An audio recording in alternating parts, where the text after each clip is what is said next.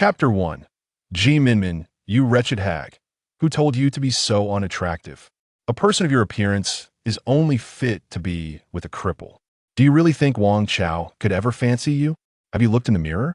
With your bloated face and festering sores, how dare you dream of him? It's a miracle you're even paired with a cripple. You should take your mail and leave at once. Lying on the ground, Minmin slowly opened her eyes to find herself surrounded by a group of individuals clad in primitive bee skins, their garments barely concealing their modesty. The area was dotted with low, thatched huts, and Minmin gazed around in bewilderment. Heavens, how did I end up in this place? Ouch, my head hurts. Goodness and bleeding. It must have been that furious woman over there. But what on earth is happening? Why is my head throbbing even more? It feels as though it might explode. Minmin cradled her head in her hands as a torrent of foreign memories surged through her mind. The original owner of this body was also named Minmin. However, due to her dark complexion and plain features, the tribe's acting leader, Hua Chong, took advantage of the chief's absence to hand over her betrothed, Wang Chao, to the fierce daughter of the leader, Hua Xiong. He then paired her with the injured and limping man, Xiao Ze. Unable to bear the injustice, the original Minmin confronted Hua Xiong, only to be violently pushed, striking her head and dying. Now, she had awakened as a different Minmin in an alternate timeline. Minmin, a 21st century orthopedic surgeon from a family of traditional Chinese medicine practitioners, never imagined a mere electric shock would transport me to this godforsaken place. Goodness, do they wish to do me harm? Yet upon reflection, it doesn't seem so terrifying. Minmin, have been single for 30 years, enduring endless blind dates without finding a partner. Who would have thought that upon crossing over, I would gain a husband? No more blind dates for me. My history of matchmaking could easily be described as a saga of tears and blood. Now, I've been directly assigned a husband. Minmin glanced at Wang Chao, standing meekly behind the malicious woman. He possessed a fair complexion and delicate features, standing just over 1.7 meters tall, resembling a fragile flower rather than a man. Was the original owner truly enamored with his fair skin? To lose one's life over such a man is utterly unworthy.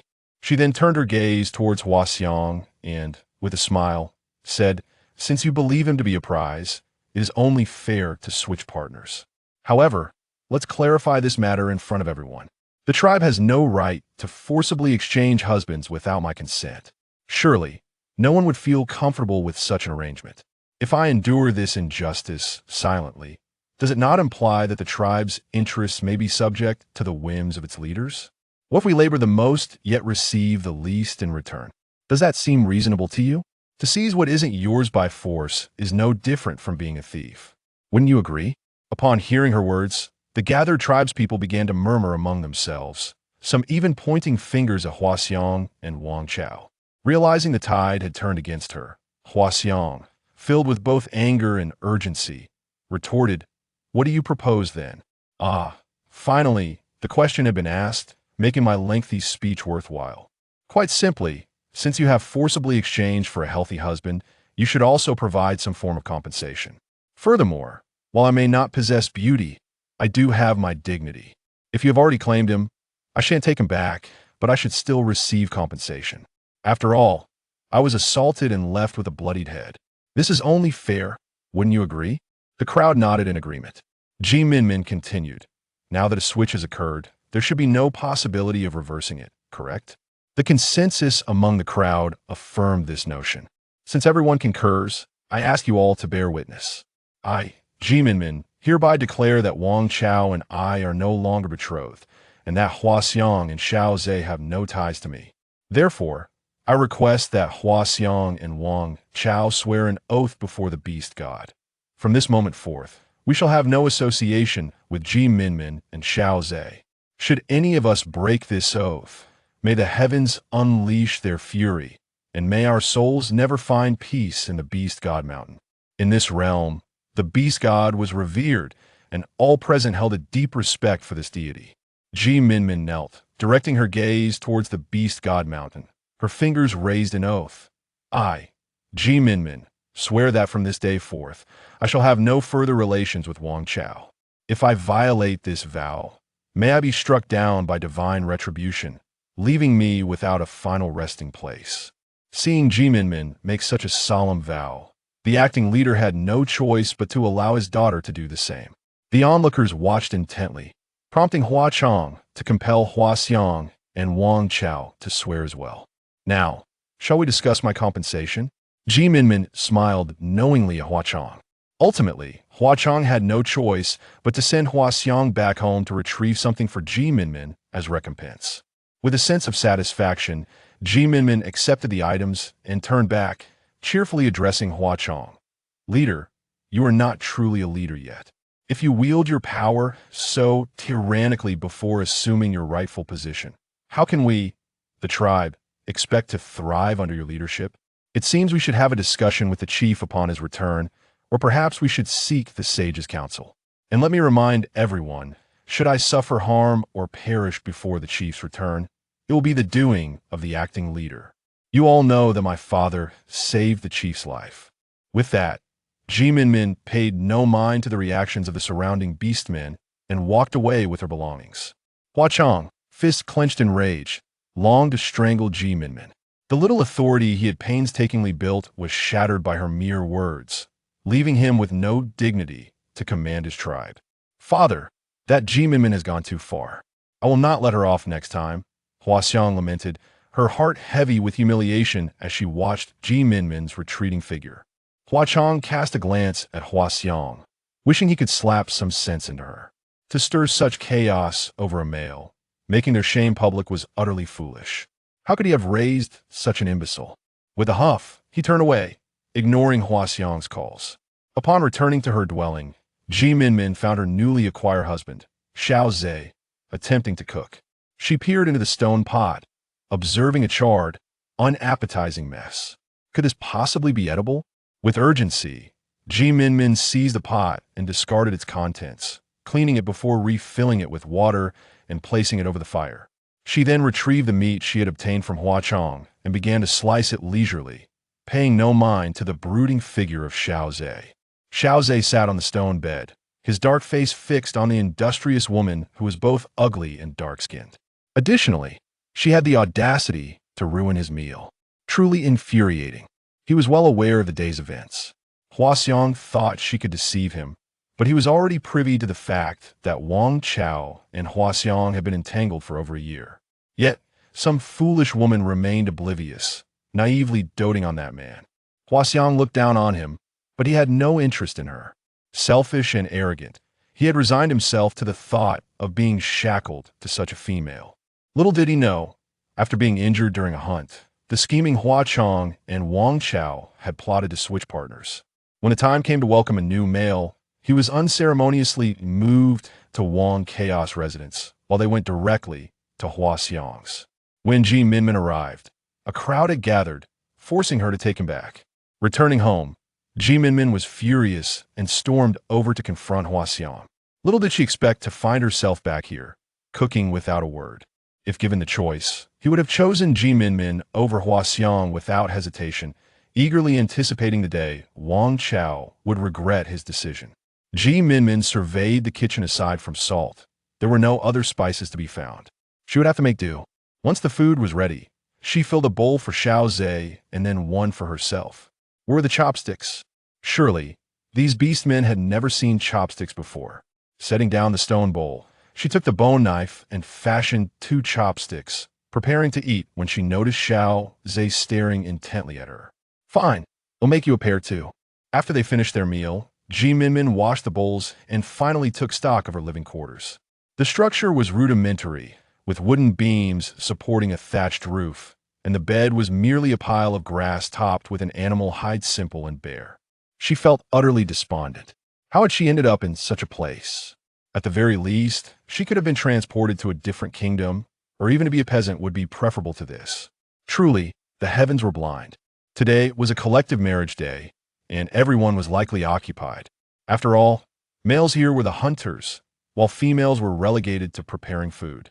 However, with Xiao Ze incapacitated, she had no choice but to scavenge for something to fill her stomach.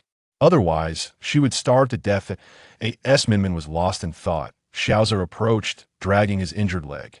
Minmin looked up at him, her gaze fixated on his tall and slender figure, which she estimated to be around 188 centimeters. His face was exquisitely shaped, with features that resembled a painting, deep brown eyes, a high and straight nose, and a healthy, sun-kissed complexion. In modern times, such a visage would undoubtedly classify him as a quintessential male deity. "Wipe that foolish expression off your face and stop drooling over me," Xiao Ze remarked disdainfully, his tone tinged with malice as he scrutinized Minmin's demeanor. Minmin instinctively wiped the corner of her mouth, finding nothing there, and then realized that he must have a mean streak, relishing in teasing her for amusement. "Honestly, I believe someone here is blind. How could I possibly be foolish? I was merely admiring the exquisite sight before me. And what's wrong with appreciating my own masculinity? Should I not gaze upon him? Or does he expect me to look at other males instead?" Upon hearing her words, Xiao Ze felt a surge of joy at the beginning of her statement, but the latter part nearly suffocated him with irritation. Although females were indeed scarce, allowing one female to have 2 or 3 males, or even a dozen, it was certainly due to Minmin's lack of beauty that she remained overlooked. She had been appointed a male by the great leader of their dynasty, yet her words struck him as painfully offensive. Turning away, he intended to ignore her, but to his surprise, Minmin rushed over to support him, her tone fierce as she scolded. "Do you even care about that leg of yours? Do you not realize you are injured? Just stay put and don't wander off." Though her words bore a hint of reproach, they filled him with unexpected joy. Throughout his life, his mother had never cared for him, preoccupied instead with her other males, while his father merely watched them with envy, leaving him to fend for himself. In his childhood, he had not understood, but as he matured, he realized that his father's presence was merely a result of his mother's coercion. Had it not been for the tribe's prohibition against abortions, he might not have existed at all. Gazing blankly at Minmin's unattractive face, he found her oddly pleasing at that moment. If she were to possess a more charming appearance, would there not be other males vying for her attention? Yet, she was his, regardless of her consent. If she were to find another male in the future, he would kill her and then himself, ensuring they would never be apart. Xiao Ze was startled by his own thoughts, questioning how he could harbor such madness. In their society, it was customary for one female to have several males should he not graciously accept the presence of others. He could not dwell on such terrifying notions. This version of himself was not truly him, not at all. "Stay here and rest. I will venture out to seek some herbs for your wound," he declared, grabbing his bone knife and staff before departing. Having taken a glance at his leg earlier, Minmin noted that it had only been briefly examined by the shaman. Now, however, it had begun to rot, and there was a slight fracture that needed addressing with herbal remedies. She needed to set the bone properly, or he would be left limping for life. For whom was she enduring this hardship? Who was the fool that had abandoned her here? Was death not enough? Must she endure this existence once more? Minmin muttered to herself as she followed the familiar path into the woods. The forest was filled with towering trees, their massive trunks stretching endlessly. The underbrush was thick and lush, and Minmin cautiously wielded her staff, aware of the wild beasts and venomous snakes lurking in such places. After a long search, Minmin finally discovered some wild fruits and was about to sit down for a respite when her eyes inadvertently caught sight of a 3-7 plant. Also known as tianqi, this herb was renowned for its ability to stop bleeding, disperse bruises, and reduce swelling, perfect for Xiao Ze's injury. It was suitable for both internal and external use. Minmin struck the plant with her staff, finding nothing amiss, and quickly crouched down to carefully dig it up with her bone knife. She soon uncovered several more of the herb nearby. It seemed her expedition had proved worthwhile. Just as she prepared to leave, she heard a rustle in the bushes. Upon closer inspection, she realized it was a wild chicken. Grasping a few stones, she intended to catch it, but was taken aback when a venomous snake appeared, engaging the chicken in a fierce struggle. In the end, both were left wounded, but sadly, the chicken had succumbed to the snake's bite. Feeling dejected, she then noticed a nest with several wild eggs nearby. Though she had not captured the meat, the eggs would suffice. Carefully, she gathered the eggs and sprinted back home. As she hurried along, she encountered her neighbor, a Xiao. A Xiao was an elderly female whose males had all perished, and her offspring had met tragic fates, either devoured by wild beasts during hunts or succumbing to illness.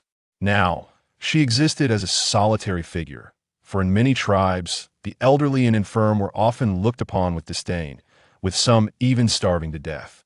However, within the Danshin tribe, such neglect was uncommon.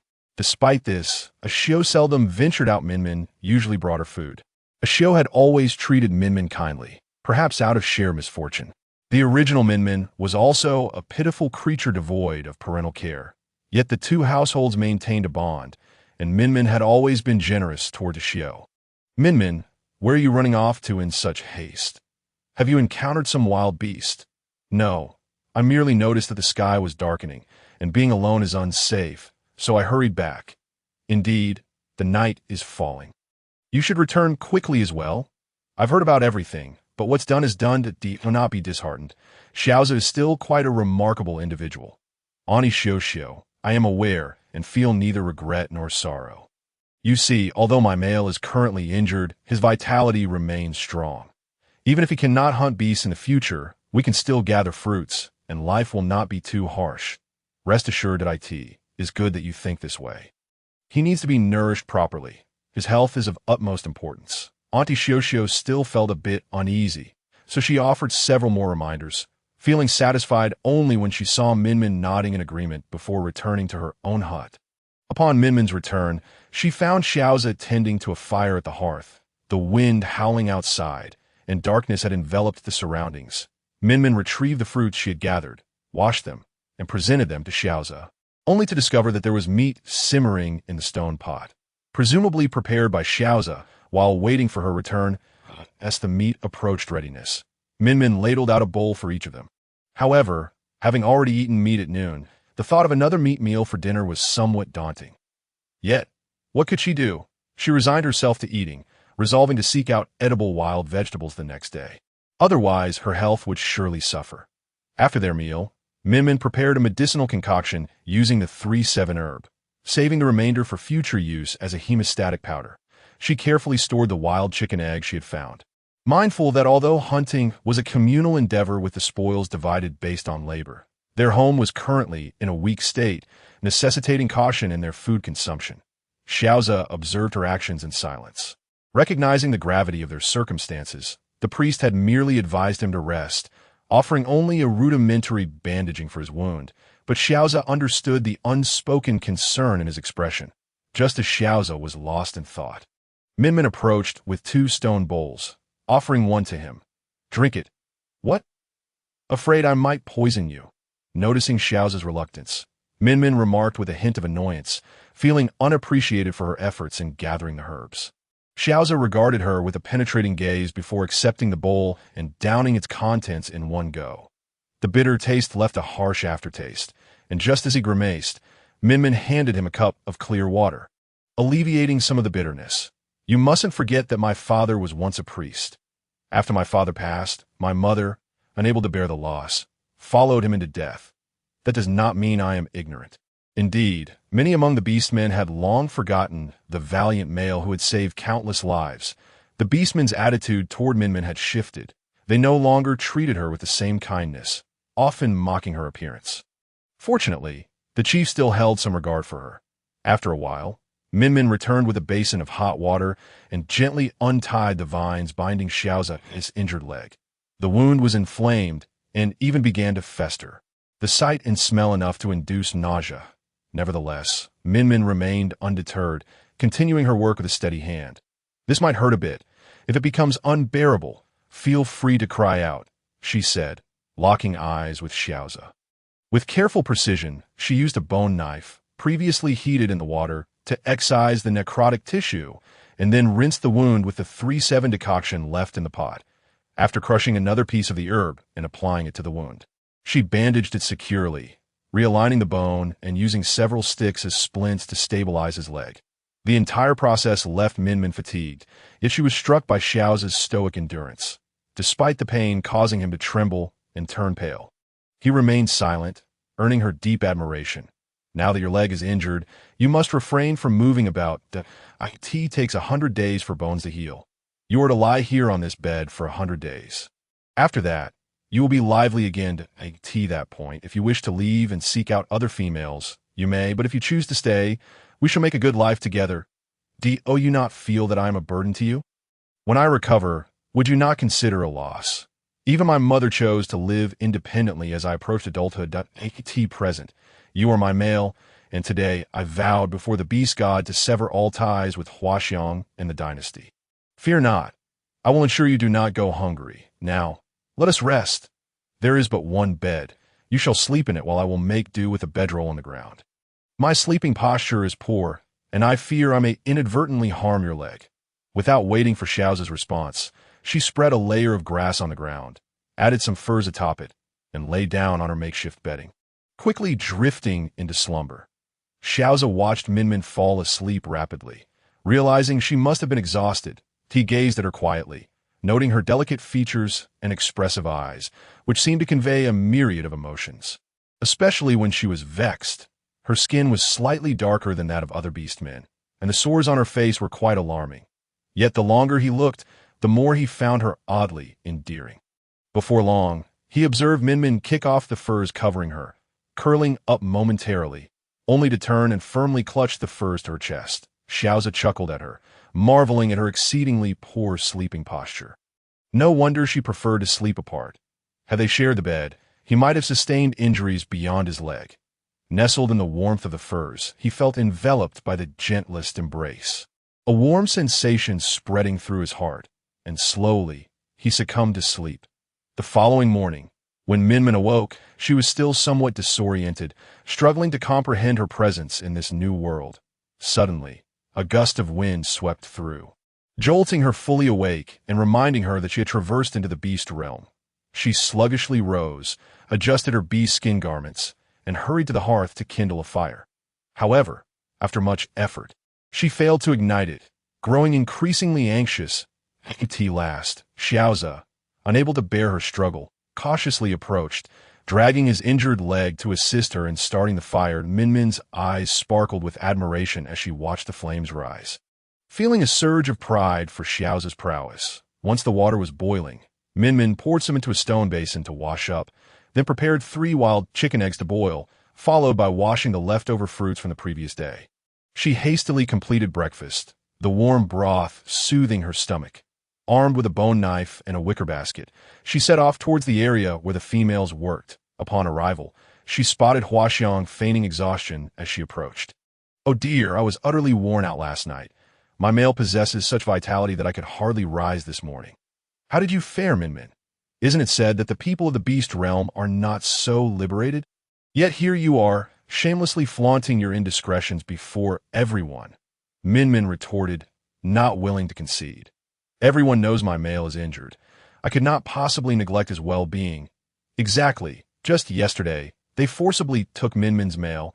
How can they still have the audacity to provoke her? After all, he requires care due to his injury."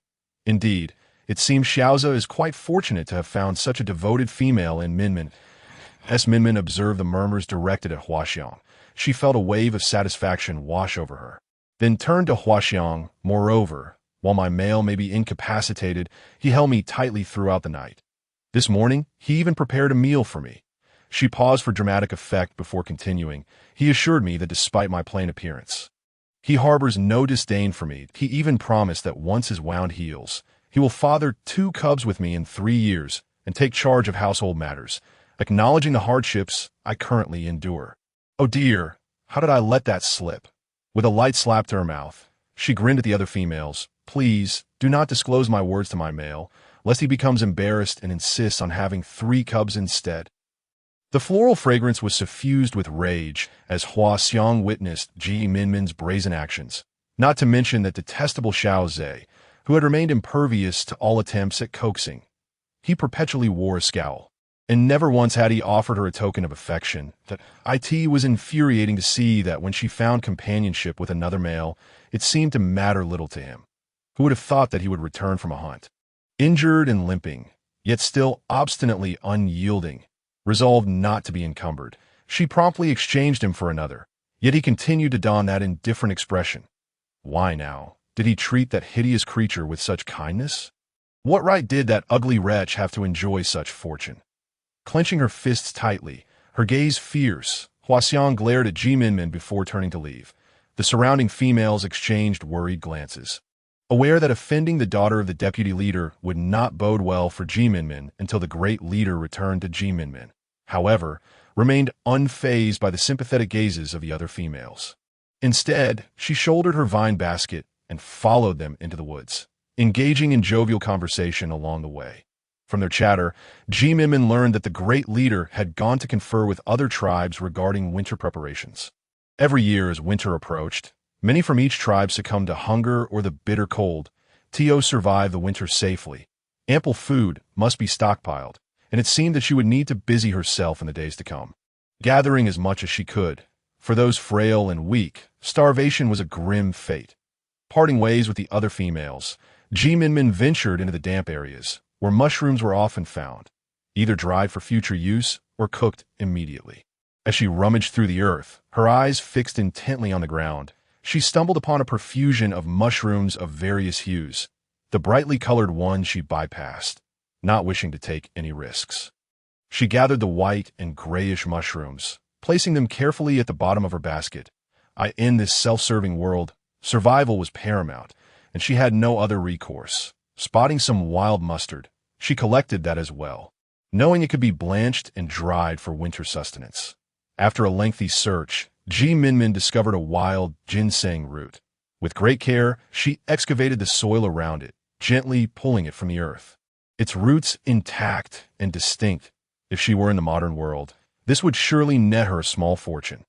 Wrapping a leaf around the ginseng, she tucked it into a secure place on her person. Then she gathered some fruits that her tribe typically required before heading back. That on her way, she also encountered white peony, chuanxiong, and qinghao, herbs that would serve her well.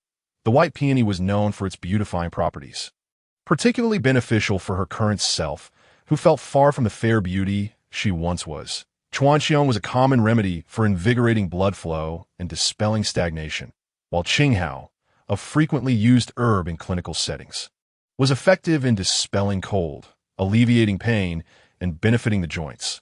These three herbs were precisely what Minmin needed. She carefully used her bone knife to clear away the surrounding soil before uprooting the entire plant and placing it in her basket. As she finished collecting herbs, she realized it was almost time to gather with the others. Hurriedly, she grasped her bone knife and made her way to the usual meeting spot. Just as Minmin was about to emerge, a snake darted toward her with alarming speed. In a moment of dread, she gripped a stick in her left hand and brandished her bone knife in her right, prepared to confront the serpentine threat. Suddenly, a swift sound pierced the air. The snake was struck down, and a male emerged from the shadows. Minmin had intended to express her gratitude, but he did not even glance in her direction as he took the slain snake and departed, leaving her in a state of bewilderment. Well, he likely did not require her thanks. With her basket on her back, Minmin continued toward the gathering place of the females, unaware that the male, having walked some distance, turned back to cast a lingering glance in her direction. From afar, his voice resonated. "I am Bai Qi." That name struck a chord of familiarity. Goodness, was he not the male protagonist from the novel Beast King's Exclusive Love that she had inadvertently read? Bai Qi, a character of tragic lineage, with no one aware of his father's identity, yet embodying righteousness and justice, he stood against the bullying of his kin, training them to grow strong and resist external threats. While the female lead, Haina, was the daughter of the great leader. They had grown up together, akin to childhood sweethearts. Haina had been reborn, having forsaken Bai Qi for another man in her past life, only to realize too late the error of her ways. Now, reborn, she aimed to aid Bai Qi in uniting the tribes, ultimately becoming the Beast King. The original character's fate was succinctly stated. Xiao Ze, "My sister is ill-fated." Had she not sought trouble with Huaxiang on her wedding day, she would not have met her demise. Thus, Xiao Ze had become a prominent figure within Bai Qi's ranks. Oh heavens, was she but a mere pawn in a grand narrative? In the original tale, Minmin had already perished. What did her current existence signify? Yet, in the original's memories, there were no other relatives mentioned. What, then, was Bai Qi's true role? Moreover, his expression earlier suggested a depth of concern for his sister, as he had come to her aid in a moment of peril. Was there an underlying story she was unaware of? Perhaps she should seek Bai Qi out to inquire, as he likely held the answers. Though the circumstances remained unclear, an inexplicable joy filled her being. Her half-brother was none other than the Beast King, a fortuitous ally indeed. Should she not embrace this opportunity? Yet, Xiao Ze's legs were hardly slender, but if it came to it, she could ally herself with both. And, as she was still alive, she must strive to make the most of this life, refusing to squander it in vain.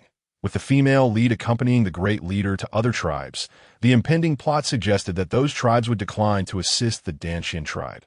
This would likely coincide with Haina's rebirth. As events unfolded, the tribe, unable to secure assistance, would have to make the painful decision to preserve their strong males and young females, abolishing the labor distribution system in favor of a more privatized approach. One would possess what one could gather. Should this transpire, Minmin would need not follow the collective in future endeavors, an advantageous development. While contemplating her path, Minmin approached the gathering place. Meanwhile, in a thatched hut within the Mengshi tribe, the young and striking Haina suddenly opened her eyes, touching her still youthful and beautiful skin, hardly believing she had been reborn. How foolish she had once been to trust Meng's words. Believing Bai Qi had no affection for her, leading her to form a bond with Meng. Initially, their relationship had been sweet, but as the tribe underwent reform, Meng's lazy and selfish nature emerged. Striving for sustenance, she toiled to procure food while he consorted with other females, as the daughter of the tribe's leader. Her mere conversations with males resulted in violence against her, even leading to the loss of her own offspring for the sake of others. Hearing of Bai Qi's unification of the tribes and ascension to the title of Beast King, Meng had urged her to exchange herself for the life he desired. Overwhelmed with shame, she could not face Bai Qi, yet he extended his hand in kindness upon learning of her plight, but by then she was on the brink of despair. Witnessing Bai Qi with other females ignited her jealousy, and it was in that moment she realized her enduring love for him, mistaking their childhood bond for sibling affection. Later, when Meng conspired with Bai Qi's enemies, seeking to end his life, Minmin threw herself into danger to save him in her final moments. Dying in his embrace felt like a profound blessing, and in those fleeting seconds, she wished for a second chance, vowing never to forsake Bai Qi again. To her astonishment, she awoke before any of those events had transpired. Tomorrow, when she encountered Meng again, she would ensure to keep her distance. The following day, the Mengshi tribe held discussions with the Danshan tribe and various other tribes. The Danshan tribe's request for aid went unanswered, with many instead proposing a system of privatization. Haina recognized this as an unchangeable reality. How could the Danshan tribe, so backward, expect support? Understanding her father's distress, she sought to comfort him, realizing just how much he cared for his people. Previously, she had failed to comprehend why her father commanded such respect. Now, she finally understood. Father, do not be disheartened. This is the nature of the beast world. No one will risk their lives to sustain the weak and ill. While our Danshan tribe may be lagging, you must believe in our people. Indeed, at first we were lagging behind, but under the guidance of Bai Qi, everyone will surely improve, so we must trust him. Yes, my father knows that Bai Qi and Xiao Ze are both exemplary individuals. Even when my father returns to the beast god, I am confident they will protect our people well. Just as Haina and the great chief were on their way back, they encountered members of the Mengshi tribe approaching them. Upon spotting Haina, Meng's eyes lit up. This female was someone he wished to have fun with. However, Haina, upon seeing Meng, felt a chilling fear and glared fiercely, although the great chief was unaware of his daughter's apprehension. His first impression of Meng was unfavorable. Thus, he greeted the great chief with what he believed to be a charming smile. "Greetings, great chief. I am Meng. Is this individual also from your tribe?" "Hello, this is my offspring, but she has already undergone the mate ceremony. Her mate is currently assisting in managing the tribe." Upon hearing that the female he desired to play with was the great chief's offspring and already had a mate, Meng felt a bitter disappointment. After all, pursuing her could lead to trouble and ultimately result in him becoming her mate, which would be a loss that I see. Then I wish the great chief a smooth journey tomorrow. "Child, Although your father does not understand why you fear him, I know he is not your suitable match."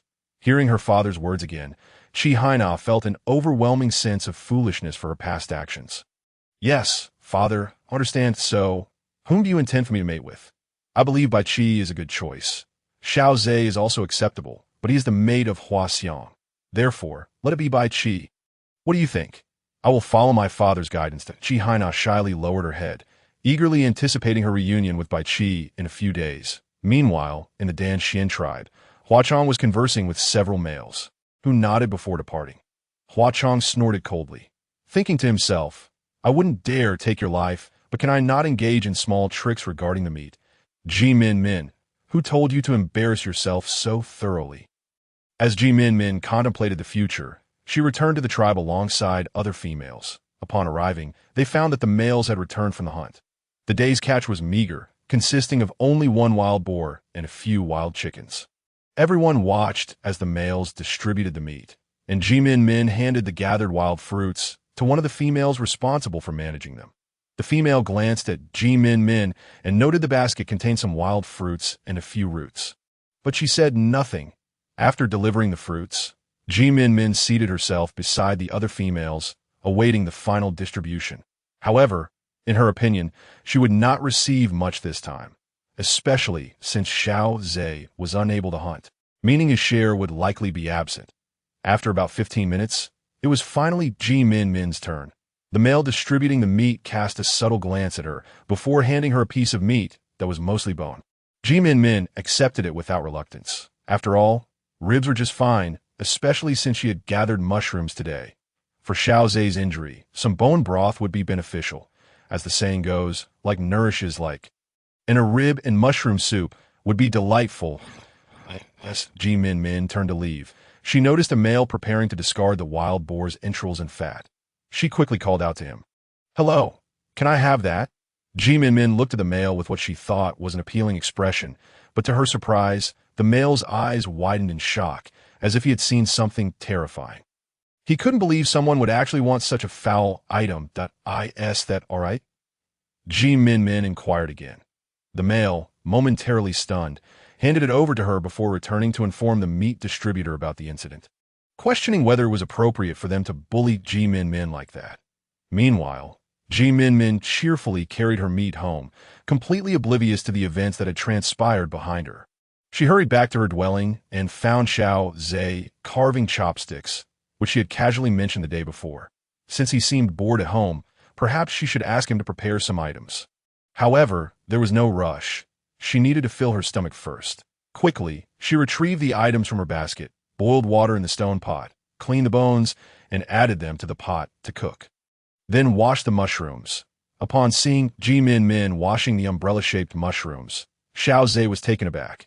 Did she intend to engage in a perilous endeavor? It seemed unlikely, as she had been cheerful upon arriving home. Perhaps it was Xiao Ze's intense gaze or his joyful expression that affected Minmin while washing the mushrooms. She explained, "These are mushrooms, but not all types are edible. The beautiful, brightly colored ones should not be consumed. When I was gathering fruits earlier, I saw beasts eating these, and I observed to ensure they hadn't died that if they survive, they should be safe to eat. By the way, how does your leg feel today? Is it still painful? It's manageable, not painful." After kindly explaining and inquiring about his health, Minmin noted his brevity. He was truly a man of few words, as he lowered his head to continue his task. Minmin glanced into the pot. Noticing the bone broth had begun to turn milky white, she prodded it with her chopsticks, added the mushrooms, and waited for the soup to boil again before sprinkling in some salt. The rich bone and mushroom soup was ready. For the remaining entrails, Minmin vigorously scrubbed them with a handful of plant ash, rinsing them 3 times until they were clean.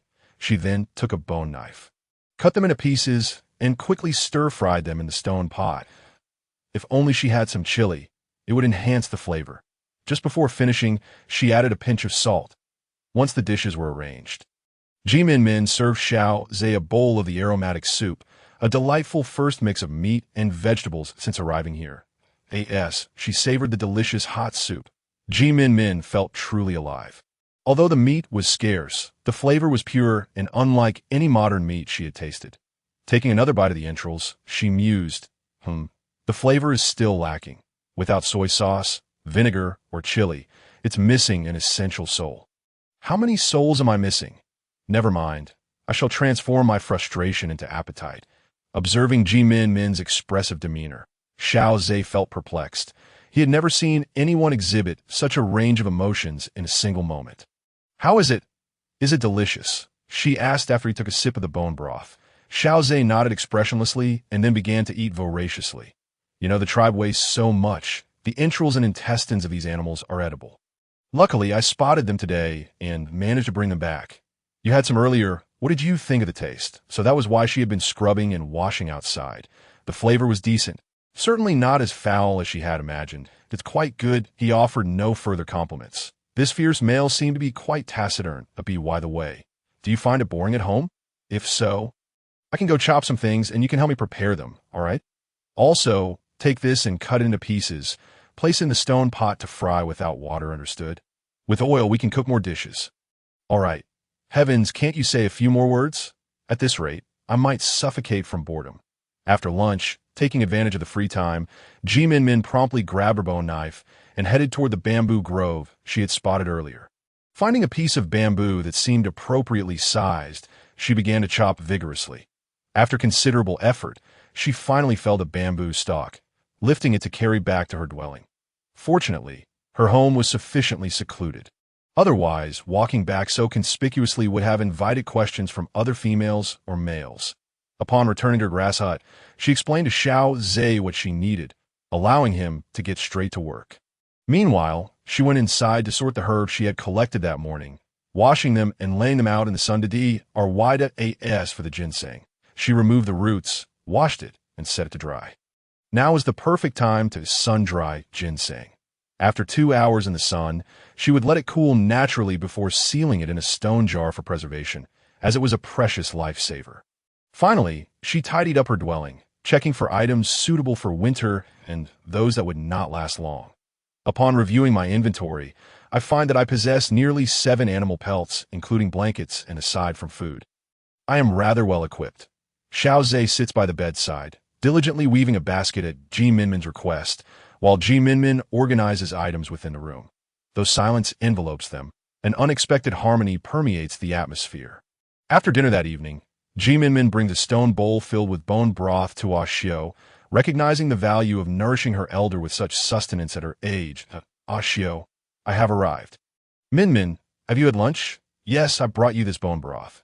What are these delightful morsels? They taste exquisite. Xiao, this is the broth, but please keep it between us that I've heard that the tribe may soon adopt a system where individuals fend for themselves. The tribe must evolve, and we, the elderly and frail, must remain vigilant. When you venture out to gather mushrooms, be discreet, and ensure you show me what you collect, as some mushrooms can be poisonous. After gathering, wash them thoroughly, dry them, and store them well. In times of scarcity, this broth will suffice. Minmin, where did you hear all this? Xiao inquired, her worry evident. Today, I gleaned it from some of the females during casual conversations. It is just that the great chief is currently absent. I cannot reveal that I knew ahead of time. Sometimes a well-intentioned falsehood is necessary. After subtly conveying the situation, Minmin returned home, confident that Xiao, given her age, would comprehend her implications. In the ensuing days, Minmin exerted herself in the woods, tirelessly searching for storable food, also mindful of the scarcity of salt, in areas distant from a sea. She hoped to discover salt-exuding trees. Furthermore, she considered digging traps to capture other animals as winter approached and Xiao Ze's leg required time to heal. Each day, after completing the tasks assigned by the tribe, Minmin roamed various forests, seeking both salt-exuding trees and herbs to ward off colds. Meanwhile, Xiao ascended the mountains in search of mushrooms, and by now, she had dried a small bag of them. With the great chief expected to return to the tribe tomorrow, Minmin collected her apportioned meat and returned to her dwelling. After several days of recuperation, Xiao Ze's leg had improved significantly. Yet, Minmin forbade him from wandering about freely. Setting down the wicker basket, she retrieved some herbs, washed them, and laid them out to dry in the sun. Xiao Ze had grown accustomed to seeing her prepare herbs in this manner. Minmin placed the leg bone she had received today into a pot to cook. Throughout the past few days of food distribution, she had come to understand the subtle challenges posed by her fellow tribespeople.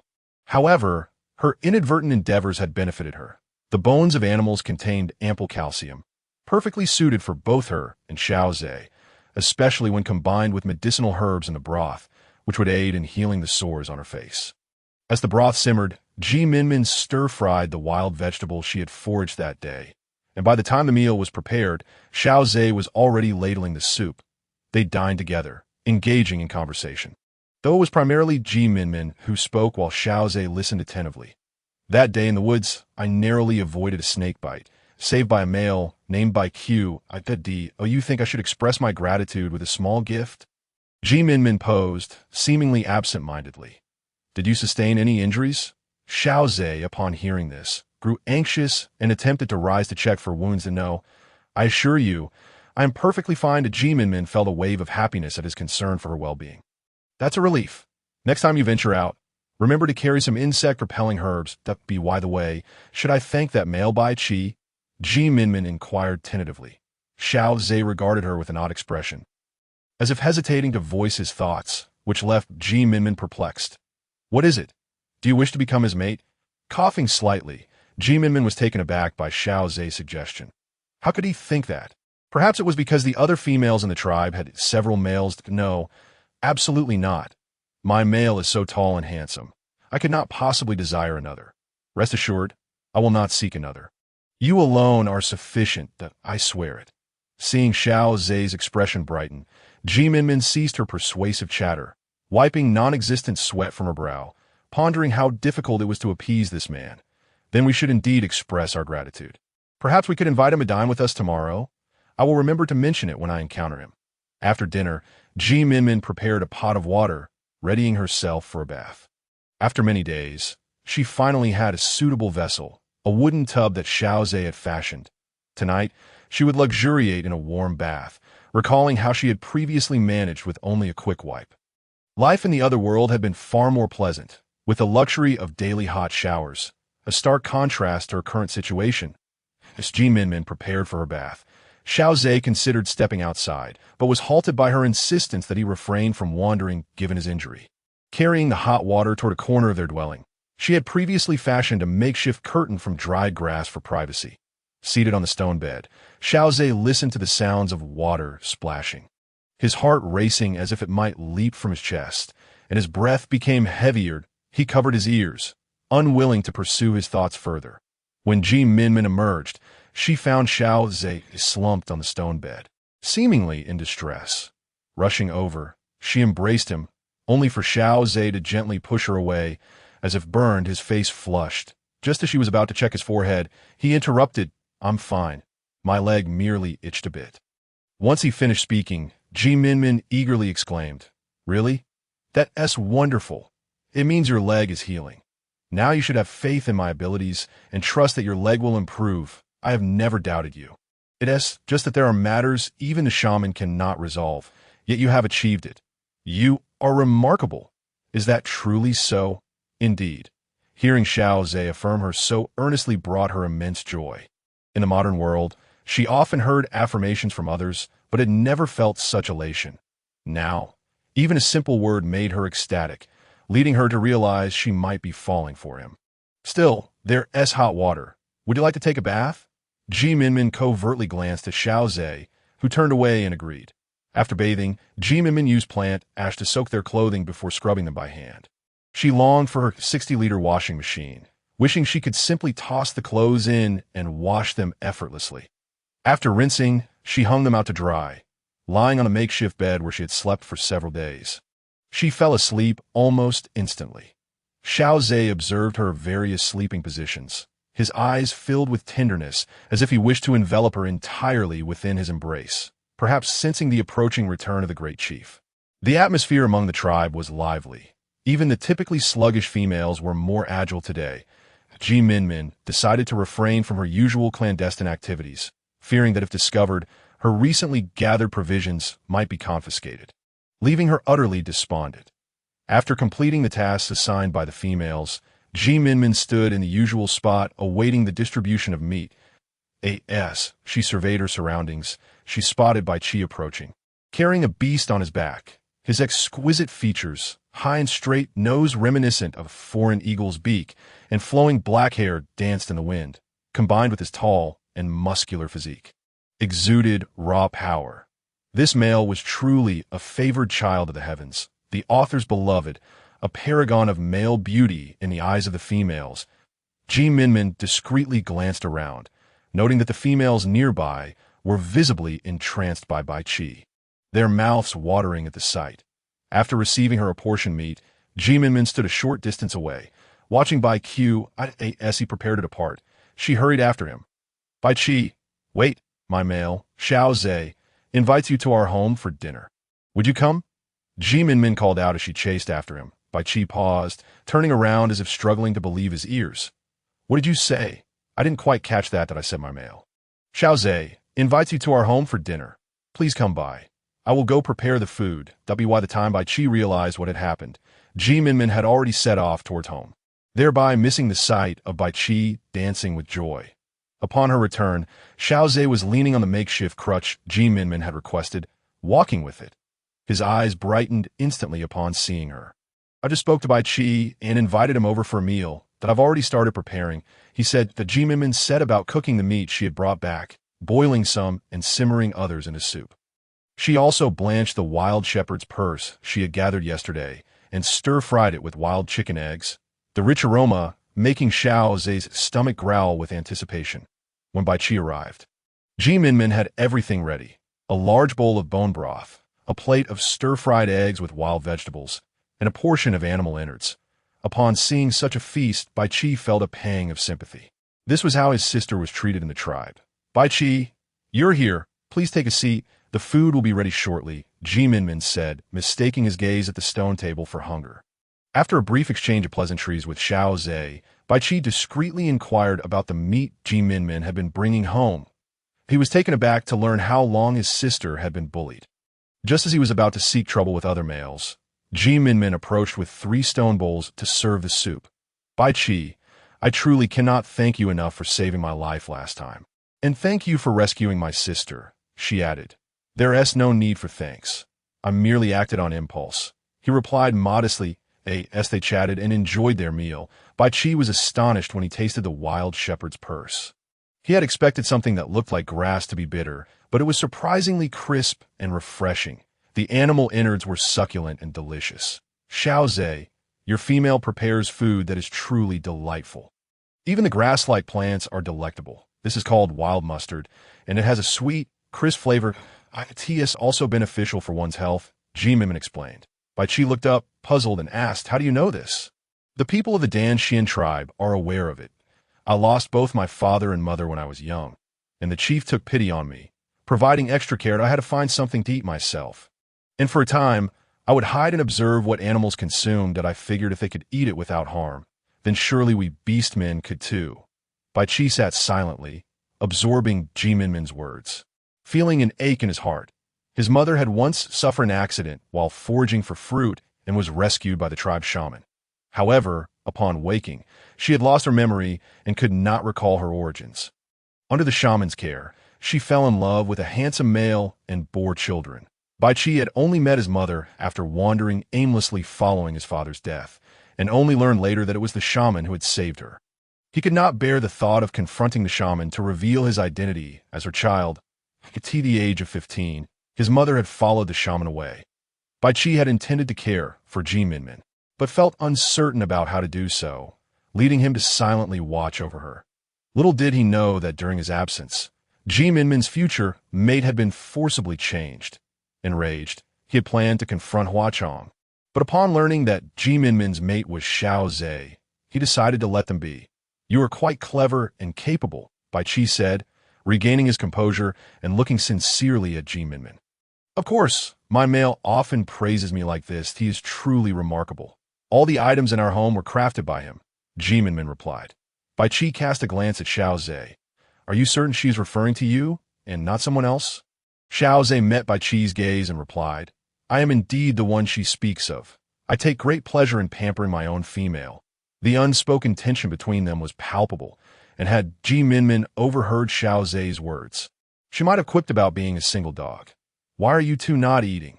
Minmin asked, noticing the lingering gaze they exchanged, which gave her an odd impression. "Eat. My female has worked hard today." Xiao Ze insisted, serving Minmin with a chopstick full of vegetables. Bai Qi wished to dote on his sister in the same way, but found no suitable reason to do so, until opportunity knocked unexpectedly. As they enjoyed their meal together, the chief returned with other tribe members. Word spread quickly, and the tribe gathered to welcome him. Haina stood beside her father, scanning the crowd for the person she missed dearly. But he was nowhere to be found. Upon returning to her dwelling, Haina rushed to Bai Qi's home. The tribespeople living nearby informed her that Bai Qi had gone to Minmin's place. "Isn't Minmin supposed to be dead by this time in my previous life? Why is she still alive? Have I returned too late to find her with Bai Qi? Wait, is Minmin's male Xiao Ze?" Suppressing her rising panic, Haina inquired. "Indeed," came the response to this. Haina felt a surge of joy, her heart lifting at the thought of Bai Qi and Minmin together. After thanking the tribespeople, she hurried towards Minmin's residence. After finishing their meal, the three sat together chatting. "Bai Qi, I always have this feeling that we share a very close relationship," Minmin remarked. Just then, Haina burst into the room. Having overheard Minmin's words, "Bai Qi, don't be with her. We're the most suitable pair." The trio inside the room stared, shocked at Haina's sudden appearance. Eventually, Bai Qi regained his senses and took Haina's hand. "Why can't we be together? I've wanted to be with her for 10 years. Shouldn't siblings be together? Especially those who have never acknowledged each other. What about me? We grew up together." Haina protested. "I told my father I wanted to become your mate." Upon hearing this, Bai Qi was initially taken aback, but then elated. He thought their bond would end without resolution. But now his beloved had confessed her feelings. "You want to be my mate? Is that true?" Bai Qi asked cautiously, hardly believing his ears. "Yes," Haina replied, and perhaps it was Bai Qi's intense gaze that made her shyly lower her head. Bai Qi embraced her warmly. Minmin watched this scene unfold, marveling at how open this world was compared to her own. But now that the male lead and female lead were finally together, it was time for reform. By the way, what did you mean when you said you wanted to be with Minmin? Haina gently broke free from Bai Qi's embrace to pose the question. Xiao Ze's gaze was fixed on Bai Qi, a hint of menace in his tone. "I considered you a brother, yet you wished to pry into my territory." If Haina hadn't interrupted, "You would have been beaten to a pulp by now." "She's my sister," Bai Qi declared. The room fell silent as both Haina and Xiao Ze processed his words, while Minmin feigned shock, her eyes wide with disbelief. Internally, she thought to herself, "My acting skills could win an Oscar." Seeing their astonished expressions brought joy to Bai Qi, who then cleared his throat to explain the situation in detail. "Brother," Minmin exclaimed theatrically, embracing Bai Qi and bursting into tears. Hearing his sister call him, that filled Bai Qi's heart with joy and relief. He had feared that revealing the truth might shatter the fragile happiness he had just found. But his sister accepted him so calmly. Meanwhile, Haina stood awkwardly, running her fingers through her hair, mortified at having made a fool of herself in front of her future sister-in-law. Xiao Ze watched the two embrace. Feeling increasingly uncomfortable, he wondered where Bai Qi's hand were resting. "You think you could just touch my female's back?" He wanted to separate them, but decided to let Bai Qi hold Minmin a little longer, as she was finally happy to have family. If Minmin could hear Xiao Ze's thoughts, she would surely have laughed at him for being jealous over his own brother. "Brother, it must have been tough for you when our mother went missing. All these years, I never knew I had a brother. I thought I was a lonely orphan. But now, I have you, and soon, I will also have a sister-in-law. You will protect me, right? The hardships I faced in the tribe. You will help me reclaim them. One to you, Huachong has gone too far. Brother, it truly is of no consequence. Although I have been deliberately put in a difficult position, I find myself fortuitously stumbling upon these meat bones. Brother, have you considered this? With Xiao Ze's leg injured, should I not supplement what he lacks? Therefore, I harbor no resentment towards Huachong and the others. Moreover, the allocation of meat within the tribe is based on labor. Since Xiao Ze cannot hunt, I can only assist by gathering some fruits and tending to the young ones. This distribution should not evoke feelings of unfairness. If you were to seek glory on my behalf, what would happen if others no longer trust you? For the sake of your future, I must carefully analyze the situation. Who am I truly laboring for? Yet for the sake of the potential golden thigh in the future, I must endure for now, especially since the tribe is on the cusp of reform. Based on the laziness of Huaxiang and Wang Chao, it remains uncertain how we shall survive. I find myself rather eager to witness a chaotic family battle. Minmin is right. It is you who has miscalculated. However, with you shielding me, I shall not suffer harm. How wonderful it is to have you as my brother. Just after uttering this sentiment, Minmin was taken from Bai Qi's arms by Xiao Ze. I shall protect my own female, but will you not show more concern for your sister-in-law, brother? Xiao Ze replied curtly to Bai Qi, casting a discreet glance at Haina, standing nearby. Xiao Ze, who is typically reticent yet fierce, exhibited a rare expression. Gazing at Bai Qi, he felt an urge to mock him, but as soon as he made a move, Haina seized him. Bai Qi turned to glance at her. Realizing how delightfully arrogant he had become, mocking Xiao Ze in this manner could lead to his eventual downfall. Once matters were settled, Bai Qi led Haina back, but Minmin watched them depart. Her heart brimming with envy.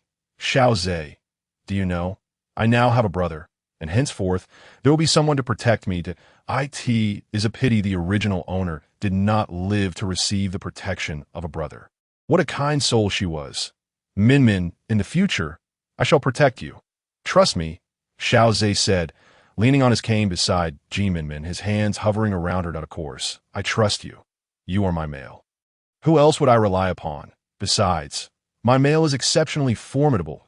It seems I shall soon be able to stride confidently within the tribe. The sight of her smug demeanor made Xiao Ze's heart flutter. Though his countenance remained unappealing, he found her utterly charming in that moment, yearning to kiss her. Meanwhile, Bai Qi and Haina strolled side by side, with Haina occasionally stealing glances at Bai Qi. Her face growing increasingly flushed. Haina, are you truly certain you wish to become my mate? Even though he had already discerned her answer, he could not resist asking once more. During my time in the Shiming tribe with my father, I found myself inexplicably thinking of you. It was then that I realized I loved you. Thus, I'm unequivocally certain that I wish to be your mate. In that case, I shall speak to the chief about our intentions tomorrow. Haina shyly nodded. As they walked ahead, neither noticed the male Hua Shu trailing behind, his eyes filled with malice as he glared at Bai Qi, his fists clenched, veins visible on his hands. Bai Qi, I will not allow you to have Haina. She will be mine. Just as Minmin was preparing for bed, she suddenly recalled that the male protagonist had been preempted by the son of Huaqiang when proposing to the chief. Had it not been for Haina's insistence on marrying the male protagonist, their engagement might have faltered at no. I must remind my brother. He must propose early tomorrow. This should prevent unnecessary complications. For the Huaqiang family has caused considerable disturbances in the lives of the male and female protagonists due to this matter. Just as Minmin was about to rise and slip on her grass shoes to go out, Xiao Ze inquired, "What is it? Why are you not sleeping? I forgot to remind my brother about something. If I do not speak up, I fear my brother's engagement may face turmoil. Then I shall accompany you. I cannot rest easy at this hour." It seems the previous swap of partners has left Minmin with a shadow of unease. She suddenly felt a twinge of guilt toward her. But without such actions, would her life not be even harsher? The two of them dressed and stepped outside, where darkness enveloped the surroundings, silence reigning, interrupted only by the occasional call of wild beasts. Minmin tightened her garments, holding a torch as she made her way with Xiao Ze to Bai Qi's dwelling. "Minmin, I am aware of the forced partner swap you endured, although I did not participate. I should have informed you." Xiao Ze's deep, alluring voice broke the stillness of the night. Minmin paused in surprise, then gazed up at Xiao Ze, her curiosity surfacing. "Why did you choose to remain silent?" "At the time, I felt indifferent about pairing with Huaxiang, as many males do not have mates. However, I grew increasingly intolerant of her behavior, especially when she sought the company of other males upon receiving my disdain. Despite me, she even associated with Wang Chao. When I learned of this, I wondered how foolish it was for you to remain in the dark about such a well-known matter. Upon discovering their partner swap, I felt a sense of relief. I could not envision a life with Hua Xiong. Yet I knew I would refuse if the day of marriage ever came. I found the idea of being with you acceptable. Do you think poorly of me now? Xiao Ze asked, a hint of anxiety in his gaze as he met Minmin's eyes. Not at all. I think highly of you. It is only natural to feel discomfort upon learning of an unjust partner swap. Anyone would feel the urge to confront them. But look at you now. You possess both stature and looks, and you are particularly astute. Everything I mention, you accomplish with remarkable prowess. Truly impressive. Thank you, Minmin. That is I who should express my gratitude. You are indeed my other golden thigh. Days of prosperity are surely not far off. Bai Chi's abode was reached amidst their banter. At that moment, Bai Chi was too excited to sleep. Seeing the two approach, he was filled with curiosity. What brings you both here at such an hour? Brother, I was just pondering. With so many males in the tribe drawn as sister-in-law, what might happen if others see you two walking together?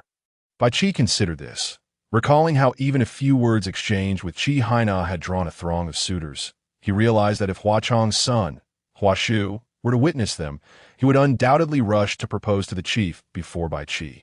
Even if the chief favored him, it would be of no consequence. To preemptively avoid complications, he resolved to approach the chief tonight. Brother, I understand now. I shall take these offerings and seek the chief. He should still be awake. Bai Chi gathered the items he had prepared earlier and made his way to the chief's dwelling. Upon arrival, the chief, Chi Du, was still troubled by matters of reform. Bai Chi, what brings you here? Chi Du asked, noticing the large bundle Bai Chi carried. You arrived just in time. I was planning to discuss the reform with you tomorrow. That I recently visited the Shiming tribe, and they all agreed to the reforms. Thus, our tribe will not receive assistance this year and must comply with the changes that Chi Du pulled Bai Chi to sit at the stone table as he began to outline the reform plans. Chief, since the reform is inevitable, I believe we should retain what each household possesses. After all, redistributing everything would likely lead to discontent and even chaos. Therefore, we should proceed in this manner. Not only would it minimize unrest, but it would also reduce the likelihood of opposition. Bai Chi shared his perspective, and Chi Du's eyes lit up with understanding. Previously, he had been fixated on equal distribution, which proved challenging.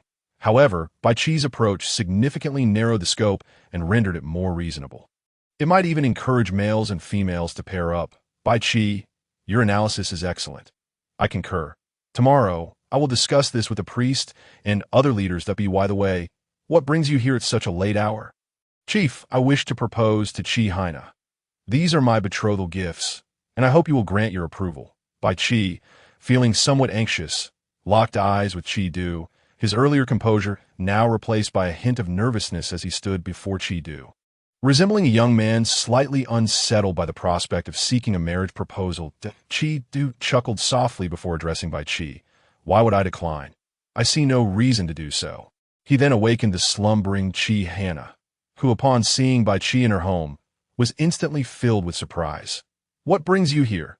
She exclaimed, rushing towards him, only to halt at the sound of gentle cough. Quickly reining in her emotions, Bai Chi has come to propose, and I have given my consent. According to tribal customs, you are now Bai Chi's mate.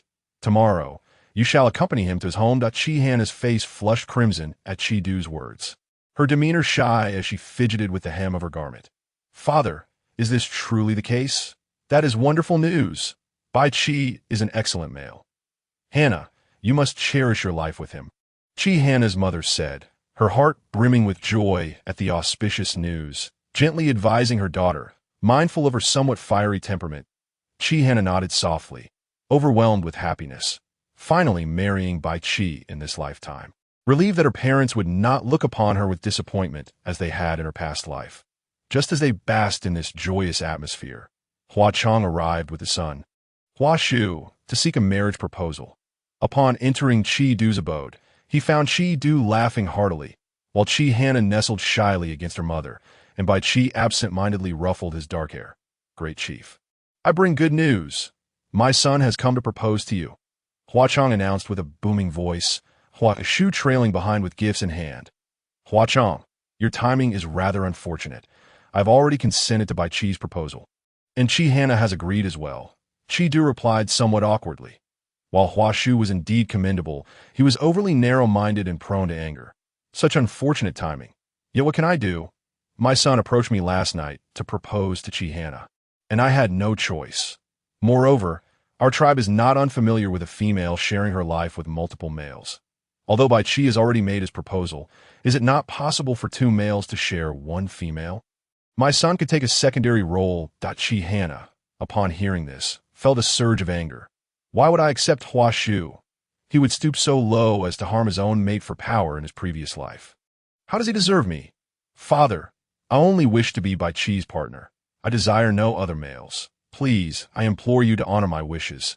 Kneeling upon the ground, her gaze resolute and demeanor composed. She looked up at Chidu, examined his daughter, then turned his gaze to Hua Chong before lifting Haina from her kneeling position. Hua Chong, my daughter's heart is set firmly.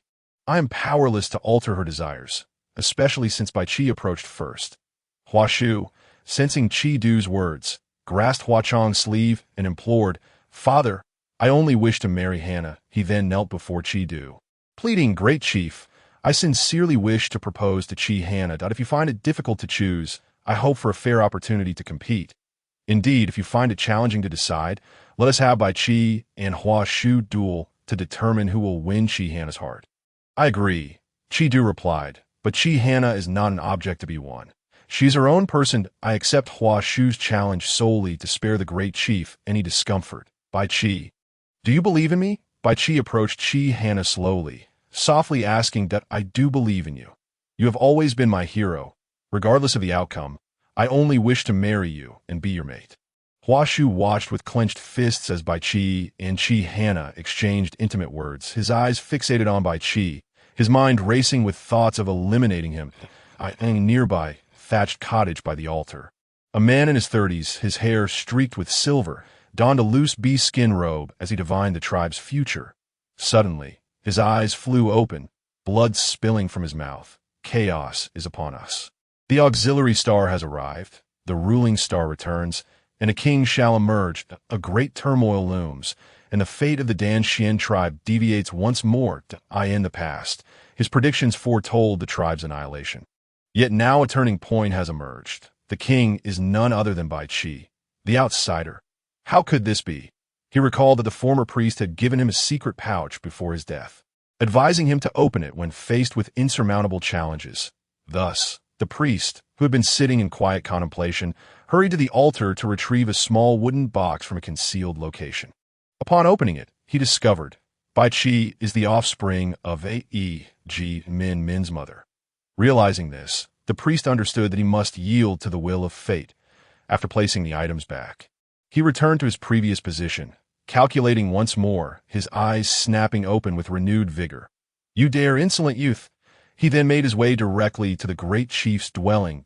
This moment, Bai Qi and Hua Shu stood at opposite ends of the arena. While Haina clasped her hands tightly, her gaze unwaveringly fixed on Bai Qi. The two moved simultaneously as weapons clashed. Bai Qi executed a sweeping kick that sent Hua Shu stumbling back before he deftly dodged Hua Shu's bone knife with a backward bend. They battled fiercely for 200 exchanges without a clear victor, but Bai Qi remained composed, his breathing steady, while Hua Shu's breath began to falter. The outcome had already been determined. Unwilling to accept defeat, Hua Shu accelerated his attacks, which only served to irritate Bai Qi, who countered with a powerful move that slammed Hua Shu to the ground. You have lost, Bai Qi stated calmly as he stood over Hua Shu before turning to leave. Suddenly, a whistling sound pierced the air, and in that thunderous moment, the priest forcefully waved his hand, causing a flying dagger to crash to the ground. The priest, the onlookers gasped in surprise at the priest's sudden appearance. He cast a disapproving glance at Hua Shu, displeased that he could not accept his defeat, and resorted to underhanded tactics. Hua Chong felt a pang of worry at the priest's demeanor and quickly restrained Hua Shu. Apologizing to the priest, fearing dire consequences, the priest simply waved his hand, instructing them to return to the altar where they would settle matters later. The priest glanced at Bai Qi, who stood beside the great chief. Radiating an aura of nobility and strength, his gaze filled with righteous determination. A true king chosen by fate. Bai Qi, are you unharmed? Haina inquired, her heart racing at the earlier confrontation. appalled by Hua Shu's treachery. I am fine, though I must express my gratitude to the priest for intervening. Bai Qi took Haina's hand, offering his apologies to the priest, though he did not understand the reasons behind the priest's actions. He felt compelled to express his gratitude. Merely a trivial matter, that it seems this duel was instigated due to Haina's involvement. Great chief, this fault lies with you. Since Bai Qi proposed first, it is unjust to allow a duel based on Hua Chang's words. The priest looked at Du with disappointment. With such a blessing arriving in our tribe, we have no reason to retreat. The priest speaks wisely. I acknowledge my error. Du conceded. Not at all. The great chief faced a dilemma. Now that Hua Shu is lost, there is nothing more to be said. Then let us congratulate the great chief on acquiring such a fine son-in-law. Shall the ceremony take place tomorrow?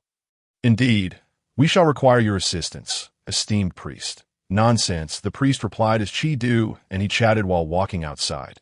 Bai Qi and Haina exchanged smiles, their hearts light with joy. When Minmin returned from her chores, she learned of the duel between Bai Qi and Hua. It seemed the storyline must unfold, yet the outcome was certainly more favorable than in the narrative. Whistling cheerfully as she dried herbs, her spirits soared, feeling elated simply at the sight of Xiao Ze. Could this be the feeling of love, joy in another's happiness, and sorrow in their sadness? When Bai Qi and Haina arrived, Minmin and Xiao Ze were preparing to dine. Have you and your future sister-in-law had your meal? Minmin teased, her eyes sparkling with anticipation at their expressions, sensing good news was imminent. Haina's face flushed with embarrassment at Minmin's banter, and she instinctively hid behind Bai Qi. Minmin, please refrain from teasing your sister-in-law. Bai Qi exuded an aura of a devoted husband, a true protector of his wife. Observing this, Minmin rolled her eyes, then approached Xiao Ze, saying, "My brother no longer cares for me." "What do you think, Xiao Ze?" Her feigned act of vying for attention elicited a chuckle from Xiao Ze. He gently embraced her and whispered in her ear, "If your brother does not cherish you, I will." The implication of his words carried a teasing undertone, striking Xiao Ze as somewhat risque, revealing his own rather impure thoughts. Minmin slightly extricated herself from Xiao Ze's embrace, then invited Bai Qi to join her and Haina for a meal. As Haina sampled the shepherd's purse on the stone table, she inquired, "What is this food?"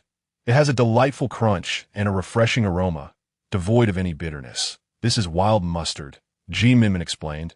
"There are many of them around the tribe now, but I plan to gather them when they seed, so we can cultivate them." "Cultivate? What does that mean?" "For generations, we've thrived on what the mountains provide that I never imagined we would need to cultivate," Haina replied, her confusion evident. Xiao Ze and Bai Qi shared her bewilderment. Minmin, witnessing the ignorance of these uncultivated orcs, felt a pang of frustration. It was no wonder that people perished each year. Consider this. During winter, food is scarce, and animals are few if we were to cultivate our own crops. Wouldn't that spare us the peril of hunting and the dread of hunger? The produce from our fields could sustain us through the winter. Her words ignited a spark of realization among them, especially given the vast lands of the Danshin tribe. But how do we develop those lands? Someone asked. We must clear the fields. Didn't we hear about the impending reforms? We need a plan for land cultivation. We cannot disturb the forests, and the trees near water sources must remain untouched. Otherwise, if disaster strikes, we would lose our natural barriers and face certain doom and floods. By planning ahead, we can prevent the desertification that plagued future generations. Minmin then quietly inquired of Haina, "When is your event?" "It should be tomorrow." "You must come to our ceremony," Haina shyly replied, glancing at Bai Qi that "I will definitely attend," Minmin assured her. Meanwhile, absorbed in thought, Bai Qi and Xiao Ze paid no mind to the exchange between Minmin and Haina. As Bai Qi and Haina departed, Xiao Ze sat on the bed. Observing the industrious Minmin, she resembled a treasure. One might believe they had grasped her essence upon glimpsing a facet of her character. Yet they would frequently be proven wrong, the longer one interacted with her. The more virtues they would uncover, and the greater the desire to keep her hidden away, as if she were a secret meant only for oneself. Minmin brought the medicinal soup for Xiao Ze, who gazed at her intently before drinking it all in one gulp. She then unwrapped the bandage from his wound, which had begun to heal. Gently washing it with warm water, she sprinkled the previously dried herbs as powder over the injury before rewrapping it. All done. The wound has scabbed over, and you will heal soon. However, do take your time, she advised, and I understand, but the tribe is rife with discussions of reform, and I fear for your safety, he replied, anxious about how the Hua family might treat her. Given his own incapacitation, not worry. Perhaps they are more afraid of me, she reassured him. Reflecting on the recent days when Huaxiang had mocked her, she recalled how she had confidently silenced her with a retort. The original host had been a mere shadow, and her one brave act had cost her life. She was not the same. By the way, I've been exploring the forest and found some saltpeter. Once the reforms are in place, we can retrieve it. Minmin expressed her concern about the lack of a salt lake, as salt was essential for preserving food. All right, I will accompany you, Xiao Ze declared, his gaze filled with affection for her. After tidying up, the two quickly fell into slumber. The next day, Minmin rose early to prepare a meal, for it was the day of her brother and sister-in-law's mating ceremony. After breakfast, she assisted Xiao Ze towards the altar. Typically, tribe members would simply arrange for their unions, but it was peculiar for the shaman to insist on officiating the ceremony. Upon their arrival, Minmin noticed some elders and several young males closely acquainted with Bai Qi, including the Hua family, were also present. Upon seeing Xiao Ze, Huaxiang could scarcely believe her eyes. Having relinquished her feelings for the man who had become a cripple, she had expected him to suffer. Yet after nearly a month apart, he appeared healthy and vibrant, his eyes twinkling with affection for Minmin, while remaining cold towards her. Why does he treat Minmin so well? Huaxiang thought bitterly. Glaring at Minmin, Xiao Ze, catching her gaze, shot her a fierce look, causing Huaxiang to retreat behind Wang Chao. After a brief wait, Bai Qi and Haina, hand in hand, made their way to the altar. Hua Shu, standing beside Huaqiang, could hardly contain her envy. She longed to intervene, but had already suffered a complete defeat the day before. The shaman stood at the altar, awaiting the couple's arrival. When they finally appeared, he knelt before the altar with a turtle shell, reciting blessings, then sprinkled sacred water over Bai Qi and Haina, signifying divine approval. Qi, satisfied, stroked his beard, pleased that his daughter had found a mate, particularly one he favored. After the ceremony, Qi announced the impending reforms to the gathered crowd, detailing the discussions he had held with the other elders. The announcement left the tribe members in stunned silence. Then, the more industrious orcs erupted in joyous celebration, while the lazier ones began to stir unrest. Observing the commotion, the shaman calmly interjected, "Last night, I consulted with the beast god regarding these reforms. They are necessary and must be implemented to align with divine will." His words quelled the unrest, for the orcs held a deep respect for the shaman, viewing him as a representative of their faith. After thorough discussion with the elders and the shaman, it has been unanimously decided that all possessions within your dwellings will henceforth belong to each household. Shared resources will be allocated, including livestock and fruits, all distributed accordingly. If any of you find the allocations unsuitable, you may exchange them on the spot to avoid future disputes. Huaxiang's spirits lifted at this proclamation, thinking it meant she could reclaim her mate and make Minmin suffer, thus breaking Xiao Ze's heart. So, great chief, can we revert to our previous mates? Her words sent ripples of astonishment throughout the crowd. All eyes fixated on her, Minmin observed the spectacle with an air of calm, while Xiao Ze and Bai Qi seethed with anger. Huaxiang, have you forgotten the oath you swore beneath the beast god's mountain? If you have, I am more than willing to remind you, Minmin declared, her voice steady and composed, showing no signs of being rattled by Huaxiang's provocations. Huaxiang, the great chief, is discussing matters of allocation, which are unrelated to this. Huaqiang interjected awkwardly as he attempted to pull her away. Father, the great chief is indeed addressing this matter. I have not misinterpreted, she insisted, refusing to be led away, her voice rising defiantly. Stay still, the great chief commanded, pausing before continuing. I am referring to livestock and fruits. Do you truly believe your mate is akin to livestock, something to be exchanged or seized at will? The great chief stepped closer to Huaxiang, his words deliberate and pointed, while Wang Chao felt a pang of regret, and the other males in Huaxiang's circle glared at her menacingly. No, I did not mean it that way, Huaxiang stammered, her head shaking in denial. But the piercing stares left her feeling utterly exposed, a far cry from her usual position as the center of attention. Ultimately unable to endure such scrutinizing gazes, Huaxiang fled in tears. Upon witnessing her departure, Chidu exhibited no further reaction. He simply clarified the matters concerning the reformed distribution with his tribespeople, instructing them to gather all remaining communal supplies to this location for distribution before everyone.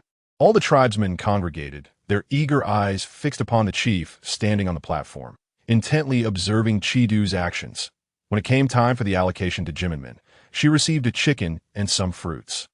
To others, Minmin's share seemed the least, yet she felt a profound sense of satisfaction. The chicken could lay eggs, and later on, she could set traps for other game. Once Xiao Ze's leg healed, their lives would not remain as arduous as they currently were. Thus, Minmin accepted her portion with joy. However, others who received better offerings than hers expressed discontent, ultimately departing with murmurs upon realizing Minmin's meager allotment. As Minmin and Xiao Ze returned, the priest cast a glance at her. Recognizing the marks of a short-lived fate, yet her countenance had transformed. What had brought about this change?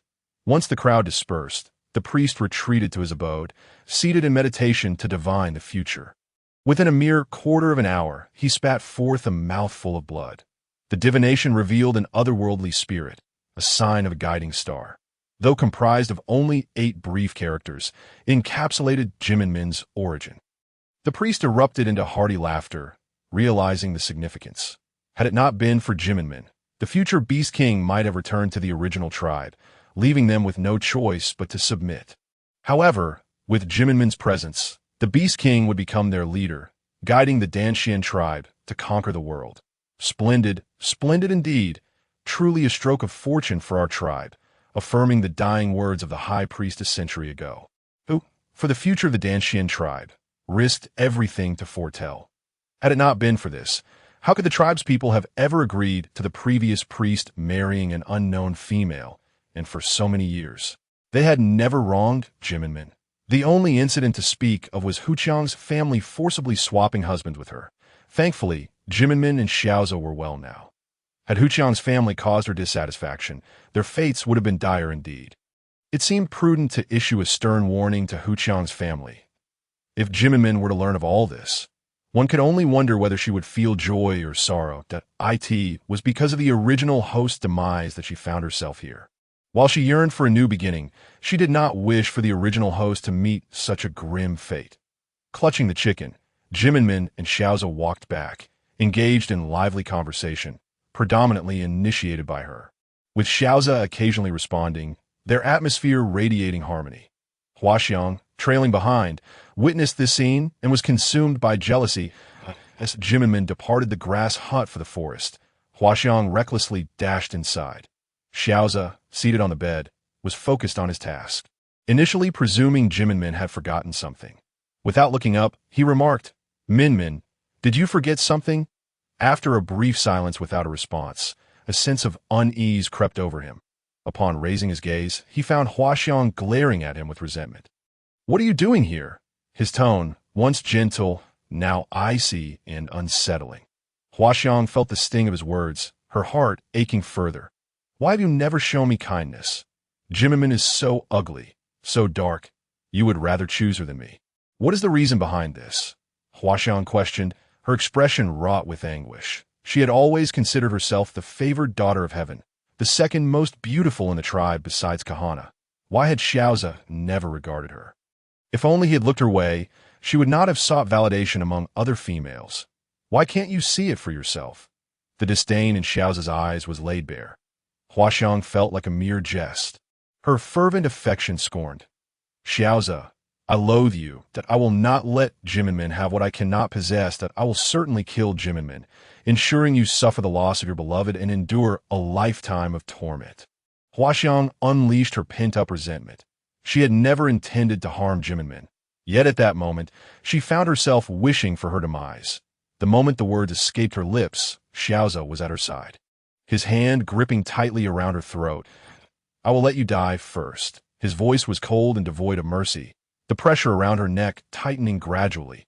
Huaxiang felt the encroaching grasp of death. an unfamiliar fear enveloping her. Xiao Ze, Xiao Ze, please, I was wrong. I want to do it again. Huaxiang pleaded, her hands desperately trying to pry his fingers away. Yet, Xiao Ze remained unmoving, regarding her as though she were already a corpse. Just as Huaxiang teetered on the brink of unconsciousness, Xiao Ze released her, and she collapsed to the ground, coughing violently. Once she regained her footing, she fled in a panic. Xiao Ze returned to his bed, resuming the task of crafting the carrying basket Minmin had requested. Perplexed by the abundance of her peculiar ideas, he had no intention of revealing the recent incident to Minmin, deeming it inconsequential, yet felt compelled to caution her about Huaxiang. Minmin arrived at the location where she had previously discovered the salt-extracting wood. Setting down her basket to extract the bone knife and sever the fruits from the tree. The salt had already begun to seep from the fruits, the white granules glistening like salt crystals. After harvesting all the fruits, she barely filled one basket. It seemed imperative to seek out the salt sea or salt lake in the future. Just as she contemplated returning, a strange sound emanated from the nearby woods. Initially, she intended to ignore it, aware that wilderness abounded with beasts, yet a cry of distress compelled her to investigate. Approaching the source of the disturbance, she beheld a man covered in filthy blood, his leg injured, likely a victim of a wild animal or an ambush. "Help me," Qiu Luochun implored, mustering the strength to open his eyes, catching a glimpse of a female figure before him, his desperate will to survive urging him to speak. Though his voice barely registered, swiftly the figure moved away, and Qiu Luochun's arm fell limply to the ground. "It's futile. I shall never have my vengeance," he thought, his mind growing hazy as he succumbed to unconsciousness. Upon her return, Minmin applied the herbal remedies she had gathered to his wound, binding it with a vine, then fashioned a makeshift stretcher from 2 wooden poles. With every ounce of strength, she hoisted the tall male onto the frame and staggered toward the forest's edge. Meanwhile, Xiao Ze, distractedly cooking, occasionally glanced outside, growing increasingly restless as Minmin had yet to return. Just as he reached the brink of impatience, he heard her approaching footsteps. Leaning on his cane, he stepped outside to see Minmin straining to pull the stretcher, upon which lay an unconscious figure. "Xiao Ze, come help me. This man was injured in the forest. I managed to staunch the bleeding, but he requires further treatment," Minmin urgently called out, her exhaustion evident, with Xiao Ze's assistance. They carefully laid the man on straw in the storeroom, where Xiao Ze then fetched boiling water for Minmin. She meticulously untied the vine, cleaned the wound, and employed her handmade bone needle and thread to stitch up the gaping laceration. Qiu Luochun, still in a state of unconsciousness, involuntarily flinched at the sensation. Xiao Ze observed Minmin with rapt attention, her demeanor akin to that of an angel devoted to saving lives, her gaze unwavering, as if nothing else in the world could capture her focus. A wave of anxiety washed over him. He feared that such a version of Minmin might one day leave him. Clenching his fist for reassurance, he sought solace. Once Minmin finished tending to the wound, she appeared utterly spent, beads of sweat glistening on her forehead. Xiao Ze, filled with concern, enveloped her in his arms, allowing her to rest against his shoulder. "Minmin, go have something to eat, then take a proper break. I will prepare the medicine for him," he tenderly suggested, wiping the sweat from her brow and speaking softly in her ear. Minmin nodded, rising to wash herself before sitting at the stone table to eat, while Xiao Ze prepared the herbs in the stone pot, ready to feed the unconscious male. Once the concoction was ready, by the time Xiao Ze returned, Minmin had already nestled into her small nook. Fast asleep, Xiao Ze lay on the bed, gazing at Minmin. For a fleeting moment, he felt an overwhelming desire to approach her, to claim her as his own. Yet he feared that such an action might drive her away. He had never imagined that he could long for someone so intensely, wishing for her to belong solely to him, without anyone else sharing in her essence. However, they existed in a world where females could possess multiple males. How could he ever be Minmin's only one? The mere thought of her belonging to another ignited a fierce jealousy within him, a desire to eliminate that rival. Truly, he realized he had lost his mind over a female named Minmin.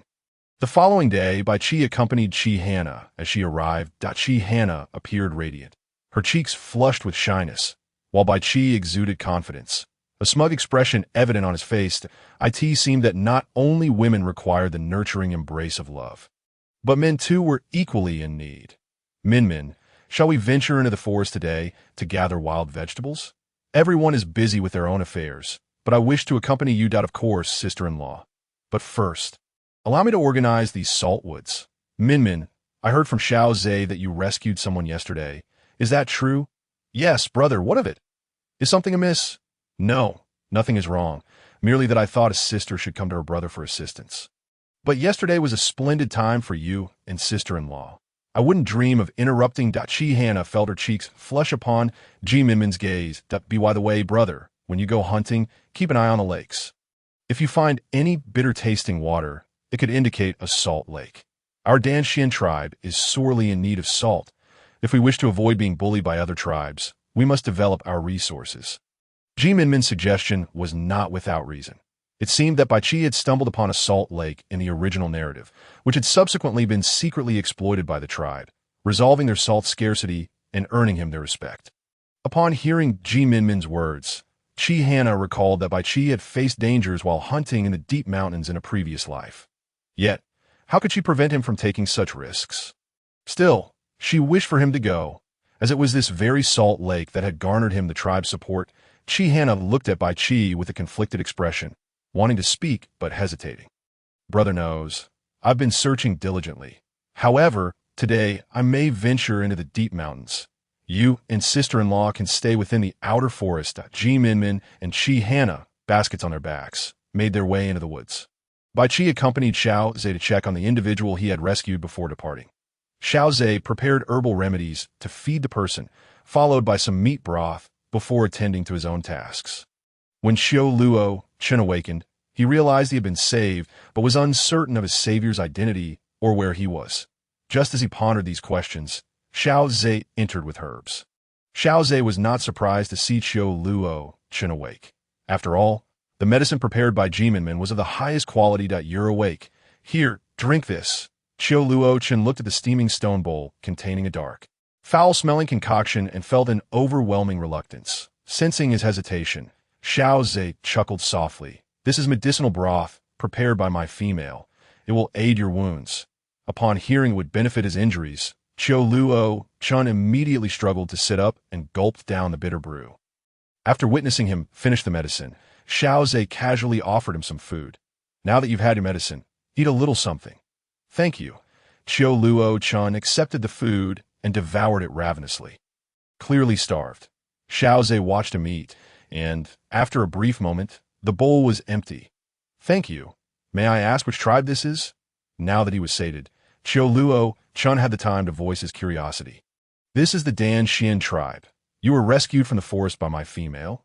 Now, you should rest. I have other matters to attend to. With that, Xiao Ze turned and left, his indifferent gaze leaving Xiao Luo Chen feeling a chill.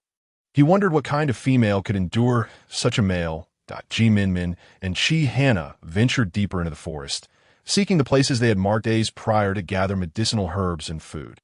Haina watched as Minmin carefully unearthed some grass-like plants and curiously asked, Minmin, what are those grass-like things you are digging up? This is huang lian, a traditional Chinese medicinal herb, also known as wei lian. Chuan lian, or jizhua lian.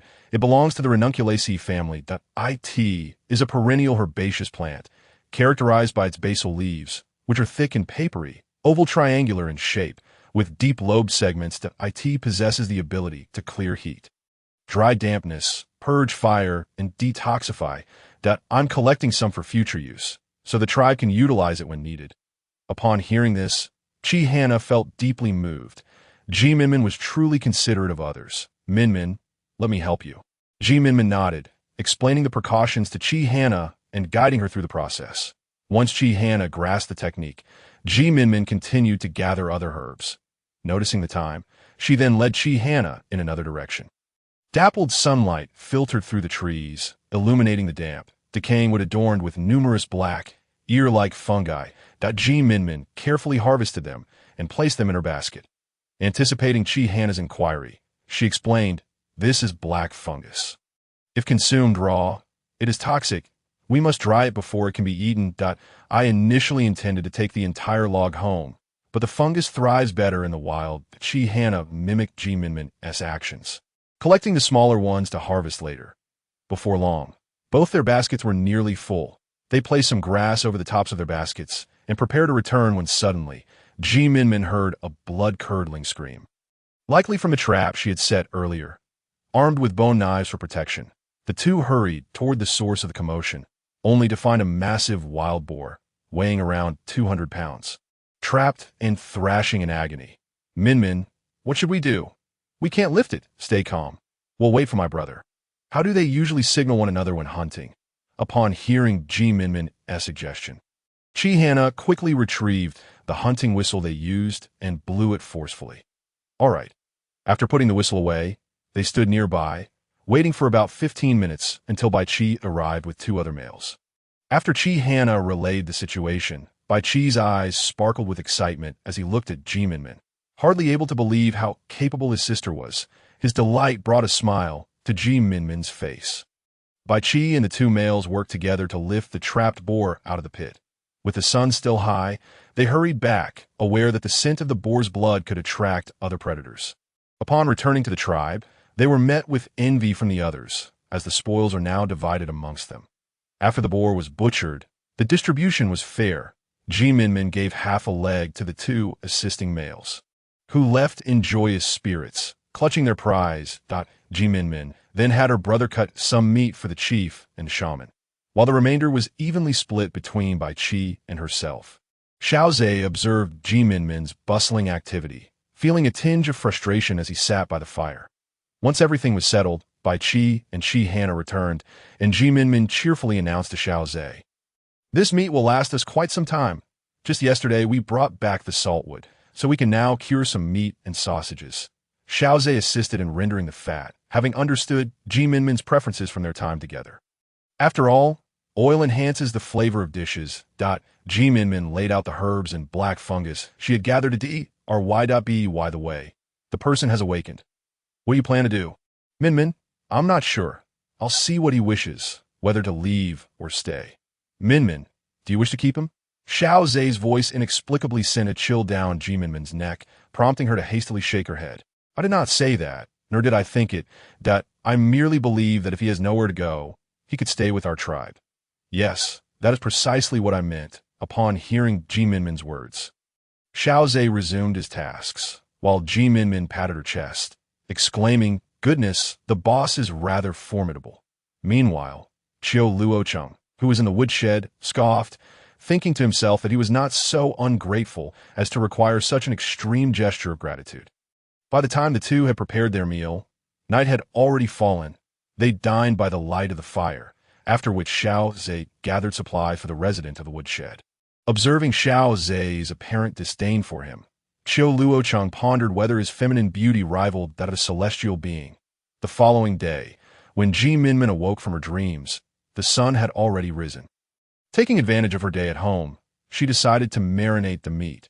Without hesitation, she sprang from her bed, washed up, and began to stoke the fire for cooking while simultaneously curing the wild boar meat from the previous night with salt and wood from the salt-extracting tree. She meticulously sliced the fatty and lean sections of the meat, combining them with the licorice she had gathered earlier, and set about the curing process. Minmin busied herself industriously. Xiao Ze quickly arose to lend a hand.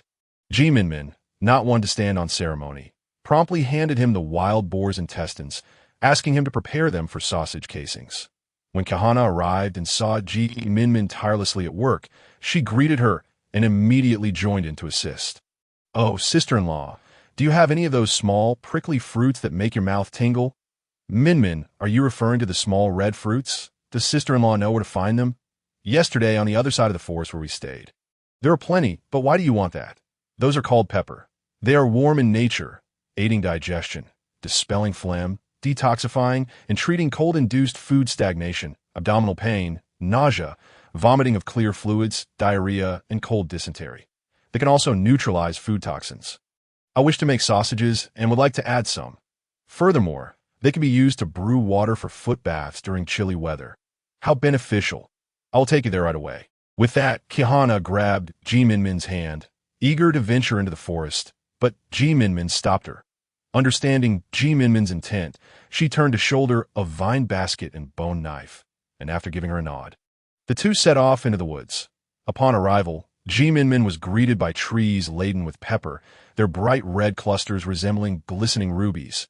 The two swiftly set to work, and within a short time, the basket was full.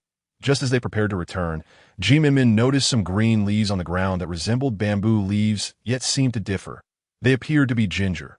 Grabbing her bone knife, she dug with vigor, and upon uncovering the ginger, Minmin was overwhelmed with excitement. Without a second thought, she harvested the ginger to take back to the tribe for planting. Upon returning, Minmin crushed the pepper and ginger, mixing them into the marinating wild boar meat. Even Haina contributed by bringing her own meat to join in the preparation. Several long sausages were filled and tied with twine, then laid out in the sun to dry. In the woodshed, Xiao Ze was now able to rise from his bed. Stepping outside, he observed the three busying themselves and leaned against the doorway, watching them. Once they finished, 2 hours had passed, and suddenly someone else's stomach growled. They exchanged glances, laughter erupting as they turned to Xiao Ze, who blushed in embarrassment. When they finally sat down to eat, nearly half an hour had elapsed. By the way, it seems we forgot to ask your name. Which tribe do you belong to? Minmin recalled to inquire, having rescued him 2 nights prior. I am Xiao Ze from the Canaan tribe. Upon hearing his name, both Minmin and Haina were momentarily taken aback. He was indeed the right-hand man of Bai Qi, yet he had suffered a tragedy when his beloved female companion was harmed, leading to her tragic demise beside him. The original text Minmin had read stated, had Xiao Ze not perished, their grand ambition would have been realized long ago. Such a great hero, burdened with a sorrowful past, if, in this moment, everything was yet to begin, could Xiao Ze's fate be altered? Contemplating this, Minmin ultimately asked, how did you sustain such grave injuries? Was there a specific reason? Xiao Ze regarded their concerned expressions and slowly recounted his tale that I was preparing to hold a ceremony with my female companion. But another male from the same tribe, who was also enamored with her, took advantage of a hunting excursion to wound me. He even lured a beast towards me, and in my desperate struggle to escape, I nearly lost my life. Hearing this, Minmin pressed on. What do you wish to do now? As a male, my strength is limited. Returning may prove impossible, and I am unable to seek vengeance. Yet, I cannot abandon my female. Haina, what is the relationship between our tribe and the Canaan tribe? Minmin pondered before asking. Our tribes share a good relationship, and my father has ties with their chief. But why do you ask? Minmin, to leverage the bond between tribes, allowing Xiao Ze to marry his female. Xiao Ze succinctly articulated, indeed, given that tribal unions are commonplace, I should discuss this with my father. Let us invite him for dinner tonight and elaborate further. This way, he can also meet Xiao Ze and provide assistance. Everyone unanimously agreed with Minmin's proposal, and Xiao Ze felt deeply moved by the efforts of these newfound acquaintances to devise a solution for him. That evening, the chief and Bai Qi arrived together, and upon seeing Minmin's home adorned with cured meats and sausages, they were astonished. After sampling Minmin's culinary creations, they were further taken aback. Concerning Xiao Ze's situation, the chief assured him of assistance. However, as they were about to leave, Bai Qi discreetly spoke with Xiao Ze, after which Xiao Ze handed something from his person to Bai Qi. Meanwhile, the chief inquired about the methods Minmin used for curing meat. After a moment of thought, she explained, the key to curing meat or preserving it lies in coating it with salt. This imparts flavor, and with the aid of sunlight or smoke, the salt penetrates the meat. The chief considered this method beneficial, but noted that their tribe lacked sufficient salt, making the process challenging. Yet it was better than having no solution at all. Xiao Ze, you are fortunate to have such a diligent female preparing for winter for your family, the chief remarked. Indeed, Minmin is remarkable, and I shall cherish her, Xiao Ze replied. Minmin, may I promote your techniques within the tribe? The chief asked. Chief, I believe that would be unwise. Should our methods be disclosed, our tribe may become a target for others, which would be detrimental to us. Especially as tensions between tribes increase, that we must proceed discreetly. Before Minmin could respond, Bai Qi interjected, analyzing the current situation, and the chief concurred that they must act in secrecy. After deliberating their plans, they departed, while Minmin continued her routine of tending to Xiao Ze and Xiao Luochang's wounds. Xiao Ze's leg had nearly healed, allowing him to walk without issue, while Xiao Luochang's wounds required more care due to significant blood loss. After relaying her instructions, Minmin returned to her room to prepare for washing. Since the last time she bathed, Xiao Ze had avoided her, but Minmin, despite her years of solitude, understood why he had blushed. She found his shyness endearing and allowed him his space. Having spent this time together, Minmin began to grasp Xiao Ze's character. A stoic male with a warm heart, possessing strong opinions and a clear sense of right and wrong. As long as one treated him with genuine kindness, he would reciprocate sincerely. Suddenly, she felt a twinge of jealousy towards his future female companion, for in the stories, Minmin knew that after her demise, Xiao Ze would find another female, one who could stand by him in battle. Could a male like him truly be hers? Forget it, I shall not dwell on such matters any longer. Once I secure the favor of the esteemed one, life will be free of worries. Xiao Ze, I have completed my preparations. You should hasten to wash up as well, for the water is ready. After Minmin finished her ablutions, she changed the water. Now it is time to attend to our master, ensuring a life of ease in the future. Upon hearing Minmin's caring voice, Xiao Ze pondered. Has she developed feelings for me? Hence her concern? Although she had cared for me before, it felt more like the camaraderie of comrades. Now, however, the implication seems markedly different. All right, Xiao Ze responded joyfully to it. Appears that being a tad kinder and more attentive makes him happy. Thus, I must strive harder. When the day arrives for his female counterpart to reveal herself, I shall be deserving of his gratitude. Under the shroud of night, an individual stealthily emerged from a room, making their way to another male's abode. Abuna was taken aback by the sudden appearance of Huaxiang in his home, puzzled as to why the female from the dynasty would be here. As soon as Huaxiang entered the room, she collapsed onto Abuna, weeping sorrowfully. Her delicate hands, seemingly frail, subtly ignited a fire upon Abuna's body. Unable to endure such torment, Abuna flipped over, engaging in a fierce struggle with Huaxiang. Following their tumultuous encounter, the two lay upon the bed. Huaxiang, in a fit of tears, playfully struck Abuna, resembling a chaste maiden. Yet Abuna, in a gentle tone, soothed her. Once calmed, Huaxiang revealed the bruises Xiao Ze had inflicted upon her. What transpired? It was nothing but that fierce Xiao Ze.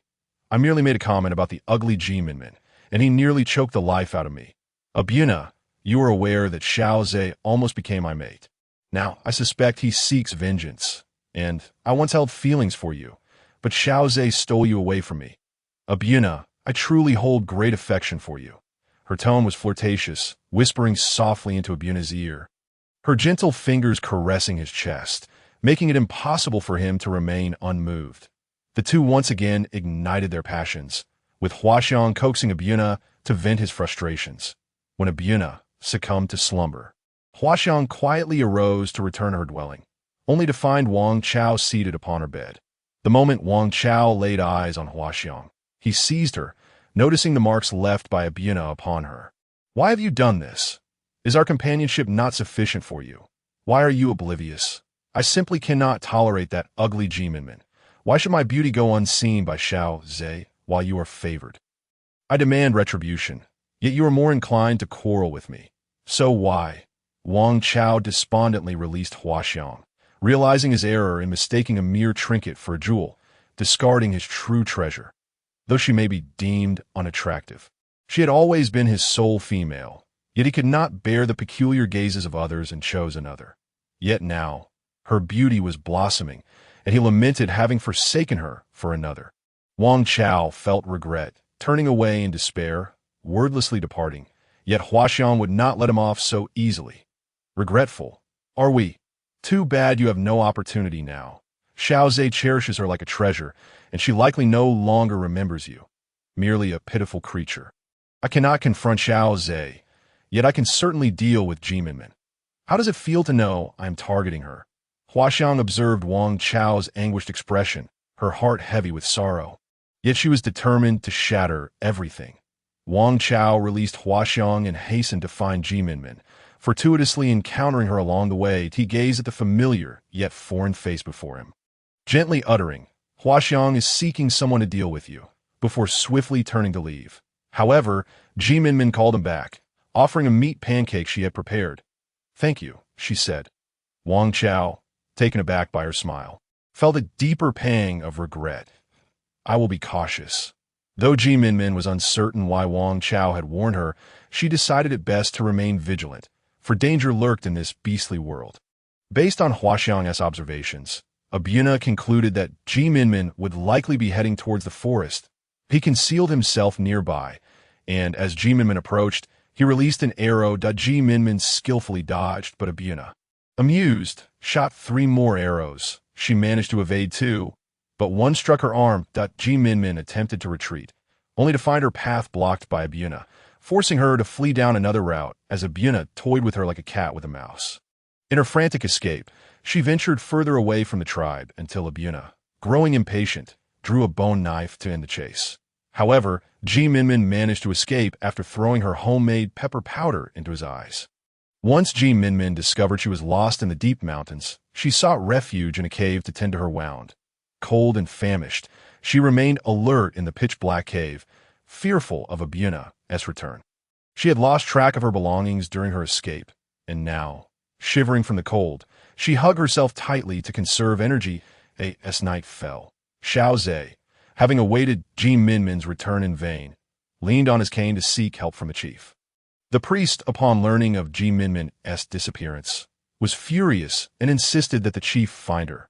Bai Qi, accompanied by Amida from the Canaan tribe, arrived at the Danshan tribe only to find the atmosphere tense.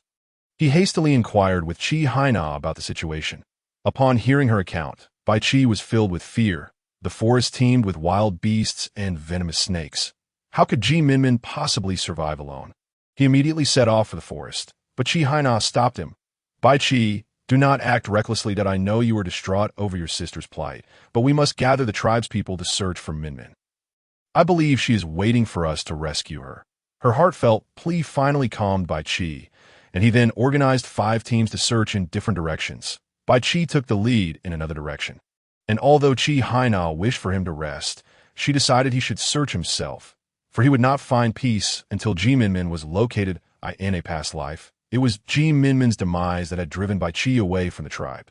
Once he took control of the Hongmeng tribe, his first act was to attack the Danshan tribe. Would such tragedy repeat itself in this life? How would he choose between his tribe and his mate? Haina watched Bai Qi's departing figure with deep concern. After searching the entire night without success, Bai Qi was consumed with anxiety. His sister was the one he wished to protect above all else. Xiao Ze, struggling with his injured leg, followed Bai Qi step by step, equally distressed by the thought of her absence. With nothing to show for their efforts, they returned to the tribe only to learn that Minmin's troubles were caused by Abuna. Enraged, Bai Qi confronted Abuna, demanding to know Minmin's whereabouts. Upon seeing Bai Qi, Abuna was perplexed. Why would an ordinary female invoke such fury? The priest, watching Abuna kneel before him, began to question him as well. Ultimately, unable to withstand the priest's interrogation, Abuna divulged the entire sequence of events. When Xiao Ze learned that Huaxiang was behind it all, he was filled with regret. Had he known, he would have eliminated her beforehand, thus preventing Minmin's current plight. As he gazed at Huaxiang kneeling before the priest, he felt an overwhelming urge to end her life. But his priority was finding Minmin. He wondered if she had been injured and whether she was safe. Xiao Ze paid no heed to how the tribe dealt with Abuna and Huaxiang, determinedly making his way into the forest, only to be stopped by Bai Qi. "Xiao Ze, this is all your fault. If it weren't for you, my sister would not be in danger. She would be safe in the tribe. You should not interfere. I will find my sister myself. Without your help," Bai Qi, in a state of panic, bombarded Xiao Ze with accusations, blaming the marriage swap for his sister's misfortune. That "It is all my fault. As long as you acknowledge your mistake, it suffices. That it is not in vain that Minmin has treated you so well, taking care of you and healing your leg. You should remain in the tribe and not create further chaos." Upon concluding his words, Bai Qi immediately set about organizing personnel, with 2 hours remaining until dawn. He needed to further inquire about the precise location where Minmin was last seen, intending to set off at first light in search of her, as the first light of day began to illuminate the sky. Bai Qi led the main force directly to the location obtained from Abuna. They commenced a meticulous search of the area, combing through every inch based on the items found and the footprints discovered. After scouring an area of nearly 1 kilometer without success, Bai Qi's thoughts began to spiral into despair. Suddenly, a footprint emerged on a narrow path ahead, prompting Bai Qi to follow its trail, calling out as he searched. Meanwhile, within the cave, Minmin, caught between sleep and wakefulness, seemed to hear someone calling her name. Holding her breath to listen carefully, she realized it was her brother's voice. Filling her with immense joy, she hurriedly supported her injured arm and rushed outside the cave, enduring her parched throat to shout with all her might, "Brother, I am here," while Bai Qi was running in search.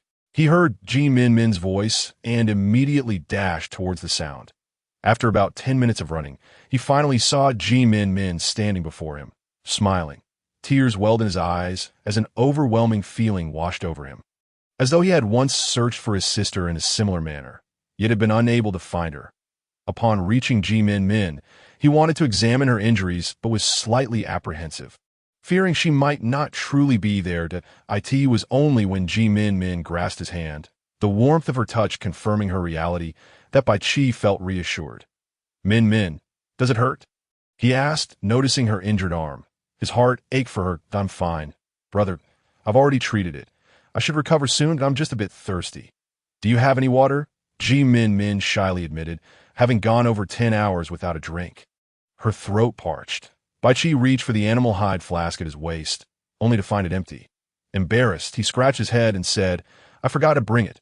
However, I think I saw a lake nearby. Let's go there to fetch some water for you." With no other option, Bai Qi supported Minmin as they made their way towards the lake. He cupped some clean water in his hands and offered it to her. However, the water was bitter and brackish, causing Minmin to spit it out. Bai Qi immediately grew anxious upon witnessing her reaction, just as he was about to carry her back to the tribe in haste. Minmin's next words left him momentarily stunned. "Brother, it's possible there was a salt lake.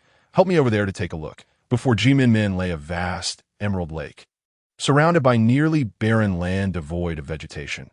The stones along the lake's edge were coated with a layer of white frost, and the shallower parts of the water also exhibited a similar white sheen. Minmin crouched down, delicately pinching some of the frosty substance and tasting it, noting its saltiness. "Brother, we've found a salt lake. You should try to see if it is indeed salt." Upon tasting the substance Minmin had handed him, Bai Qi's eyes sparkled with excitement. "Heavens, we've truly discovered a salt lake. This means our tribe will no longer need to expend resources to barter for salt with other tribes." "Sister, you are truly a lucky star." Minmin smiled brightly in return, her heart swelling with happiness at the thought of being able to help more people. Even without her, Bai Qi would surely have found the salt lake eventually. Upon returning to the tribe, Minmin learned that her predicament was orchestrated by Hua Xiang, and a wonder Wang Chao had warned her. Perhaps he hoped she would spare Hua Xiang when it came time for retribution. Yet, Minmin found herself at a loss for words regarding Hua Xiang, with whom she had never harbored any significant animosity. Now utterly drained of energy, Minmin entrusted everything to Bai Qi and returned home. Upon entering her dwelling, she immediately spotted Xiao Ze, disheveled with stubble and dark circles under his eyes, sitting despondently. Minmin approached gently and whispered in his ear, "Xiao Ze, I'm back. This matter is not your fault." Sometimes, a woman's jealousy can drive her to madness. Just as Minmin attempted to straighten up, Xiao Ze abruptly enveloped her in his embrace, in all the time they had known each other. He had never displayed such intimacy. Minmin felt somewhat uncomfortable being held this way, and struggled slightly. But Xiao Ze only tightened his grip, as if embedding her within him. "Don't move. Just let me hold you like this for a moment. Just a moment." Reluctantly, Minmin acquiesced, remaining still as Xiao Ze held her. Once he had calmed down and released her, he began to prepare a fire and boil water, while Minmin sat on her mat, observing his every movement. her heart warming in the process. After Minmin had eaten and drunk her fill, sleepiness began to overtake her. Xiao Ze urged her to rest in bed. Once Minmin had drifted into a sweet slumber, Xiao Ze, leaning on his cane, made his way to see the priest, eager to learn the final verdict regarding Huaxiang. Upon arriving at the priest's dwelling, he found Abuna and Huaxiang kneeling, while the priest and the chieftain deliberated on how to proceed. Huaqiang stood anxiously to the side, while Wang Chao remained slumped in a corner, motionless. Just as the chieftain and the priest were about to speak, Huaxiang suddenly lifted her head, glaring at Xiao Ze with venomous eyes. Xiao Ze, I have become this way because of you. Ever since our betrothal, you have ignored me completely. Why is it that after switching partners, you treat that ugly Minmin so well? What do I lack compared to her? Xiao Ze regarded the disheveled figure before him, feeling no guilt or sympathy, only disgust. Why? Simply because she treats others with kindness, because she remains carefree despite her hardships, and because she has never looked down on my leg. But you forcibly switch partners, consort with Wang Chao, and conspire to harm Minmin, using your body as a bargaining chip. Perhaps you think other females have multiple males, but none have behaved as you have. After stating his piece, Xiao Ze turned away from Huaxiang, leaving her to collapse to the ground, weeping inconsolably. The chieftain surveyed the scene before finally speaking. Huaxiang, consumed by jealousy, conspired with Abuna to harm Minmin, although she did not succeed in taking her life. After consulting with the priest, we have decided that both Huaxiang and Abuna shall receive 20 lashes as punishment to serve as a warning to others. Chieftain, priest, Huaxiang has grown up under your watch. I implore you to spare her. 20 lashes will leave her half dead. Huaqiang pleaded desperately, not wishing harm upon his headstrong daughter. Chieftain, I am willing to take Huaxiang's punishment. Though she is my mate, her actions are inexcusable, and I must share in the culpability. Allow me to bear the punishment. Wang Chao also knelt, pleading for leniency. Upon hearing this, Huaxiang lifted her head in disbelief, unable to fathom that Wang Chao would still show her such kindness. Filled with shame, Chieftain, I realize my wrongs. Punish me as you see fit. After some reflection, Huaxiang recognized her folly in harming Minmin and her own mate, all for the sake of a Xiao Ze who held no regard for her. Very well. Then let each receive 10 lashes. Since Abuna has already suffered in this way, he shall also be your mate from this point forward. One cannot engage in such acts without taking responsibility. Moreover, our tribe is still short on females. Given the intimacy that has transpired, there is nothing wrong with this. When Xiao Ze returned, Minmin had already awakened. Upon learning of the punishment, she felt dissatisfied but could not voice her objections. Was she to advocate for the death of Huaxiang and Abuna? In such dire times, losing even one laborer would be a significant loss. Later that evening, Minmin and Bai Qi went to consult with the chieftain regarding the exploitation of the salt lake. We can take the rocks by the lake, soak them in water, and filter them to extract salt, ensuring it is free of sand. Minmin articulated her plan. With an ample supply of salt, the entire tribe would no longer fear the winter. Furthermore, the salt could be used for curing meats. Seizing the opportunity before the cold set in, the tribe should organize a large hunting expedition to stockpile sufficient food. Minmin also brought some cured meat made at home for the chieftain to inspect. After examining it, he noted that the preserved meat bore no foul odor. He then instructed his mate to boil the meat, and while it did not possess the same texture as fresh meat, it offered a unique flavor. Thus, the chieftain readily approved. Bai Qi quickly reminded the chieftain about the maid of Qiu Luo Chen. By the way, Chieftain, we received Qiu Luo Chen's mate yesterday. We must arrange their accommodations. Yesterday, I spent the night with my female companion. If she remains there tonight, would that not jeopardize my own well-being? Qi Du, with a knowing glance at Bai Qi, pretended to ponder for a moment, yet inwardly mused. How delightful it is to be young, able to indulge in nightly serenades. First, let us find a thatched hut in the tribe for their temporary residence, should they wish to construct a home later. We shall assist them. By the way, during our visit to the Canaan tribe, their chief may pose challenges for you to know. On the contrary, he expressed joy for our rescue of Qiu Luochen and upon hearing that someone in the tribe harmed other males for the sake of the female. He assured us that he would address the matter. He also asked me to convey his regards to you. That is reassuring. Since we have reached an agreement, let us gather everyone tomorrow for a hunt. And afterward, leave a trusted few to accompany us to the Salt Lake. We ought to exercise caution regarding the Salt Lake to prevent any leaks that might invite attacks from other tribes. Bai Chi nodded in agreement. Having ventured out a couple of days ago, he sensed the tense atmosphere among the other tribes. If war were indeed imminent, it was crucial for our tribe to prepare its members. Chief, if war is unavoidable, we must form a team in advance to avoid chaos when the time comes to Minmin. Upon hearing Bai Chi's words, silently praised him, acknowledging that he truly embodied the qualities of a hero. Already thinking of assembling a team. No wonder he was destined to become the Beast King. All right, we shall announce these matters together tomorrow, so that everyone is informed, and those willing to join the team will receive rewards. Let us leave it at that for today. With that, Minmin and Bai Chi departed the chief's residence and made their way home. Later that evening, Chief Chi Du visited the priest's abode to discuss the earlier matters. Priest, do you believe this course of action is feasible? Since Bai Chi deems it viable, we should wholeheartedly support him. The formation of a team suggests that war is indeed unavoidable. Being prepared in advance is prudent. With the priest's agreement, he proposed to join in the announcement the following day. They were generally obedient to the priest's counsel, trusting him due to their faith in the beast god. After leaving the priest's quarters, the chief proceeded to visit other clan elders to explain the situation. Meanwhile, Bai Chi led the female companions he had brought back from the Canaan tribe to Minmin's residence at that moment. Xiao Luochun anxiously stood by the door, eagerly awaiting. He was supposed to meet yesterday, but due to Minmin's predicament, he had to suppress his feelings and prioritize finding her. Xiao Luochun, please sit and wait. My brother will bring your female companion shortly. However, Xiao Luochun paid no heed to Minmin's words, his gaze fixed intently on the door. Xiao Ze, doesn't he resemble a stone that longs for his wife? Minmin Xiao Ze, noting Xiao Luochun's lack of response. Indeed, he bears a striking resemblance to my own self from yesterday, standing at the door, yearning and hopeful, truly a stone that longs for his wife. It seems Xiao Luochun is destined to be under the thumb of his wife.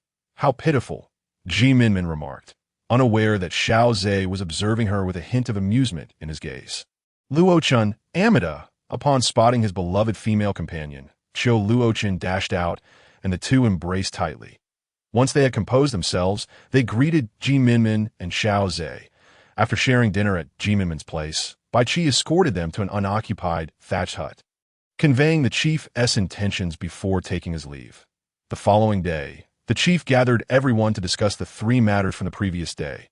Initially, spirits were high, but when the topic of forming a team arose, the atmosphere shifted. After all, war could lead to loss of life. Xiao Ze immediately expressed his desire to join, stating that his leg injury was nearly healed. Others, motivated by the need to protect the tribe and their kin, also stepped forward. Ultimately, nearly 1,000 individuals volunteered, but after accounting for the elderly, weak, and sick, less than half of the tribe's able-bodied males, only a quarter, joined the ranks. The chief observed this situation with a sense of foreboding. The survival rate was alarmingly low, and with such a small force, the prospect of war loomed ominously. The priest, aware of the circumstances, understood that participation was voluntary, yet he wished to contribute.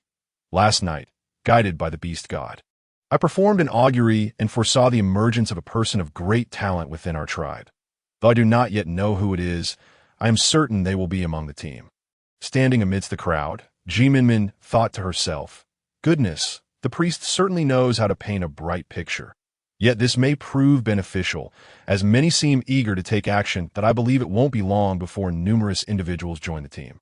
Soon, the tribe's tasks were organized. This was yet another collaboration following the privatization, but distribution would be based on effort, splitting into small groups for hunting. Minmin, carrying the woven basket prepared by Xiao Ze, arrived at the assembly point. Upon seeing her basket, the others admired its beauty and practicality, eagerly inquiring how she had made it. Xiao Ze crafted this. He helps with many things at home. If you wish to learn, you males are welcome to come to my house. Really? Then we shall go together to take a look. Those females who were not well acquainted with Minmin began to realize that she was quite approachable, perhaps previously misunderstood due to her reserved nature. Certainly. Today, we will also gather some wild vegetables, and you can come learn how to prepare them.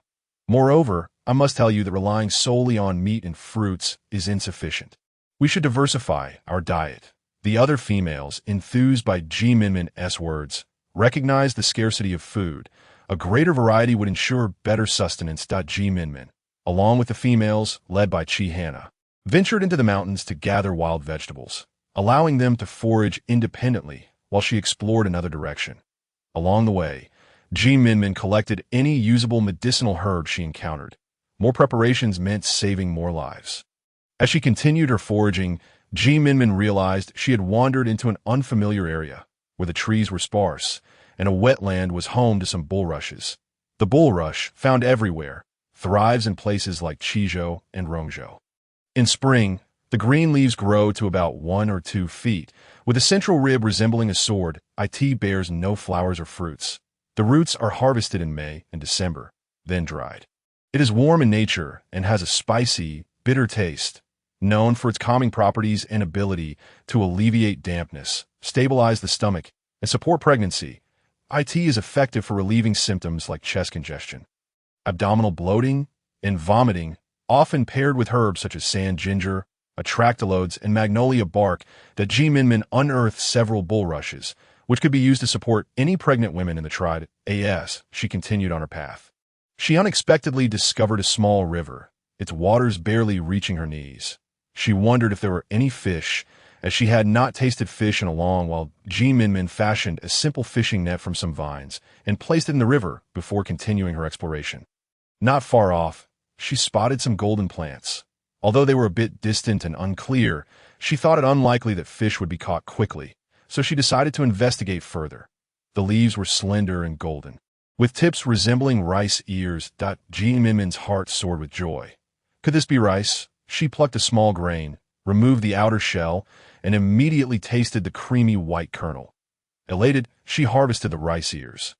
Discovering dozens of seedlings in the area, if utilized properly, this could provide sustenance in the future.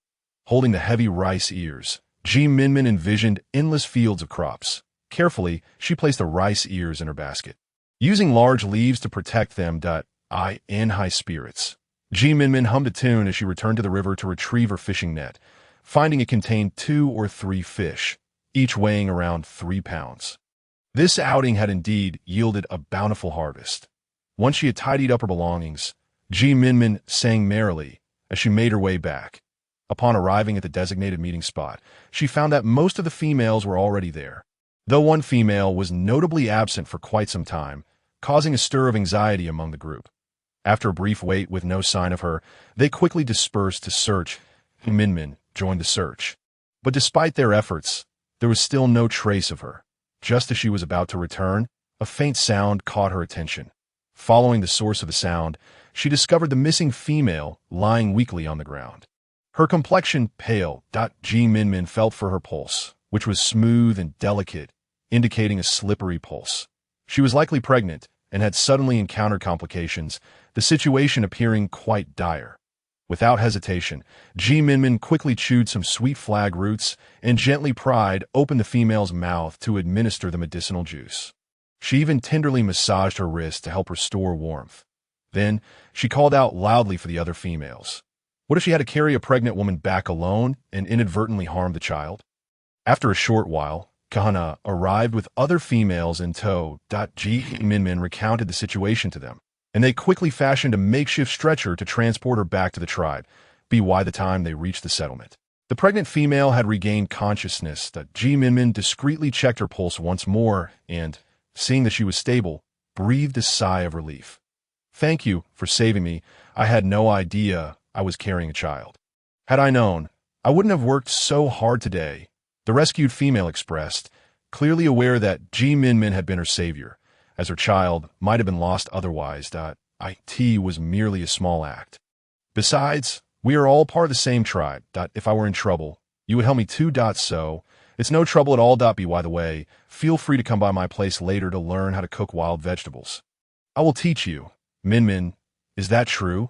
Then I will put my things away and come to see you, the female replied gratefully. Thank you so much, Minmin. You are wonderful. Another added, Minmin, you are too kind. I thought you were unapproachable since you rarely spoke before. But you are actually so amiable. The previous owner had indeed been somewhat introverted, unlike the more open Minmin now. All right, I'll head home now. I welcome you all to come and learn. Minmin said before returning to share her day's experiences and good deeds with Xiao Ze. Meanwhile, Bai Qi was secretly leading a group of males to mine salt from a lake, bringing back large chunks of rock to the tribe to keep their activities discreet from other tribes. Bai Qi instructed them merely to deliver the salt to the chief, planning to cook it together later that evening when Minmin had time. When Minmin returned home, she found Xiao Ze already preparing a meal, but the wild vegetables she had gathered would need to wait for the other females before cooking. Xiao Ze, how is your leg? I have something to tell you. Today, I saved a female from our tribe who is pregnant. Isn't that impressive? Xiao Ze glanced at the little woman, noting her penchant for rescuing others, seemingly addicted to her heroic acts. Yet, he couldn't help but adore her just the same. That's wonderful. He affirmed that I think I'm quite remarkable too, but what's even more impressive is this. She said, holding up a fish that I discovered a river in the mountains today, and there were fish. We will have fish for dinner tonight. That I wanted to prepare something special for my male. Also, some other females might come over later. I will teach them how to cook wild vegetables. If any males join us, you can teach them how to weave baskets, she added. And please, don't keep that serious face on. You, my dear Xiao Ze, are the most handsome male and should wear a smile. Minmin chattered on. Xiao Ze found her words endearing rather than bothersome. Appreciating the warmth of her voice, a subtle smile played at the corners of his mouth. His eyes filled with affection at a group of females, along with a male whose partner had just been saved, made their way to Minmin's home, expressing their gratitude. Thank you for saving my female and our child. I brought you a little something. There's no need to be so formal. Please take it back and give her proper nourishment, especially since she is pregnant, Minmin replied, gently refusing the offering. They exchanged pleasantries several times until the male finally relented and took back the gift. Minmin, you have so many fascinating things at your place. What is this? One curious female asked, pointing at a container. This is oil. Come over here, and I will show you how to use it. This is wild mustard. We can use it to stir fry. She explained the oil is that white substance from inside animals. When the oil heats up, we toss in the cleaned wild mustard to saw it, then add salt and stir fry until the vegetables are tender. Here, try some, and let me know how it tastes. Minmin plated the stir-fried vegetables, preparing to offer them chopsticks, but to her surprise, everyone grabbed the food with their hands and popped it into their mouths. Aren't you afraid it's too hot? She wondered. This is delicious. It tastes completely different from meat. So refreshing, they exclaimed that it doesn't even taste like grass. It has a hint of sweetness that is truly delightful, tender and juicy. Minmin, you are so clever. Minmin, what are those small bamboo sticks you're holding for? An observant female inquired. These are chopsticks, used for picking up food, like this. See? You can grab things with them. Minmin demonstrated, guiding them on how to hold the chopsticks. Soon, they all managed to use them skillfully without burning their fingers. Minmin, this is so convenient, and it doesn't burn my hand. It makes eating much easier, they remarked. Yes, this is truly a great invention, and it's easy to make, they chimed in, creating a lively and joyful atmosphere. On the other side, Xiao Ze was similarly engaged, though his demeanor was more serious as he instructed the males who had come to learn, creating a classroom-like atmosphere where only his voice was heard amid the quiet focus of the learners. After everyone had their fill of knowledge and food, Minmin and Xiao Ze finally began preparing their dinner. Xiao Ze attended to the fire, while Minmin cleaned one of the grass carp, removing its gills and entrails, scraping off the scales, then scoring it with a crosshatch pattern and seasoning it with salt. After slicing some ginger, she heated oil in the pan, sautéing the ginger until fragrant. Before placing the fish in a fry until golden brown on both sides, adding a splash of water to cook the ginger through before serving that open wide and see how it tastes. Minmin encouraged, carefully using chopsticks to remove a piece of fish, ensuring it was free of bones before offering it to Xiao Ze. He gazed at her with intense eyes, nearly causing her to blush, then slowly opened his mouth to accept the fish. This fish is highly nutritious, especially suitable for you, she remarked. When I saw the river, I thought of you, which is why I wove a net to catch fish. Having spent so much time together, Minmin had indeed developed feelings for Xiao Ze. Though he spoke little, he always took meticulous care of her, and she no longer overlooked his kindness, while she hadn't transformed into a stunning beauty yet. The scars on her face had healed, revealing fresh, pink skin. Given time, her complexion would improve, becoming even fairer than before, of course. I care for you. You are my male now. Who else would I care for? Xiao Ze pondered, seeking to understand Minmin's feelings, his heart longing for her affection in return. Though he felt a tinge of disappointment, realizing it was merely because he was her male. He quickly reassured himself that with time, feelings would surely deepen. Just as Minmin turned to fetch the stone bowls for their meal, Bai Qi and Haina arrive. It seems I am truly fortunate. I arrive at Minmin's place just in time for a meal. And it's fish, though. It does have a rather strong odor, Bai Qi remarked. You must taste the fish I prepared. I promise it will impress you and your wife. Minmin urged enthusiastically. Since Minmin has said so, the flavor must be impeccable, Haina remarked with a smile while leaning against Bai Qi. Indeed, the taste is delightful. There is not a hint of fishiness. And it is extraordinarily delicious, Bai Qi exclaimed, devouring the food incessantly, while Haina nodded in agreement. By the way, Minmin, I've already arranged for someone to carry the rocks from Salt Lake back today. They are currently placed with the Great Chief. Additionally, the hunters who went out today have brought back some game, and I've instructed them on how to cure the meat. However, we still have the same old salt. So now we need you to see how to boil the salt. All right, after we finish our meal, let us go take a look together. Xiao Ze, accompany me. Let us consider it a post-meal stroll. Certainly, I will join you. Upon hearing this, Minmin's smile revealed charming dimples, while Bai Qi and Haina exchanged glances, their hair standing on end, as they thought that if Minmin knew, she would call this showing off their affection. After satisfying their appetites, the group arrived at Chidu's home, only to find the priest was also present. Priest, are you here to observe the salt boiling process tonight? Minmin will be working hard this evening, Chidu said solemnly to Minmin, recognizing the significance of this for the entire tribe. Seeing Chidu's seriousness, Minmin restrained her smile and nodded earnestly. Approaching the large stone pot, they added clean water and then placed the rocks inside to boil. Stirring continuously as the salt mixed with the stones dissolved, Minmin filtered the salt water and continued to boil it in the stone pot. After a long while, a layer of white salt began to form at the bottom of the pot, astonishing everyone present. Heavens, we can truly boil salt. Our tribe has hope now. Priest, our tribe has hope. Chidu was almost moved to tears. Since becoming the Great Chief, he had worried about the tribe's salt supply every year. And now it seemed that they would finally have their own salt.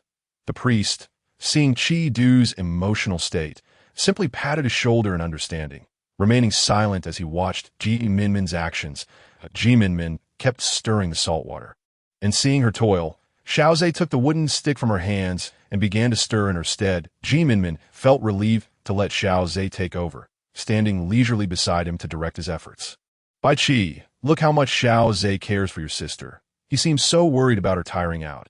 It's truly enviable, Haina whispered as she moved closer to Bai Qi, glancing enviously at Minmin. I treat you well too. Every night I sing for you. Something that others can only envy, Bai Qi retorted playfully, as Haina lightly punched his chest, her face warming as her ears turned slightly red. Hidden beneath her hair, as Xiao Ze continued to stir, more white crystals began to appear at the bottom of the stone pot. Gradually, the water level decreased, and just as it was about to dry up, Minmin extinguished the fire and instructed Xiao Ze to keep stirring until all the water evaporated. Everyone gathered around to observe the salt, and ultimately, Minmin took some and handed it to them. Try it and see if it's salt. Chidu, trembling, cautiously pinched a bit of salt and solemnly placed it in his mouth. The salty flavor was distinct, the salt pure and without grit, far superior to that which the tribe had previously exchanged with others. It is indeed salt, and this salt is exceptionally fine, much better than before. Father, wouldn't you agree? Yes, good. This is truly wonderful. Minmin, I cannot thank you enough. I represent the tribe in expressing our gratitude to you. Hearing the Great Chief's words made Minmin feel quite bashful. Since the process is clear, and everyone knows how to do it. The great chief should entrust this task to those he trusts. Minmin's reasoning was sound. While the other tribes remained oblivious, they should quietly develop their resources. Even if other tribes attacked later, they could catch them off guard. The great chief pondered this and found merit in Bai Chi's perspective. Great chief, since Bai Chi has expressed this, let him handle these matters from now on. Since the high priest has spoken, you should carry out this task diligently and also bring those people to practice near the salt lake. Yes, I will do my best. Bai Chi nodded earnestly. Minmin observed her brother garnering such respect from the great chief and the priest, believing that her brother would surely rise to great heights. Xiao Ze walked to Minmin's side, and she turned to him with a radiant smile, finding his presence so comforting. Years later, when Xiao Ze reminisced with his grandson, he would still recall Minmin's enchanting smile from that moment. Once the tasks were completed, Minmin took Xiao Ze's hand and headed home, with Xiao Ze following closely behind, cherishing the warmth of her delicate hand, the sensation spreading throughout his body, reaching deep into his heart. Upon returning to their dwelling, Minmin suddenly remembered the rice she had found that day had not yet been dried. She released Xiao Ze's hand and hurriedly ran to the backpack. The sudden loss of warmth left Xiao Ze feeling somewhat dejected. After being companions for so long, their most intimate gesture was merely holding hands, and he was reluctant to let go after such a close moment, only to find it ended so abruptly. Xiao Ze, come quickly. This is another treasure I found today. Minmin's voice called from inside the house, dispelling Xiao Ze's earlier gloom. Replacing was a smile that brightened his face. Upon entering, he saw Minmin looking for a place to dry the rice she held. Can this be eaten? Minmin, this doesn't taste good at all. Are you saying you know where to find this? Yes, quite a bit of it. But what use does it have if it doesn't taste good? Xiao Ze, take me there. I'll prepare it for you to taste. How about that? Minmin tugged at Xiao Ze's hand, shaking it playfully, her voice sweet and coaxing. All right, Xiao Ze sighed, watching her antics with affectionate indulgence. Thank you. Xiao Ze, you're truly wonderful. Minmin tiptoed to peck Xiao Ze on the cheek before excitedly rushing over to separate the grain from the rice she had collected. Xiao Ze, taken aback by the kiss, stood in a daze, his heart racing and his ears burning. When bedtime arrived, Minmin fell asleep almost instantly in her cozy nook, while Xiao Ze tossed and turned, unable to find rest. Eventually, he quietly slipped out of bed to lie beside Minmin, carefully tracing her features with his gaze, her delicate willow leaf eyebrows, long eyelashes fanning like a small fan beneath her eyelids, a petite nose, and her cherry lips that revealed charming dimples when she smiled. All of these made her seem like a piece of buried jade, slowly revealing her luster, if her complexion fully healed. Would she attract even more males? Xiao Ze dared not dwell on such thoughts, yearning to hold her tightly, yet fearing to wake her. Gently, he wrapped her in his embrace, inhaling her scent before slowly releasing her. Placing a tender kiss on her forehead and reluctantly returning to his own bed, his eyes fixed on Minmin, desire bubbling within. The next morning, as daylight broke, Minmin awoke to find that Xiao Ze had already set out her drying items on the rack and prepared breakfast. After they finished their meal, the females who had gathered wild vegetables the previous day came to find Minmin, but preoccupied with thoughts of the rice, she politely declined their company. Xiao Ze, let's south visit the place where you saw the rice today. I can hardly wait. Once the females had wandered off, Minmin urged Xiao Ze to set out. Xiao Ze, now able to walk without issue as long as he avoided vigorous activity, resignedly prepared some water and led Minmin in another direction. As they walked, Minmin kept an eye out for medicinal herbs to collect along the way. Isnt that Scutularia, Huangqin, also known as Shantigen or Tajintia, belongs to the genus Scutularia in the Lamiaceae family and is a perennial herb. Its fleshy, robust rhizome is complemented by thick, leathery leaves, which are lanceolate to linear lanceolate in shape. The racemose inflorescence emerges terminally on the stem and branches, adorned with purple to purplish red or blue corollas. The filaments are flat, the style is elongated, and the floral disc is ring-shaped, while the ovary is brown, giving rise to small, ovoid fruits. This plant's roots are utilized in traditional medicine, possessing a bitter taste and a cold nature, renowned for their ability to clear heat, dry dampness, and stabilized pregnancy. Huangqin thrives in wild, sun-drenched, and relatively arid locations such as mountain tops, slopes, forest edges, and roadside areas.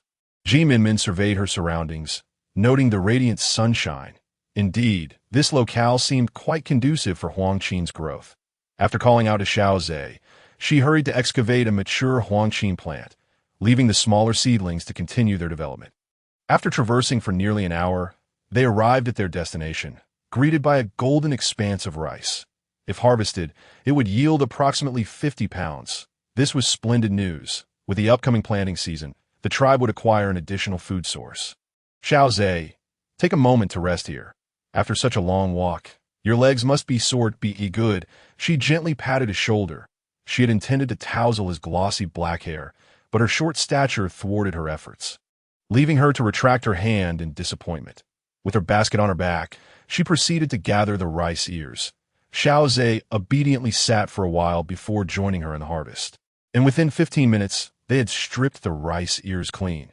Under the shade of a tree, Minmin retrieved a linen cloth to wipe the sweat from Xiao Ze's brow, her own forehead damp with perspiration.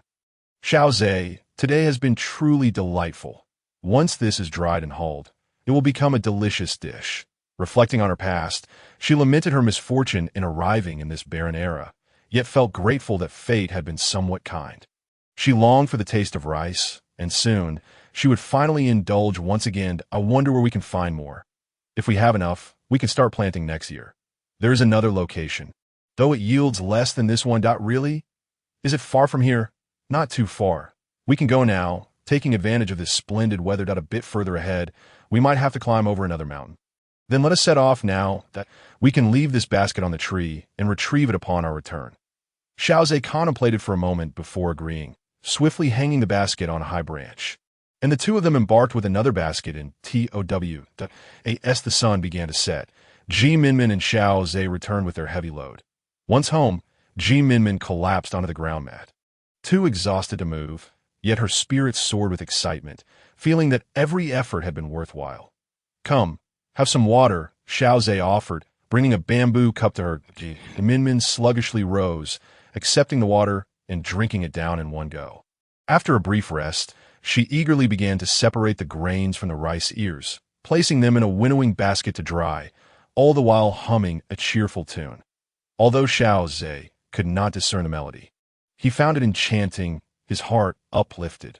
Once their tasks were completed, Minmin prepared the 2 fish left over from yesterday, having neglected to check on Xiao for several days and concerned for her well-being.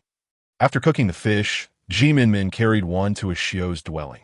However, after knocking for an extended period with no response, she grew anxious and forcefully pushed the door open. Xiao lay in bed, breathing rapidly. Her complexion flushed. Minmin felt her forehead, discovering it was burning hot.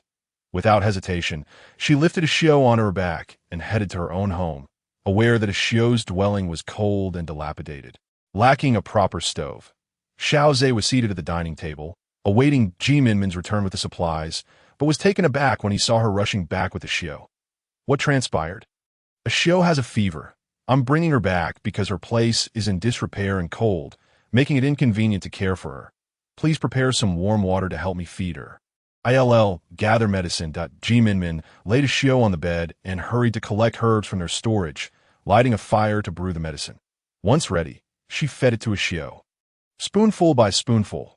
Xiao Ze, can you heat some water for me? I need to wipe Xiao down. Xiao Ze obliged, and went to stoke the fire. By the time everything was prepared, the food on the stone table had grown cold. Minmin glanced at Xiao Ze with a hint of guilt. I'm sorry, Xiao Ze, for making you wait without food. Minmin, there is no need for apologies. I simply hope you remember to eat on time. Indeed, I promise there won't be a next time. Now, let us warm up the food and eat. After they had filled their bellies, Minmin remembered the fish she had intended for Xiao. Feeling slightly embarrassed, I forgot to bring back the fish for AXIU. It's nothing. I already went over there earlier and closed her door as well. That night, when it came time for bed, an awkward situation arose as Xiao occupied Xiao Ze's bed. Would the two of them be forced to share a bed? Minmin pondered if she should sleep in the firewood room for the night. Sensing her discomfort, Xiao Ze quickly interjected. That one do. I cannot allow you to sleep in the firewood room, especially since your leg has only just healed. Without a proper bed, you might catch a chill, which would be counterproductive. What then shall we do? Of course, I shall sleep here with you, though we can each have our own blanket." Upon saying this, Minmin felt her cheeks warm slightly, though the dim light made it difficult for Xiao Ze to notice. "Very well, let us sleep then. You go ahead, I'll check on a Xiao." Minmin hurriedly approached a Xiao's bedside, feeling her forehead once more. The heat had subsided. The medicine must have begun to take effect. After wiping away the sweat from a Xiao's brow, Minmin returned to her own mat, where Xiao Ze was already lying down, fast asleep. She exhaled in relief. After 30 years of being single, sharing a bed with a male for the first time felt quite unfamiliar. As she lay down slowly, Minmin had anticipated feeling anxious and unable to sleep, yet before long, her eyelids grew heavy, and she let out a delicate yawn before drifting into a deep slumber. In the darkness, time passed unmeasured until Xiao Ze awoke, his eyes bright and alert, realizing he had to feign sleep. Turning to observe the sleeping figure beside him, he couldn't help but smile. He had expected to wait much longer for such closeness, yet it had come so swiftly to in her dreams. Minmin shivered slightly and instinctively moved closer to the warmth. Xiao Ze glanced at the small figure nestled against him and gently tucked the blanket around her before succumbing to slumber again. The following morning, when Minmin awoke, she found Xiao Ze's blanket neatly folded where he had slept. Noticing his absence brought her a sense of relief.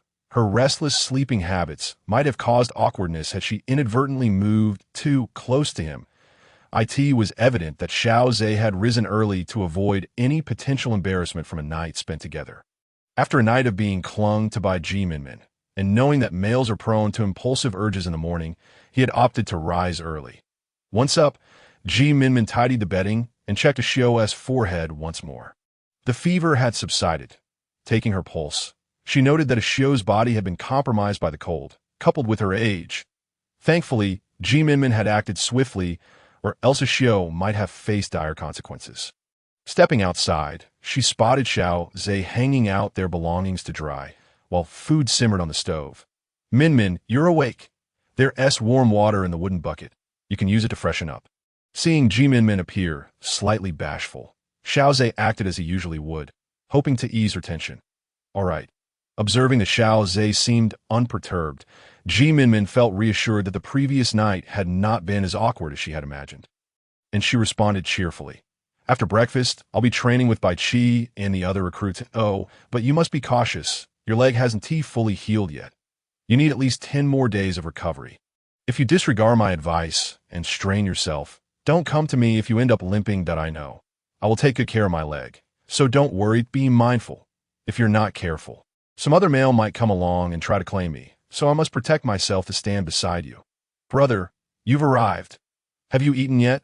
Minmin's keen eyes spotted Bai Qi approaching, who inquired repeatedly. "I have eaten." The tribesmen who visited Minmin 2 days ago have been boasting about the fine things from her home. Now everyone in the tribe mimics Minmin's family, eating with chopsticks and weaving baskets. Among other tasks, that is indeed a fine thing. As long as it is recognized and appreciated by everyone, I see no issue with it. To be by the way, brother, since Xiao Ze is accompanying you, do keep a vigilant eye on him and ensure he does not recklessly use his feet. Otherwise, he may truly end up limping, and I would hold you responsible. That it will take at least 10 days for his feet to heal completely. Understood. Minmin can rest easy. Brother assures you he will not let him misbehave. Good. Thank you, brother. Do take care on your journey. Now, Minmin, we shall take our leave."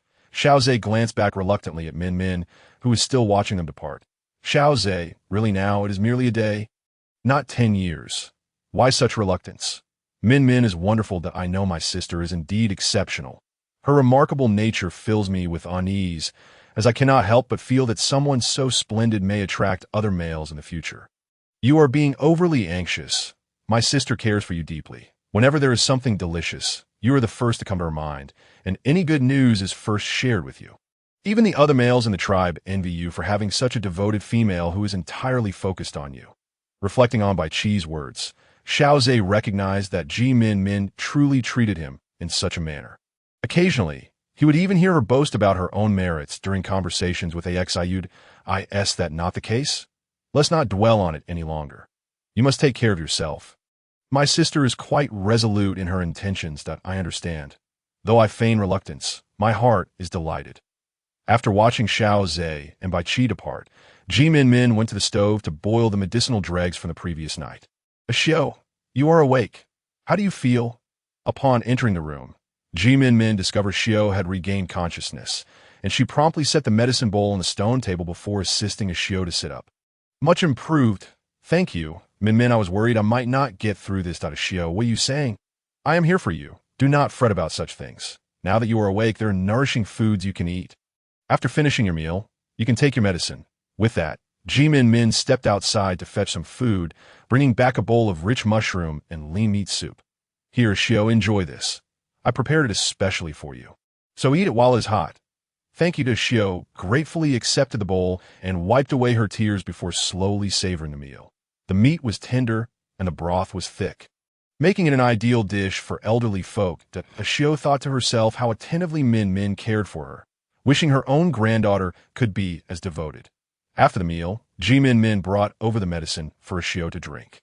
Xiao, rest well and regain your strength. After saying this, she helped Xiao lie back down. For several consecutive days, Minmin tended to Xiao at home, while Xiao Ze's leg healed during this period. One day, seeing that Xiao was feeling better, Minmin stepped outside to take a stroll in the forest, wondering if there were any prey caught in the trap she had set previously. Carrying a basket on her back, she passed through the tribe, where most greeted her warmly. However, Huaxiang, who she had not seen for a long time, turned away without a glance. Minmin had no desire to speak. After all, she had never been a saint, and if others were dismissive towards her, why should she pursue them? Minmin, are you heading to the forest? As she walked, she noticed Haina approaching. Minmin, are you going to the forest? May I accompany you? Certainly, Minmin. Let us go gather wild vegetables. The two walked side by side into the forest, foraging for herbs along the way, with Haina sometimes assisting in the gathering. By the way, sister-in-law, how does the tribe generally care for the elderly? They cannot be properly taken care of. Every tribe is the same, with limited food available, as long as the elderly can find something to eat. They can survive, otherwise there is little that can be done. After all, the tribe must develop, and the survival of adult females and males is paramount, with the young also being of utmost importance. Minmin felt a pang of sorrow upon hearing this. She understood the reality, but struggled to accept it, for these were lives at stake. That if I wish for Xiao to live with me, that should not be a problem, right? Minmin, if you wish to care for Xiao openly, the best way is to establish a familial bond. Establishing a familial bond? Perhaps I should recognize Xiao as my grandmother, but I must first consult Xiao Ze about this. That if I recognize Xiao as my grandmother, is there any specific ceremony to be held? There is no precedent for this, but you could speak with the priest or my father about it. Minmin pondered this and decided not to press further, focusing instead on foraging for wild vegetables and herbs while checking the trap for any caught prey. Arriving at the trap Minmin had set, they found a rabbit had fallen in, uninjured, as it appeared to have narrowly escaped capture. Minmin carefully lifted the rabbit, noting its swollen belly, indicating it was likely pregnant. She gazed into the rabbit's red eyes, feeling a sense of fear, and gently stroked it. Perhaps her tender touch or the rabbit's instinct sensed her kindness, causing it to remain docile in her embrace. Minmin, you are truly lucky. It seems you'll have a grand feast tonight. Haina exclaimed joyfully upon seeing Minmin with the rabbit. This is a female rabbit, and it seems to be carrying babies. I think it would be best to keep it. Haina glanced at the rabbit's belly and nodded in agreement. As evening approached, Bai Qi and Xiao Ze returned, chatting and laughing, though most of the conversation was led by Bai Qi, with Xiao Ze occasionally responding with a smile. Minmin, we are back. Today, brother took good care of Xiao Ze. I feel reassured when brother promises something that I shall take my leave now. I will come by again tomorrow morning. After a day apart from his female, Bai Qi found himself quite eager to return home. Xiao Ze, come here. I have something to show you. After Bai Qi departed, Minmin offered Xiao Ze some water and eagerly pulled him to see the new addition to their household. Look, I found this little creature in the trap I dug today. It trembled in fear upon seeing me, worried I would eat it. I initially intended to do so, but since it is pregnant, I shall take good care of it instead. If you are happy with it, that is all that matters. Xiao Ze replied affectionately, feeling no reason to deny Minmin's request, and even wishing to bring her more wonderful things. Thank you, Xiao Ze. Let the rabbit express its gratitude to my Xiao Ze for allowing it to stay. And we will need to make a little cage for it. Minmin then described the desired design for the cage. And Xiao Ze promptly set to work, skillfully crafting it according to her specifications. Xiao Ze, you are truly amazing. Just by my suggestion, you created something that exactly matches my imagination. It is splendid. Leaning in, she planted a kiss on Xiao Ze's cheek before placing the rabbit in its freshly made abode. Xiao Ze was momentarily taken aback, but quickly regained his composure, his heart blooming with joy. As Minmin sat at the stone table for dinner, she glanced at a Xiao resting on the stone bed, and then at Xiao Ze. Noticing her gaze, Xiao Ze set down his bowl and softly inquired, "What is the matter? I was just contemplating a Xiao's solitary existence. She may face similar hardships in the future, and I wonder how we can address that. If you are so concerned, let a Xiao live with us." "Really? Xiao Ze? That would be wonderful. I've been close to a Xiao since childhood. She's like family to me. How about I acknowledge her as my grandmother?" Upon hearing this, Xiao Ze realized that Minmin had long harbored such thoughts, but had hesitated to express them for fear of his disapproval. "Whatever you wish to pursue, I will support you wholeheartedly. Thank you, Xiao Ze. You are truly wonderful." Upon hearing this, Minmin felt a swell of emotion. This male was so kind that she felt compelled to reciprocate his kindness. "Tomorrow, we shall inform a chief. Though there is no precedent, it is still important to mention it." "Very well, then let us rest early tonight so we can set out first thing in the morning." In recent days, as they shared the same bed, Minmin found herself less anxious than at the outset.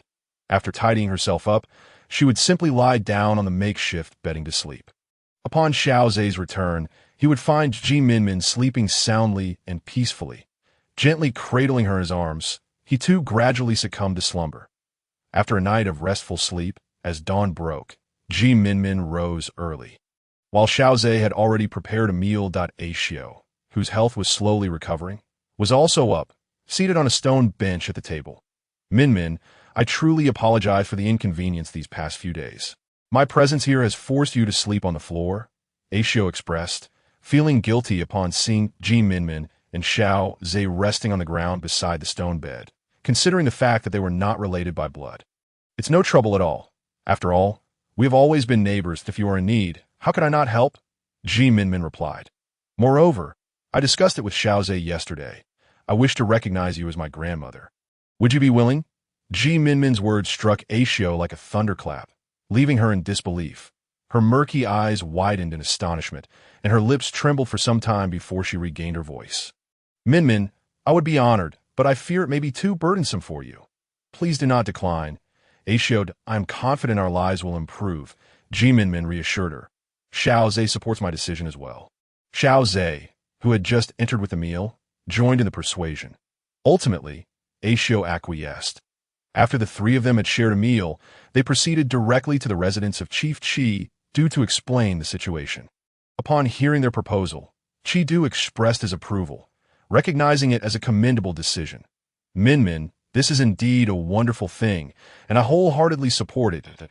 If only everyone in our tribe were as selfless as you," Qi Du remarked, though he also understood that everyone was struggling to manage their own affairs, leaving little capacity to care for those outside their immediate family. With the chief's consent, Minmin filled a cup with water and assisted Xiao to sit properly. "Grandmother Xiao, this water is offered to you by your granddaughter, Minmin.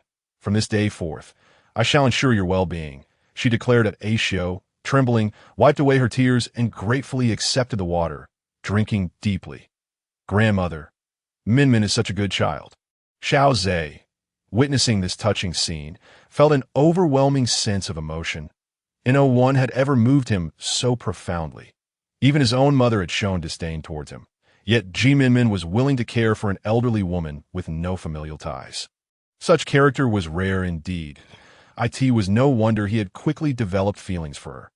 After accepting Xiao as her grandmother, Minmin took her back to their original dwelling to gather her belongings. "Minmin, grandmother can stay right here. You don't have enough rooms at your place. Aishio insisted, we can make more rooms. Tomorrow I'll have Xiao Ze and Bai Qi chop down trees to build additional space. Besides, I cannot leave you here alone while you are still recovering, Minmin countered. Grandmother should come with me. It would be illogical to recognize you as my grandmother and then return to my former residence. How would others perceive Minmin? Xiao Ze chimed in, though inwardly he thought it would be better for Aishio to stay, lest Minmin end up sleeping alone. Upon returning to their abode, Bai Qi was already waiting there. When he heard Xiao Ze's words, he respectfully addressed Aishio as grandmother, for one must honor the grandmother recognized by one's sister. Just as Minmin was about to step out to catch some fish from the river, she saw Qina approaching with a somewhat pale complexion. Sister-in-law, what troubles you? Oh, it's nothing. Last night, your brother was rather unruly, and I didn't rest well, Qina replied somewhat sheepishly. Indeed, last night Bai Qi had been quite the entertainer, flipping pancakes throughout the night, while she woke up with aches in her back. It seems your brother and sister-in-law share a wonderful relationship. I can't help but feel envious, Minmin teased, that I see many who envy you. Your Xiao Ze caters to your every whim, that he never glances at other females and keeps his distance from them. But the moment he sees you, he softens. Even while eating, his gaze is solely on you, and his conversations with your brother revolve around you. Qina remarked. Minmin felt a blush creeping upon her as she recognized the truth in Qina's words. Xiao Ze was indeed exceptionally kind to her, almost to the point where she felt like his one and only. Yet, unbeknownst to her, the reality was that Xiao Ze's true mate was a female he had rescued. Speaking of the unfolding narrative, it dawned on her that Qina was likely nearing pregnancy. She recalled from the story that after Qina became pregnant, during the winter when everyone was less occupied, Bai Qi took her back to his father's tribe. Upon their unexpected arrival, Bai Qi's uncle mistook him for a threat to his chiefdom and attempted to poison him. However, Bai Qi had anticipated such treachery, and though he escaped unharmed, Qina was not so fortunate. The poison led to the loss of her unborn child, leaving her heartbroken, while Bai Qi was consumed with guilt for returning. In his quest for vengeance for their lost child, he ousted his uncle from power. After doing so, Bai Qi discovered his uncle's cruelty, as he had been exploiting the tribe's members to amass wealth. Once in power, Bai Qi enacted benevolent policies, gaining the trust and respect of the tribe. It appeared that the narrative was about to reveal Qina's pregnancy, and to ensure the safe birth of her child, Minmin resolved to create some antidotes or tonics. While she may not possess the power to prevent the story's events, she hoped to mitigate the harm as much as possible. Indeed, I am someone who inspires envy in my sister-in-law. Those who envy me, come along. Today, I plan to venture to the other side of the mountain, where I caught several fish last time that I wish to see if there are any now. I have brought a wooden bucket to store some fish for drying. Sounds splendid. I was hoping to accompany you to gather wild vegetables or other items. Qina replied. The two of them, with their baskets on their backs, made their way toward the forest. Upon reaching the river, Minmin set up a simple fishing net as she had done previously. Shall we go, sister-in-law? Is this sufficient, Minmin? Yes, let's first explore the opposite slope for anything we can forage. Once a good portion of time has passed, we can return to check for fish, Minmin suggested. Qina pondered this and agreed.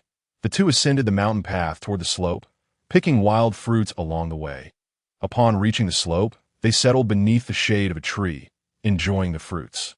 As a gentle breeze lulled them into a sense of tranquility, suddenly, a plant in the distance caught Minmin's eye. By the way, sister-in-law, you and my brother have been mates for over a month now. Haven't you? About that long, yes. Why do you ask? Perhaps you might be carrying a child. Minmin speculated. A child? I sincerely hope so, Qina replied, caressing her abdomen, yearning for a child with Bai Qi, believing it would bring fulfillment to her life. Minmin, seated on the grass, looked around and noticed a plant growing on the slope, adorned with yellow or pale yellow flowers and leaves resembling feathery clusters. Some pods with thin membranes appeared slightly swollen. Rushing over, she examined the plant closely and exclaimed, Astragalus. It's astragalus. Known as Huangqi, its roots are medicinal, capable of enhancing vitality, detoxifying, diuretic properties, and promoting healing. It is used for conditions such as fatigue, chronic diarrhea, excessive sweating edema, uterine prolapse, chronic nephritis with proteinuria, diabetes, and wounds that refuse to heal. In modern times, it is considered a great tonic for pregnancy. A timely discovery indeed. Minmin retrieved her bone knife to dig out the astragalus roots, collecting the seeds to see if they could be cultivated. Minmin, is this a medicinal herb? You seem to find such excitement in discovering herbs, as if you've found a treasure. Indeed, this is a true treasure. A life-saving one, she replied. Noticing more astragalus ready for harvesting on the slope, Minmin did not let any slip by. For the newly sprouted shoots, she carefully filled the soil back in, allowing them to continue growing. By the time Minmin finished gathering the astragalus, Haina returned with a handful of fruits. The two individuals took a brief respite before they made their way along the mountain path towards the river. Sister-in-law, please stay here and don't move. I will check if I caught any fish, called out Minmin as she approached the spot where she had just set the fishing net. Carefully tugging it to pull it ashore, to her astonishment, there were numerous fish of various sizes. Over a dozen in total. Haina could hardly believe her eyes. A simple fishing net woven from vines had yielded such a bountiful catch. Sister-in-law, stop standing there idly and help me gather the fish into this bucket. Minmin poured some water into a wooden bucket and began to scoop the fish from the bank into it. Minmin, today has been a day of abundant harvest. It seems we shall feast tonight, Haina remarked while assisting in the task, her memory still fresh of the delightful taste of the fish from their last catch. Indeed, sister-in-law, why not join us for dinner at our home tonight? After all, you helped me catch these fish, and I assure you, there will be plenty. That sounds splendid. I truly enjoy Minmin's culinary skills. Every meal I have at your place is utterly delicious, leaving me yearning for more. Minmin, you might just conquer my appetite.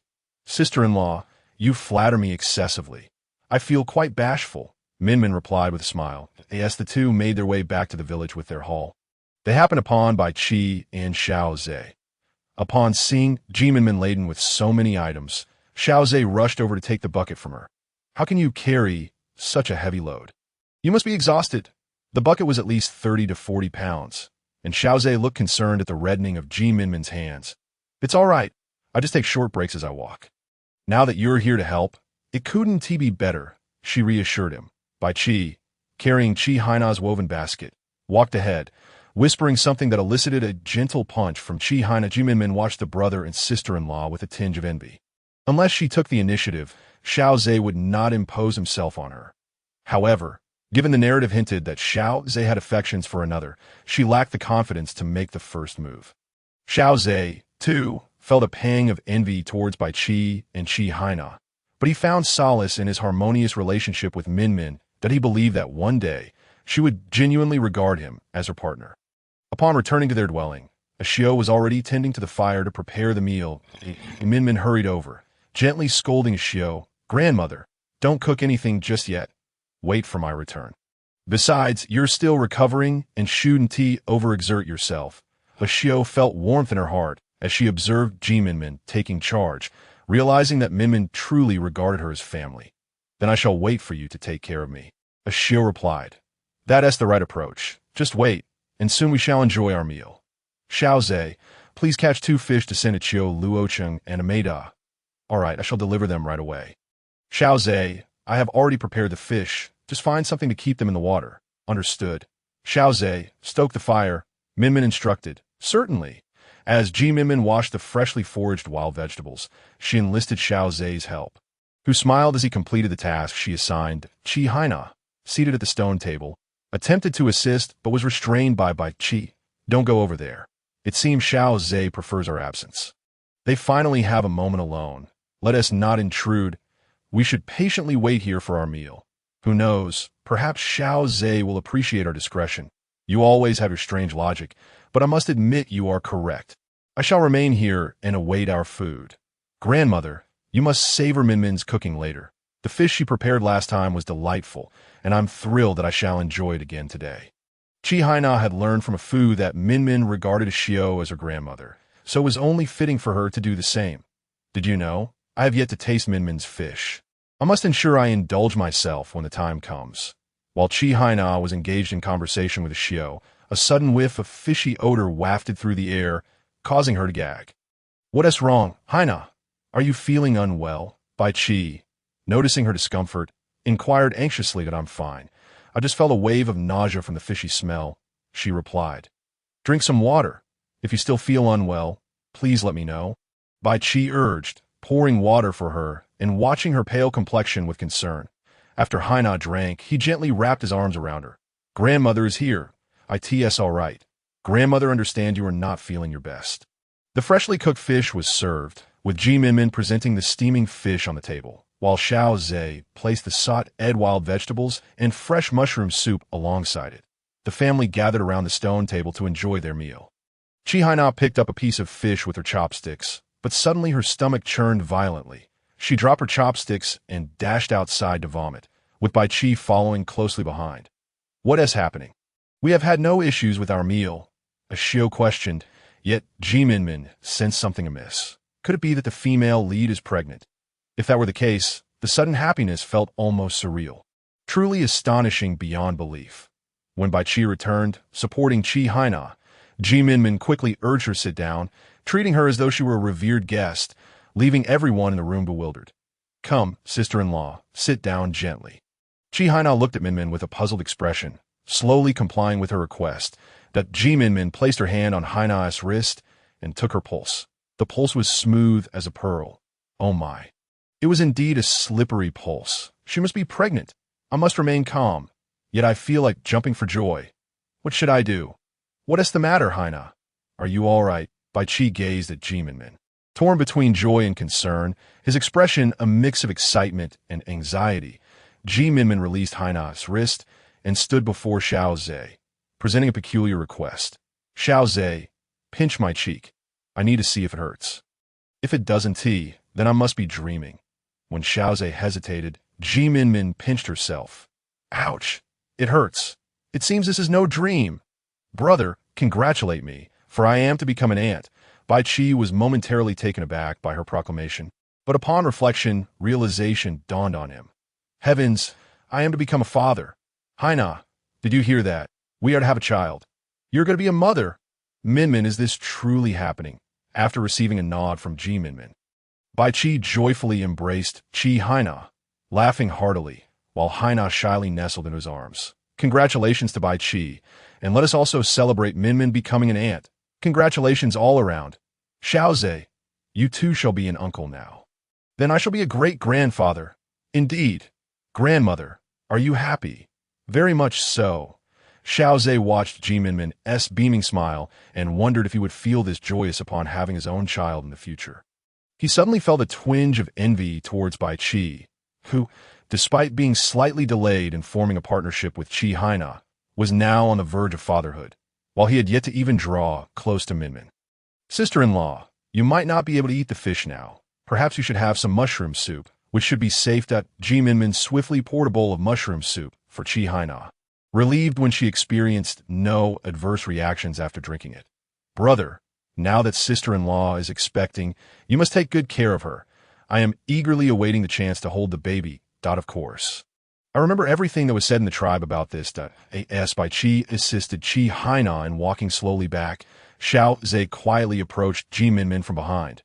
Minmin really adores children. Of course, infants are simply adorable. Who wouldn't he love them? Just think of their rosy cheeks, innocent smiles, and tiny little bodies, babbling in their own way. That I truly cherish the thought of having a child like that.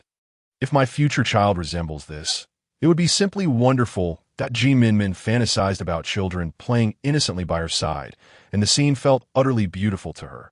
While her current imaginings were delightful, she would soon come to realize that a child could be both an angel and a devil. The news of Kahana's pregnancy spread throughout the entire tribe, for a child was regarded as the hope of the community. Every day, Bai Qi would escort Kahana to Minmin, fearing that she might encounter some mishap alone. Upon hearing of Kahana's pregnancy, Huashu felt a pang of sadness. After all, he had harbored affection for her for quite some time. Yet she had become Bai Qi's mate. Though Huashu secretly wished to be her partner, even if not as the primary mate, Kahana had declined his advances. What could he do, feeling so unwilling to accept this fate? Huashu, come with me to hunt in the forest. The weather is getting colder, and we must prepare more supplies. All right. Huakong and Huashu made their way toward the forest. Huashu, you should let go of Haina and seek another female. I think the neighboring Xinya would be quite suitable. Afu, I can understand. The father and son gradually disappeared into the depths of the forest. As time quietly passed, after a few days of drying, the rice grains Minmin had gathered were finally ready. She had been pondering how to remove the husk from the rice. And in this place without electricity, she felt utterly at a loss that, oh, a pestle, just like the one I use for grinding medicine. I wonder if it will work, she mused. With that thought, Minmin found a wooden stick about the size of her forearm. With one end slightly pointed, she placed a handful of rice grains into a stone bowl and began to pound them with her hand. It worked somewhat, but her hand grew sore quickly. Just as she rubbed her arm and prepared to continue, Xiao Ze returned. Minmin, what are you doing? Didn't I mention before? This is food, but it needs to have its husk removed. I'm currently pounding it, although my hand is a bit sore. Xiao Ze glanced at the stone bowl and the wooden stick before trying it himself. Let me do it. Xiao Ze, if only there were an item that could accomplish this task directly. That way, even in your absence, I could manage it myself. For now, I'll help you finish this, and I'll ponder how to do it better later. Perhaps by then I might even create something. That would be splendid. I'm quite looking forward to that day. By the way, should we let the great chief and the priest try this? It might be something we could promote in our tribe. Even if hunting ceases, we would still have food to sustain us. Minmin paused before continuing. Look, the males who hunt, like you, some have already perished at the jaws of their prey, while others have lost limbs, even if they survive. They feel like burdens, just like my grandmother, who has lost both her mate and her child, living alone until now. Such a thought is truly lamentable. A.S. Xiao Ze pounded the rice. He couldn't help but reflect on how fortunate he was to have met her. She not only accepted the possibility of him becoming a cripple, but also tended to his wounds and brought him food to nourish his body. How fortunate he was to encounter such a remarkable female. He resolved to discuss the objects she mentioned with Bai Qi and Xiao Luocheng, hoping to surprise her with a successful creation. Once Xiao Ze finished pounding the small batch of rice, Minmin used a winnowing basket to remove the husks. When Xiao Ze helped her finish preparing the rice, Minmin gazed at it, though it lacked the pristine whiteness of the rice from her previous life. Tears of joy nearly brimmed in her eyes. Having spent nearly 3 months in this beastly realm, this was Minmin's first encounter with rice. Previously, she had never considered rice to be of great significance. Now, it felt incredibly precious. Let's invite the great chief Chidu and the priest to taste this, Xiao Ze suggested, holding the rice they had pounded the day before. If this is successful, it would be a monumental achievement. Yes, I will prepare for tonight. Just remember to inform them to facilitate the large-scale cultivation of rice. Minmin had invited Chidu and the priest, for they were the leaders of the tribe, as evening approached. Minmin prepared dishes such as cured meat and fish for the feast, eagerly anticipating the meal. Carefully, she placed the rice into a pot to wash and then set it to steam. Before long, the invited priest and the great chief arrived, with Bai Qi leading Haina from the other side. Minmin, why did you call us here today? You'll see shortly. How have you been, priest? Good. Always with a smile. By the way, I heard about your recent deeds. You saved a pregnant female, rescued someone from the Haina tribe, and now you've diagnosed that Haina is also expecting. Truly impressive. I only learned a few things from my father. Speaking of your father, he is an extraordinary priest. It's a pity I couldn't fully grasp all he taught. You are also quite remarkable. All right, you should wrap up your conversation. Let's take our seats. It's time to eat. Upon seeing Minmin engaged in a lively conversation with the priest, Xiao Ze felt a twinge of discomfort, but concealed it.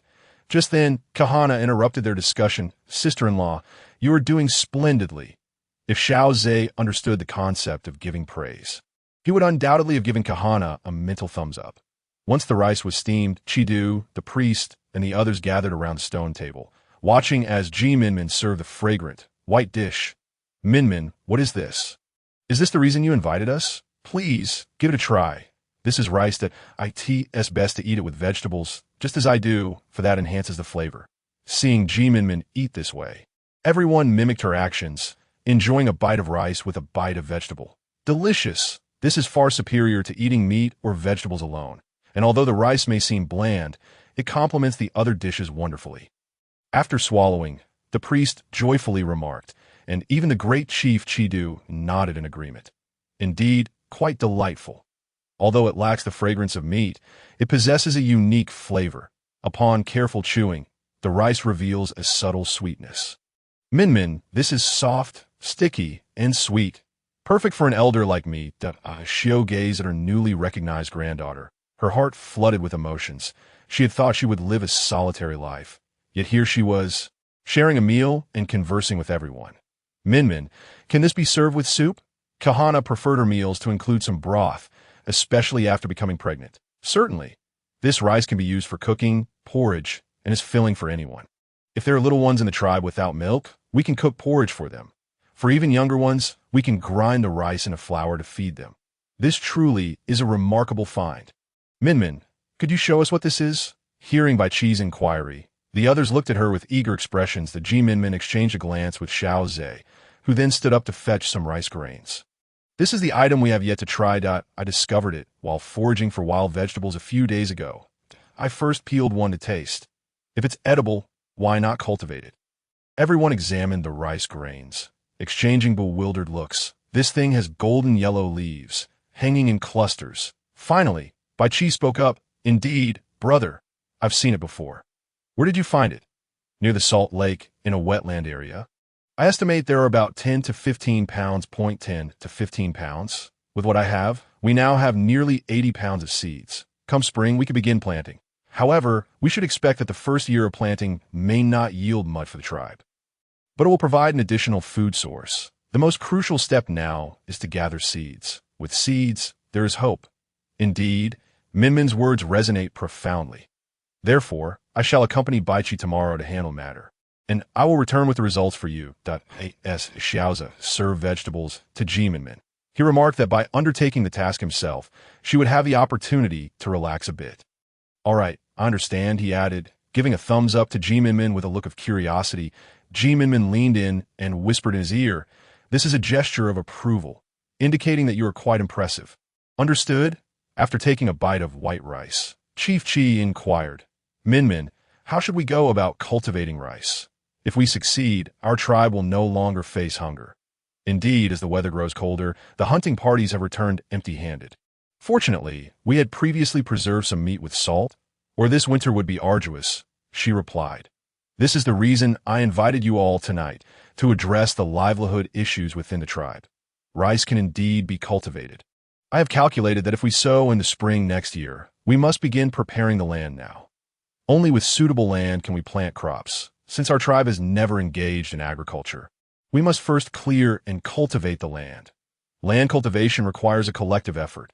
Alternatively, families can decide how much land to cultivate, with the land they clear becoming their own, as everything is currently privately owned. If land is privately held, the tribe's people will be motivated to cultivate it, as failing to do so may lead to scarcity. However, there must be a unified plan for the cultivation area, ensuring pathways between plots for ease of access.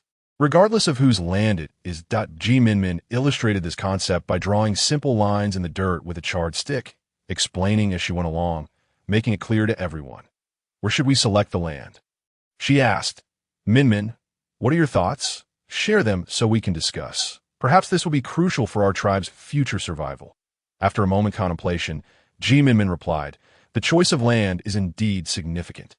I have noticed that rice typically thrives in moist areas or near rivers. Therefore, I wonder if this plant requires ample water. Bai Chi and Xiao Ze pondered her words thoughtfully, regardless of whether it can only be planted in wet areas. Our tribe must experiment to discover the proper cultivation techniques, Xiao Ze asserted. Exactly. What I, Xiao Ze, express is precisely what I wish to convey. Minmin, do you have anything else to add? Chief Chi continued, if that is the case. Our tribe's more suitable land with rivers and flat terrain lies in the back mountains.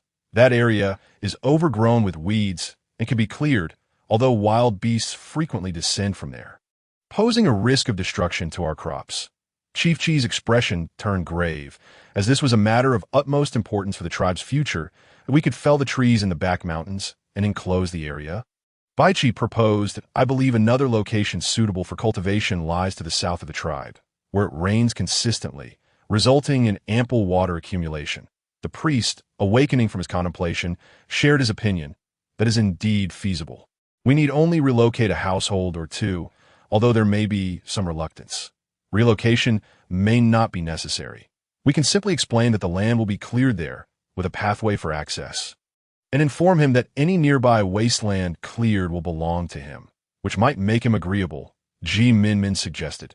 Observing the spirited discussion among the males, Minmin felt a swell of happiness. Knowing her ideas were wholeheartedly embraced, when she first traversed into this world, her sole intention was to cling to the strong for survival. However, as time passed and she witnessed more, she began to ponder how she might utilize her knowledge from the past to transform this impoverished and backward realm. The genuine smiles on their faces as she alleviated their worries brought her immense joy.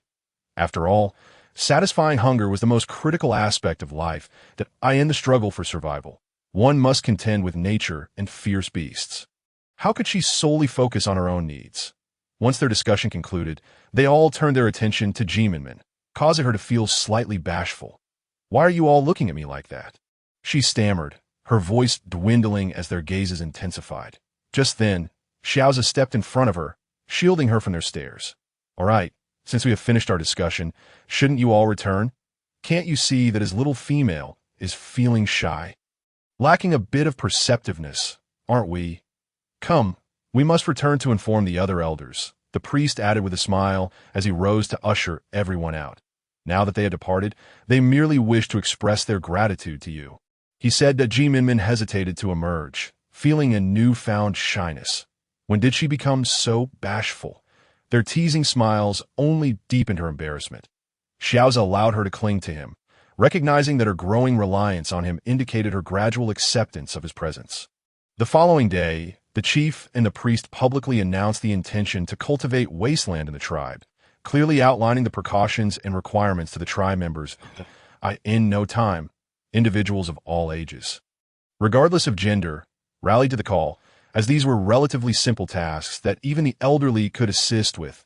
The attitude of both young males and females towards their elderly parents had notably softened. Minmin was pleasantly surprised by this outcome. Currently, she and Xiao were busy clearing nearby wasteland, which could be utilized for planting vegetables. "Minmin, have you heard? Recently, due to the wasteland cultivation initiative, Huaxiang has been quite determined to compete with you. Rising before dawn to work on the land in just 4 to 5 days, she has cleared quite a substantial area," Amida remarked, drawing a large circle in front of her chest while working alongside Minmin and Haina. Since moving to the Danshan tribe with Xiao Chun, Amida had experienced great joy each day. Meeting Minmin and Haina revealed to her that females could lead vibrant lives, unlike the females of the Canaan tribe she had known, who merely adorned themselves to attract more males and were often ridiculed for having only Xiao Chun as their mate, provoking resentment from other males. "Yesterday, I saw her too. I don't understand why she acts that way."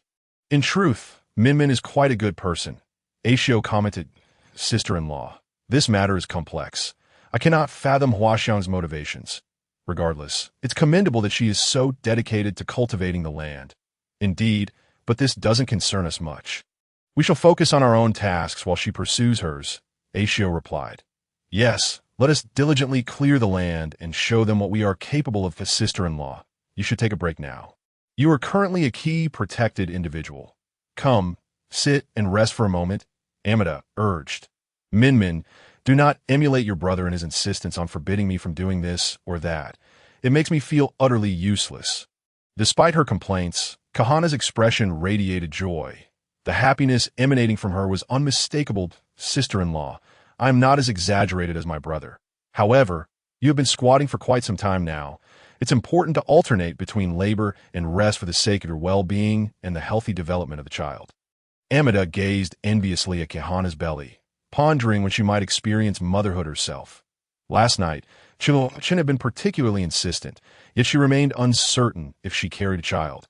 She hoped that the beast god would bless her with a successful pregnancy. "Haina, what does it feel like to be expecting a child?" Amida quietly inquired as she approached Anna. "The tea first. I felt immense joy upon learning the news, yet Baichi's strictness can be somewhat stifling.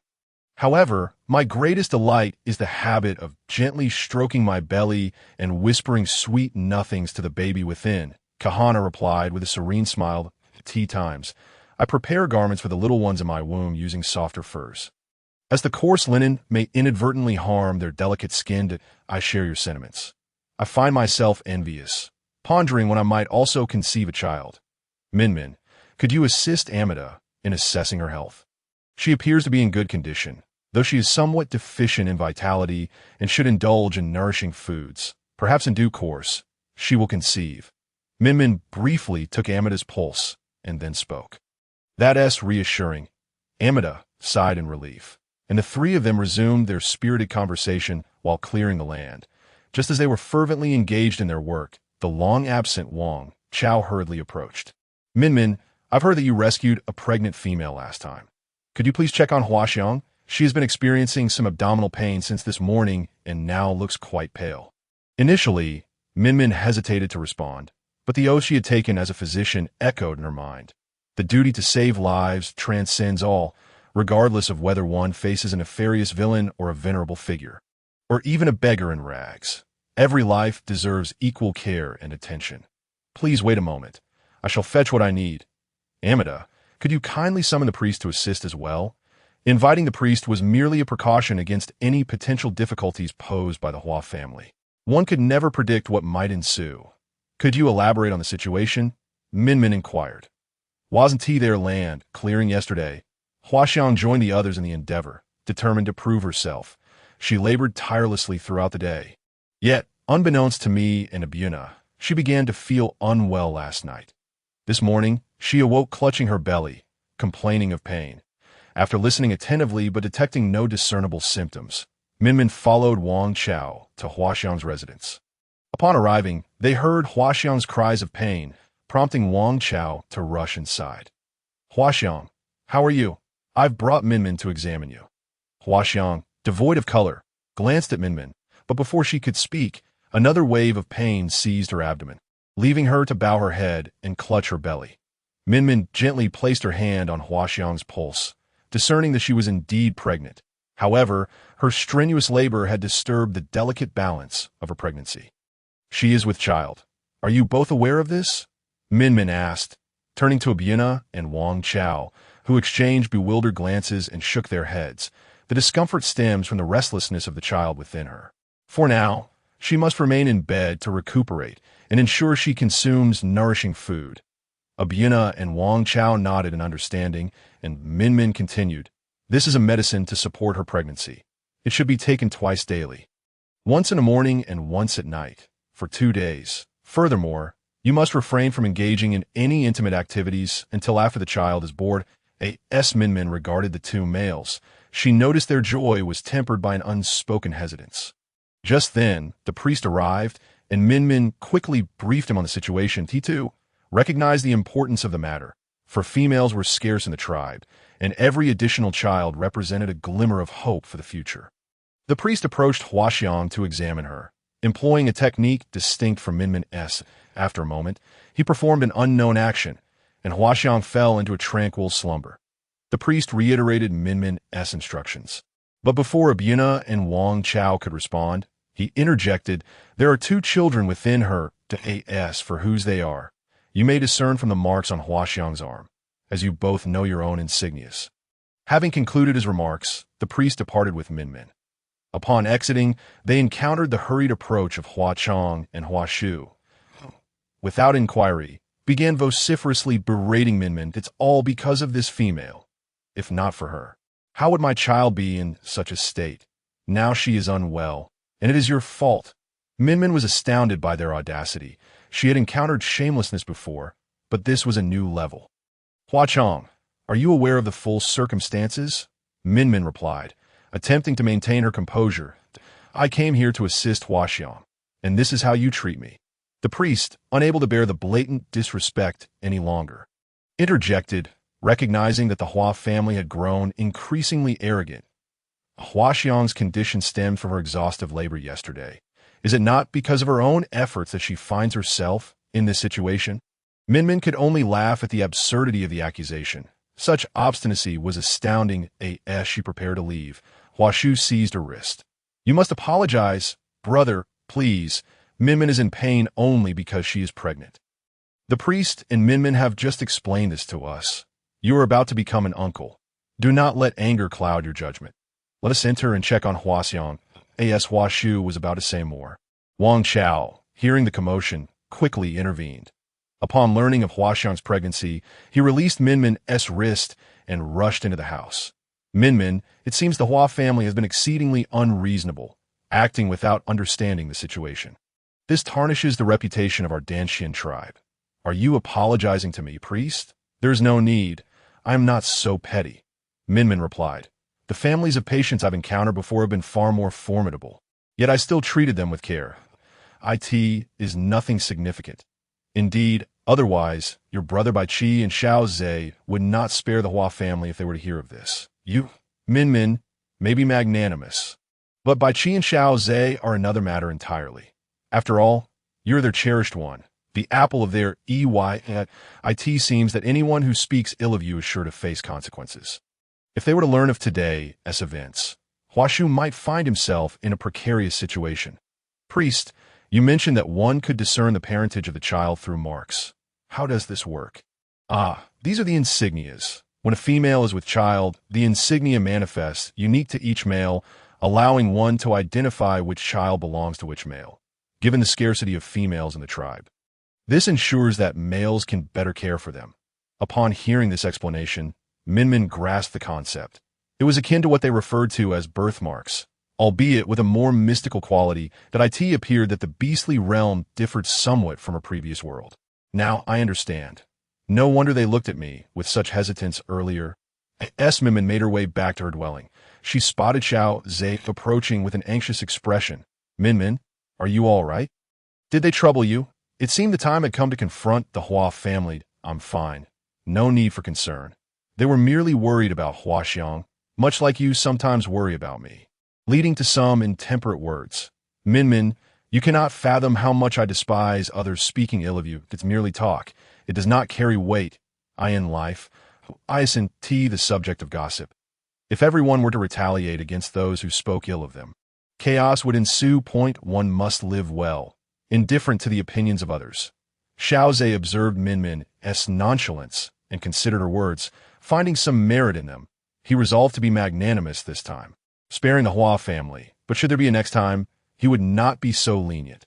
After Minmin had attended to Huaxiang, she turned her focus elsewhere, spending her days busily gathering herbs or searching for new food sources.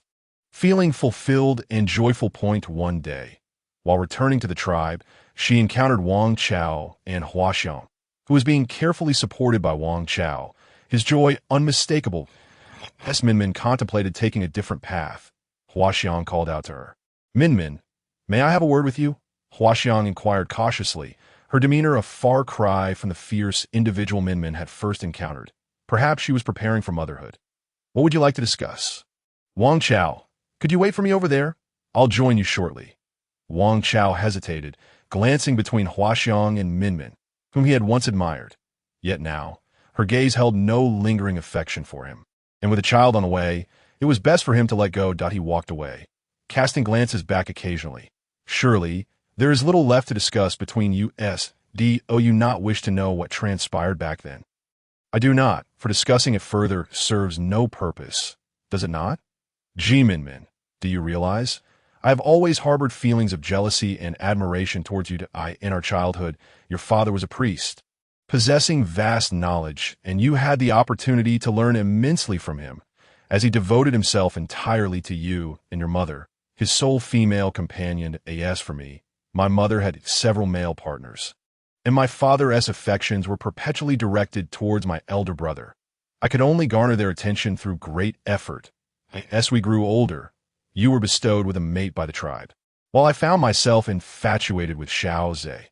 Despite my relentless attempts to win his favor, my efforts proved futile. In my frustration, I resorted to enticing Wang Chao, yet Xiao Ze remained indifferent. Following his injury, which left him possibly limping, I believed he would come to rely on me, but his gaze toward me remained as frigid as ever. Thus, I sought to exchange partners, thinking that by doing so, Xiao Ze would seek me out, yet he still did not. You are aware of what occurred thereafter. I truly envied you and admired you, but now, as I carry a child, I feel a significant difference between us. Therefore, I wish to express my apologies for my past actions that I am truly sorry. Having uttered these words, Huaxiang leisurely made her way to the spot where Wang Chao awaited her. Minmin was taken aback to realize that Xiao Ze was still aware of the events from the past. But why was he still willing to exchange partners? It was apparent to any observer that Huaxiang was stunningly beautiful, while Minmin was rather plain, yet Xiao Ze seemed content, just as Minmin grappled with this conundrum. The recently returned Xiao Ze approached her, intending to take her burden. Unexpectedly, Minmin spun around and slapped him across the face, the sound echoing sharply, leaving Xiao Ze momentarily stunned, while Bai Qi and Xiao Luocheng, who followed behind, bore expressions of utter disbelief. You scoundrel. Only when Minmin recognized that it was Xiao Ze standing behind her did she realize her error. I am sorry, Xiao Ze, and I was lost in thought. And when someone touched my belongings, I assumed it was a scoundrel, so I did not mean to. Yet, Xiao Ze stood there, motionless, his expression a mixture of grievance and shock, before he turned and walked away, leaving Minmin alone. Brother, we should head back now, Minmin hurriedly called after Xiao Ze.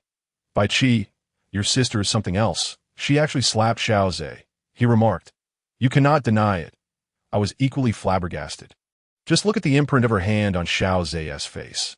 It must hurt terribly. Bai Qi maintained a look of schadenfreude, but aren't you worried that Xiao Ze might retaliate against her sister? Among partners, squabbles are commonplace. What is there to fear? However, we could certainly stir up some trouble for Xiao Ze tomorrow. Xiao Luocheng, observing Bai Qi's mischievous expression, shook his head in resignation, pondering the folly of befriending such a person. Yet he too felt a peculiar anticipation for the morrow. Was it truly the case that one reflects their company? Or perhaps he too was simply one who relished in the misfortunes of others.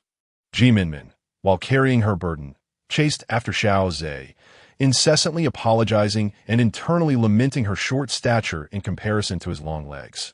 Yet, Xiao Ze showed no sign of stopping as he walked ahead. It was not until they neared their dwelling that Minmin finally caught up to him. Xiao Ze, please do not be angry that I truly did not mean it. I genuinely did not know it was you. If it would make you feel better, you could hit me back, she implored. Xiao Ze, I realize my mistake. Would you forgive me? Xiao Ze, perhaps you could strike me, or I shall do anything you desire. Upon hearing this, Xiao Ze halted, turning to gaze at Minmin, the imprint of her hand stark against his cheek, his eyes filled with a chilling intensity that seemed to pierce through her very soul. You would do anything I wish. There was a dangerous undertone in his words, yet Minmin, desperate to mend things, remained blissfully unaware, nodding eagerly. Anything at all? Xiao Ze pressed further, his gaze laden with meaning. Indeed, anything as long as you cease to be upset. Then come inside with me. With that, Xiao Ze turned, his eyes dark and inscrutable, leaving Minmin no choice but to follow him eagerly into the room. With a resounding thud, the door closed behind them.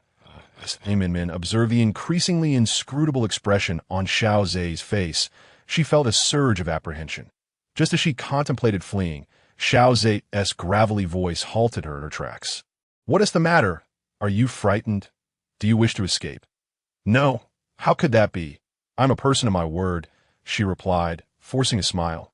Then, my current demand is for you to kiss me. Their relationship had remained stagnant, while Minmin's beauty gradually returned, causing Xiao Ze to feel a sense of urgency. This was a rare opportunity he could not afford to squander. What? Minmin questioned. Doubting her ears, kissing him seemed an insurmountable task. Yet Xiao Ze's expression suggested otherwise. With a swift motion, she pressed her lips against his cheek, preparing to retreat when Xiao Ze's voice rang out. Such a lackluster display of sincerity suggests you do not genuinely wish to apologize. Minmin bristled at his words and, rising on her toes, planted a firm kiss on his lips, just as she intended to pull away. Xiao Ze grasped the back of her head, drawing her into a fervent kiss that left her breathless. When Xiao Ze finally released her, Minmin's lips were swollen and tender. Do you remember? Should there be a next time, it will not be so simple to earn my forgiveness. That Minmin nodded, still in a daze, as Xiao Ze playfully tapped her nose before stepping out, bearing the mark of her slap as he headed to the kitchen to prepare food. As Minmin emerged from her stupor, The realization of what had just transpired washed over her. My word. I truly kissed Xiao Ze. No, it was more accurate to say that he forcefully kissed me. How infuriating. Yet the sensation lingered, leaving her flushed and her heart racing. After Xiao Ze finished cooking, Minmin hesitated to face him, yet she knew her grandmother would worry if she remained hidden, forcing her to emerge slowly. Minmin, why are your lips swollen, and why does Xiao Ze's face appear a bit flushed as well? Grandmother, I accidentally bit my lip earlier. It's nothing a bit of ointment, one tea fix. Here, have some vegetables. I merely swatted my face after a mosquito bit me while cooking. It's inconsequential. Xiao, observing their expressions, discerned that they were not being entirely truthful, yet the matters between partners were often veiled in secrecy.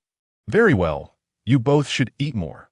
Stealing a glance at the two, Xiao resumed her meal, while Xiao Ze's gaze remained fixed on Minmin's reddened lips, his eyes dark and inscrutable.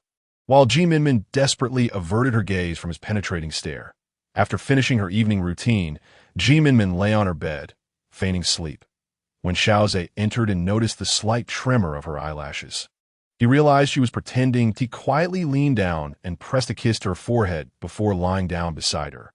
After some time, as the rhythmic sound of his breathing filled the space, Minmin cautiously opened her eyes and turned to face Xiao Ze, whose features were exquisitely chiseled, a high nose and sharp eyebrows, embodying pure allure. But why did she desire to kiss him? Did he harbor feelings for her? Was it his true love meant to be his official match? Minmin's thoughts spiraled, leaving her head spinning, and she ultimately closed her eyes to sleep. Once Minmin succumbed to slumber, Xiao Ze opened his eyes, casting a glance at her before his gaze settled on her still swollen lips, a torrent of emotions swelling within him. He leaned down to kiss her softly before pulling her close, ready to drift into sleep, only to be interrupted by Chi's calls from outside. What has happened? Is there trouble at Salt Lake? The Higu tribe has come to steal salt. By the time Xiao Ze and Chi arrived, a fierce battle was already underway. Exchanging a glance, the two rushed into the fray, and within moments, Xiao Ze had subdued a member of the Higu tribe. With their numbers already in favor, and with Chi and Xiao Ze's timely arrival, the battle quickly turned in their favor, leading to the capture of all members of the Higu tribe. The following morning, when Minmin awoke, she discovered that Xiao Ze was no longer in bed. Just as confusion settled in, Xiao Ze returned. Xiao Ze, where have you been? Last night, the Hegi tribe attempted to steal salt from the Salt Lake, only to be discovered by patrolling tribesmen. As a result, the members of the Hegi tribe have been captured. Just as Xiao Ze was preparing to gather provisions, Chi rushed over in haste. Xiao Ze, with urgency, informed that one individual from the captured Hegi tribe had sustained severe injuries during the scuffle. Upon hearing this, Minmin quickly grabbed her small box, which she typically used for carrying medicine, and followed Chi towards the scene. Unexpectedly, Xiao Ze snatched the small box from her hands. This is too heavy. I shall accompany you. Brother, what is going on? She inquired.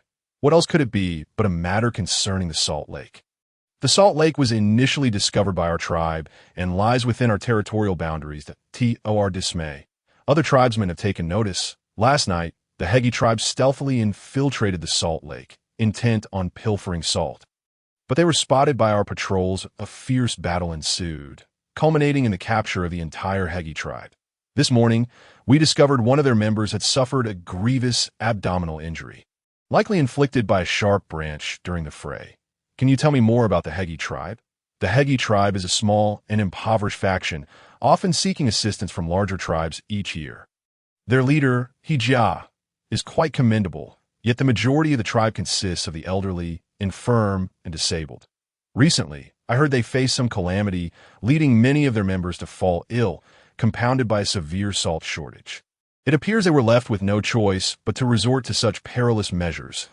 By the time Minmin arrived, the priest had also reached the location. The injured member was already unconscious from pain, but the priest was at a loss on how to treat such a substantial wound. Just then, Minmin appeared and instructed Xiao Ze to boil a pot of water. Once the water reached a boil, she carefully took out a bone needle, akin in size to a fine embroidery needle, and meticulously cleaned the clotted blood around the wound, preparing to stitch it when suddenly a member of the Hegi tribe began to shout. "What are you doing? You're going to kill him. You're so cruel. Let me go. I won't allow you to treat him this way." Without even lifting her gaze, Minmin retorted loudly, "Xiao Ze, silence him. He is unbearable." Thus, Xiao Ze and Bai Qi moved forward to restrain the raucous individual, while Minmin continued her work with unwavering focus, stitching the nearly 10-centimeter gash as if mending fabric. Once the wound was sutured, she sprinkled a small pouch of medicinal powder evenly over it and then wrapped it with cloth strips she had made from. After completing her tasks, Minmin was drenched in sweat. Despite it being deep autumn, the exertion had taken a toll on her. The priest observed her actions in astonishment, realizing that despite the severity of the injury, Minmin had found a way to heal. It was no wonder Xiao Ze's leg had recovered. She truly was a blessing for our tribe. "Let him go," Minmin said, somewhat wearied, then approached the troublemaker and enunciated carefully. "Next time I'm saving someone, it will be best if you refrain from shouting. It is quite bothersome. You may now attend to him, but ensure he remains still. Moving about will cause the wound to reopen. This is the medicine. Please help to prepare it for him shortly."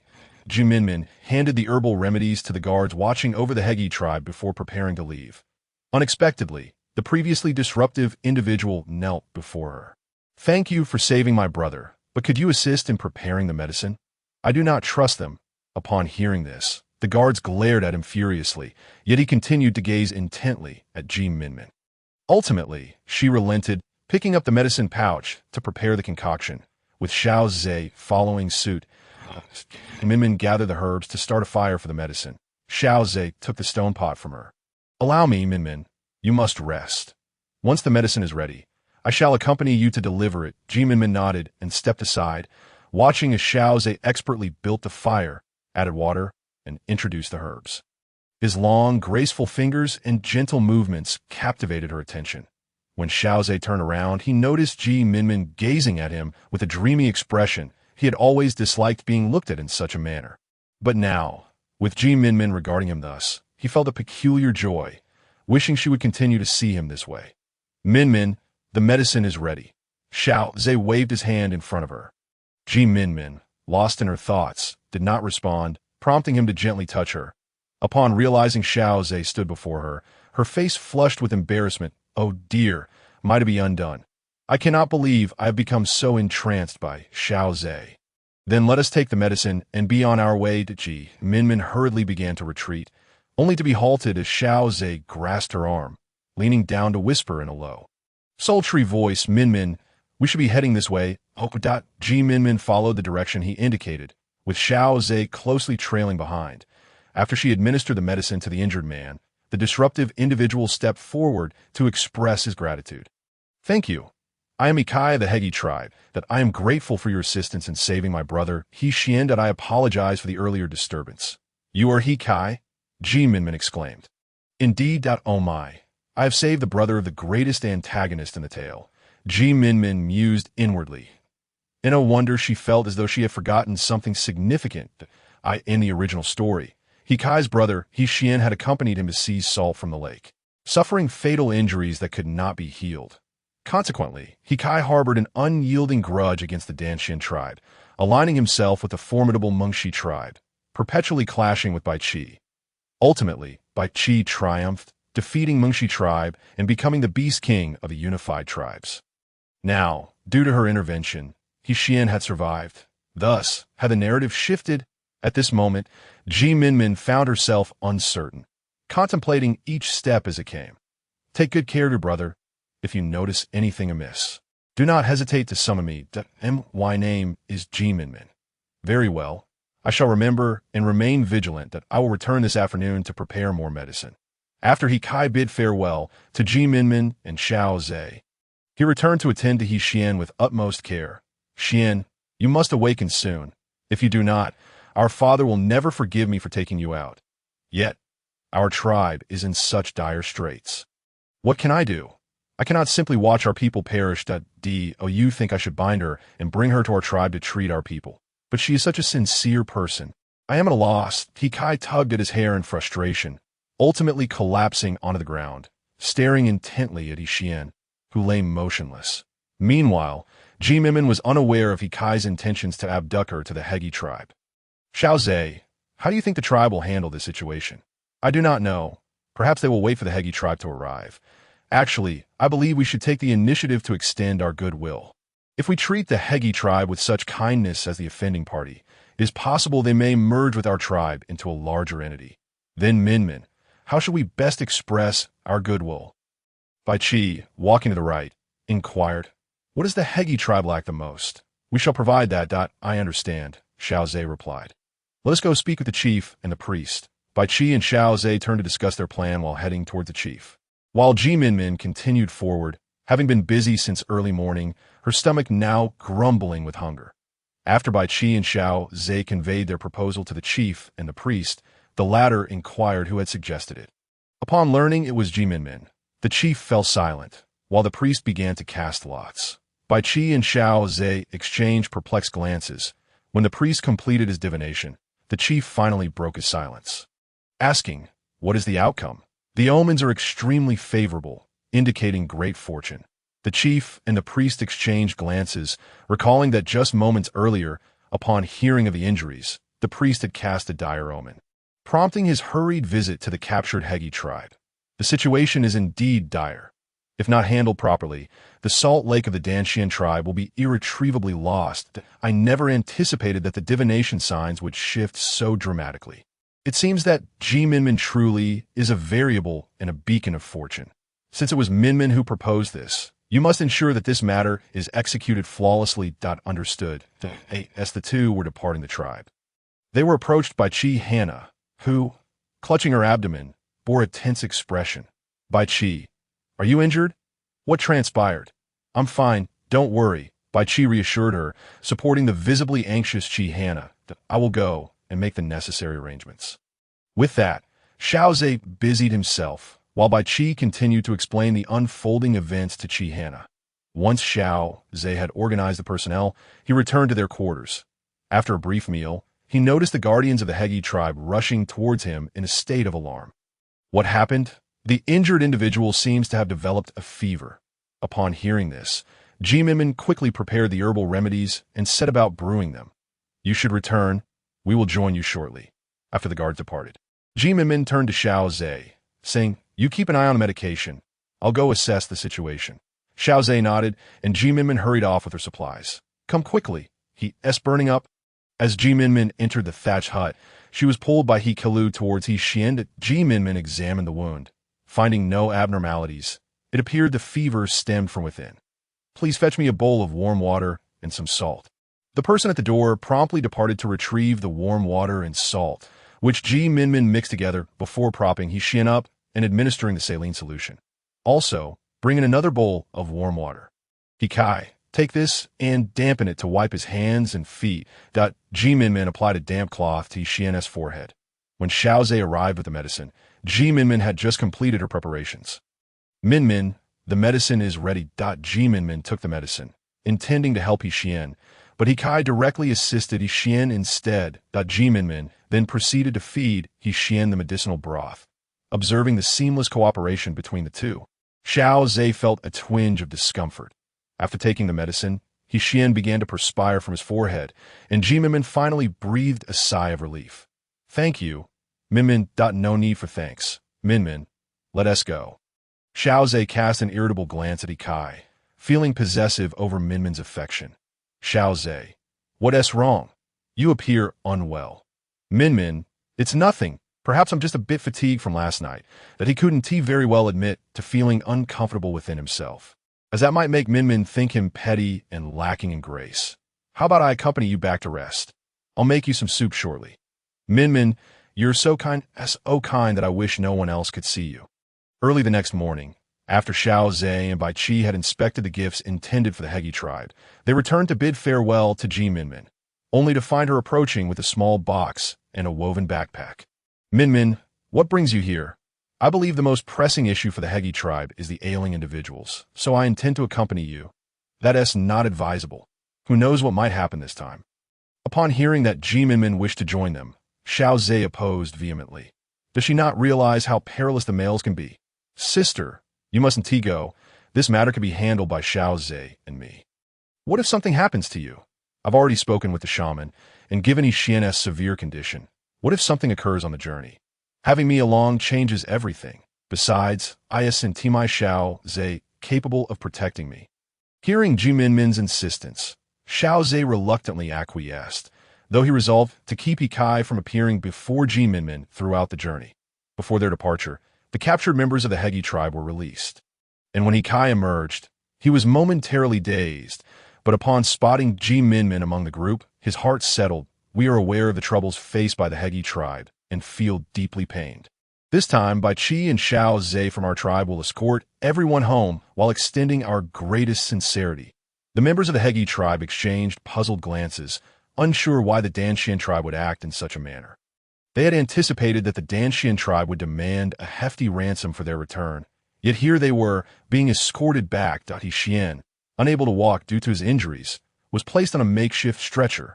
With Minmin and Xiao Ze walking side by side behind, Kai followed closely, stealing glances at Minmin.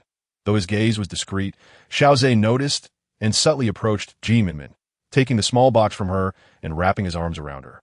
Unaware of the unfolding dynamics, Minmin's attention was captivated by the lush surroundings as they ventured out of the tribe for the first time.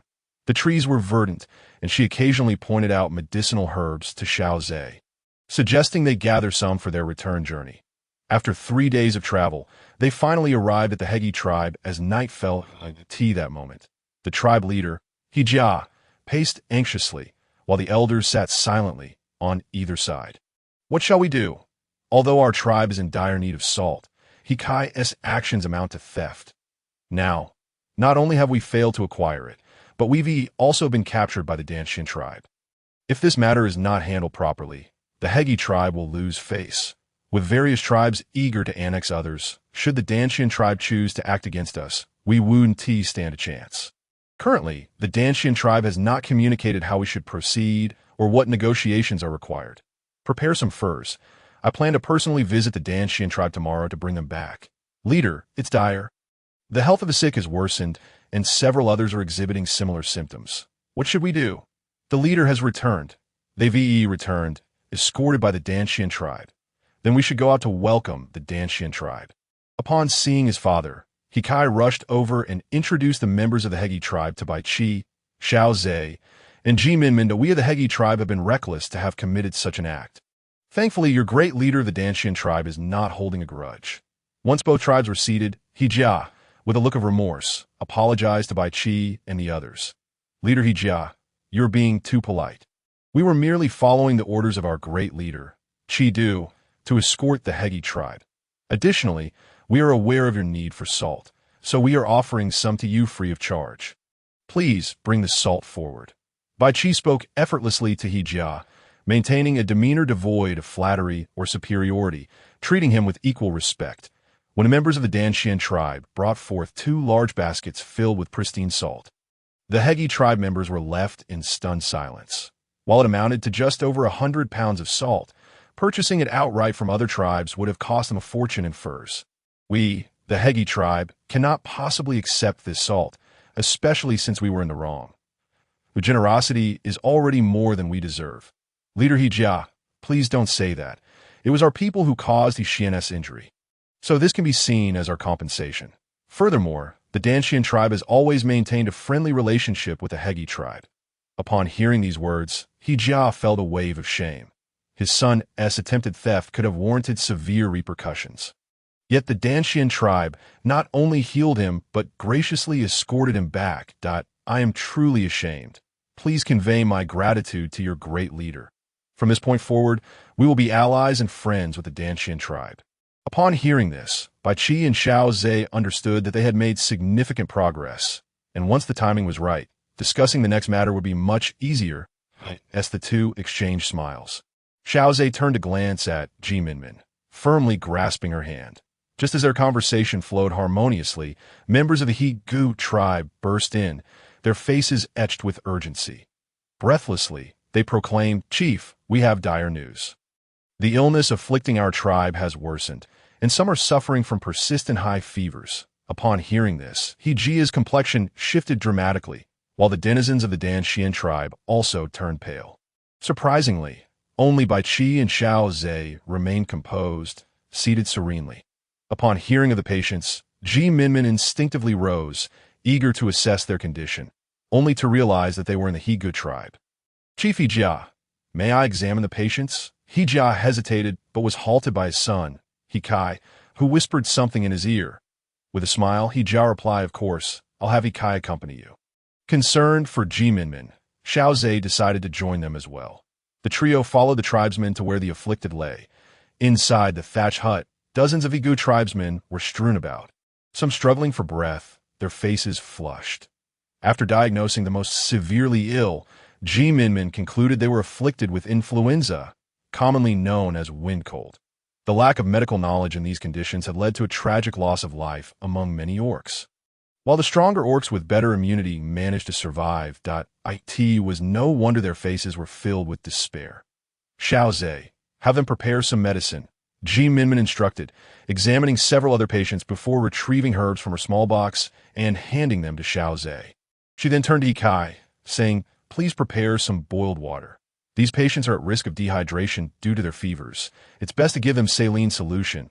Kai promptly dispatched someone to boil water, while Minmin used a bone needle to administer acupuncture to the more critically ill. Although silver needles would have been preferable, the technology to forge them was lacking here, so she resorted to her bone needle. After administering the acupuncture, she observed the patients, noting a slight improvement in their breathing. Elated, she hurried to treat the others as well. When Xiao Ze returned, he found Minmin radiating joy. Xiao Ze, you won't believe it. I just discovered that bone needles can also be used for acupuncture. This could save so many lives. Is that so?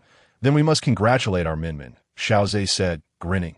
Indeed, I deserve congratulations, Minmin replied, her expression one of rightful pride, which brought a smile to Xiao Ze's face. Seeing him smile made Minmin's heart race. He was truly captivating, and she couldn't help but admire him. Noticing her lingering gaze, Xiao Ze leaned closer and asked softly, do you find me attractive? Yes, Minmin replied, momentarily in trance. Do you like me? I do, if that's all that matters. With that, Xiao Ze stood tall, joy radiating from him as he reached out to gently pat Minmin's head. Just then, Kai entered and witnessed the scene, his expression betraying no emotion, yet his demeanor stiffened slightly. Minmin, the water and salt are ready, Kai announced that Minmin took the water, adding a bit of salt to create a saline solution. Then enlisted help to administer it to the patients. After about 15 minutes, the medicinal broth was ready. Minmin felt a wave of relief as each patient consumed their medicine. Before stepping out of the hut, she reminded the guards to keep a close watch, then followed Kai to the designated resting place. Minmin, this is your designated quarters. Please rest well tonight, Kai said, blocking Xiao Ze from entering. Why can't I accompany my mate?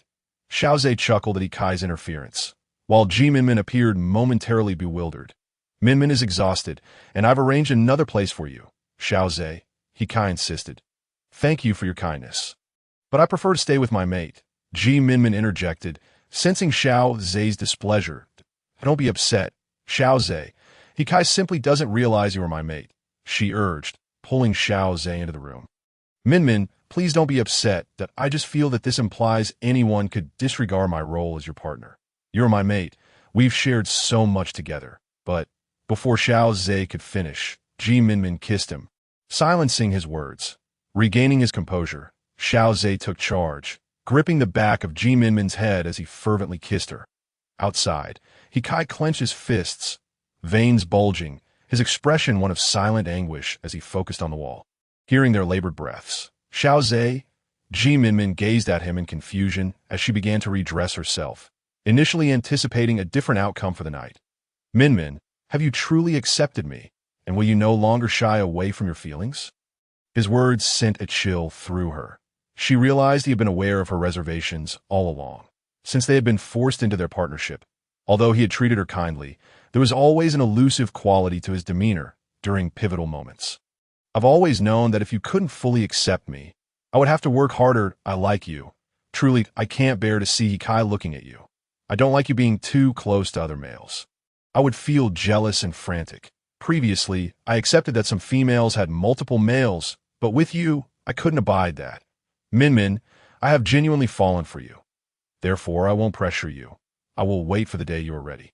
Hearing Xiao Ze's heartfelt declaration made Minmin realize she had been overly entangled in her own thoughts. Life was about living for oneself. Why fear the emergence of rivals? Xiao Ze, I was wrong. I was simply too afraid. I feel so plain next to you, and anyone would think it impossible for you to like me. Someday, another female might appear, and you may leave me. Yet, I never imagined you loved me. It seems Xiang was right. You truly are different with me. I'm sorry. You have nothing to apologize for. I only wish for you to rely on me and trust me at all times. Will you grant me a chance? Minmin gazed into Xiao Ze's earnest eyes, which reflected her own, as if she were his everything. Overwhelmed by the depth of his gaze, she concluded, "Then let's be together. No matter how things change in the future." She smiled, nodding affirmatively. Seeing her agreement, Xiao Ze lifted Minmin in excitement, spinning her around, which made her laugh joyfully. After a brief wash, they embraced and rested, stealing glances at each other, sharing smiles. Minmin, I hope we can remain this happy forever, with no separations. Minmin looked at their entwined hands and softly promised, I hope so too. A home for two. 3 meals a day for seasons. I will always regard you as my one and only mate. Minmin, what do you mean? Xiao Ze exclaimed, astonished at her words. I, Minmin, require only Xiao Ze as my mate. I wish to cherish him, and for him to cherish me in return. Yes, I will treasure you, and I'll do so until we grow old. From that moment on, Xiao Ze committed to his promise, as did Minmin. For several days, Minmin visited the patient's hut to monitor their recovery. Gradually, some began to show signs of improvement, with several almost fully healed. One peaceful night, Minmin opened her eyes to find herself gazing into Xiao Ze's eyes. A gentle smile from him prompted a soft kiss on her forehead. Time to rise. Bai Qi will be looking for us soon. Minmin shyly nodded, allowing Xiao Ze to assist her. After the two had completed their morning rituals and stepped out of the thatched hut, they were greeted by the sight of Hikai standing there. Hikai, you've arrived. How is the patient from yesterday? Has your brother regained consciousness? Much better. Why brother just returned to the village not long ago and has awakened. Expressing his desire to come and thank you. That's so. There's no need for such formality. Moreover, your brother was injured because of someone from our tribe. Let's go check on the other patients together. Xiao Ze, let's go. Xiao Ze stepped forward to grasp Minmin's hand. She turned her head to glance at him, and they exchanged a smile. Hikai watched them with a pained expression, feeling the weight of their seemingly intimate connection, which had shifted from a sense of distance to one of absolute reliance on Xiao Ze. Her eyes, movements, and demeanor radiated a languid allure that seemed to emanate from within. Hikai admitted to feeling a pang of jealousy, envying Xiao Ze for possessing Minmin in this moment. Why did fate conspire to bring them together now, rather than before Xiao Ze had known her? Although Xiao Ze walked alongside Minmin, his gaze occasionally flickered towards Hikai, acutely aware of the latter's changing expressions. Xiao Ze recognized his own selfishness, unwilling to share Minmin with anyone as the three of them arrived at the thatched hut from the previous day. A figure rushed toward Xiao Ze, but he swiftly embraced Minmin to evade her. Why didn't you accept me? I still haven't thanked you for saving me. The female was about to grasp Xiao Ze's wrist when he deftly dodged. His tone icied, I did not save you. It was my mate, Minmin, who did. And please do not touch me. Minmin, she didn't lay a hand on you, did she? Xiao Ze spoke gently to Minmin, his swift change in demeanor nearly leaving her speechless. This ugly creature saved me. You must be joking. Anna, that is quite rude. She is indeed the one who rescued you. At that moment, several prominent figures from the Gu tribe entered the hut, and Anna approached a rather simple-minded middle-aged male, pointing directly at Xiao Ze. Father, I want him to be my primary mate. Upon hearing this, Minmin was taken aback, realizing that her act of saving someone had inadvertently brought forth a rival. Enough, Anna. Close your mouth, Jia admonished angrily, then turned to Xiao Ze and Minmin with an apologetic expression. I apologize. Our female does not know better. Anna, apologize to Minmin that I won't apologize to her. An ugly creature does not deserve my apology, Anna retorted, turning away in defiance to Minmin. However, stare at Anna, unable to believe her eyes. This was to be Xiao Ze's future mate. At this moment, Anna was still an innocent young female, and Minmin could not reconcile her with the fierce warrior she was to become alongside Xiao Ze. I am sorry, Xiaoyu. I hope you can forgive me. It is nothing. Adults should not hold grudges against children. I forgive her. Indeed, Leader Jian need not feel responsible. We have matters to discuss today, and once we finalize our discussions, we will take our leave, Bai Qi interjected promptly. Very well, there is nothing pressing here. So let us proceed with our deliberations. After Bai Qi and the He Good tribe members departed, Anna attempted to engage Xiao Ze again, but was pulled away by Hikai. Minmin turned to Xiao Ze with a bemused smile. What is it, Minmin? As Xiao Ze reached for Minmin's hand, she swatted it away, adopting a teasing tone. Xiao Ze, you truly have a knack for attracting attention, stepping outside just once and drawing in all the little females. Minmin, if you're upset, there is no need for such concern. I only desire you to, at least you are sensible if you entangle yourself further with her. Just wait and see how I will deal with you. Minmin's tone was fierce, eliciting a chuckle from Xiao Ze. Exasperated, Minmin ignored him and proceeded to check the pulses of the patients from yesterday, leaving behind some medicine while instructing the guards on how to prepare it. Xiao Ze observed her irate expression and shook his head, following her. Tikai, let go of me. Why didn't you allow me to speak earlier? She truly is an ugly creature, and she's entirely unworthy of that male. Anna, in front of Minmin, I expect you to watch your words, and I will not permit anyone to speak of her in such a manner. Hikai paused before continuing. Moreover, she saved members of our tribe. Both He Xian and you. Anna, owe your lives to her. As for Xiao Ze, he is her true mate, not someone you can covet. Hikai, have you taken a liking to Minmin? You've never spoken so highly of anyone before. Anna said, astonished. She is remarkable. If not for her, He Xian would have perished, and those who fell gravely ill in our tribe yesterday would have met the same fate if He Xian had died. I cannot fathom how I would have changed. Her saving He Xian was tantamount to saving me. But she truly is ugly. Half her face is red while the other half is somewhat dark. Her medical skills are exceptional. She will only grow more beautiful with time. She capable of making others beautiful. Then I shall discard my interest in that male. I will simply find someone even more handsome later. Anna remarked, playfully touching her own face. Tikai, if you truly wish for her, you can certainly become her mate. Look around the tribe. Which female does not have several males? I see now that Hikai's spirits lifted at the thought. How had he not considered this before? Even if not as a primary mate, being a secondary one would suffice, as long as he could be with Minmin. When Hikai returned with Anna, she shyly apologized before comfortably linking her arm with Minmin's, cheerfully asking, you know how to make someone beautiful, don't you? Minmin found Anna's rapid transformation amusing, curious about what Hikai had shared with her. You are already so beautiful. There's no need for you to become more so. If you would grow even more beautiful, how would I survive? You think I'm beautiful? Really? Then why does that male, He Xian, always say, I am ugly? When he calls you ugly, it is merely to provoke you. Some males are so petty that they will intentionally annoy the females they fancy to capture their attention. That won't do. You should try this on him. Minmin whispered a few suggestions into Anna's ear, who nodded intermittently, her expression shifting to one of realization. How about that? Does it work? Absolutely. I will go and try it right now. By the way, you should come see the mountain near our place. With that, Anna skipped off to find He Xian. Xiao Ze, initially intending to avoid Anna, was surprised to see her engaging in conversation with Minmin without clinging to him. It seemed Hikai was not entirely without merit. Are you feeling apprehensive? That young female is merely taken with your looks. She actually has another male that Minmin could not resist teasing Xiao Ze, finding his expression utterly amusing. Minmin, are you only interested in someone's looks as well? Her tone was laced with mischief, but unfortunately, Minmin did not catch on, continuing to poke fun at him. Well, this face is indeed handsome, and I am quite fond of it. She playfully squeezed Xiao Ze's face, contorting it amusingly while she laughed heartily. Ahem, I'm still here, Hikai interjected, feeling slightly embarrassed and wishing he were the one being playfully squeezed.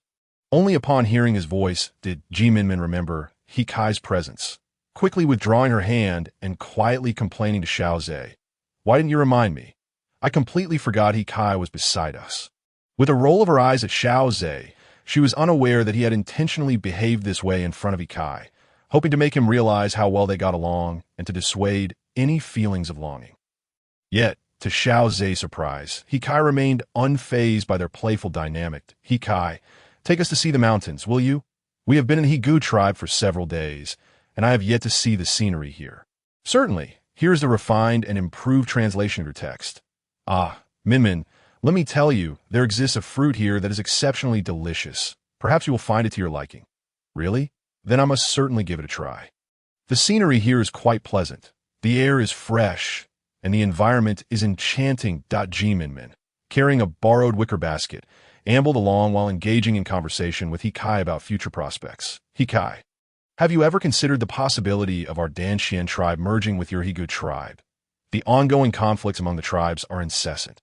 While our territory remains somewhat stable, it would be prudent for us to unite to avert being directly consumed by the larger tribes. We have contemplated this situation as well, but my father is rather reluctant to part with our land, as our ancestors have dwelled here for generations. Nevertheless, I shall take Minmin's words into consideration. Kai, I truly believe you should present a solid proposal to your father. Our tribe is experiencing numerous new developments. A merger would benefit you as well, and your father would stand on equal footing with our chief." Xiao Ze chimed in, extolling the advantages of the merger, but halted his words upon noticing Kai's contemplative demeanor.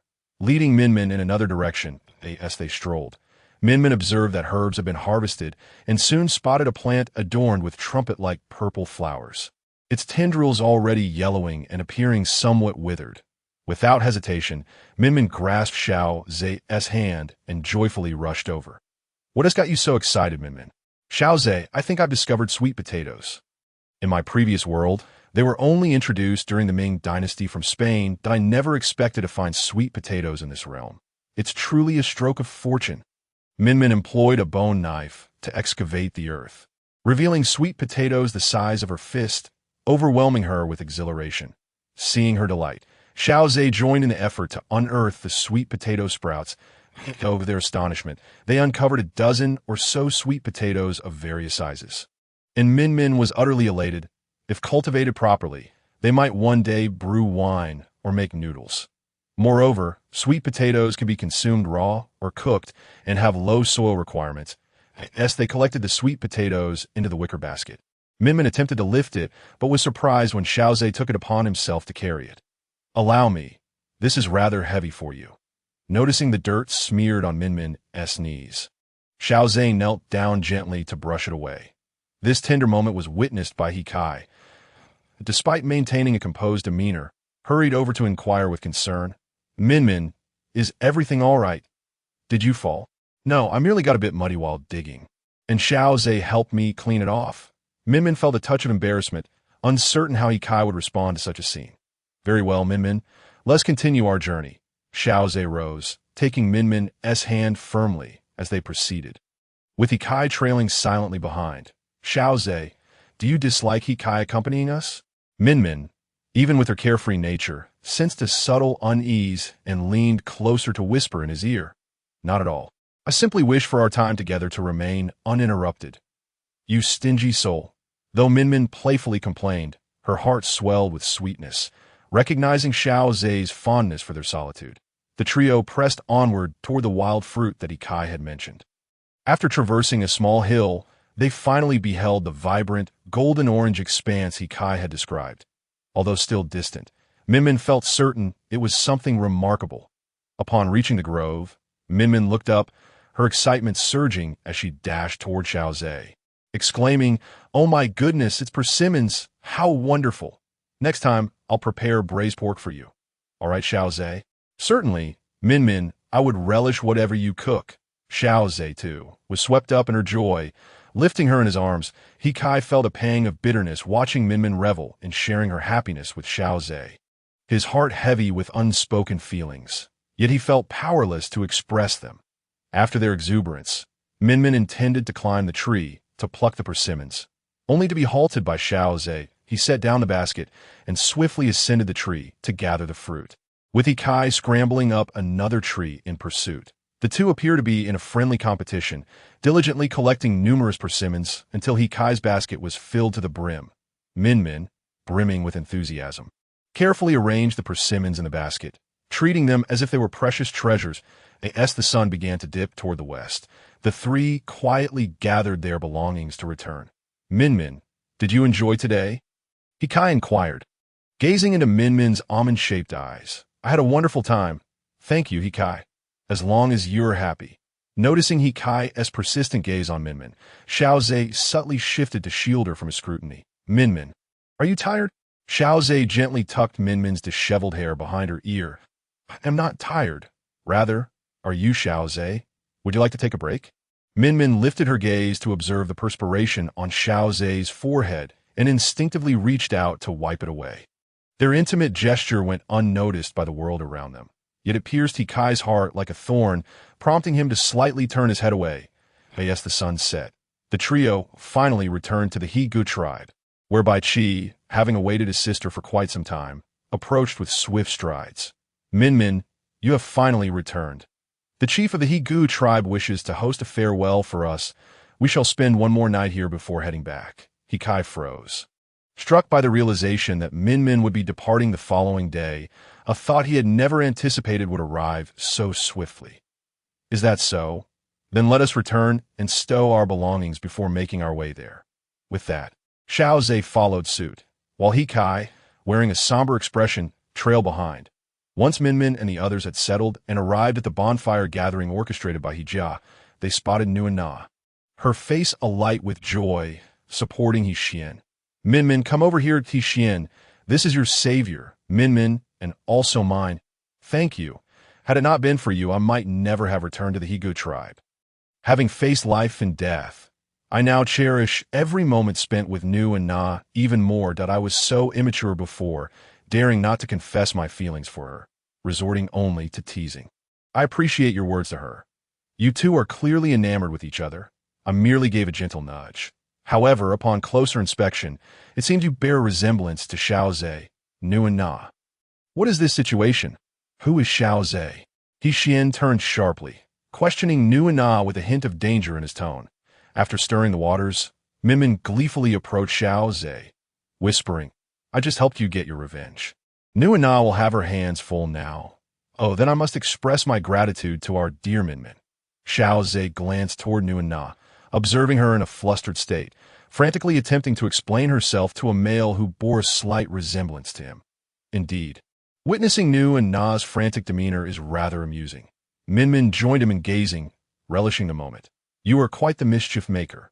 Xiao Ze found Minmin's spirited nature unexpectedly endearing, just as Minmin was about to say more.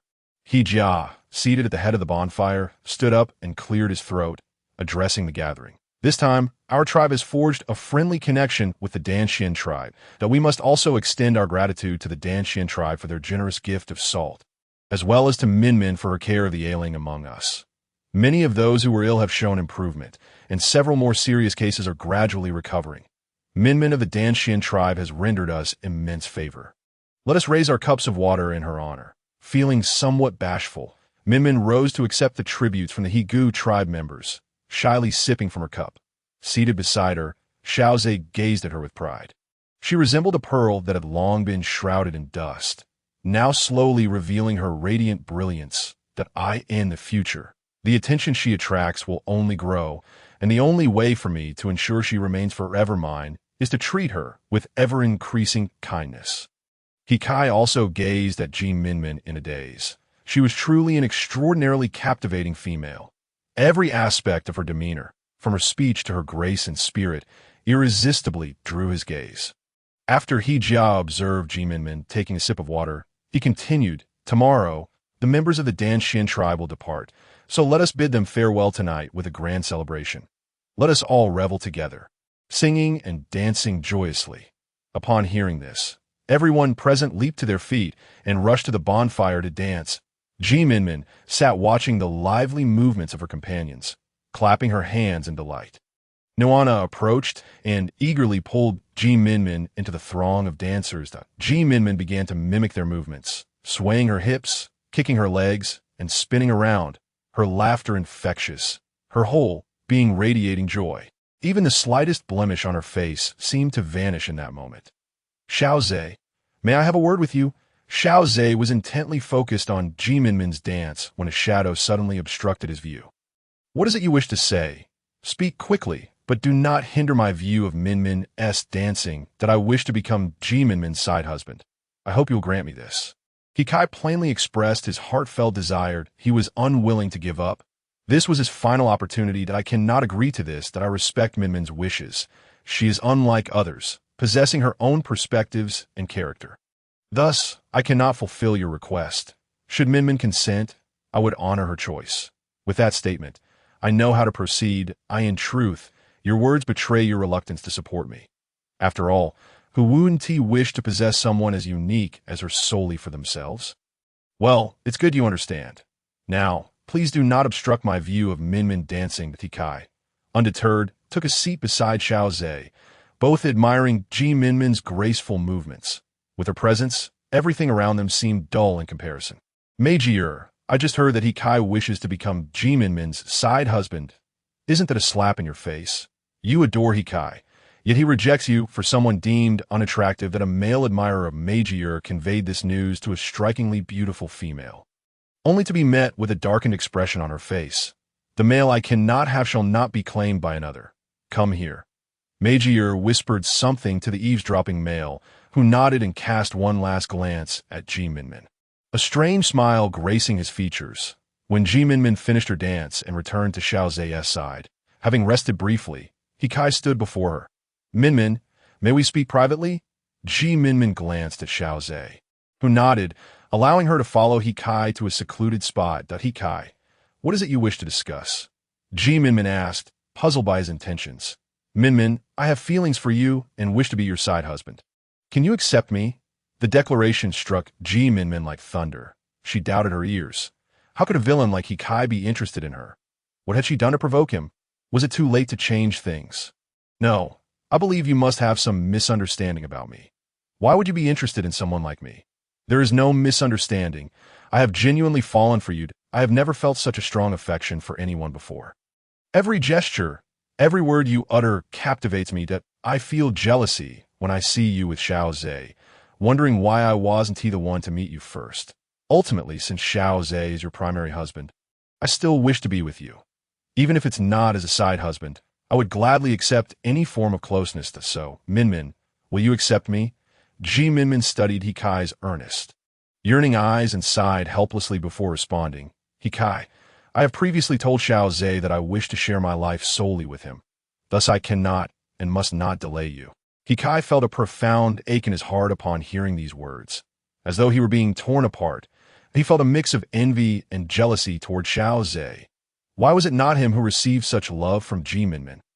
Because my heart is small, capable of holding only one person, that if I could accommodate many males, it would merely imply a desire to conquer them, not love them, and I deem that incorrect, Hikai.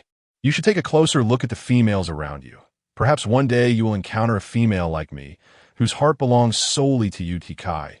We are friends, when a friend is in need. I will do all I can to assist. I hope our friendship endures. With that, Ji Minmin embraced Hikai, who in turn tightly held her, wishing to merge her into himself, yet ultimately released her. Very well, we are friends. The utterance seemed to drain Hikai of all his strength as he turned away. Despondent, Ji Minmin cast one last glance into the darkness. Come out. Since you were so concerned about our conversation, why agree to it in the first place? As her words fell, Xiao Ze's tall figure emerged gradually from the shadows. I merely felt some sympathy for Hikai. That is why I permitted him to speak to you directly. After all, it is far better for you to clarify matters rather than for me to refuse him repeatedly. I see you are taking advantage of the situation while pretending to be virtuous. Now, let us return. Hikai stumbled away toward his dwelling, his heart heavy with unbearable sorrow. Following him, Meiji felt a pang of distress at his suffering. However, since Ji Minmin had caused Hikai such anguish, she believed she must eliminate her. Initially, She only intended to confront her, but now she deemed her utterly despicable. Death seemed the only fitting resolution to Kai. Magier, what is it? Hikai responded coldly, although Magier harbored feelings for him. He found her insufferable, her arrogance, her self-importance, and her constant presence despite knowing he was uninterested. And I witnessed your admiration for that unattractive girl. Why does she deserve your affection? What about me? I adore you. Yet you remain so distant. What do I lack? My father is a leader, and mine is a priest.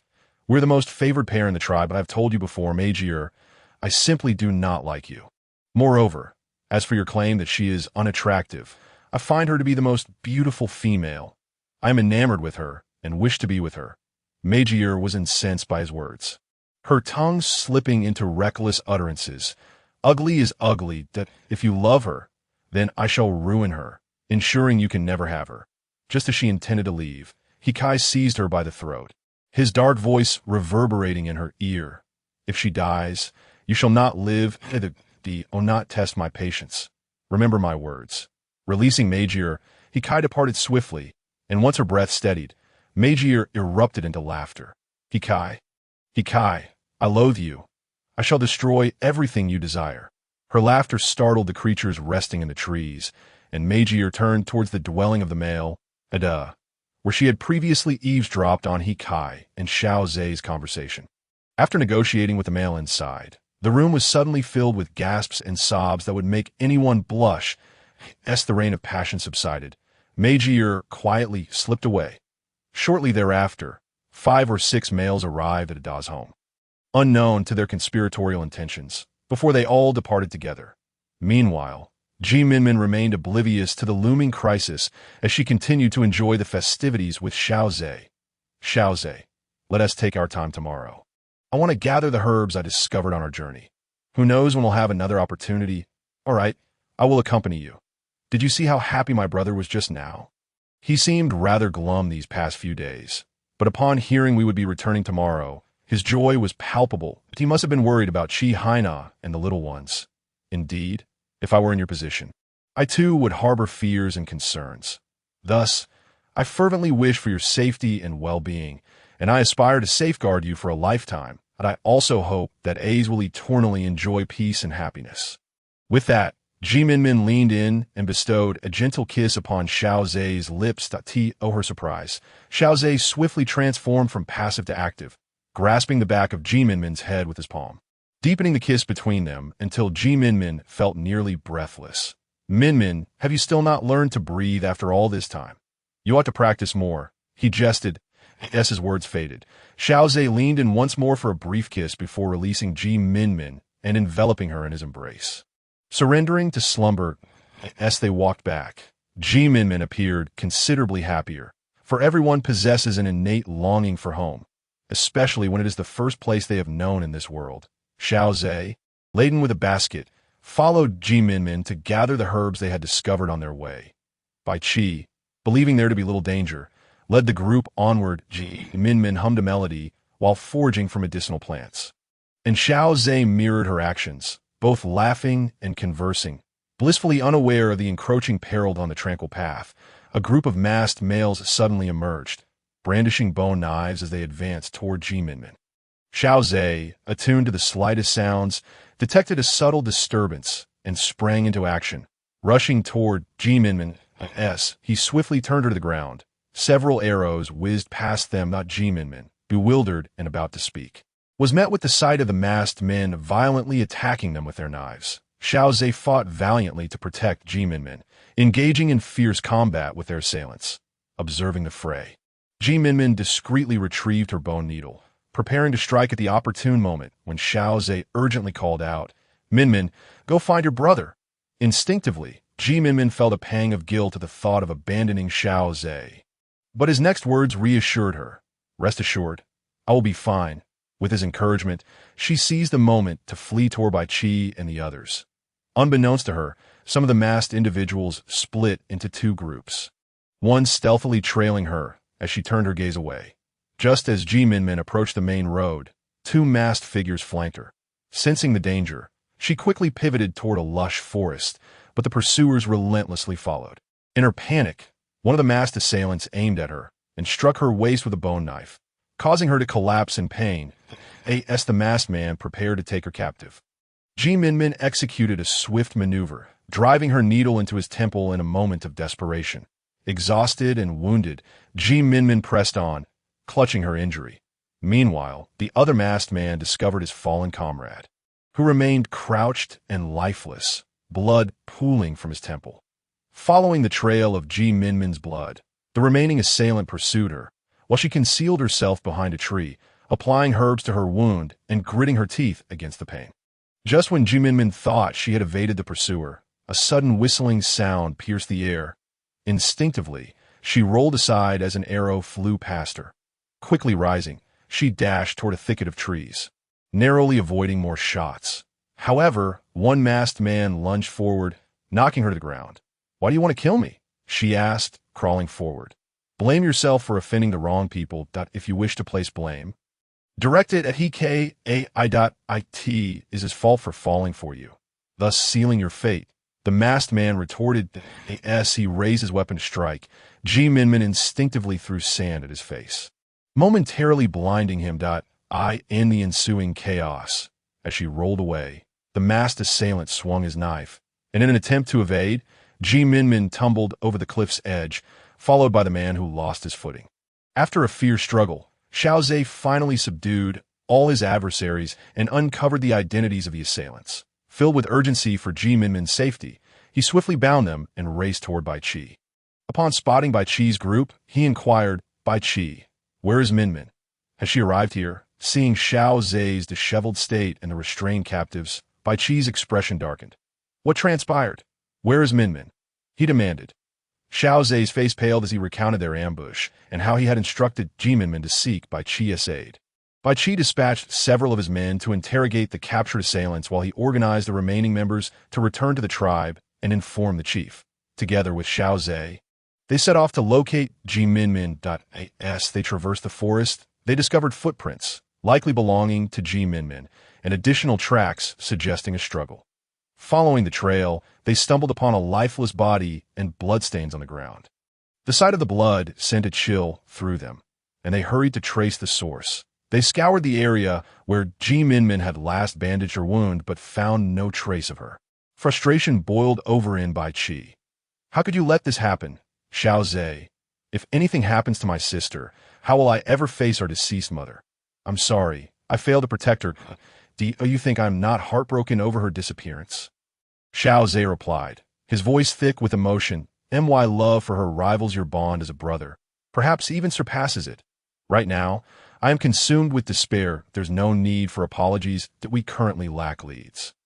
Our focus must shift to uncovering who sent those masked men. Bai Qi, you handle that while I continue to search for Minmin," Xiao Ze declared, resolutely resuming his quest. As dusk fell, he expanded his search, increasingly alarmed by the growing number of footprints and signs of struggle, indicating that Minmin's situation was dire. When they reached the cliff's edge, they found more blood but no sign of Minmin. Xiao Ze surmised that both she and the masked man had plunged into the abyss, but he relayed his findings to Bai Qi while continuing to seek a way down the cliff. Bai Qi, through interrogating one of the assailants, learned that Minmin had been targeted due to Hikai's infatuation with her, leading to revenge from Hikai's rival, Meiji. Additionally, he discovered that a man named Ada, recently rescued by Hikai and Hixien, was acting suspiciously. Though Bai Qi had limited information, he understood that someone was manipulating Meijier's jealousy to harm Minmin, potentially inciting war between the tribes. It became clear that Ada might be a spy within Hiji's tribe, prompting Bai Qi to resolve to confront Higu and Hikai for clarity. The following day, Bai Qi stealthily returned to Hiji's tribe to find Hikai. Upon seeing Bai Qi unexpectedly before him, Hikai was incredulous. "Bai Qi, what brings you here? We encountered some trouble on our journey. Minmin is missing, and we captured several masked men." "What? Something has happened to Minmin?" Hikai's heart trembled upon hearing that Minmin had encountered a mishap. Previously, I had gathered some information from the masked man, though I cannot ascertain its veracity, which has left me with several questions for you. I hope you will respond with honesty. "Ask away," Hikai said, his mind in disarray. "What is the situation with Ada? A Da is a male I rescued while hunting with Xian. He claimed to have been abandoned by his tribe and wishes to join ours. He tends to be solitary and reticent. However, it was he who revealed the precise location of your Dan Xian tribe's salt lake to us. He mentioned that while fleeing, he discovered your tracks, and it was he who incited us to seize the salt lake. What does this have to do with Ada? Ada has conspired with Mei Jie to eliminate Minmin, inciting a conflict between our two tribes. In that case, we must apprehend both individuals, Hikai declared before hastily departing for Ada's dwelling, only to find it deserted. Upon attempting to capture Mei Jie, he discovered she had also vanished without a trace. Bai Qi paced anxiously in his room, and after half an hour, Hikai returned at Ada and Mei Jie, along with our tribe shaman, have also disappeared.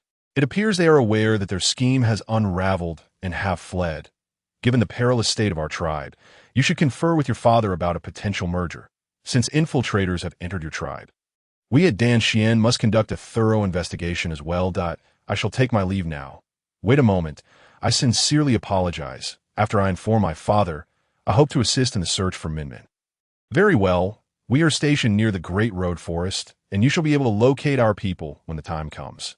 After parting words, Bai Qi quietly departed, and Hikai hurried to explain the situation to Hijia before swiftly gathering a few individuals to aid in the search. Minmin lay in a daze on the grass bedding, surrounded by several strikingly beautiful females chattering incessantly. Dakadi. Do you think she will ever wake up? My mother was once like her and never regained consciousness. Kula, what nonsense are you spouting? Can't you see her wounds are bandaged? Still, she looks rather different from us, quite unattractive. Enough of this idle chatter. Go out and attend to your duties, as soon as the elder female finished speaking. Everyone in the grass hut exited.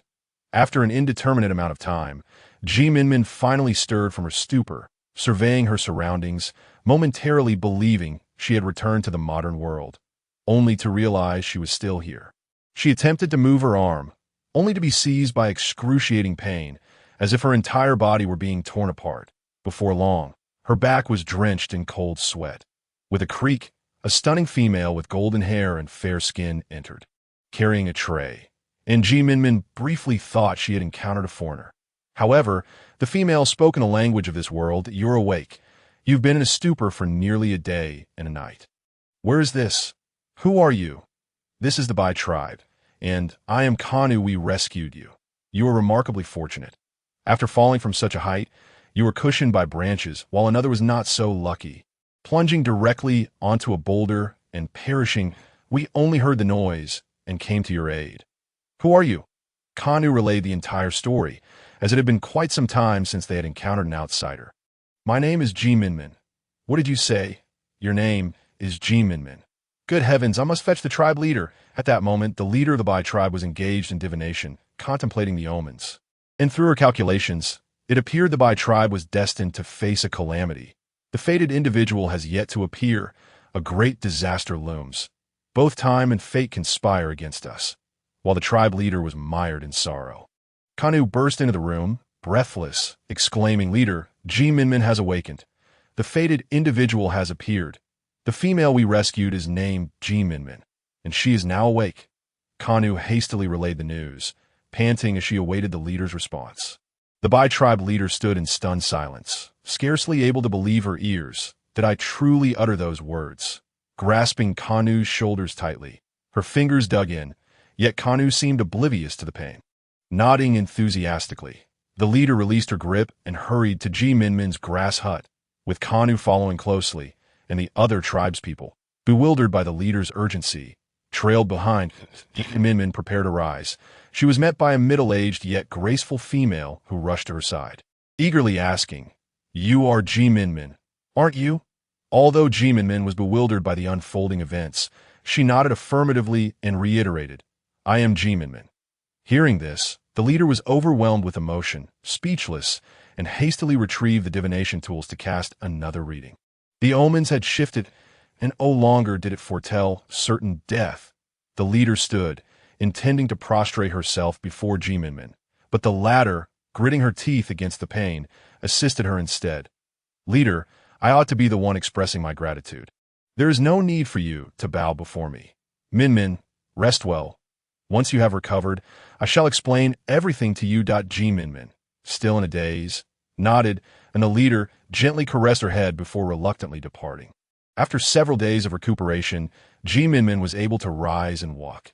Throughout this time, the Bai-tribe leader visited daily, and Kanu's care was meticulous. Minmin felt profoundly grateful for their kindness.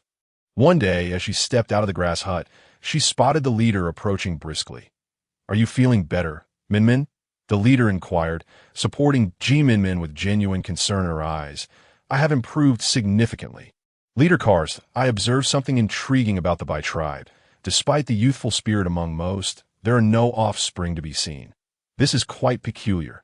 Since you have noticed and observed this, I will speak plainly. This matter dates back approximately 20 years that time. I was not yet the leader of the Bai-tribe. I recall the previous leader performing divination regarding the tribe's future, which revealed a line: the fated individual. Minmin. Shortly thereafter, the previous leader passed away in the time leading up to her death. The number of new offspring born to our tribe dwindled significantly, prompting her to seek further divination. Tragically, she succumbed before receiving answers. The leader paused to sip water before continuing. In her final moments, she instructed us to remain vigilant for the appearance of the fated individual. Yet we waited, and still no outsider arrived. 5 years later, only a single offspring was born during that time, and since then, no female has conceived. Over the next 15 years, not a single child has been born. That I had resigned myself to the belief that our tribe was destined for extinction. Then, unexpectedly, you fell from the sky and landed on a branch. Regardless of your origins, we felt compelled to save you, and the rest is as you know it. Minmin listened to the leader's account, struggling to fathom the implications. Although she was a soul from another realm, by the original owner's experiences, the Bai-tribe had awaited her arrival. Yet, the original owner had perished. However, just days ago, she witnessed the leader performing divination, whereupon the omens shifted. Could it be that she was indeed the fated individual? Was there truly such a mystical occurrence in this world? As a woman of the 21st century, she ought to adhere to scientific rationality. Yet how could she explain this? Had her existence been foretold before she even arrived? The Bai-tribe's previous leader must have been an extraordinary individual. What would you have me do to assist? Leader, I am merely adept at healing. At present, I am struggling to ensure my own survival. Minmin, I lack clarity on this matter as well, but what do you believe? I think the most pressing issue is to ascertain why the tribe members are unable to conceive, whether it is a physical ailment or something else entirely. We must uncover the truth to resolve this matter comprehensively, correct?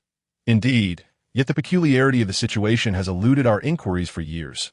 May I assist you in diagnosing your spouse?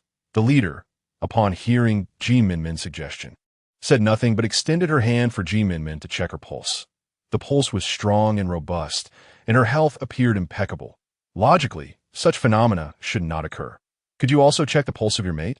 In our vicinity, males generally do not exceed the age of 40, and most are frail and ailing. That my partner passed away over a year ago. Was it the same in the past? Indeed, it was. Though our bi-ethnic group once had a higher ratio of males to females. Gradually, however, the dynamics shifted, and now we predominantly see more females than males. Perhaps we should summon a male to check my pulse. Soon, an androgynous yet remarkably handsome male sat before Minmin, who took his pulse, revealing signs of insufficient qi in blood and even renal deficiency. Typically, males are robust, radiating abundant yang energy. Such a condition would be uncommon even for those with poor renal function. Elder, I cannot discern the cause. May I inquire about the climate here? Our environment is harsh, often beset by heavy snow, and even in summer, the rain is relentless, accompanied by frequent thunderstorms. Have you considered leaving this place? We have, but how could the elderly, the weak, and the women scale such daunting cliffs? Moreover, our ancestors have dwelled here for generations. Yes, I understand your sentiments, yet I must depart to procure medicinal resources to heal your males. This adverse environment is detrimental to their health. Are you suggesting that their ailments stem from both their frail conditions and the harsh environment? I cannot say for certain, but I believe that a favorable environment combined with proper treatment should yield positive outcomes, which is why I inquired about your potential departure. However, Discussing this now may be premature, as I am struggling to ensure my own survival. As she spoke, Minmin's voice dwindled, her mood sinking. She couldn't help but wonder about Xiao Ze's condition. Was he injured? Minmin, what troubles you? I fear for my partner. I don't know if he is safe. During the pursuit, he fought alongside several males. Minmin, do not fret. He should be up tea that moment. Xiao Ze, unharmed, was searching for a path down the cliff. Having pushed himself to the limits in his quest for Minmin. For days, he had treated himself like a titan, resting merely an hour or two each day while scouring the area. They had nearly exhausted all prospects within the cliff's vicinity, but had yet to find a trace. Baichi had begun to accept the grim possibility that Minmin might be gone. A fall from such a height would likely result in death, and if she survived, how would she find sustenance? Though he had resigned himself to this thought, witnessing Xiao Ze's determination made it hard for him to intervene. He could only accompany him in this madness. If he stripped away all hope, Xiao Ze would surely succumb to despair, for their love was profound. Even Hikai had joined Xiao Ze in his fervor. Two madmen united in their frenzy. Just then, Xiao Ze's voice rang out from a distance that I found it. I found it. Baichi dashed toward him at lightning speed, discovering that Xiao Ze had located a mountain path, steep, yet traversable. They could circumvent the cliff from here. Xiao Ze, I shall descend with you, Baichi urged, his anxiety palpable after such a prolonged search for Minmin. Baichi, you cannot go down. We do not know what awaits below. Moreover, Haina is now with child. Should anything happen to you, I would be unable to explain myself. I will accompany Xiao Ze, Hikai declared. Though Minmin had rebuffed him, she remained an indelible concern in his heart. I entrust you both, Baichi said, patting their shoulders. Xiao Ze and Hikai gathered their supplies and rested in a hastily constructed grass shelter. Night had fallen, and they needed to conserve their strength for the journey ahead. Though Xiao Ze was fraught with urgency, he managed to suppress the madness that had characterized his earlier days, striving to clear his mind of tumultuous thoughts. Tomorrow would reveal the outcome, be it good or bad. The following day, Xiao Ze arose and methodically prepared his belongings. Hikai did the same. Despite a cursory glance the previous day, the treacherous journey necessitated thorough preparation for safety. At long last, they were ready to set forth. Arriving at the path they had discovered the day before. Xiao Ze, Hikai, I hope you return safely with Minmin. We will, without a doubt. With that, Xiao Ze did not look back. He gripped the nearby rocks with both hands and cautiously descended, securing himself with vine-like ropes he had fashioned. Although this path was less vertical than the cliff, it remained exceedingly steep, with many sections barely wide enough for a single foot. The abundance of rocks posed a significant risk. A misstep could lead to severe injury. They worked their way down, one in front of the other. Although they were still some distance from the cliff, this was the best route available. They continued. The steepness began to lessen slightly, allowing them to quicken their pace. However, after 2 or 3 hours, they still had not reached the halfway point of the descent. Throughout the journey, both Xiao Ze and Hikai exercised utmost caution. Yet some dangers proved unavoidable. Suddenly, as they traversed a section of loose rock, Hikai lost his footing and began to plummet. In that critical moment, Xiao Ze grasped Hikai's hand, pulling him back to safety, and they ended up wedged on a precarious ledge. I owe you my life. Had you not reacted swiftly, I might have perished, Hikai exclaimed. If not for us, you wouldn't have found yourself in such peril. If gratitude is to be expressed, it should be directed towards you, Xiao Ze replied. I have a question that has lingered in my mind. If Minmin is truly gone, what will you do? I do not know. All I am aware of is that my existence is intertwined with hers.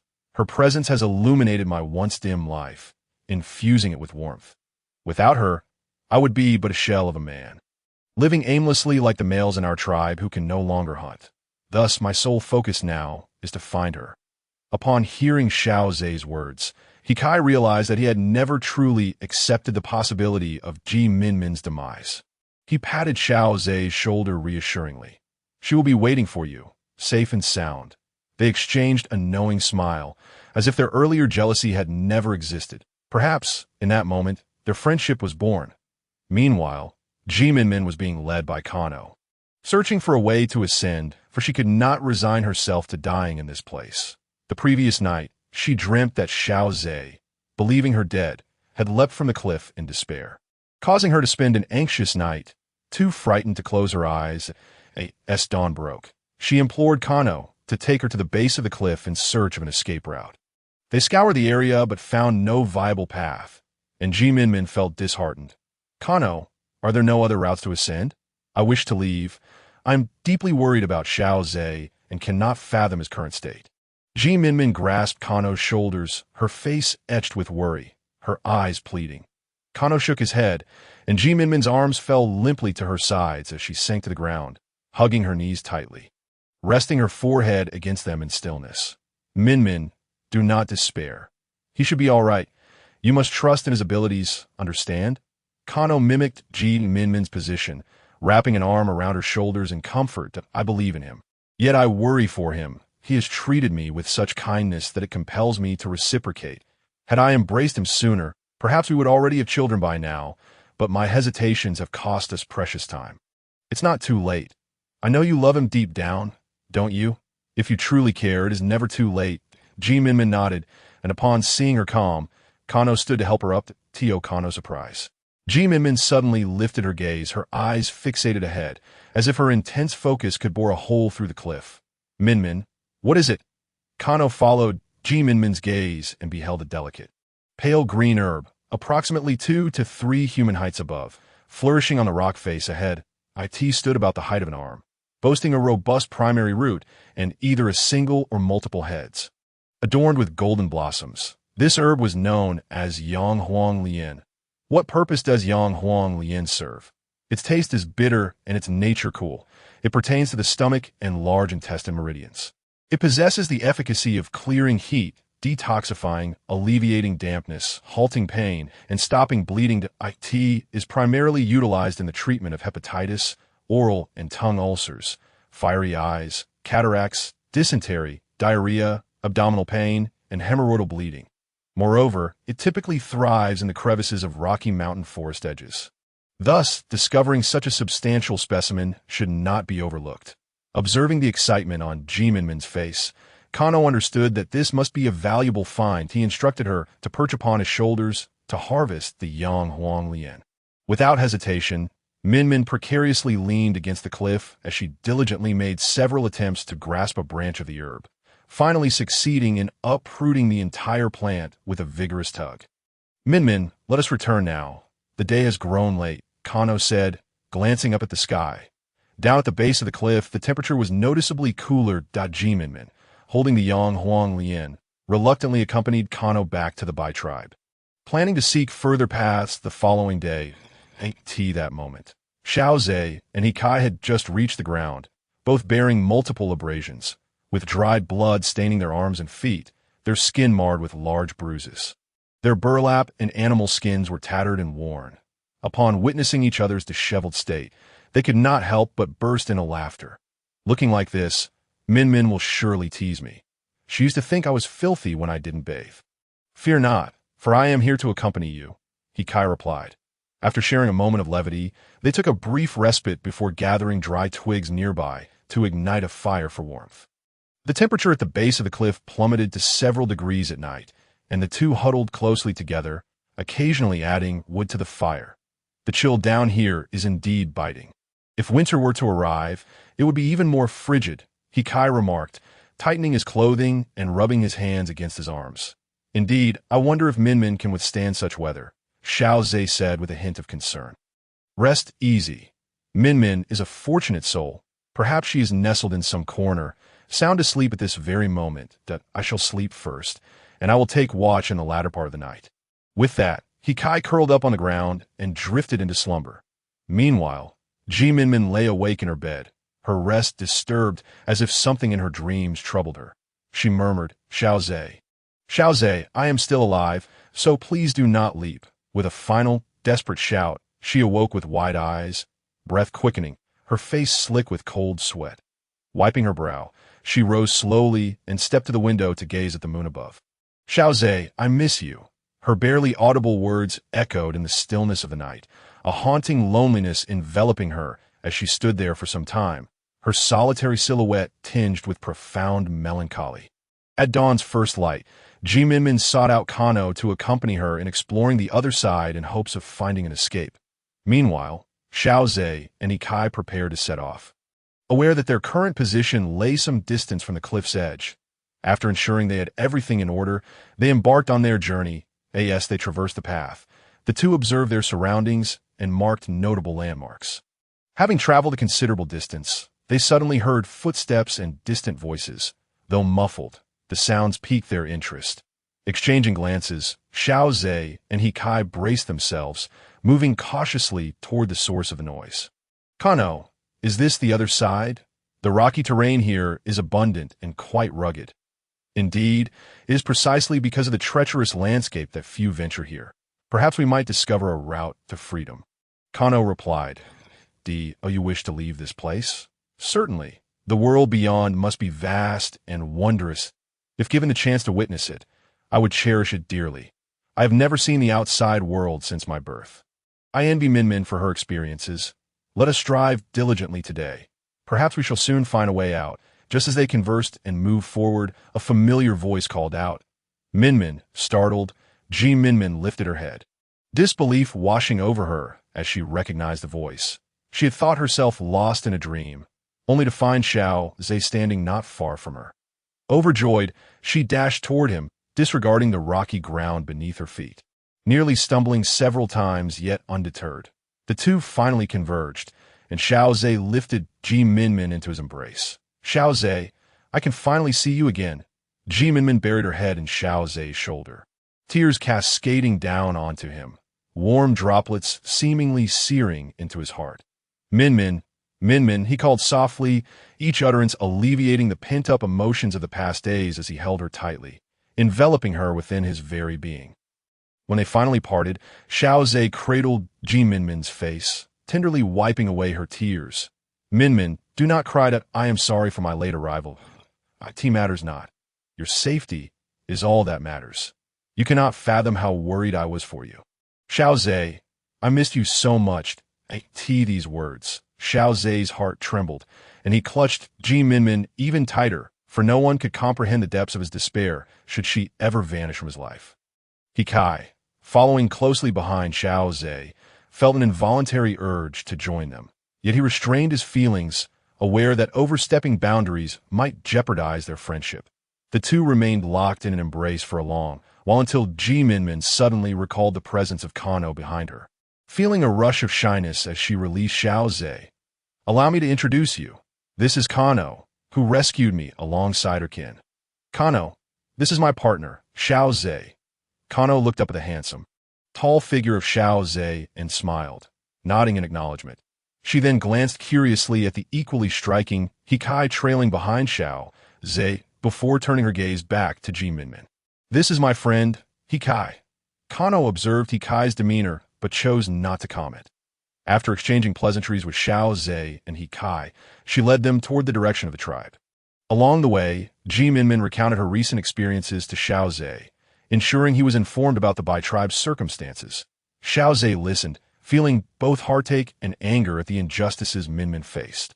Had it not been for Meiji and Ada, such tribulations would not have befallen her. Upon learning of the Bai tribe's plight, his expression turned sympathetic. Yet, with hope, they resolved to move forward together. Knowing the tribe's population had dwindled to fewer than 200 souls, if that is the case, we shall need to prepare additional vines for our journey. Hikai and I have already scouted the way. But we must limit the number of individuals venturing out each day, Xiao Ze suggested thoughtfully. Moreover, one of us should approach Bai Chi to discuss our plans. A sudden exodus of so many, particularly with a shortage of females, could result in dire consequences without the support of other tribes, he added. That is indeed a concern, but if I were to lead them out, I would bear the responsibility for their safety. They trust me, and I owe them my life. I cannot abandon them. Hikai voiced his perspective. Kano listened intently to their deliberations regarding the Bai tribe, deeply grateful for their thoughtful suggestions upon returning to the tribe. Kano made arrangements before seeking out the chieftain, Ka-Si, to relay the discussion surrounding Minmin and their plans. Ka-Si pondered in silence after hearing Kano's account. Choosing not to venture out could indeed spell doom for their tribe. Yet departing under Minmin's protection might offer a glimmer of hope. Furthermore, the outside world could provide opportunities for the Bai tribe to thrive. It was evident that a thorough discussion with the other tribal elders was imperative. Since we have esteemed guest arriving today, Kano, you should assist the tribe in preparing the welcome feast. I will check on Minmin first, and then we shall deliberate further with the tribe, Kasi instructed. Upon receiving the chieftain's directives, Kano set off to begin preparations. After some contemplation, Kaisi decided to consult with the elders regarding the future of the Bai tribe. Minmin had just returned to their temporary residence with Xiao Ze. Noticing that the surroundings were devoid of any onlookers, Xiao Ze promptly embraced Minmin, lowering his head to capture her crimson lips in a fervent kiss, eager to express his affections. Ever since Minmin had confessed her longing for him, he had yearned to kiss her. Now, with the opportunity finally presenting itself, he was unable to restrain his desires. Minmin was momentarily taken aback, but quickly regained her composure, responding passionately to Xiao Ze's kiss, which incited him to fervently nibble on her lips. Just as Xiao Ze was about to lift Minmin and carry her to the bed, a series of knocks at the door jolted them back to reality. He gently released Minmin, pecked her softly, and helped her tidy her slightly disheveled attire. Taking a moment to compose himself, he opened the door with deliberation. He glanced at Xiao Ze, who appeared both embarrassed and furious, then shifted his gaze to Minmin, who stood awkwardly with her slightly swollen lips, and realized he had interrupted a tender moment. The twinge of jealousy stirred within him, yet he maintained a cheerful demeanor. Minmin, I just spoke with Kanu. They're organizing a welcoming ceremony for us tonight. That I noticed Kanu hadn't come to inform you, so I took the liberty of interrupting your private time. My apologies. Initially, Minmin did not feel overly embarrassed, but Ika's subtle implication caused her face to flush with warmth that we understand. You should return and rest well. We too need to recuperate, Xiao Ze replied, casting a furious glare at Ika before shutting the door. Just as he intended to continue, he noticed Minmin shyly retreating, and respecting her discomfort, he chose not to press further. Instead, he enveloped her in his arms and succumbed to slumber. Minmin nestled comfortably against Xiao Ze, her fingers lightly tracing the contours of his face, noting the weariness etched upon him, the dark circles beneath his eyes, and his unkempt stubble, indicating that he too had been drained by recent events. A pang of sympathy swelled within her, prompting her to lean in and place a gentle kiss on his lips before curling up and drifting into sleep. On the square, Kaisi, the chieftain of the Bai tribe, welcomed Minmin and Xiao Ze with all the tribe members in joyous anticipation. Kaisi enthusiastically introduced Xiao Ze and Hika to his people. In the afternoon, after conferring with the tribal elders, they unanimously decided to venture out together, leaving future plans to be determined later. However, Kaisi resolved to discuss with Minmin the possibility of assisting them in finding a suitable refuge. The thought of this made Kaisi's delight even more conspicuous. The atmosphere was jubilant, filled with revelry, as even Ika was coaxed into dancing by Kanu, the air resonating with laughter and cheers, a testament to the excitement surrounding the arrival of Xiao Ze and Ika. Amidst the merriment, Kaisi discreetly approached Minmin. Kaisi hesitated, his face betraying a mix of conflicting emotions as he fidgeted with the hem of his garment, struggling to articulate his thoughts. The chieftain wishes to inquire whether, upon your departure, he could assist in securing a place for your habitation. Kaisi eventually managed, his head bowed in modesty, for such matters were indeed delicate to broach. Chieftain, have you considered that after you leave, forming unions with males from other tribes might be necessary? In the outside world, your relatively small and predominantly female tribe may attract unwanted attention. Only by forging alliances or aligning with a stronger tribe may you secure your survival.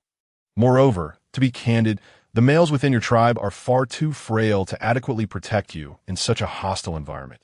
These are points we have deliberated upon, yet we cannot simply allow our vibrant young ones to languish here while awaiting death. Even if the odds are against us, we are willing to fight tooth and nail. Minmin was taken aback by Kaisi's resolute determination to preserve the tribe's legacy, even in the face of potential demise. I can arrange for you a designated area within my tribe for your living, but I cannot govern the sentiments of others within my community towards you. If that is the case, then let us all unite as partners. As long as some of the offspring they bear belong to our Bai tribe, it suffices. Chieftain, discussing this now may be premature. Let us first prepare thoroughly in the coming days, and we shall address this matter once we are ready to depart.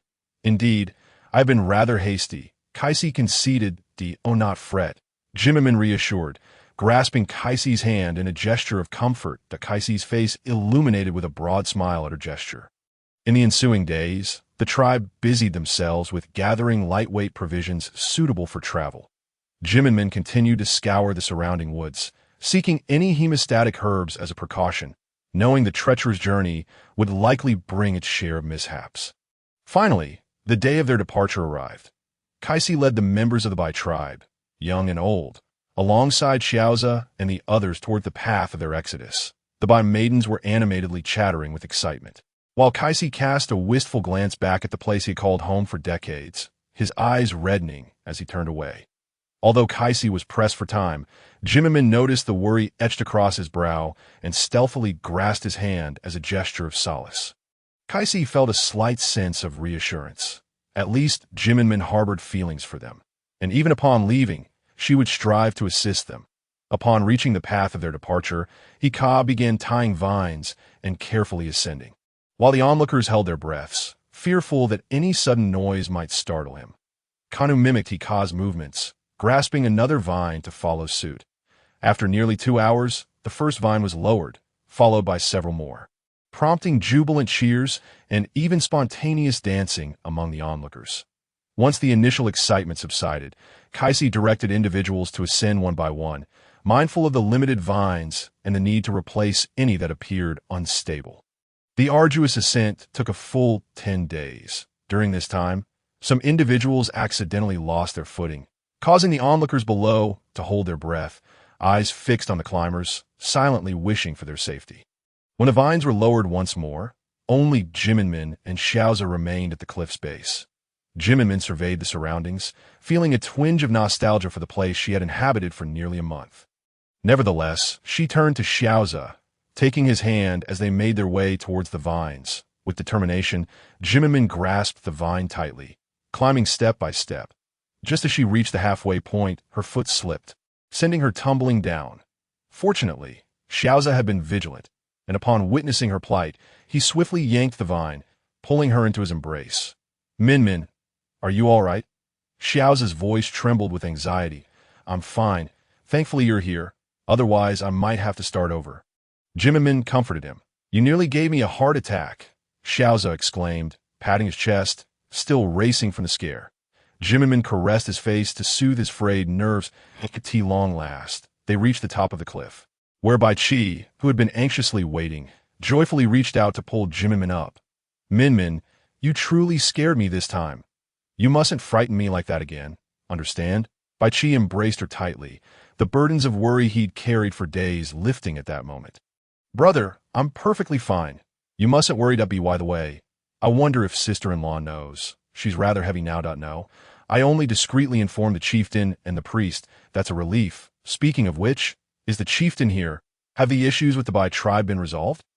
"Indeed, it has been settled, thanks to the priest's divination. Now, the Bai tribe can form unions with our Danshin tribe members that just these past few days, the males accompanying us to the Hegi tribe have already become partners with the Bai females. We are merely awaiting the ceremonies back at the tribe." Minmin could scarcely believe her ears. The resolution had come so swiftly, a testament to the dire need for females in this world. "Minmin, you have returned." While the leader of the Bai tribe, Kaisi, was engaged in discussions with the great chief Chidu, she felt an overwhelming joy upon seeing Minmin. Minmin scrutinized Kaisi for a moment, noting her radiant demeanor, which stood in stark contrast to the previous worries that had clouded her face. It was truly wonderful to see her able to assist the Bai tribe. After a night of rest, they finally returned to the Danshin tribe the next day. Minmin felt as though she had been away for far too long. The cultivated land of the tribe lay before her, a pristine sight that exuded vitality and tranquility throughout the settlement. "We are finally back," she murmured, casting a glance at Xiao Ze and gently leaning on his shoulder. "Yes, we are back," he replied. As Minmin and Xiao Ze approached their dwelling, they spotted Axiu, standing there, scanning the surroundings. With her eyes slightly reddened, Minmin rushed towards Axiu. "Grandmother, I have returned. I am so sorry to have worried. It is truly my fault for being concerned. Minmin, you were merely attending to important matters. And besides, Haina has come by daily to keep me company. I have been rather spoiled. Axiu said affectionately, stroking Minmin's head before taking her hand and leading her home. Xiao Ze, feeling somewhat helpless, followed suit. Since their return, Bai Qi had conversed with Minmin for several hours, and various members of the Bai tribe had visited. Now, upon returning to the tribe, Minmin was once again claimed by others. It seemed he still had to endure. As Minmin began to prepare dinner, Bai Qi, Haina, and Amida all arrived together. The group of females engaged in endless chatter, disregarding the presence of the males, who sighed and shared sympathy before heading out to prepare the meal. Minmin, was your visit to the Hegi tribe enjoyable? If it weren't for my rather large belly, I might have wished to join you, Haina remarked, her slightly rounded face reflecting envy. Even Amida appeared eager. It was quite delightful. I discovered a delicious delicacy. Although I am unsure where my brother placed it, I shall let you all sample it soon. Minmin's culinary skills are unparalleled. It has been nearly a month since I savored her cooking. I feel as though my stomach might weep from longing, Amida exclaimed. When Minmin prepares something, I intend to relish it thoroughly. Indeed, my stomach is already growling, Haina added, patting her slightly protruding belly. Even the little one yearns for a taste. Upon hearing about the little one, Amida shyly glanced at Minmin before quietly stating, Minmin, I did not come to check, but could you see if I might be expecting? I have searched everywhere and found no signs. Minmin promptly took Amida's pulse and shook her head. Amida felt a twinge of disappointment, having hope for good news. Amida, do not fret. Relax your mind, and it may happen. Besides, how long have you and Kilukan been together? Look at Xiao Ze and me. We have yet to have a child as well. Hearing Minmin's words, Amida reflected and gradually felt her spirits lift. Ah, Minmin, your face is completely healed. There are no scars left. And your complexion is so smooth and delicate, Haina exclaimed as she noticed Minmin's face. Amida examined her closely and confirmed it to be true. Minmin felt elated. She had not paid attention to her scars in a long time, merely applying ointment daily. Now, no one in the tribe should call Minmin ugly. Look at her rosy complexion and fair skin. She is a true beauty. As the three females reveled in their conversation. Xiao Ze and the others prepared the meal, gathering around the stone table to eat and chat merrily. After a considerable time spent entertaining their guests, Xiao Ze turned and embraced Minmin. Minmin, with so many idle folks chatting with you, I feel almost superfluous, he complained, a hint of grievance in his tone, eliciting a smile from Minmin, though she maintained her composure. How could you be superfluous? You are the one I cherish the most.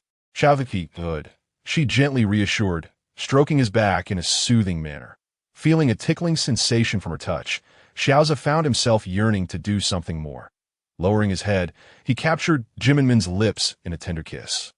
Drawing her in gently, Minmin was taken aback by Xiao Ze's boldness, but soon surrendered to his affections. When he finally withdrew, Minmin found herself cradled in his arms upon the bed, his eyes sparkling with delight as he gazed at her. Minmin, take a proper bath and rest. I shall fetch you some water, he said. After he left, Minmin sensed that she could not escape the evening's events, yet Xiao Ze's attentive care filled her with warmth.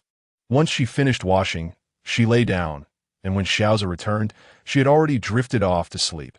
Observing Minmin's radiant skin, with long eyelashes delicately curled upward, and her small nose exhaling warm breaths, Xiao Ze felt a lump in his throat. Unable to resist his desires, he leaned down to gently kiss and nibble at her, leaving a trail of strawberry-like marks along her neck and chest before reluctantly adjusting her garments and stepping outside for a cold shower. Early the next morning, Bai Qi brought Minmin the item she had requested. These fruits had been left too long, and Haina had disposed of them, but this new batch had been sent from the Hegi tribe. Unbeknownst to Minmin, they were delivered personally by Hikai. Upon seeing the persimmons, Minmin was elated. She could make persimmon syrup. Initially, she had feared wasting the fruits, but the Hegi tribe's generosity was a delightful surprise. Brother, thank you. What for? Enough of that. I must return now. After Xiao Ze finishes eating, we shall head to the salt lake, Bai Qi replied, waving goodbye. Minmin began peeling the persimmons with a bone knife, and Xiao Ze immediately offered, "Let me do that. I can help." She stepped aside, kissed his cheek lightly, and began placing the sweet potato she had found earlier, which could be cultivated in the coming spring. She also organized the medicinal herbs into a small box, pondering when she might ask Xiao Ze to construct a cabinet akin to those found in apothecaries, as she had already collected nearly 30 types of herbs, exceeding the box's capacity. Yes, soon as Xiao Ze finished peeling the persimmons, Bai Qi sought him out, and the two departed together. Minmin crushed the persimmons in a stone bowl, alternating between mashing and filtering the pulp with pine needles, after shaking off her aching arms. She wished for a meat grinder or a juicer. Just as she lost herself in thought, she completed mashing the entire basket of persimmons. Standing, she rubbed her sore shoulders and arms, checking the stone pot, which was now free of residue. Minmin asked Axiu to help start a fire while she stirred the mixture with a wooden spatula to prevent it from burning as the moisture evaporated from the persimmons. The mixture gradually thickened. Minmin stirred continuously, watching as the fragrant, purplish-red persimmon syrup emerged. She felt an urge to leap for joy, but ultimately restrained herself, pouring the warm syrup into a prepared stone plate. Using chopsticks, she offered a taste to Axi. "Grandmother, you must try this. Is it sweet enough?" Axiu opened her mouth to savor the persimmon syrup, and an explosion of sweetness enveloped her senses, unlike anything she had tasted before. "How is it? Is it delicious, sweet, and delightful? What is this called?"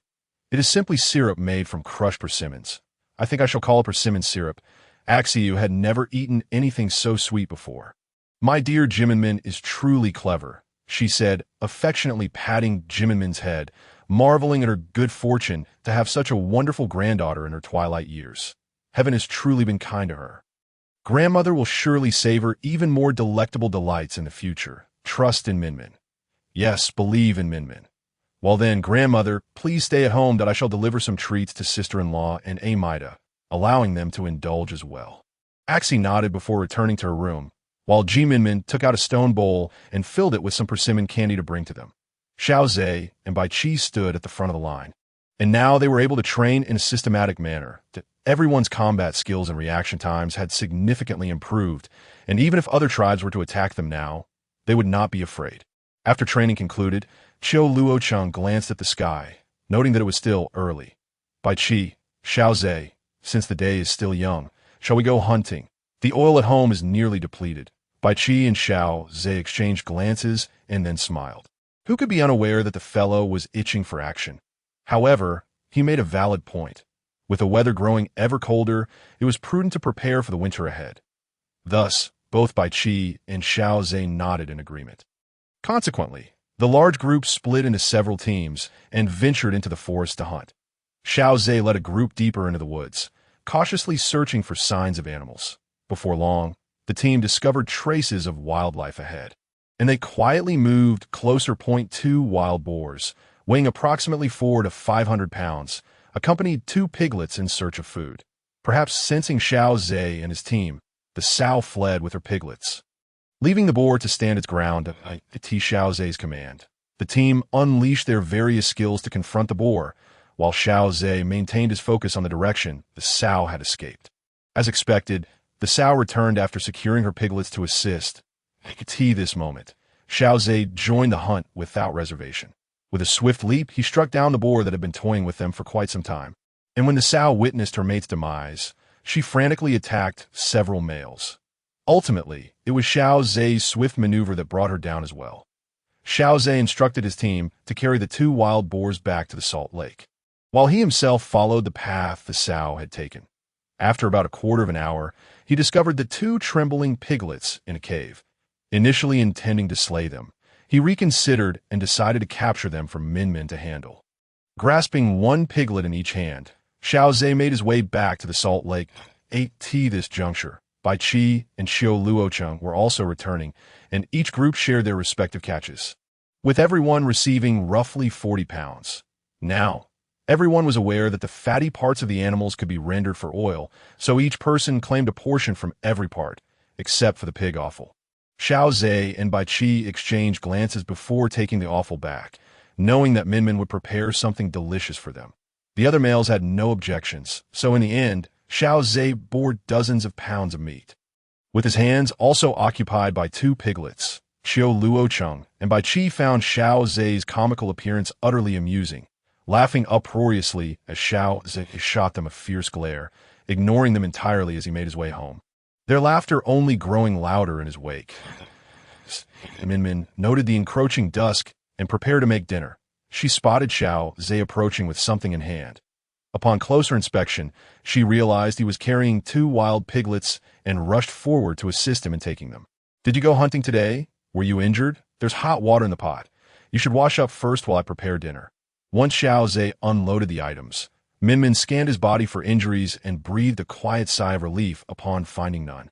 As Xiao Ze went to wash up, Minmin began to work with Axie on the wild boar meat and offal. Today, they had a bit of persimmon candy on hand.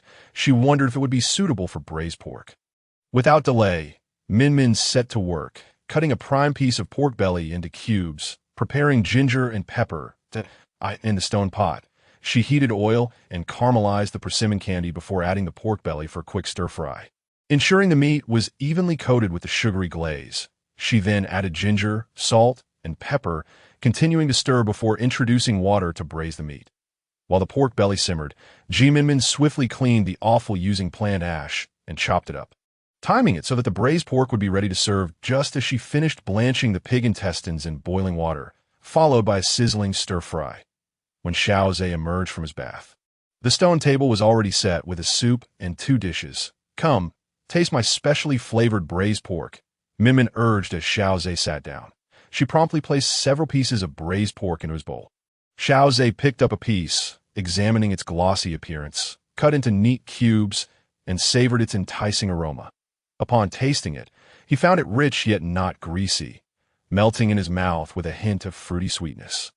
"Is it delicious?" "Yes, how can there be a hint of fruitiness in Minmin's dish?" "Exactly, try a bite." Without hesitation, Xiao Ze took another bite, the sweet flavor enveloping his palate. "Sweet, this is sugar made from persimmons this morning. Grandmother helped too. Let her try this braised pork and see if it is to her liking."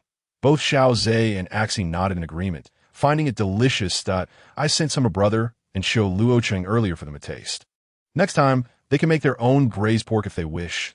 Minmin, come have a piece of meat." "All right, grandmother will have some too." The family enjoyed a sumptuous dinner together, leaving the stone platter on the table completely empty. All three were left languidly sprawled out, their stomachs thoroughly filled.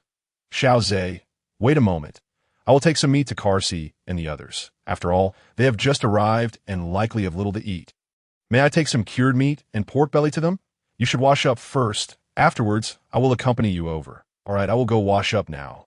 With his basket on his back and Minmin by his side, Xiao Ze made his way to another part of the tribe where the 200 members of the Bai clan had been arranged. Upon arriving at Karsi's dwelling, Minmin found everyone gathered. Listening to Karsi outline the tasks for the following day, as soon as they saw Minmin approach, they all welcomed her warmly before dispersing. After handing the items to Karsi, she sat down and inquired, "Chief, are you accustomed to life here? Everyone is quite comfortable, and the residents of the Danshan tribe have treated us very well. By the way, this is cured meat. As the weather grows colder, it's essential to cure the meat after hunting so that we don't run out of food in the winter." Minmin then explained the process of curing meat to Karsi. "Also, if you have some time, could you allow me to check the males in your tribe? I would like to see if there is a possibility for the females of the Bai tribe to conceive." Karsi was overjoyed at the prospect. If this could be resolved, the population of the Bai tribe would surely flourish. "Let us do this. Tomorrow, I will have them come see you. I apologize for the trouble it may cause you." Minmin, "It's no trouble at all. After all, my life was saved by the people of the Bai tribe. So, Chief, please refrain from such remarks." "Very well, I won't mention it again.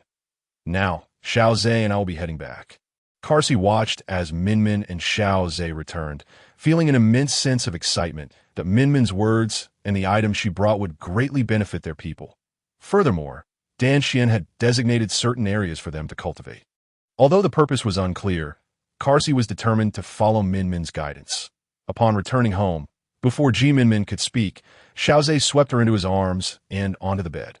Minmin was still processing the sudden turn of events when Xiao Ze leaned down, pressing himself against her.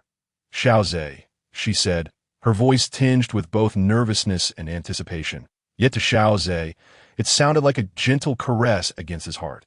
Without hesitation, Xiao Ze leaned down to kiss Minmin, slowly peeling away her garments, revealing her snow-white, delicate skin. Suddenly, Xiao Ze felt a tickle in his nose, warmth beginning to flow down. Xiao Ze, you're bleeding. Quickly, tilt your head back. Minmin hurriedly donned her attire and fetched a basin of cold water, splashing it onto Xiao Ze's forehead. Once the bleeding ceased, she paused her actions, observing Xiao Ze's rather disheveled appearance.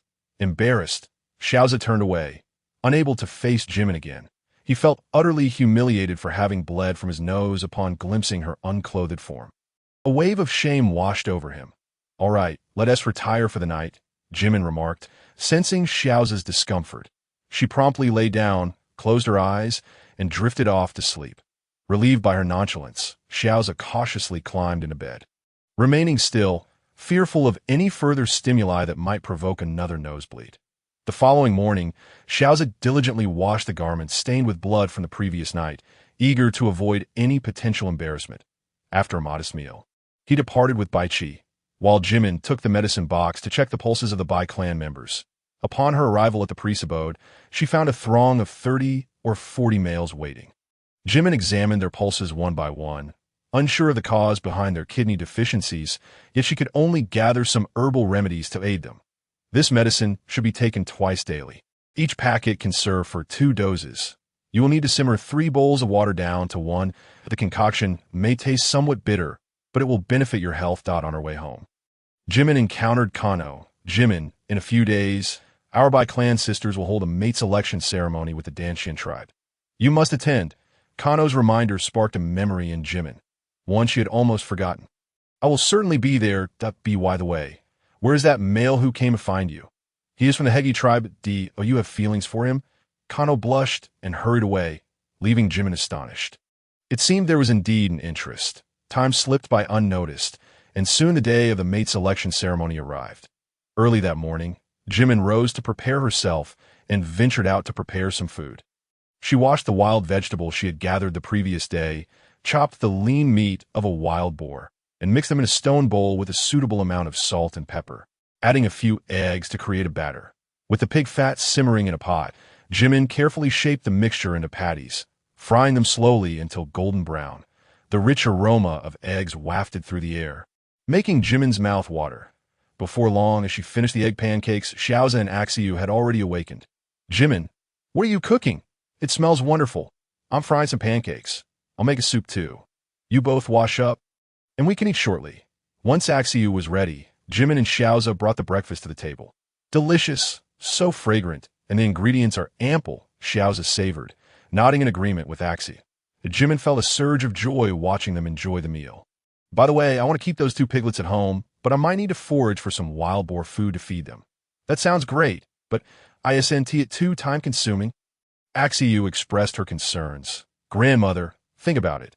If we raise the piglets, if they're sows, they can bear piglets. That if they're boars, we can catch a sow for breeding.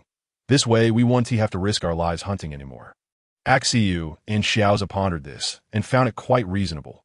Furthermore, our tribe could raise various animals, such as piglets and rabbits. Look how well we're raising our rabbits.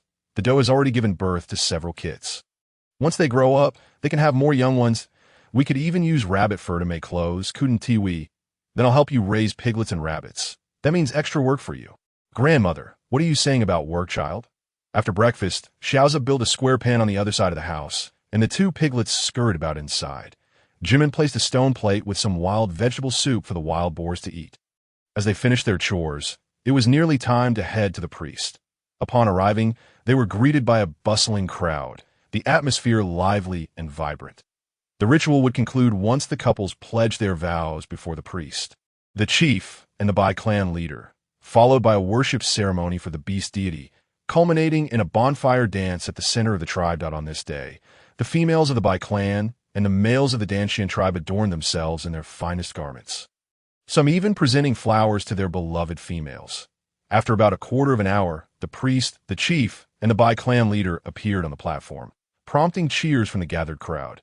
The priest officiated the ceremony, with the males leading their females in a reverent kneel before the beast deity. solemnly declaring their vows. Once the vows were complete, the priest announced their union as mates. Jimin recalled that her own binding with Xiao Ze had not followed such a ceremony. Suddenly, she longed for a traditional Chinese wedding with Xiao Ze, reminiscing about a time when such customs flourished. Alas, in this undeveloped era, finding dye was nearly impossible. She remembered a friend mentioning plant-based dyes and demonstrating the process. Now, she contemplated attempting it herself, knowing that failure would not deter her.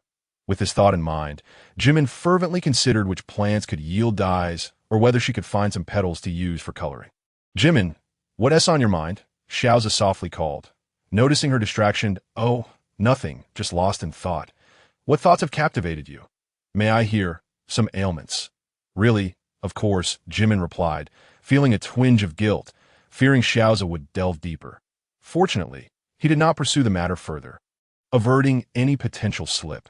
After the ceremony, Jimin returned home, racking her brain for ways to dye her clothing. In her modern life, she could have easily purchased dye online. Here, however, she felt frazzled, her thoughts swirling.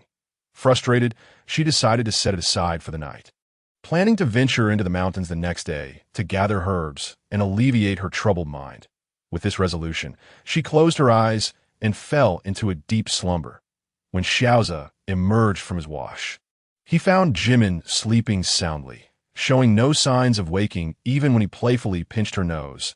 Inspired by her tranquility, he indulged in playful antics, pinching her cheeks and contorting his face in his silly expressions, which kept a grin on his face.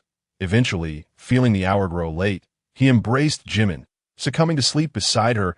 It was only when he heard her steady breathing that Jimin finally opened her eyes. In truth, she had awakened when Xiao Ze playfully tugged at her mouth, initially intending to interrupt his childish antics. But his joyful expression delighted her, and she felt pleased to have entertained him.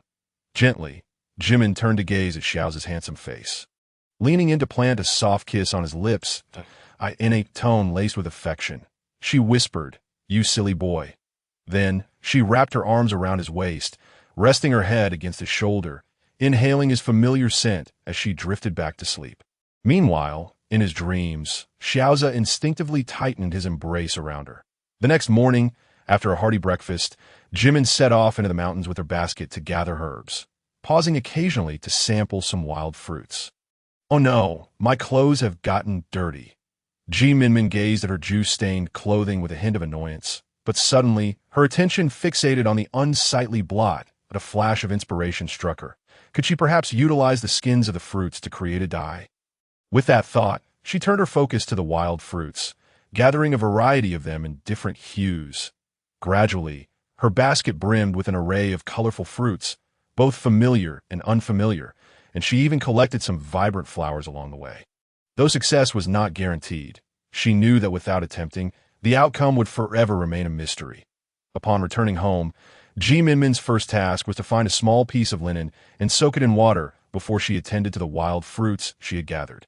She meticulously sorted the fruits by color, and after separating them, she peeled each fruit skin and ground them in a stone bowl in a consistent direction. Once the vibrant red hue began to seep from the peels, she transferred the mixture into a stone pot, which had previously belonged to a Xiao and was no longer in use, adding fresh water and the ground fruit skins to simmer for about an hour. After filtering out the residue, she poured the dye back into the pot, adding a suitable amount of salt and stirring until it dissolved completely. Next, she fully submerged the pre-washed, still damp linen in the dye, stirring vigorously before igniting the heat to bring the dye to a boil. Once it reached a rolling boil, she turned off the flame, allowing the linen to absorb the color for approximately an hour and a half. After waiting, Minmin was overjoyed to see the fabric dyed a brilliant red, nearly leaping with excitement at her success. However, amidst her elation, she carefully washed the dyed fabric by hand with cold water and some plant ash at least twice before hanging it to dry. Once it was sufficiently dried, she stealthily tucked it away, as it was now late afternoon, and Xiao Ze would be returning soon. She could not allow him to see it. Minmin quietly put away the dye and feigned nonchalance while she hung the herbs she had collected. When it was nearly time for Xiao Ze's return, she began preparing a meal. "Minmin, you seem quite happy today," Xiao remarked, noticing the smile that graced Minmin's lips. Indeed, today is a joyous day.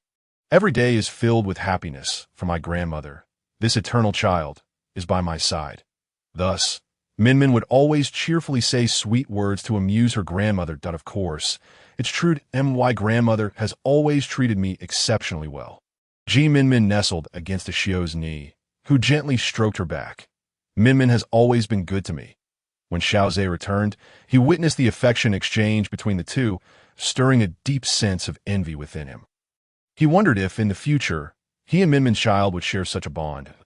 If Minmin were aware of Xiao Ze's current thoughts, she might scoff, for he was already contemplating children before they had even shared a room. Minmin, I'm back at Ze. You've returned. Oh, what have you brought in your basket? Today I gathered some things by the riverside with Bai Qi, Qiu Luochan, and the others. They were unsure if they were edible. So I brought everything back. If Minmin thinks they are safe to eat, I'll invite them over to taste. After setting down the basket, Minmin leaned in for a closer look to her astonishment. It was filled with shrimp, approximately 4 to 5 pounds of them. It had been ages since she had last enjoyed shrimp. Tonight would surely be a feast. These are shrimp and are indeed edible. We should have them over to share this nutritious bounty. If I can catch some before the river freezes, I'll bring more back for you. Thank you, Ze. Now, I'll prepare these shrimp. Minmin emptied the shrimp into a plate for cleaning, then chopped a bit of ginger. Once the oil in the pot was heated, she added the ginger to release its aroma, followed by some pepper. And finally, tossed in the shrimp to stir-fry over high heat. Before long, Xiao noticed the shrimp turning a vibrant red and almost exclaimed in surprise. But seeing Minmin's calm demeanor, she held her tongue.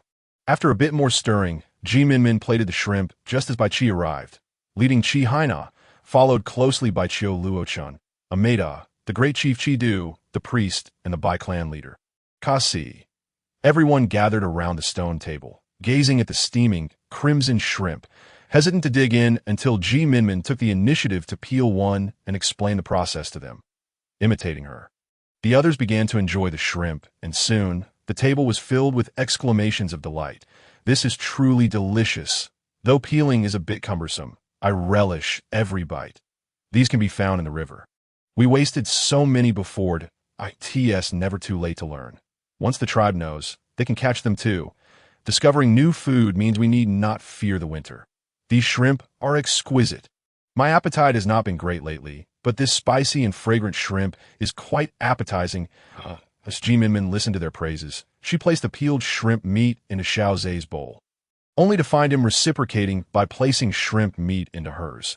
They were both taken aback, then delighted, devouring the shrimp meat they had prepared for each other, exchanging shy glances. The onlookers feigned ignorance, as the other two pairs were equally affectionate, leaving only Chidu, the priest, Kasi, and Xiao to converse. Continuing to observe the young couple's intimate interactions made them feel as though they were already full from the love they were witnessing. If these young people lived in modern times, they would surely know this experience as eating dog food, while their affectionate exchanges would be termed showing off love. Once everyone had eaten their fill, they sprawled out, engaging in light conversation. Winter had officially arrived, and soon deep winter would follow. After this season, the world would awaken once more. Minmin, have you seen Huanxiang in recent days? Her belly is quite pronounced. Much larger than mine, sister-in-law. Huanxiang is expecting twins, so it's natural for her to have a large belly. Was T aware of that? Minmin, could you check her pulse and see how the babies are doing? Noticing the conversation, Bai Qi sat beside Haina, wrapping her in his embrace. Minmin placed her hand on Haina's wrist, feeling the strong pulse. A very healthy sign. It's excellent. The babies are very healthy. Really? That's wonderful news, Bai Qi exclaimed. Did you hear that, Huanxiang? Health is crucial, but you're the most important. Minmin, feeling slightly awkward from the sudden influx of affection, could only force a smile as she sat there, feeling a bit out of place. After everyone departed, Xiao Ze instructed Minmin to wash up while he tidied the remnants of their meal before heading to freshen up himself. When Xiao Ze returned, he found Minmin, who typically would be sound asleep by now, sitting upright with a silly grin on her face. Minmin, what is so amusing? Ze, do you have any wishes? I wish for Minmin to always be safe and joyful. And for us to never part. Minmin was deeply touched by Xiao Ze's words, her nose tinged with warmth and an impulse to cry. How could she possibly deserve such love from him? Xiao Ze, Minmin leaped into his embrace, tears cascading onto his chest. What's wrong, Minmin? Nothing, I'm just so moved, Xiao Ze. Silly girl. Xiao Ze gently tapped Minmin's nose. The following day after Xiao Ze set off for Salt Lake, Minmin quietly busied herself in the kitchen after feeding the little piglets and rabbits at home. She took a piece of new hemp cloth that had been soaked and placed it into the dye made yesterday, then slowly brought it to a gentle boil while stirring to ensure the cloth absorbed the color evenly. Once the dye reached a boil, she turned off the heat and allowed the cloth to soak in the dye for over an hour. During this time, Minmin continued to prepare other colors of dye, following yesterday's method, carefully setting them aside. When the time was right, she retrieved the soaked cloth, washed it twice, and then hung it up to dry. The vibrant red hue filled her with joy. After the cloth dried, she designed a garment reminiscent of Hanfu, blending the fashion of this world with some modern ideas, tailoring it according to Xiao Ze's height. Ensuring the sleeves were not overly wide, just perfectly fitting, she retrieved the bone needle and thread, meticulously stitching according to her cut pattern. Though sewing was rare in modern times, her experience in surgical stitching had equipped her with the skills needed, making the task feel far from daunting. As time slipped by, the sky outside gradually darkened, and Minmin remained oblivious to the passage of time, until Xiao Ze's voice rang out, "I'm back." Startled, Minmin nearly tumbled from her in a flurry. She quickly concealed the half-finished garment before calling out, "A's back. I'm preparing dinner now." She feigned nonchalance as she headed to the kitchen. Xiao Ze found it peculiar that Minmin, who usually had dinner ready by this time, seemed a bit out of sorts. Perhaps she was just a bit tired today. "Minmin, if you're weary, I can take over." He offered. "No, but since A's wishes to help, could you light the fire?" "What about grandmother?" "Grandmother went to my sister-in-law's place. She was worried about her being alone at home." "Grandmother is right. Indeed, my sister-in-law's belly is growing larger and will soon become increasingly inconvenient. It's a relief that grandmother is there." The two engaged in casual conversation until the meal was nearly ready, at which point Xiao returned from Haina's at the grandmother's back. "We can eat now." Xiao washed her hands and proceeded to set the table, while Xiao Ze and Minmin brought the dishes to the table. The three of them shared laughter as they enjoyed their dinner. Later that evening, while Xiao Ze was washing up, Minmin took a moment to organize the hastily hidden garments before placing them in another corner for the next 3 or 4 days. Minmin continued to secretly sew the clothing. Xiao began to suspect that Minmin was acting mysteriously and decided to mention it to Xiao Ze when he returned. "Xiao Ze, I've noticed that Minmin has been rather secretive lately. After finishing her chores in the morning, she just stays in her room and doesn't come out. Do you think she is hiding something from us?" "Grandmother, Minmin is fine. Sometimes, when she has something to accomplish, she behaves this way." Xiao Ze shared the same sentiment, but felt it unnecessary for grandmother to worry. He trusted his little female companion implicitly. "Now that you say so," grandmother feels reassured. Finally, after much preparation, Minmin took a few items to the shaman to request assistance in determining an auspicious date, though she was a modern woman who did not believe in spirits. She felt a sense of reverence for the natural world after having been reborn into it. Upon hearing Minmin's request, the shaman sat on a mat and cast a divination. "The day after tomorrow is very auspicious for marriage. I shall go and observe. I will surely welcome the shaman's arrival." After receiving the confirmation, Minmin headed up the mountain, having not ventured into the deep forest for quite some time. She wondered if the trap she had previously set had caught anything. If so, that would be splendid. As she walked, she gathered herbs and picked some fresh wild vegetables until she reached the traps. Suddenly, she caught a strong whiff of blood. Approaching the trap, she discovered a deer.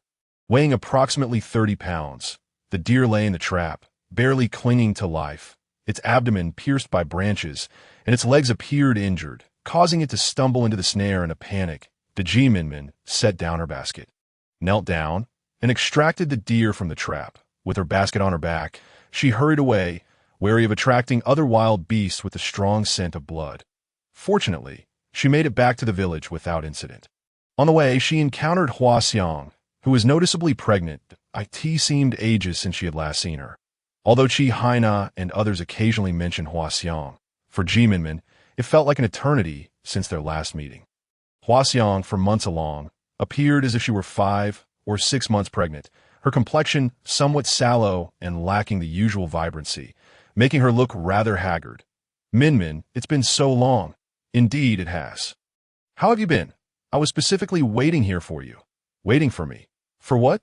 Minmin thought to herself, though she refrained from voicing her thoughts that I would like you to check my pulse.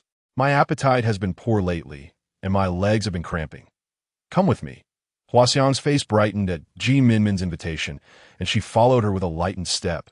Since becoming pregnant, Huaxiang had realized how many mistakes she had made in the past. Please have a seat, Minmin remarked as she set down her belongings and came out to check Huaxiang's pulse. The pulse was steady, with no issues detected. There's nothing to worry about. You simply have insufficient qi and blood. Now that you're pregnant, you must consume some nourishing food, including wild vegetables. The shaman mentioned the same, but the cramps are unbearably painful. For cramps, you should drink more bone broth. Have a Biena and Wang Chao go hunting. Never mind, I'll give you some from here. Minmin went inside and brought out some dried shrimp. Since the last time they had eaten shrimp, Xiao Ze had been bringing some home daily for Minmin to dry. Here are the dried shrimp, along with some venison. You can keep the venison for yourself. Don't always let others eat well while you suffer. Make sure to cook some shrimp daily. Huaxiang looked at the items placed before her, nearly moved to tears. Thank you, Minmin, and I'm sorry. I nearly caused you harm back then. Had you not acted as you did, I might never have discovered Salt Lake. The tribe still owes you a debt of gratitude for that. Minmin's teasing made Huaxiang smile through her tears, realizing why Xiao Ze loved her so dearly, because she never fussed over trivial matters and possessed such a generous spirit. After bidding farewell to Huaxiang, Minmin began to butcher the deer. Venison is rich in vitamins, minerals, and protein, particularly high in iron and zinc, as well as vitamins A and B. Consuming fresh venison can significantly enhance metabolism and improve bodily functions. Venison is also known to nourish the stomach and replenish energy, regulating digestion, especially beneficial for those with weakened constitutions. Thus, Minmin decided to gift some venison to Huaxiang, not only for her sake, but also for the innocent lives growing within her. Minmin divided the venison, salting some for preservation and preparing the rest for soup. She blanched the venison, rinsed it clean with cold water, and placed it in a stone pot, adding fresh water and ginger to simmer. As the venison cooked, Minmin washed the fresh mushrooms she had gathered earlier and added them to the pot. When Xiao Ze returned, he was greeted by the rich aroma of the simmering meat broth. Minmin, what are you cooking that smells so delightful? Aze is back. I'm making venison. Please help me take these to the others. I've portioned them for the chief, the elder, the shaman, as well as for my brother and sister-in-law. And Chiu Luo-chan, I appreciate you running this errand for us, of course. Xiao Ze shouldered his carrying basket and set off to deliver the venison to everyone. Along the way, he hurried from one household to another, finally arriving at the priest's abode, where he received a congratulatory remark from the priest. Initially, Xiao Ze intended to inquire about the reason for the congratulations, but to his surprise, the priest took the venison and promptly shut the door. Puzzled, Xiao Ze scratched his head and muttered to himself, "How baffling." Upon returning home, he mentioned this to Minmin, but to his astonishment, she merely smiled and said nothing. As the three of them sat around the stone table for dinner. Minmin recounted her encounter with Huaxiang that day. She didn't come looking for trouble, did she? No, she simply asked for my assistance in checking her pulse, that I could see that she was likely suffering from her pregnancy, looking rather pale and weak. Therefore, I offered her some venison and dried shrimp, believing that if her health improved, so would the well-being of her unborn child. Minmin felt this was reasonable and decided to proceed. Acknowledging her mistake and resolving to treat Huaxiang as an ordinary member of the tribe from now on. Xiao Ze, however, harbored lingering resentment towards Huaxiang for the pain she had inflicted upon Minmin. Had it not been for Minmin's resilience, she might have met a dire fate by now. It must be said that Xiao Ze had come to understand the truth. Yes, I know that I simply view her as a patient. As a healer, anyone before me may be a patient, and I strive to treat everyone fairly. Upon hearing Minmin's words, Xiao Ze realized he might just be falling for her. How else could he have been so quickly captivated? She was not only beautiful and gentle, but also kind-hearted, magnanimous, and possessed her own strong opinions on life. Taking advantage of these 2 days, Minmin discreetly informed Bai Qi and a few other friends to witness her commitment to Xiao Ze. Early one morning, when Xiao Ze awoke, he found an entire set of red garments laid out at the head of his bed. He picked them up to check if they were his size. With a creak, Minmin entered with a basin of warm water, smiling brightly. "Come and wash up. I'll help you with your hair shortly." Although Xiao Ze found Minmin's behavior somewhat peculiar, he obediently went to wash up. After finishing, Minmin instructed Xiao Ze to change into the clothes she had prepared. Feeling slightly shy, he removed his garments and donned the attire she had set out for him. Minmin meticulously styled Xiao Ze's hair into a bun, securing it with a red ribbon she had prepared earlier. With his glossy black hair, sharp eyebrows, piercing dark eyes, and finely contoured lips, his tall and slender figure resembled an eagle in the night, proud and solitary, yet commanding. Clad in red, he appeared even more strikingly handsome. Minmin gazed at Xiao Ze, almost mesmerized, but she quickly reminded herself of the day's pressing matters. Today is not for leisurely pursuits. We have important tasks to attend to. While Xiao Ze was uncertain about the significance of the day, he dutifully stayed at home, weaving a winnowing basket. Meanwhile, Minmin stealthily made her way to a Xiao's room to prepare herself. When the appointed time arrived, the chief and priest soon gathered. Minmin, with her red veil, sat on the bed awaiting Xiao Ze's arrival.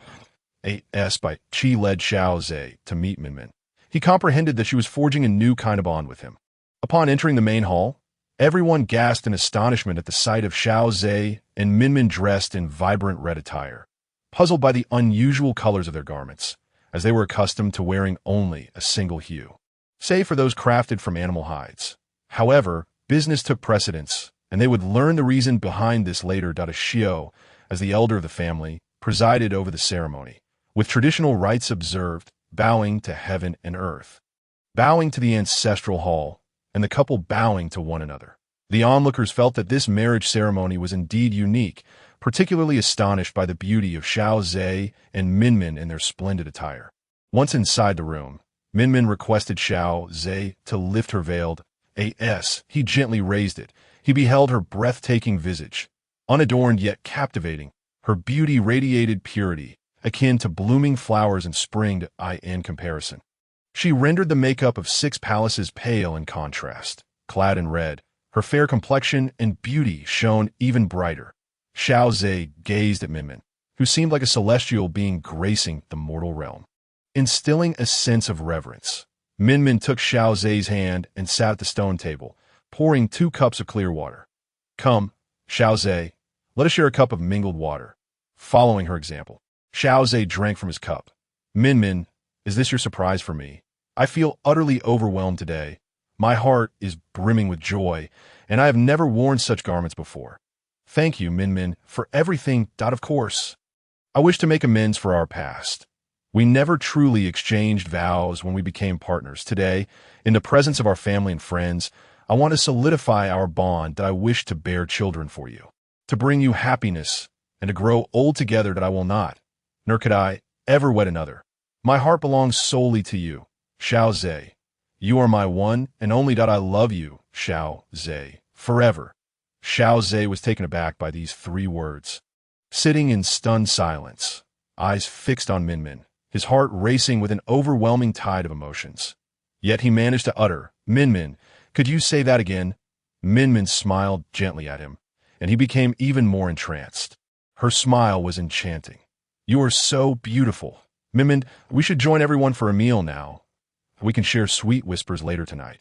Hearing this, Xiao Ze finally realized it was still daytime, and his face flushed crimson as if painted with rouge.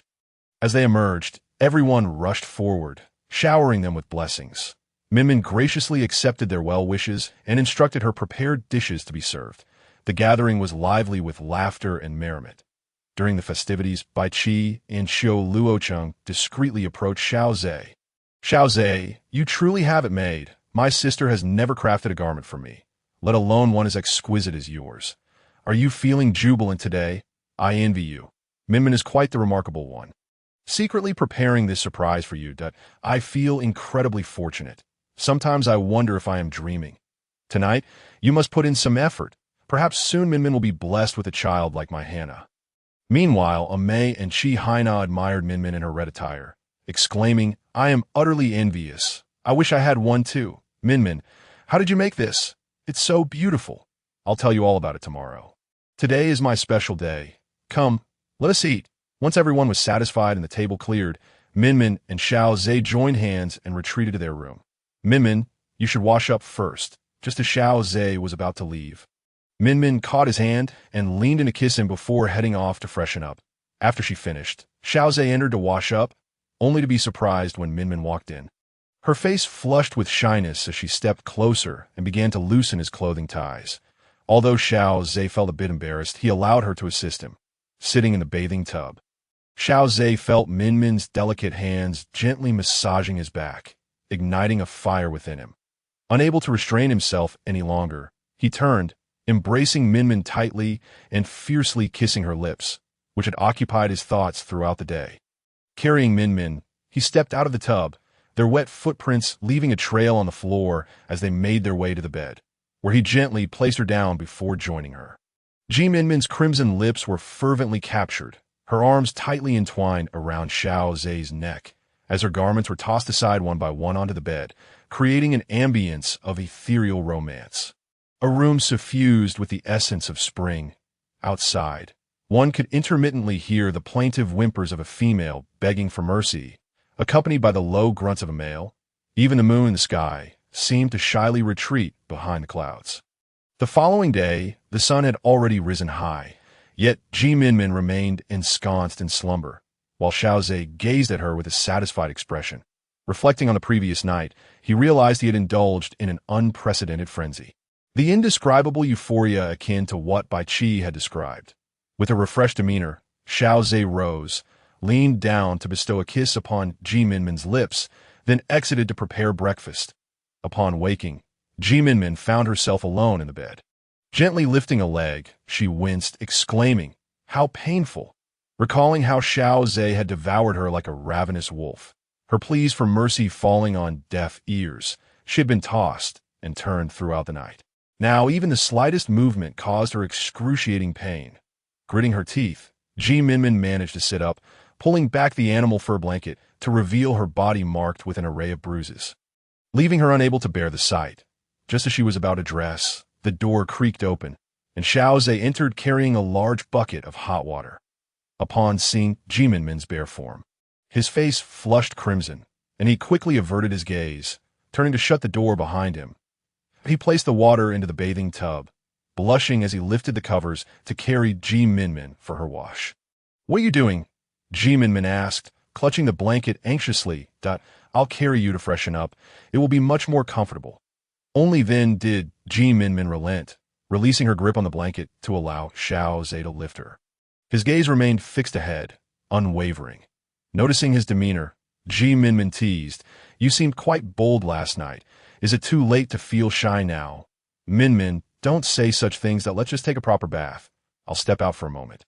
Upon placing Minmin in the water, Xiao Ze hurriedly exited, flustered, as Minmin slowly sank into the warm water. The soothing sensation alleviated her aches, prompting a contented sigh to escape her lips. Once she had composed herself and was about to pour out the water, she noticed Xiao Ze returning to remove the bathing tub. Meanwhile, she busied herself tidying the bed, only to find a white cloth beneath, now speckled with red stains, which she hastily tucked away, feeling a tinge of embarrassment. "Minmin, come eat something. You must be famished by now." Xiao Ze entered with steaming food, realizing it was nearly noon, and Minmin indeed felt ravenous as she sat down and began to devour her meal. "Slow down. There's plenty more in the pot," he cautioned. "I'm so hungry." "It's your fault. I pleaded for mercy, yet you showed me no reprieve," Minmin retorted, rolling her eyes at Xiao Ze before focusing on her meal. She chose to ignore him, while he remained unperturbed, unaware that even a single glance from her could ensnare him, transforming her from a girl into a captivating young woman with an alluring nonchalance. After their meal, Minmin took out the medicinal herbs to dry, while Xiao Ze headed to the salt lake. That Xiao chuckled at Minmin's somewhat awkward gait, remarking on the youth's lack of restraint. Meanwhile, Minmin grimaced internally, chastising herself for inviting such reckless behavior, contemplating whether Xiao Ze would dare to provoke her again. As night fell, Minmin took a thorough wash and nestled in a bed, cocooning herself tightly, keeping her distance from Xiao Ze, fearing his insatiable desires would lead to further entanglement. Rest easy. I shall not disturb you tonight, Xiao Ze sighed, regretting his lack of self-control. After a moment, he embraced Minmin, kissing her gently before drifting off to sleep. Only when she sensed his stillness did Minmin dare to close her eyes. After 2 days, those who had seen Minmin's vibrant garments grew impatient for her to take action, prompting them to visit her directly. When the tribal leaders arrived, Minmin was on her way to find them with dyes in hand, surprised to see them already present. I was just about to head out to find you. Please come in and sit. Minmin, we shall not sit. I can hardly contain my excitement, Haina remarked, her eagerness palpable, mirrored by the expressions of the others. Since everyone feels this way, let us begin, Minmin replied. Unable to withstand the eager gazes directed at her, she proceeded to explain the process of creating plant dyes, showcasing the fresh wild fruits she had gathered that morning, meticulously demonstrating each step. How to extract colors, grind, and cook, leaving no detail unmentioned as they beheld the brilliantly dyed fabrics in her hands. Everyone marveled at the magic of it all. It's astonishing. The fabric could be not only red, but a spectrum of colors, all derived from plant materials. If we sell these fabrics to other tribes, our tribe could acquire much more in return, one leader suggested. Indeed, especially since our tribe is the only one with access to such dyed materials. Another agreed that we must discuss how to proceed. The chief concluded, with the priest and others nodding in agreement, recognizing the significance of this venture for the Danshan tribe's relationship with the Bai tribe and their potential growth. After the leaders departed, Maida and Haina presented Minmin with a new hemp cloth they had prepared. I want to dye a blue one for my brother and an orange one for myself. Maida declared, I'll have a pink and a light green. Minmin replied, Goodness, do you think I'm a sorceress, able to conjure whatever you desire? I shall do my utmost to accommodate your requests. She added, feeling flattered by their enthusiasm. Minmin, you are the best, they chorused, then affectionately bombarded her with questions. Minmin, how did you come up with that ceremony a few days ago? I'm utterly envious, Maida exclaimed with admiration. It was inspired by the pairing ceremony I attended in the tribe, Minmin explained. That ceremony was splendid, and the priest mentioned it could become the standard for future pairing ceremonies in the tribe. Haina noted, hinting at the potential legacy of Minmin's idea. Really? That would be wonderful. Minmin replied. By the way, how has Xiao Ze been treating you these days? Haina and Maida exchanged mischievous glances, causing Minmin to feel her cheeks warm. That you've all been through this. It seems inappropriate for you to ask me, she retorted, busying herself with the fabric, but their laughter echoed in her ears. Once their teasing subsided, Haina sighed. Minmin, winter is fast approaching. Bai mentioned he might travel to the Mengshi tribe soon since his father has roots there. He asked me to see if you would like to join him. Minmin nearly dropped the fabric in shock. She had almost forgotten the storyline. With winter approaching, Bai intended to accompany Haina to the Mengshi tribe, prompting her to hasten her search for herbs to detoxify and ensure safe childbirth. I won't go. After all, my father was the former priest of the Danshan tribe, and my roots lie here. It would be inappropriate to visit the Mengshi tribe, she replied, but I conveyed the same to your brother. Yet he still believes you should go. Consider your mother is also a member of the Mengshi tribe. I still won't go. It would be improper for me to visit as Bai Chi's sister. It is much more fitting to go as my mother's daughter. All right, I'll inform Bai Chi. After soaking the garments, Minmin pulled them out, and both Haina and Maida looked on in disbelief at the vibrant colors. After washing them twice, Minmin handed them over. Just dry them when you get home. Minmin, thank you so much. Don't mention it. We're best friends. Best friends? You mean the kind of close friends with whom you can share secrets? Haina and Amida were deeply moved, embracing one another in a heartfelt display of affection. Before dinner, Xiao Ze returned, and Minmin recounted the invitation she had declined from Bai Qi to visit the Mengshi tribe. If you believe you are right, then pursue it. I shall always support you. Xiao Ze, why are you so kind? No matter what I do, you support me, because my little female is worth it. Xiao Ze gently tucked Minmin's disheveled hair behind her ear and placed a soft kiss upon her forehead. After we eat, let us take a stroll. Xiao Ze nodded, promising to accompany her in whatever she wished to do as they strolled along the winding paths of the tribe. Hand in hand, they whispered sweet nothings to each other. Occasionally, Xiao Ze would help Minmin smooth her hair, tousled by the evening breeze. Their affectionate gestures stirred envy among the tribespeople who witnessed their harmonious bond. Upon returning from their walk, Xiao Ze prepared a bath for Minmin. Just as she was about to enter, Xiao Ze gently held her back. Minmin, are you ready? To be honest, in order to spare Minmin any discomfort, Xiao Ze had been enduring his own physical unease these past nights without advancing their intimacy. However, tonight, excitement surged within him, prompting him to muster the courage to ask. Minmin shyly lowered her gaze and nodded. To her surprise, Xiao Ze swiftly embraced her and carried her to the bath. Confused yet exhilarated, Minmin found herself submerged in the water, shortly followed by Xiao Ze, who squeezed into the tub with her. The bath was just spacious enough for the two, and he lifted her onto his lap, kissing her passionately as his hands ignited the first round of their intimate encounter. The water splashed about, leaving damp marks on the floor as their passion unfolded. Later, when they found themselves in bed, Xiao Ze initiated a second round of their fervent connection, ultimately drifting into a peaceful slumber entwined in each other's arms.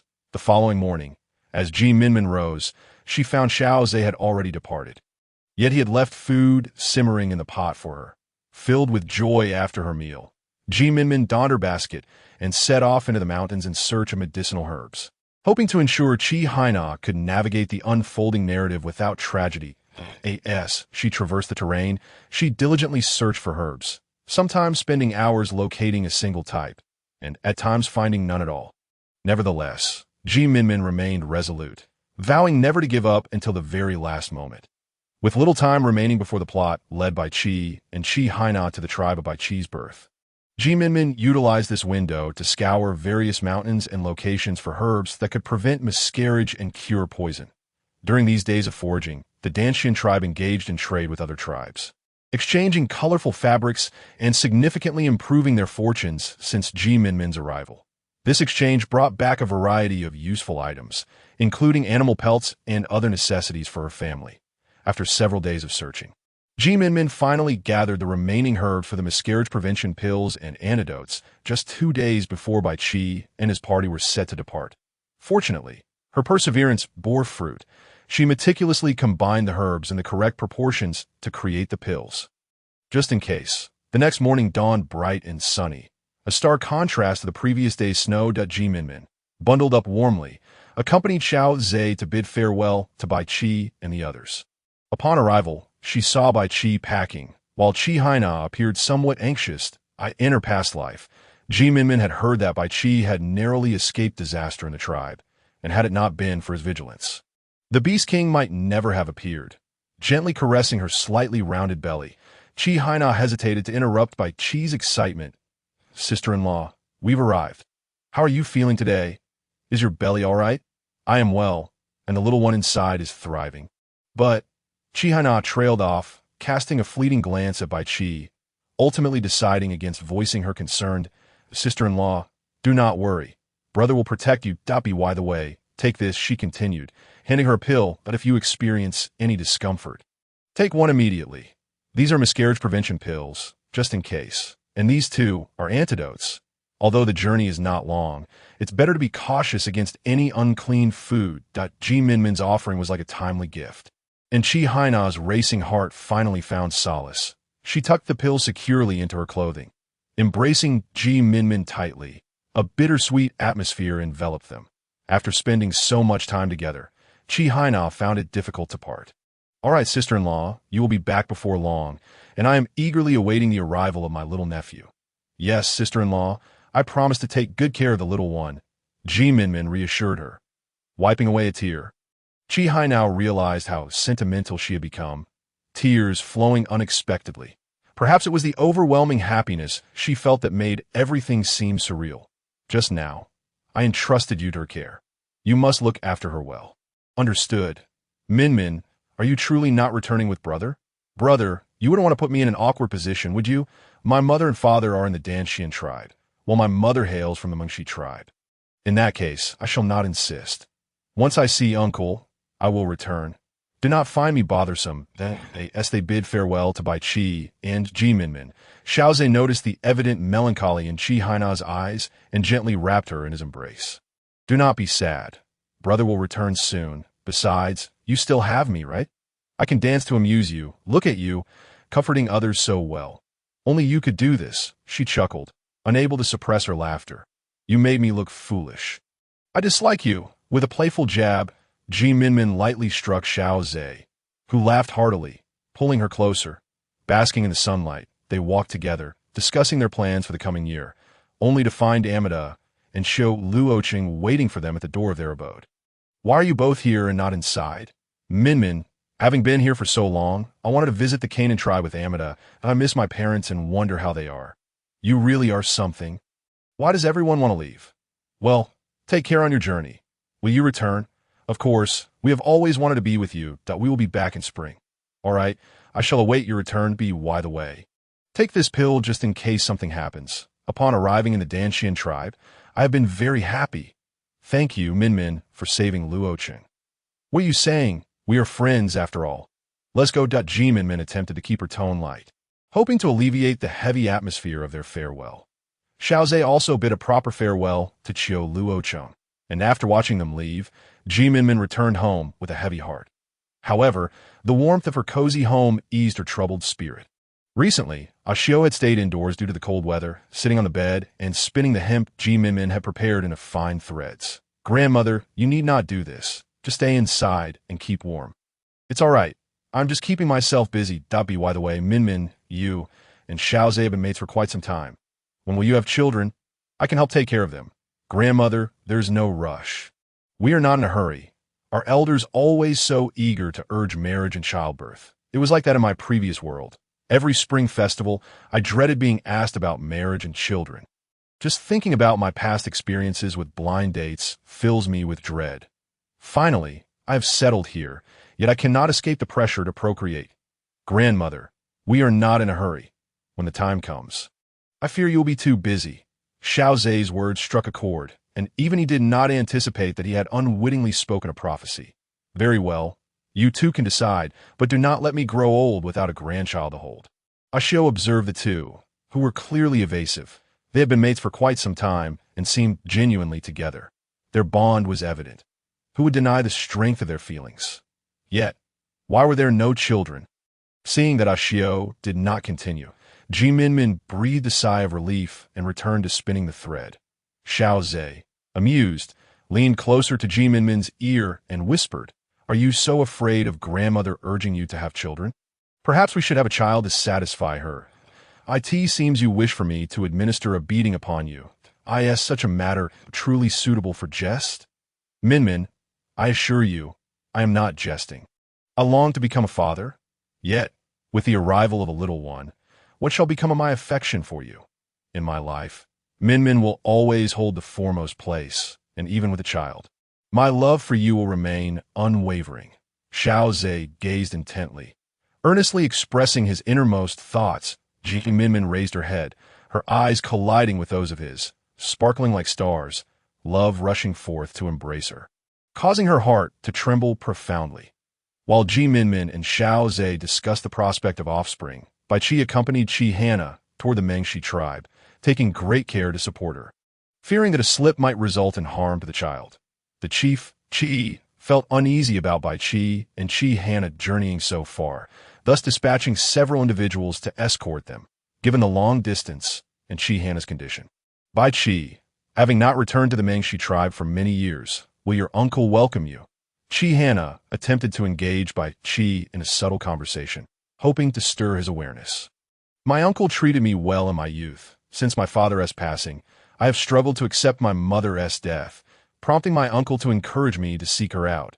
However, in this perilous age, how could a mere adolescent male survive alone in the wild? Do you not find it peculiar? Not at all.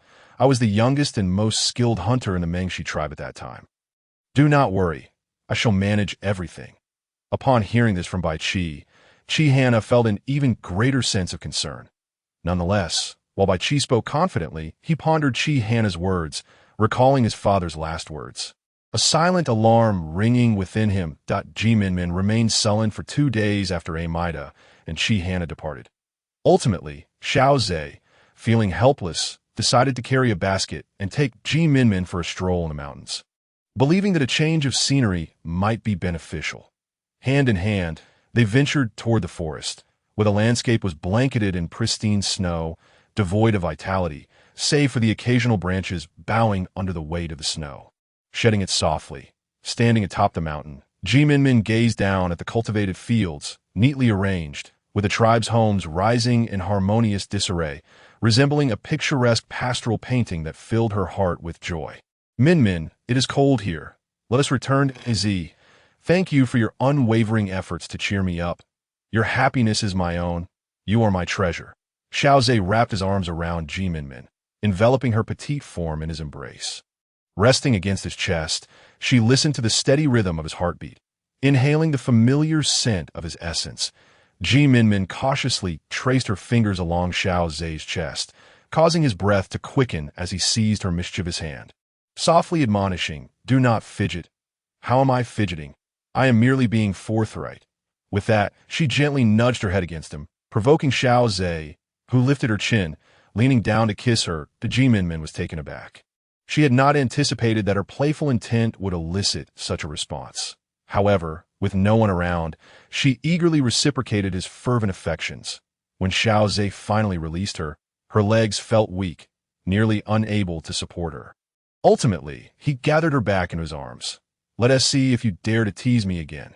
Xiao Ze's gaze fell upon her ravished lips, darkening with intent. Startled by his hungry look, Minmin quickly exclaimed, "I will not dare again. I promise." Xiao Ze chuckled at her immediate capitulation, then embraced her as they made their way down the mountain.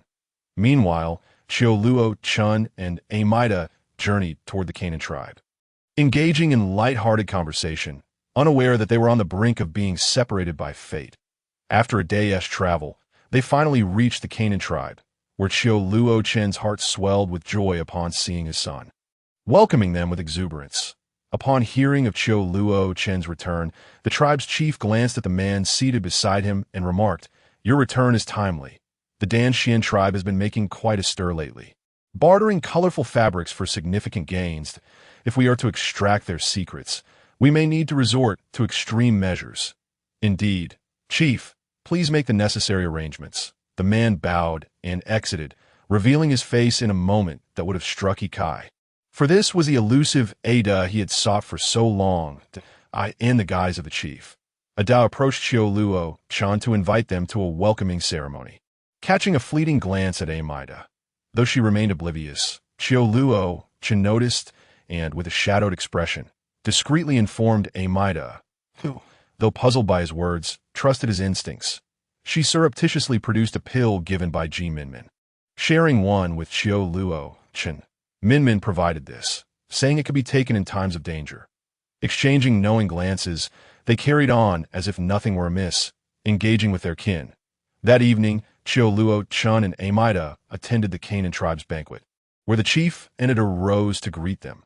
After a few pleasantries, they settled down to dine at a feigned disinterest as he inquired about the happenings in the Dan Xian tribe. But Luo Chan responded ambiguously. Frustrated by his inability to glean any information, Ada shifted his focus to conversing with the chief. Later that night, hearing a commotion, Luo Chan swiftly guided Amida toward the back of the dwelling, seizing the cover of night to flee into the forest, heading for the Dan Xian tribe. The masked pursuers, realizing their quarry had escaped, hastened into the woods after them. Just as Luo Chan and Amida were nearing the outskirts of the Canaan tribe's territory, a poisoned arrow was loosed in their direction, striking Amida as she sought to protect Luo Chan, but he nearly succumbed to despair. But recalling the pill from Minmin, he administered it to Amida, propping her against a tree as he brandished a bone knife. advancing toward the assailants. Caught off guard, the masked figures faltered under his assault, leaving none unscathed. Yet despite Xiao Luo Qin's valiant efforts, he sustained several wounds himself. Staggering to Amida's side, he hoisted her onto his back, determined to seek Minmin, for she alone could save her. Why had he returned to the Canaan tribe? Had he not done so, Amida would not have suffered this fate. With Amida on his back, Xiao Luo Qin trudged toward the Dan Xian tribe, the pristine snow concealing their passage, leaving no trace of the events that had transpired. Outside, snowflakes danced in the air as Minmin nestled beneath her covers, reluctant to rise while Xiao Ze endeavored to coax her out. Minmin, dear, please rise and eat before return to sleep. No, it is far too cold outside. My hands and feet are already freezing. Minmin stealthily slipped her icy hand beneath Xiao Ze's collar, causing him to shiver involuntarily. Why are your hands so cold? Xiao Ze enclosed her hand within his, warming it. I do not know. They're simply cold. Then you should lie down. I will fetch you something to eat. Eventually, Xiao Ze acquiesced, standing to procure food for Minmin, who lay in bed, contently awaiting his return. Suddenly, a startled exclamation pierced the air. Xiao Luo Qin, what has happened to you? Had he not returned to the Canaan tribe? How could he have come back in less than 2 days? Was something amiss? As Minmin pondered this, she heard Xiao Ze's urgent voice from outside. Minmin, hurry here. Something grave has occurred. Minmin swiftly sprang to her feet, disregarding the need to put on her shoes, and rushed outside, only to behold Xiao Luo Qin standing there, his body marred with bloodstains, carrying the unconscious Amida on his back. That jolt of anxiety surged through Minmin's heart. But she quickly acted in unison with Xiao Ze to assist Xiao Luo Qin into the house. Upon laying Amida on the bed, Xiao Luo Qin nearly collapsed at Minmin, however, had no time to spare. She immediately took Amida's pulse, discovering it weak and feeble. Fortunately, the heart vein remained intact. Otherwise, not even a divine being could have salvaged the situation. Xiao Ze fetched Minmin's medicine box, and she promptly grasped a dose and handed it to him, instructing him to boil 3 bowls of water down to 1. After Xiao Ze exited, Minmin stripped Amida of her outer garments, leaving only her underclothes, and took out a bone needle to administer acupuncture. With great care, she began to force the toxins towards Amida's index finger, gently incising it, as dark, poisonous blood dripped steadily downward. Xiao Luo Qin watched Minmin's actions with palpable anxiety, fervently praying that Amida would be all right. Minmin resolutely pulled the poisoned arrow from Amida's shoulder, causing blood to spurt forth, eliciting a muffled groan from the bedridden Amida. Yet, Minmin had no time to dwell on this. She used cloth soaked in hot water to cleanse the wound, sprinkled some hemostatic powder, and then bandaged it. Just as she finished covering Amida with a blanket, Xiao Ze returned with a steaming bowl of medicinal soup. Xiao Luo Qin, you should wash up. I will feed Amida the medicine, and she should be fine soon. Xiao Luo Qin, acutely aware of his disheveled appearance, quietly excused himself to wash up, but soon a loud thud echoed from the washing area. Minmin instinctively wanted to investigate, but the thought of Xiao Luo Qin being a man stayed her hand. When Xiao Ze emerged, carrying Xiao Luo Qin from the washing room, Minmin noticed several cuts on his calves, arms, and back, all still oozing blood. Resignedly, she instructed Xiao Ze to lay Xiao Luo Qin on the bed so she could first stitch up the long, 10-centimeter gash on his back. After a flurry of activity, Minmin found herself utterly exhausted. Damn it, these two almost crossed into the afterlife. The plot truly wields formidable power. She couldn't help but lament. Minmin, you must be utterly drained. Come, have something to eat. You haven't eaten a thing all morning. Xiao Ze lifted Minmin onto his lap, and although she intended to feed herself, Xiao Ze insisted on feeding her, causing her face to flush with embarrassment as he spooned food into her mouth. Xiao Ze, do you think they have any idea of the calamity they faced? How did they end up like this? I am unsure, but I suspect that the tribes outside, seeing how well our Danshan tribe is thriving, might have intended to capture them to extract our tribe's secrets. Xiao Ze's insight was undeniable that if what you say is true, then I would be the root cause of their plight, that Minmin's spirits dampened at the thought. Observing her distress, Xiao Ze set aside his stone bowl and gently rested her head against his shoulder. How could Minmin be the root cause? People are inherently self-serving, and so too are tribes. Often, they will resort to outright plunder for their interests. So this does not fall upon you, I understand, yet I still feel a pang of sorrow. If I hadn't given them the detoxification pills yesterday, perhaps Amida would have perished, and how could my heart bear that? But it is precisely because of your detoxification pills that they were able to await your assistance, so you need not belittle yourself. Xiao Ze, you truly are my confidant. Hearing your words brings me much comfort. It is indeed wonderful to have you by my side. Xiao Ze, relieved to see Minmin's mood lighten, felt a weight lift from his heart. He despised witnessing her unhappiness.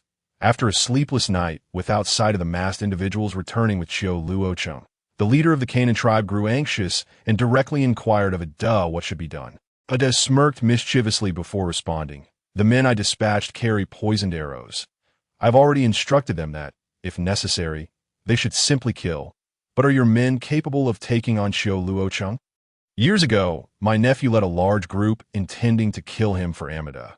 Yet he miraculously survived and ended up taking Amida from the Danshin tribe. Those underlings are inconsequential, even if they do not perish now. They would freeze to death, and poisoned, they cannot survive. Furthermore, the Danshin tribe would not mobilize for the sake of two stragglers so, according to you, even if Xiao Luocheng and his companions perish, the Danshin tribe would not intervene? That gives me peace of mind.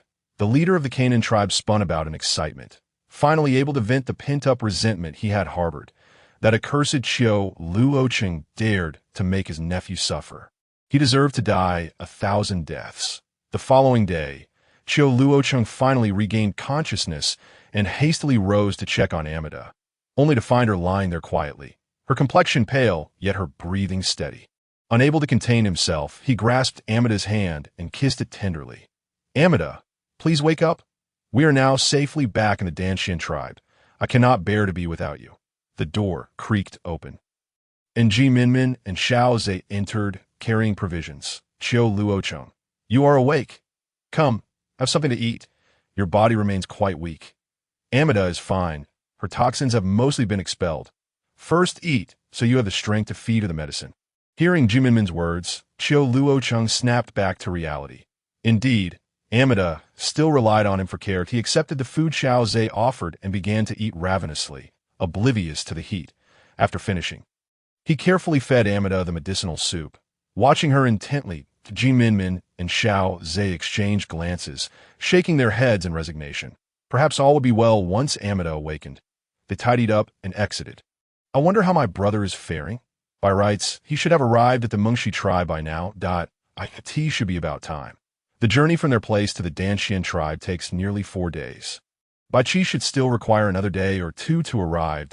If only there were a carriage. But then again, it is merely wishful thinking. A cow would suffice as well. What did you say? Minmin? Oh, nothing. Just a bit worried about my brother and sister-in-law. Rest assured, they will be fine. I hope so. Indeed, but the plot wields immense power. I fear it may not be overcome. After 6 arduous days of travel, Bai Qi and his companions finally reached the Mengshi tribe, but the once vibrant tribe now appeared eerily quiet. Though people gathered, there was scarcely any interaction. Even their gazes seemed dim and lifeless, sensing something amiss. Bai Qi grew wary. Upon entering the tribe, he called out loudly, Bai Qi has returned. For a fleeting moment, the tribe's people displayed a glimmer of excitement, but it quickly faded. Bai Qi sensed this and sought to engage joyfully with his kin, only to be met by the beaming face of his uncle, Bai Ao, who approached to welcome him. The tribe members flinched at the sight of Bai Ao, some exhibiting palpable fear. Though Bai Qi was unaware of the reason behind their trepidation, he feigned warmth towards his uncle. Just as Haina was about to follow, a female voice whispered urgently in her ear, warning of danger, before swiftly disappearing into the crowd. Heart racing, Haina decided to accompany Bai Qi to Bai Ao's residence. Bai Qi, it has been years since we last met. Have you found your mother? Not yet. Bai Qi paused deliberately before continuing, but I have found my partner, Haina. Bai Qi brought Haina before Bai Ao. Though he wore a smile, he noticed the fleeting change in Bai Ao's expression. Greetings, uncle. Greetings, niece-in-law. Although they exchanged pleasantries, Both remained vigilant of one another. Bai Qi, you two should rest here. We shall have a good talk with your uncle tonight. Bai Qi readily agreed, and Bai Ao left the dwelling with a smile. However, the moment he turned away, his expression darkened, and his eyes brimmed with malice. Approaching a thatched hut, he softly reprimanded within, "Did I not instruct you to kill that boy? Why is he still alive? Had it not been for your threats against my family, I might have truly considered ending that wretched boy's life. Alas, I am inherently rebellious and thrive in defiance. Do you still believe there is a day for your ascendance? That boy has returned, and should he discover that it was you who took his mother's life, you shall not escape retribution. I am indifferent now. It is you who, in your quest for the chieftaincy, has harmed his father. Perhaps your demise will come sooner than you expect. Ha ha ha." The middle-aged male, bound in darkness, lay on the ground, laughing heartily, while Bai Ao trembled with rage, yearning to leave and slay the male before him. Yet, Bai had bestowed upon him a token before his demise, a token he had yet to locate. Were it not for his oppressive rule over the years, perhaps these insufferable clansmen would not have been so obedient. If I could do it once before, I can certainly do it again.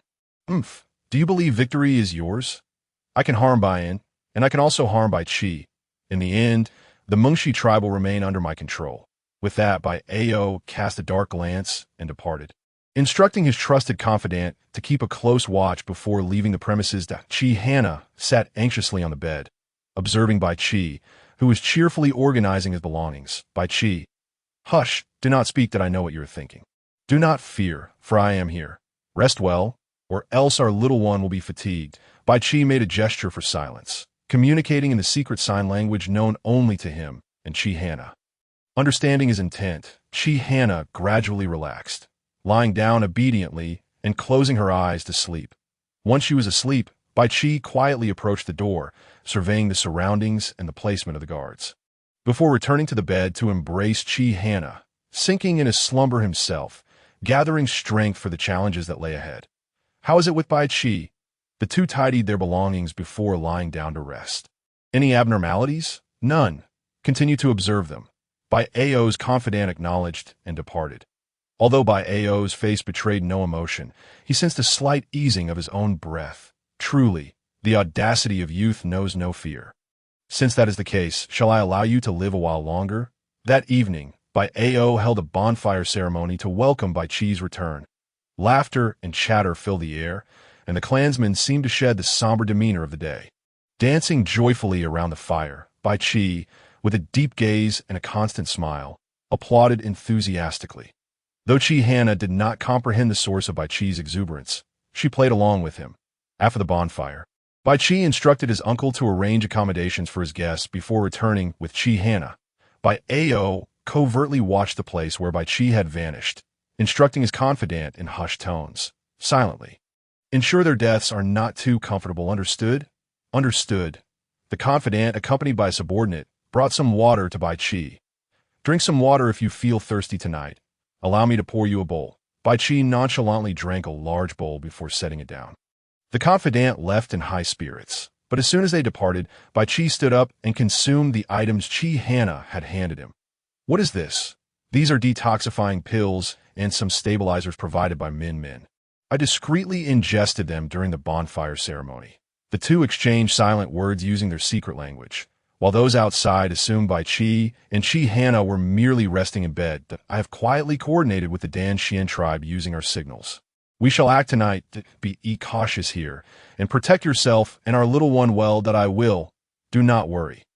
Now, we must feign sleep to lower their guard. That I will leave when the time is right.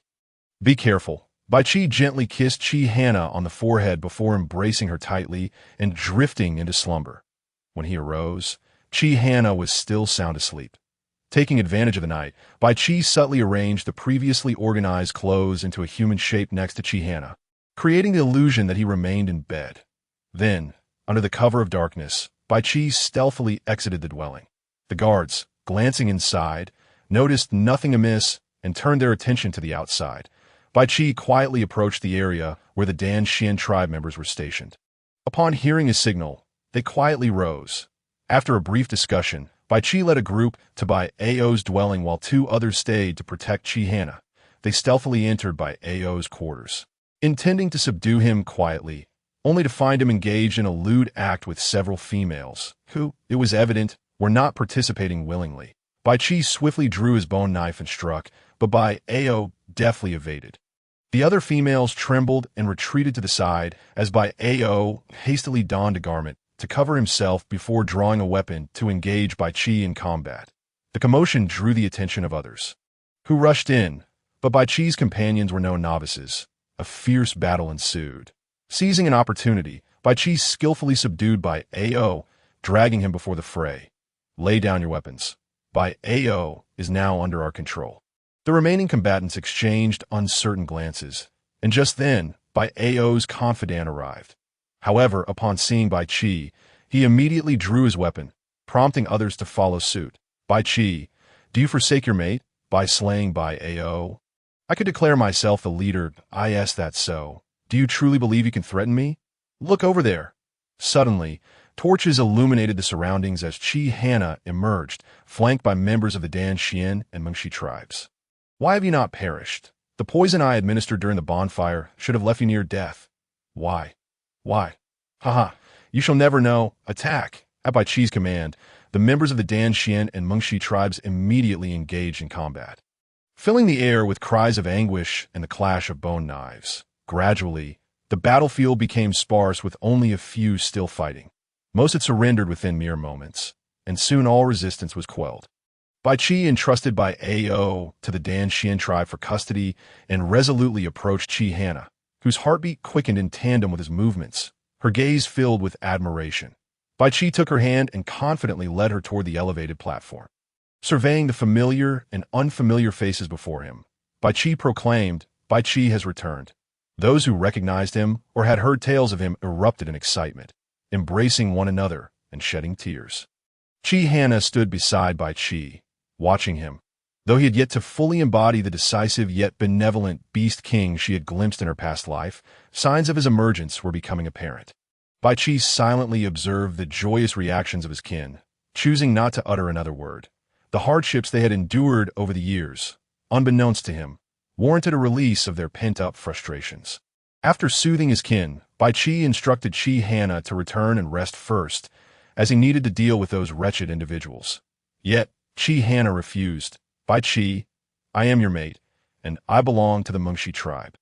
So I wish to stand by your side through this." Moved by her words, Bai Qi gently embraced Haina before releasing her, then guided her to sit on a nearby stool. The members of the Dan Xian tribe forced Bai Ao and his subordinates to kneel before the clan. Bai Ao's face turned ashen. He had never anticipated Bai Qi's swiftness, leaving him a prisoner in his own home. Those who had resisted Bai Ao were released, including the middle-aged male previously confined in the thatched hut. He was brought before Bai Qi, lifting his gaze to the strikingly handsome youth, reminiscent of the brave and wise boy he had once seen in the tribe. "Now, I permit you all to voice their transgressions." Bai Qi, after observing Bai Ao and his trusted subordinates, raised his voice to address the tribe's people.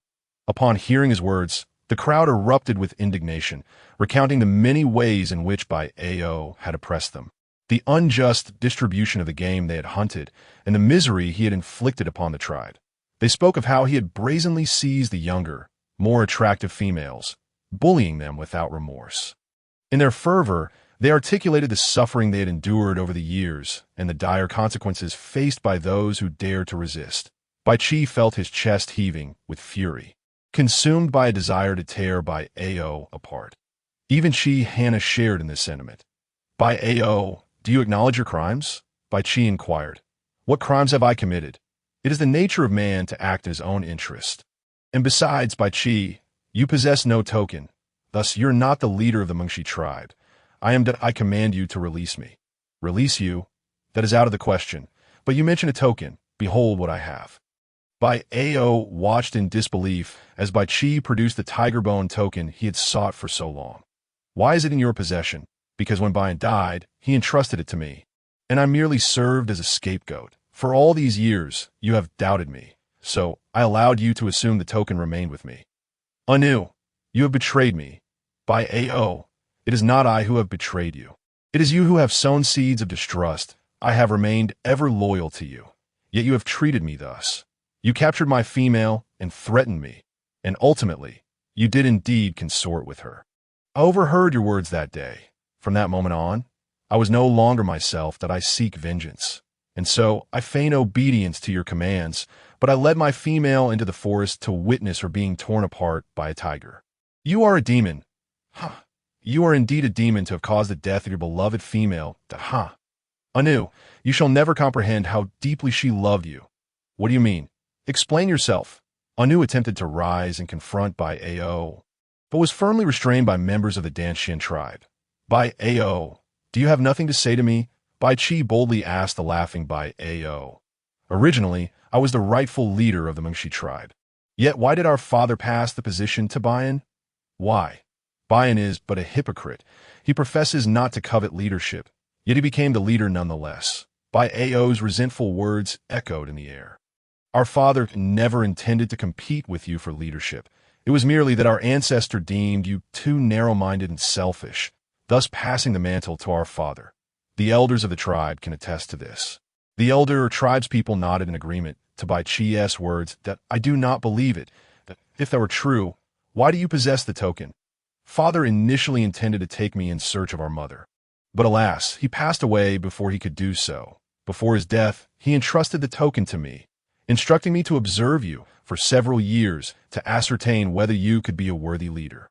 Had it not been for our father's wishes for me to take his place, I would never have been swayed by your mere words. For father's sake, I set out, intending to return the token to you in 3 to 5 years.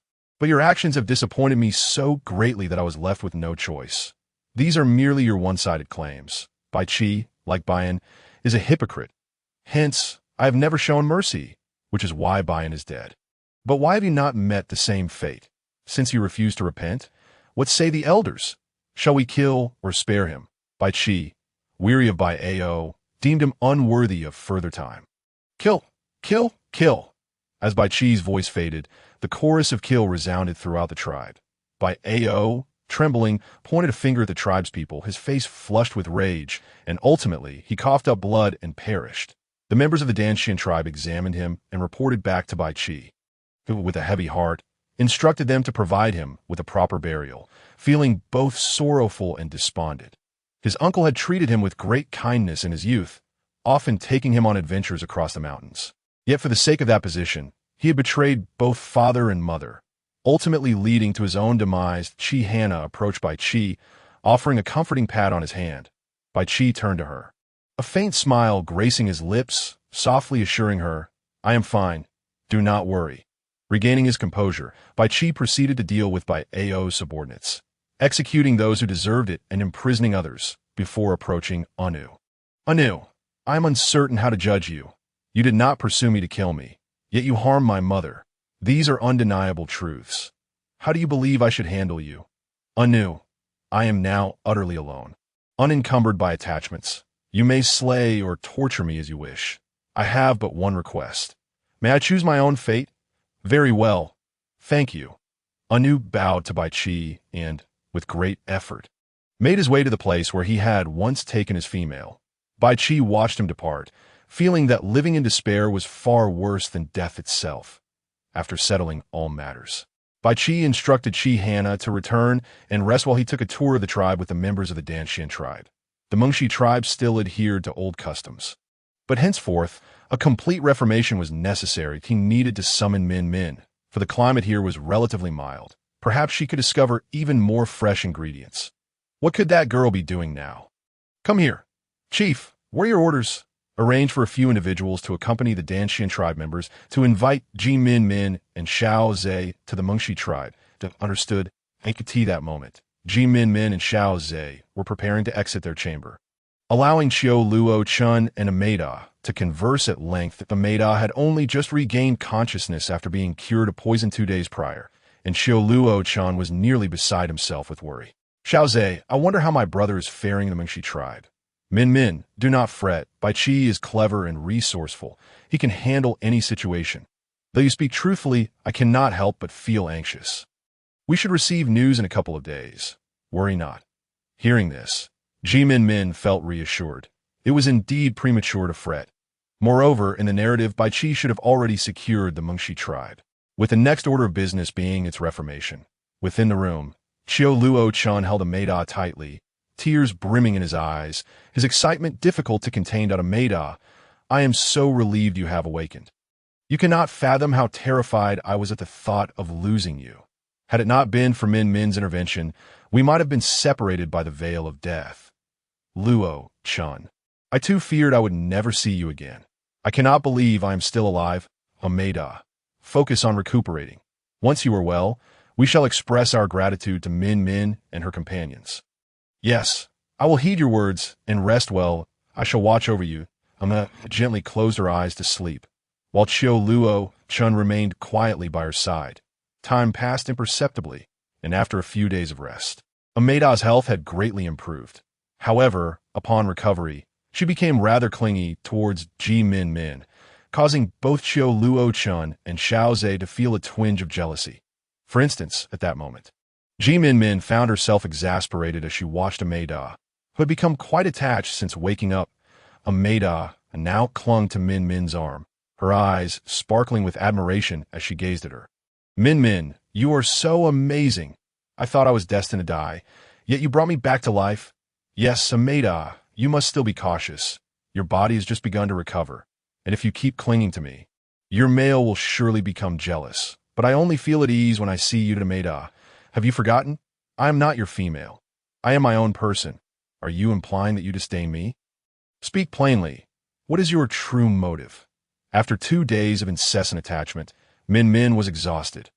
Honestly, I merely wish to learn from you that I know your knowledge is not easily shared, but I still desire to acquire some valuable skills. Very well, I will consider your request, and once I have made a decision, I shall inform you. All right, then I shall take my leave. Think it over. Minmin shook her head and continued to focus on her work. She planned to discuss matters with Xiao Ze in the evening that if Xiao Ze found it feasible, she intended to teach more females, so that when war arrived, they could assist in safeguarding more lives. That night, just as Minmin was about to broach the subject with Xiao Ze, he unexpectedly clasped the back of her head and kissed her fervently, eagerly sweeping her into bed for a passionate encounter. Amidst the clouds of intimacy, Minmin, feeling drowsy, suddenly remembered that she had yet to discuss her plans with Xiao Ze. Xiao Ze, what do you think about my idea of forming a female rescue team? In the event of any future incidents, I would have companions to assist in operations. What do you think of this notion? Is it feasible? Absolutely, that's a splendid idea, and I wholeheartedly support you. Minmin. However, since you still have energy, let's indulge once more. The night is still young. The following day, Minmin accompanied Xiao Ze to the residence of the priest. Minmin and Xiao Ze, how did you both arrive together? The priest inquired. Priest, Minmin has a proposal, and I would like to know your thoughts on it. Xiao Ze said. What is this idea? I am all ears. I wish to establish a female guard team that I am familiar with various medicinal herbs and can teach some talented females about them. When the time comes for harvesting, I can oversee the processing of these herbs, and I also intend to instruct them on techniques for dressing wounds. Currently, there are minor frictions between tribes, and who knows if greater conflicts may arise in the future. With this guard team, the casualties in our Danshin tribe would be significantly reduced. Upon hearing this, the priest found the idea exceptionally promising that if executed well, the tribe will always have someone available to tend to the sick. Indeed, this is advantageous for the tribe. I personally believe this suggestion is excellent. May I be included as well? As a priest, I can also learn the art of healing, he added. Of course, with the priest's involvement, others will be more inclined to join my guard team. Won't they, Xiao Ze? Indeed, Xiao Ze affirmed with a nod. The inclusion of the priest will encourage other females in the tribe to join as well. Although Xiao Ze felt a twinge of resistance toward Minmin interacting with other males, he trusted her words. Subsequently, Minmin shared her plans for the female guard team with Ameda, who was so thrilled that she danced with excitement, declaring her intention to be the first to enroll. However, there were not many females willing to join. Some were too old, while others were reluctant to learn. Yet, Kano from the White Tribe immediately expressed her desire to join.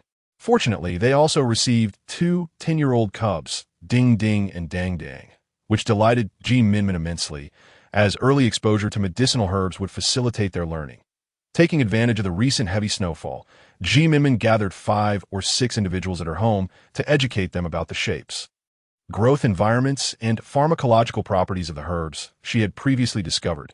Each day, they would learn about a new herb, and then they would practice identification.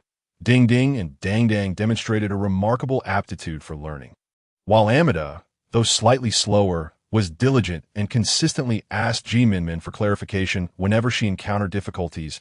Minmin patiently explained everything to them, and by now, they had identified 5 or 6 types of herbs. One day, an urgent knocking echoed from outside. Minmin opened the door to find Xiao Ze carrying a bloodied male. What happened? She inquired. That we encountered a wolf pack near Salt Lake. Thankfully, we were numerous, so it wasn't too serious, but several individuals suffered injuries to their hands or feet. Minmin swiftly retrieved the medical kit and instructed the females learning from her to fetch some hot water. As she cleaned the wounds, she also guided them on how to treat the injuries. Even the injured males listened intently, so absorbed that they scarcely felt the pain of their wounds, with some even mimicking Minmin's actions to tend to their own injuries. The priest, witnessing this scene, felt a deep sense of satisfaction. Xiao Ze, you are fortunate to have such a remarkable female. Of course. Who in the tribe doesn't say so? Ah, if only I were 20 years younger. I would certainly vie for her affections. But you mustn't take it lightly. Many males in the tribe wish to be with Minmin. If it weren't for fearing you, Xiao Ze, they would have already made their intentions known. Which rascal is it? Just wait until I deal with him. Xiao Ze fumed, nearly bursting with rage at the thought of so many coveting Minmin. No, he needed to ensure that Minmin bore his child soon. Surely, no one would dare to covet her. Minmin treated the patients. She felt a chill running down her spine, an unsettling sense that she was being schemed against. But who would plot against her? Dismissing the thought, she concentrated on her work. Who could that be? Capable and charming females invariably attract the attention of other males, the priest remarked, casting a glance at Minmin. This only intensified Xiao Ze's fury, nearly pushing him to confront the priest for his audacious grin. That evening, after Minmin finished washing up and lay in bed, Xiao Ze leaned over, his hand trailing down her waist. Minmin, shall we have a child? Xiao Ze, what's gotten into you today? Have you been provoked? Well, how could I not be? My little female attracts the gaze of other males so effortlessly. Just today, the males who came to assist with the dressings looked at you with such admiration. Xiao Ze, if you keep this up, you'll have to contend with many more rivals. For instance, Amida and Kano, who are also enamored with my skills. Today, they even expressed a desire to stay here and continue learning with me. If I weren't afraid of upsetting you, I might have agreed. Absolutely not. Do you understand? This domineering tone is necessary, he replied. Though his eyes betrayed a hint of vulnerability, Minmin couldn't help but chuckle. But she feared that a smile would result in a sleepless night. Yes, I know that my heart belongs solely to Xiao's hippie. By the way, I recently used the animal pelts we traded to sew you a cloak. It's in the chest. Go try it on. Xiao Ze, elated, jumped out of bed and hurried to the chest, retrieving a white, flowing cloak that he eagerly donned. Minmin gazed at him, clad in the white garment, and found him towering and handsome. He resembled a general in battle armor. The sight made her heart race and her cheeks flush. Glancing at Minmin, he stepped closer. Minmin, thank you. You're welcome. I noticed it was quite cold by Salt Lake these past few days. With nothing else to do at home, I decided to sew it for you. It suits you perfectly. You look magnificent in it. Xiao Ze pulled Minmin into the cloak. He reached to unfasten her clothing, but she caught his hand. Xiao Ze, what are you doing? She asked shyly. Let us see what it's like inside the cloak, shall we? He whispered, leaning down to softly nibble on her earlobe before capturing her lips in a tender kiss. Minmin, blushing and bashful, surrendered to Xiao Ze's affections, the white cloak enveloping their forms as they moved together in harmony. The next day, as Xiao Ze donned his clothes, Minmin rested on the bed, watching him. When she saw him put on the cloak from the night before, memories of their passionate escapades flooded her mind. If she hadn't finally succumbed to exhaustion, Xiao Ze might have been reluctant to release her. What are you thinking about? Xiao Ze suddenly asked, noticing her flushed cheeks. Nothing, it's fine, Minmin replied, her gaze avoiding the cloak draped over him. However, Xiao Ze, ever observant, quickly deduced her embarrassment. With a smirk, he leaned closer and whispered in her ear. Minmin, are you recalling last night? You were quite passionate, almost leaving me unable to restrain myself. With a resounding thud, Minmin's face turned as red as a boiled shrimp, while Xiao Ze gazed at the enchanting yet bashful Minmin before him, a tantalizing itch stirring within him. Unable to restrain himself, his hand instinctively caressed her smooth, delicate skin, lifting her rounded chin as he boldly inquired. Minmin was utterly bewildered by Xiao Ze's audacious actions, left to dully endure his whims. After a moment, as Xiao Ze leaned his head against Minmin's forehead, striving to steady his breath, he finally spoke in a hoarse voice. Minmin, you mustn't tempt me any further. I fear I shall succumb. Minmin was taken aback, bewildered by the fact that she had done nothing at all, yet this fellow had jumped to such conclusions. Once Xiao Ze composed himself, he exited, leaving Minmin shivering in the cold, desiring to remain cocooned in her blankets. However, she eventually steeled herself and reluctantly emerged, knowing that they were to gather later to learn about medicinal herbs. After Minmin shared a meal with a Xiao, those studying medicine began to arrive one after another. Minmin held up the stone calamus, introducing it to each of them, and concluded with a discussion of its pharmacological properties. The stone calamus aids in dispelling dampness and stimulating appetite, clearing the orifices and resolving phlegm, invigorating the mind, and enhancing intelligence. It is used for symptoms such as abdominal fullness, loss of appetite, diarrhea, syncope, epilepsy, forgetfulness, and hearing loss. It regulates qi, invigorates blood, dispels wind, and removes dampness, treating conditions like epilepsy, phlegm obstruction, febrile illnesses with confusion, forgetfulness, closed ears, chest discomfort, stomach pains, abdominal pains, wind cold damp obstruction, carbuncles, and traumatic injuries. Such medicinal herbs typically thrive in shady, moist environments, growing under dense canopies. However, they cannot endure direct sunlight, or their leaves will yellow. They are somewhat frost-resistant and can flourish in the Yangtze River basin. Commonly found in dense forests, they grow beside streams and on rocks. Now, everyone, take a close look at the stems, roots, and leaves of the stone calamus. When we venture into the mountains to forage for wild vegetables, you will be able to recognize and gather them. Minmin instructed. After her words, everyone eagerly examined the stone calamus, engaging in hushed discussions. Minmin nodded with satisfaction, noting the improvement compared to their first day. Reflecting on their initial learning experience, Minmin couldn't help but chuckle. That day had resembled a bustling marketplace, with everyone clamoring to voice their myriad of comical questions in response to her descriptions of symptoms. Once they grasped the material, Minmin bid them farewell, acknowledging that each had household chores awaiting them. Taking advantage of the early evening, she contemplated what garments needed mending and set to work. When the time was right, she began preparing dinner. Given the cold weather, she decided to saute some cured sausage with mushrooms. Minmin rehydrated the previously dried mushrooms, sliced the clean sausage with a bone knife, and prepared ginger and pepper, heating oil in a wok. She added the sausage, stir-frying briefly before removing it, then added the ginger and pepper to release their fragrance. Next, she incorporated the sausage and mushrooms, seasoned with salt, and added a bit of water to simmer. Just as Minmin completed her meal preparations, Xiao Ze burst in, excitement radiating from him as he enveloped her in a tight embrace. Minmin, Bai Qi has sent word. He just returned to the tribe and encountered some of our people who went to Mengshi tribe with him. He says Bai Qi is taking control of Mengshi tribe. Really? That's splendid news. How is my sister-in-law? Is she safe? Yes. Initially, the chief of Mengshi tribe poisoned her, but thanks to your medicine, she is unharmed. Minmin felt an overwhelming joy. Calamity had been averted, and her brother and sister-in-law's child was safe, which was a relief. By the way, there are still people from Danshin tribe and Mengshi tribe awaiting you. As Bai Qi wishes for you to visit Mengshi tribe. Mengshi tribe? I need to think it over. What are your thoughts, Xiao Ze? Wherever Minmin goes, I will follow as long as we are not separated.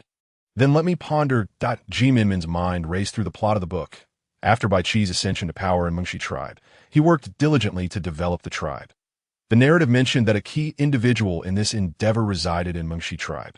A male who was the first to discover bronze smelting techniques, but had become so engrossed in his craft that he neglected his female partner when she was about to give birth.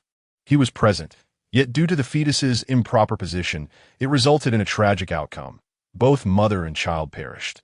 This male wallowed in despair for nearly a year before returning to his obsession with bronze smelting, successfully crafting a knife within 2 months, much to Bai Chi's delight. Contemplating this, Minmin resolved to go, noting that there were approximately 3 months until this male's partner would give birth, making now the perfect time to travel. After dinner, Minmin shared her decision with Xiao Ze, who excitedly swept her into his arms, twirling her around the room. Xiao Ze, I feel dizzy. Please put me down. Upon hearing this, Xiao Ze immediately halted and gently set Minmin down, wrapping his arms around her with a tone of anxious concern. Minmin, is your head really spinning? It's all my fault. I'm fine. Don't worry. I just need to sit for a moment. Upon hearing this, Xiao Ze promptly lifted Minmin onto his lap. Feeling shy, Minmin wanted to get up, only to find Xiao Ze holding her tightly. Minmin, don't move. Let me hold you properly. Otherwise, your head may spin again. With Xiao Ze's words, Minmin obediently settled on his L. As Xiao Ze gazed at her obedient demeanor, his heart swelled with affection, yearning to tease her, to hear her cry out in desperation. Thus, he surrendered to his desires, taking action, while Minmin clung to him, allowing his advances. Qiu Luocheng, upon hearing that Bai Chi had taken control of Mengshi tribe, sought out Xiao Ze to share his ambitions. Xiao Ze, I wish to seize control of Canaan tribe. On my last return, I nearly met my end alongside Ameda. I cannot bear to let this continue. How can I face Ameda, who has suffered alongside me? If you wish to control Canaan tribe, Bai Chi and I can assist you. However, be aware that if Bai Chi sends troops to help you seize Canaan, you will be deemed a criminal there. Yet if Canaan becomes part of Mengshi tribe, Bai Chi may allow you to manage it. I care not for any of that. I simply want the chief of Canaan to step down. I understand your request. In a few days, we are also heading to Mengshi tribe. Let's discuss it with Bai Chi then. However, Bai Chi is likely still occupied with matters concerning Mengshi tribe. So your affairs may need to wait. I don't mind waiting. As long as I can avenge Ameda, it will be worth it. Priest, have you heard? Bai Chi has taken control of Mengshi tribe, which is infinitely more powerful than our Danshin tribe. Bai Chi's leadership will benefit us as well. Great Chief, have you considered passing the leadership to Bai Chi? I have indeed, ever since I learned that Haina wishes to marry Bai Chi. I have contemplated it. Bai Chi is young and capable, both brave and wise, making for an excellent successor. That is indeed true. Allow me to cast a divination for Bai Chi and see what the future holds. The priest settled onto a mat and began to divine for Bai Chi, while Great Chief Chidu anxiously observed the priest's movements. The priest concluded. Chidu swallowed hard and asked, what does the divination say? The divination reveals that Bai Chi will be blessed by the stars and will ultimately become the Beast King. Although the journey will be fraught with arduous battles, the outcome will be favorable. Beast King, are you implying that Bai Chi will unify the tribes? That seems to be the implication. Well then, Great Chief, you may return now that I still need to go to Minmin's place to learn about medicinal herbs. With that, the priest departed, a cryptic smile playing at the corners of his lips. Great Chief Chidu remained rooted in place, lost in thought, and when he finally regained his senses and wished to inquire further, he discovered the priest had already vanished. He slapped his aging limbs and hurried after the priest, eager to seek clarification to the Xiao. Upon hearing that Minmin was to visit Mengshi tribe, felt a wave of gloom wash over her. Having lived alongside Minmin for so long, she had grown accustomed to her presence. Grandmother, what troubles you? Why do you look so glum? Has something happened? Minmin sat on her bed, mending clothes. Typically, a Xiao returned from the tribe, full of laughter, sharing amusing stories with Minmin. But today seemed different.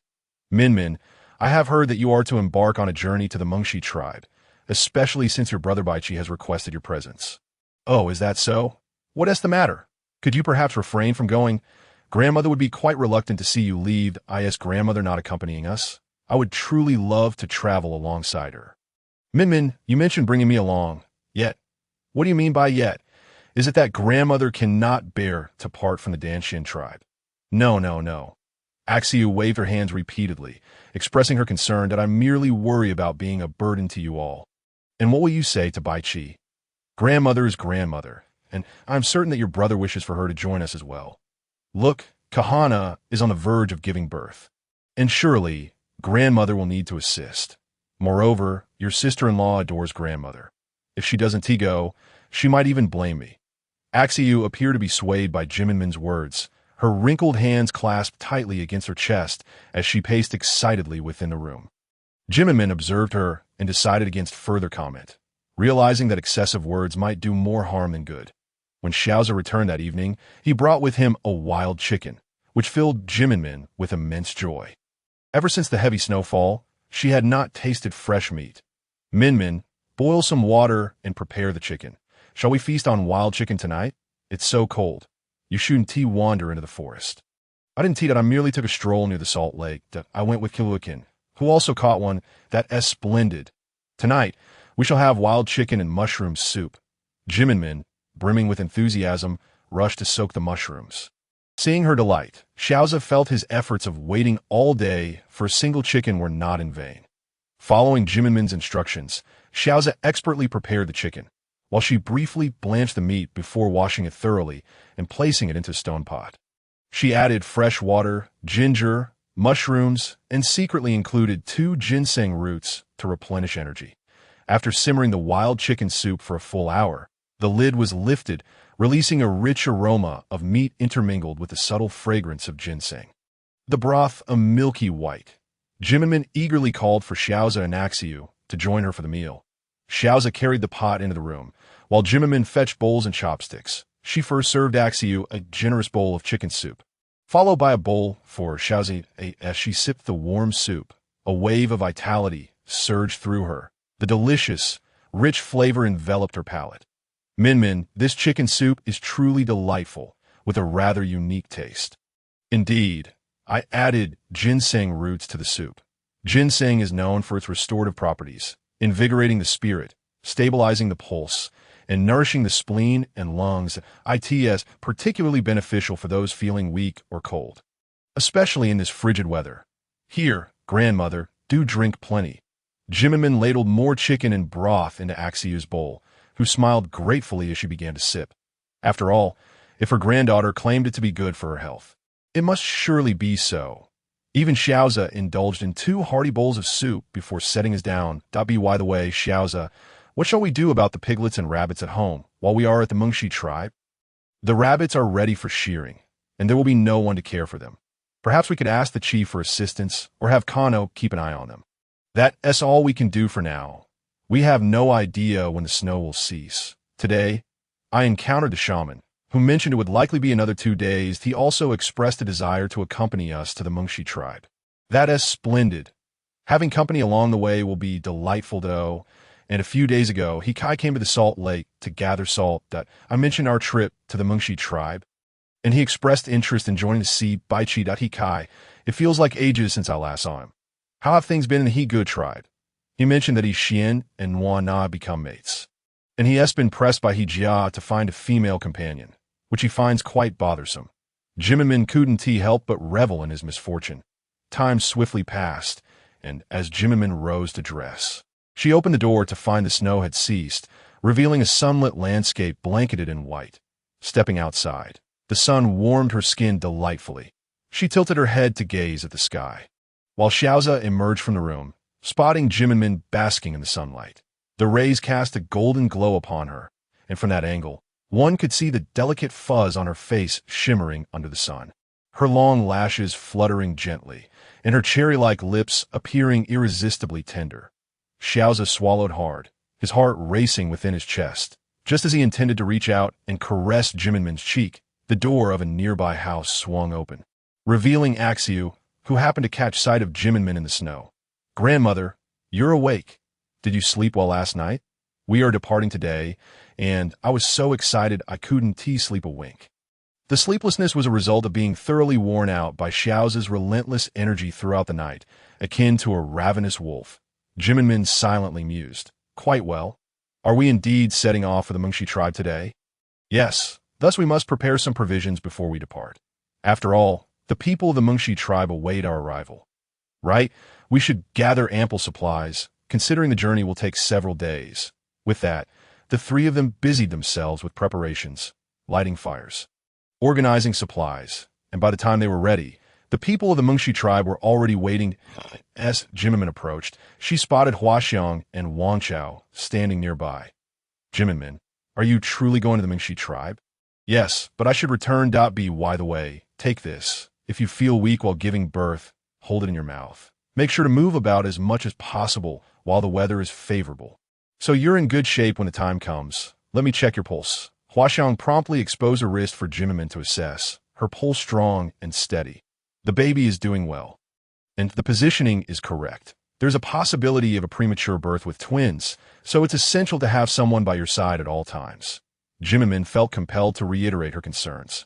Given the low survival rate of infants in this world, she wished for no child to suffer due to neglect. Rest assured, I have been alternating care with Abuna. Wang Chao interjected from the side. Thank you. Minmin, we shall take our leave now, but I will return when I can. Minmin, carrying her backpack, joined the others in setting off for the Mengshi tribe, glancing back to wave farewell to the tribespeople who came to see them off. Feeling a pang of sorrow as Danshin tribe was the first place she had come to in this world. Noticing her melancholic demeanor, Xiao Ze walked beside her, wrapping her in his embrace and softly reassuring her. Minmin, do not be disheartened. We shall return. After all, the piglets and rabbits still remain here. You have quite the peculiar way of comforting someone. Minmin lightly punched Xiao Ze's chest, chuckling that as long as you are smiling. Nothing else matters. You are what matters most. Minmin felt warmth from Xiao Ze's sweet words and discreetly glanced around, ensuring no one was watching before she gently kissed his cheek and resumed their journey. Feigning nonchalance. After a day's travel, fatigue began to set in, prompting them to seek refuge in a nearby cave. Minmin assisted Axiu inside, while Xiao Ze ventured into the forest with two others to gather dry firewood. Minmin spread animal pelts on the ground to ensure Axiu could rest comfortably. Shortly thereafter, Xiao Ze and the others returned with firewood and some water, just as Minmin had brought a small stone pot for boiling water. Oh, you clever little female. We've never thought to bring a stone pot on our journeys before. We always ended up eating cold food and drinking lukewarm water. Thanks to you, we can enjoy hot water this time. Oh, it was just a practical thought. Considering the long journey, one must have water to drink or food to cook. I'm flattered by your praise. The little female is being modest. We speak nothing but the truth. So there is no need for false humility. Minmin merely smiled and fell silent, wholly focused on tending the fire and waiting for the water to boil.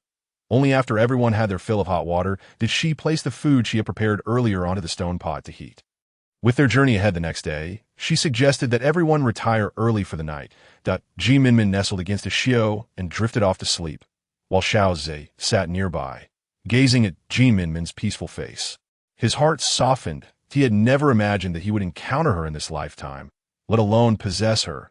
It was she who had made him realize that genuine emotions still existed in this world, be it familial love, friendship, or romantic affection.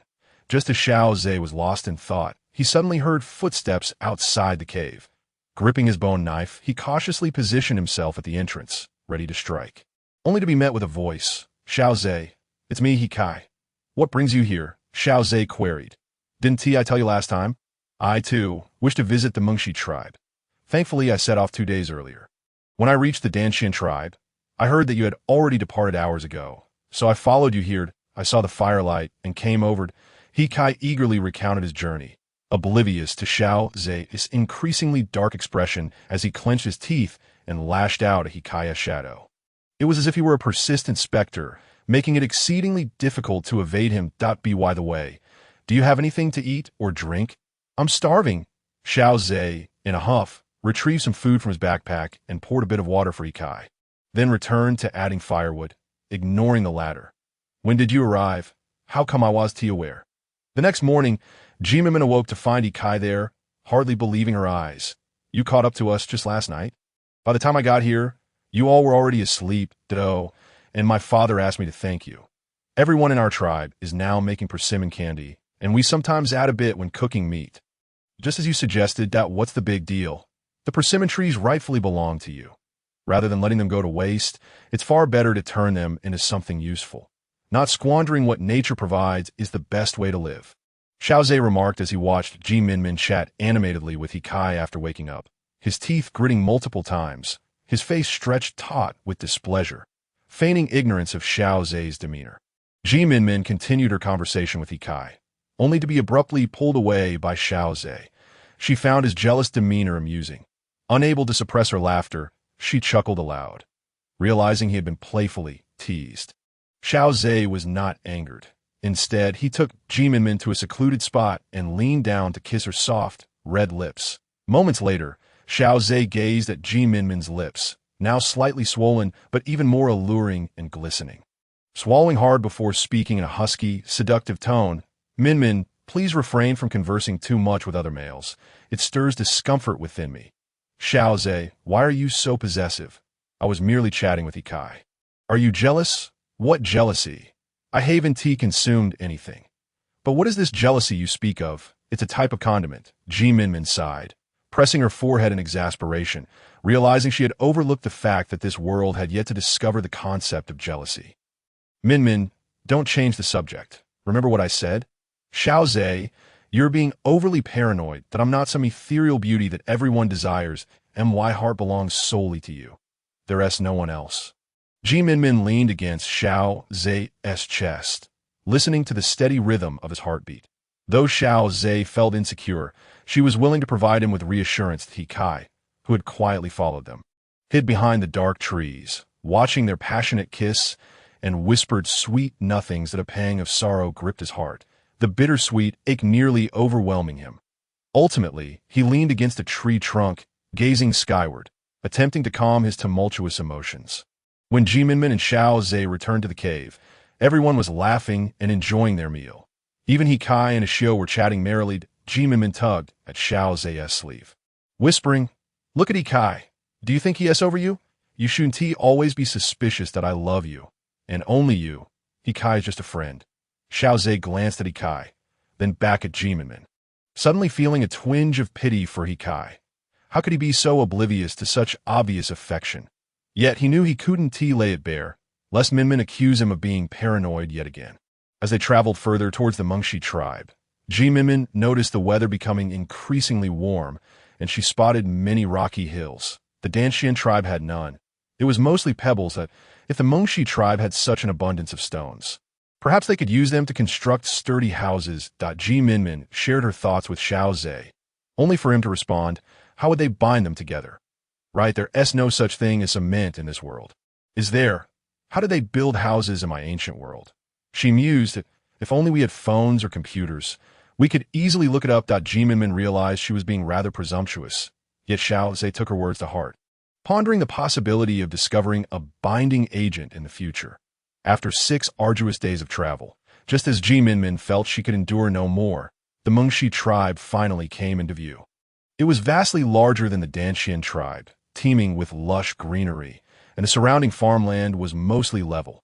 Numerous tribesmen were working the land, indicating that Bai Qi had implemented the measures from the Danshan tribe here. As Minmin walked alongside the group toward the Mengshi tribe, Bai Qi, who had just lifted his head from his labors, spotted a group approaching, with Xiao Ze and Minmin at the forefront. Bai Qi was elated, abandoning his tools and sprinting toward them. Upon seeing Minmin, he immediately scooped her up in a joyous embrace. "Minmin, you've finally arrived. Your brother has been waiting for so long." Bai Qi held Minmin tightly, while Xiao Ze felt an urge to punch him, ultimately deciding he couldn't bear to watch, and snatched Minmin back. A hug is all that's needed. Bai Qi dismissed Xiao Ze's childishness and approached the shaman to pay his respects. "Welcome, shaman. Bai Qi, I've arranged with the chief to stay here for a few days, then return. Then you must enjoy yourself. Hikai, are you here for leisure as well?" Bai Qi turned to the shamaness side. Surprised, "I'm here to escape. My father wants to pair me with a female, so I ran away." Once you grow up, you'll need to settle down." Bai Qi led them toward the Mengshi tribe, where the tribespeople greeted him with warmth, their smiles radiant. The shaman observed Bai Qi's interactions, noting how he balanced authority with humor, causing the shaman to smile knowingly, realizing it was fate. Bai Qi brought them to his dwelling, where Haina was seated on a stone bench, sewing clothes for her unborn child. Hearing Bai Qi's excited voice from outside, she carefully stood to investigate. As the door swung open, Minmin stood gracefully at the threshold, gazing at Haina. "Minmin, you're here. I've missed you terribly." Haina joyfully dashed over, and Minmin hurriedly stepped forward to support her. Her surprise, Haina enveloped her in a tight embrace, tears streaming down her face, startling Minmin into an action. "Sister-in-law, what's wrong?" "It's nothing. I'm just so happy. You have no idea how much I've missed you. I have so much to tell you." "All right, I'm here now, we can talk later." "You startled me with your sudden rush." "How's the baby?" "Quite well, lively as ever." "Really? Let me check your pulse." Upon hearing this, Haina immediately extended her hand, requesting Minmin to take her pulse. The pulse was strong and vigorous, indicating robust health. However, it seemed that her sister-in-law was somewhat deficient in blood vitality and ought to nourish herself with some wholesome food. "Minmin, I have noted this. I shall ensure I eat well," she assured. The two sisters-in-law chatted animatedly, while Bai Qi arranged accommodations for everyone and instructed the Mengshi tribe's members to escort them to their quarters. He also requested the tribe to prepare for several nights of bonfire ceremonies. Once everyone was settled, Bai Qi invited Xiao Ze to join him for a stroll, and Xiao Ze understood Bai Qi's intentions. The two made their way to a quiet spot to converse. "Xiao Ze, your presence here is truly fortuitous. I feared Minmin would be reluctant to come. Is there anything you require from me?" Bai Qi inquired. "Assist in training them. They've been severely exploited. When you train them, please proceed gradually. With your aid, I will have more energy to fulfill my responsibilities as the leader of the Mengshi tribe." "Very well, I shall help you," Xiao Ze responded earnestly. "Good brother," Bai Qi exclaimed, patting Xiao Ze's shoulder. "By the way, Qiu Luocheng asked me to inquire whether you could assist him in seizing the Canaan tribe." "What is the situation?" Xiao Ze then recounted how Qiu Luocheng returned to the Canaan tribe after Bai Qi's departure, detailing the poisoning of Amida and Qiu Luocheng's injuries. Upon hearing this, Bai Qi's fury ignited. The Canaan tribe was utterly despicable for targeting the secrets of the Danshin tribe. Had Qiu Luocheng been captured, Minmin would have been in constant peril. Understood. This matter is not solely his vendetta, but ours as well. If the Canaan tribe's scheme had succeeded, Minmin would be perpetually at risk. After 3 months, once they're trained, I will join forces with the Danshin tribe to bring down the Canaan tribe's leader. I think along the same lines, and Qiu Luocheng concurs. Since we seek vengeance, the training will depend on you, Xiao Ze. All right, count on me to tea that moment. Minmin, still engaged in conversation with Haina, remained oblivious to the fact that Bai Qi's initiation of this war was partly for her sake. "Sister-in-law, what transpired in the Mengshi tribe? Didn't my brother say he would merely come back for a visit?" Upon discussing this matter, Haina recounted the events that unfolded in the Mengshi tribe, revealing to Minmin that her brother's father had been killed by her own uncle. Even the injuries sustained by their mother were due to the actions of Bai Qi's so-called uncle. "My brother is truly unfortunate, betrayed by the very uncle he trusted since childhood. Yet, all is well now. He has you, sister-in-law, and will soon have his own child. Minmin, your brother has just assumed the role of leader of the Mengshi tribe, and he must personally attend to many matters. Initially, he faced some difficulties. However, after nearly half a month, life has stabilized somewhat. Yet, there remains much to address, and with your assistance, I feel much more at ease. Sister-in-law, rest assured, I will surely help my brother," Minmin pledged, her confidence evident. "With you here, I am undoubtedly reassured." That evening, the entire Mengshi tribe gathered around the bonfire, singing and dancing, while Minmin and Haina sat together watching the festivities. Suddenly, amidst the jubilant cheers, Bai Qi stepped forward, followed closely by Xiao Ze, the priest, Hikai, and several elders from the Mengshi tribe. Upon seeing Bai Qi's arrival, the crowd erupted in exuberant cheers, quieting only when he gestured for their attention. "Today, I wish to announce several matters. First, the land we have cultivated will be allocated to each household based on the number of people. Second, the individual behind me is my sister Minmin's partner. Xiao Ze, who is also my closest brother from the Danshan tribe, that he will train the Mengshi tribe's forces. As you all know, numerous tribes around us are eyeing our territory. We must establish our own guard to protect our home. Therefore, I hope the males of the Mengshi tribe will possess a heart for safeguarding our community. Third, this esteemed individual beside me is the priest from the Danshan tribe, and this is He Kai, the son of the He Gu tribe's leader. They are our allies, as by Chi's words concluded. The crowd's astonishment was deafening. Everyone was elated, singing and dancing with uncontainable joy. Some vigorous young men rushed to Bai Chi, eagerly offering their chests to join the tribe's guard. Bai Chi smiled, allowing them to enlist, and as he made his way through the crowd to Minmin, Xiao Ze and Bai Chi promptly took their places on either side of her, while He Kai forced a smile, seating himself uncomfortably close to Minmin. That He Kai, munching on food, covertly cast glances at Minmin, who remained blissfully unaware, engaged in laughter with Haina, and occasionally sharing delectable morsels with Xiao Ze. Even feeding him directly at times. He Kai, here, try this fruit. It is remarkably sweet, Minmin exclaimed, tossing a wild fruit towards him. He Kai caught it with a grin and took a bite. Minmin, this fruit is truly sweet and delightful. If you find it tasty, eat more, Minmin encouraged, but as she turned her attention back to Xiao Ze, He Kai's heart sank despite the sweetness on his tongue.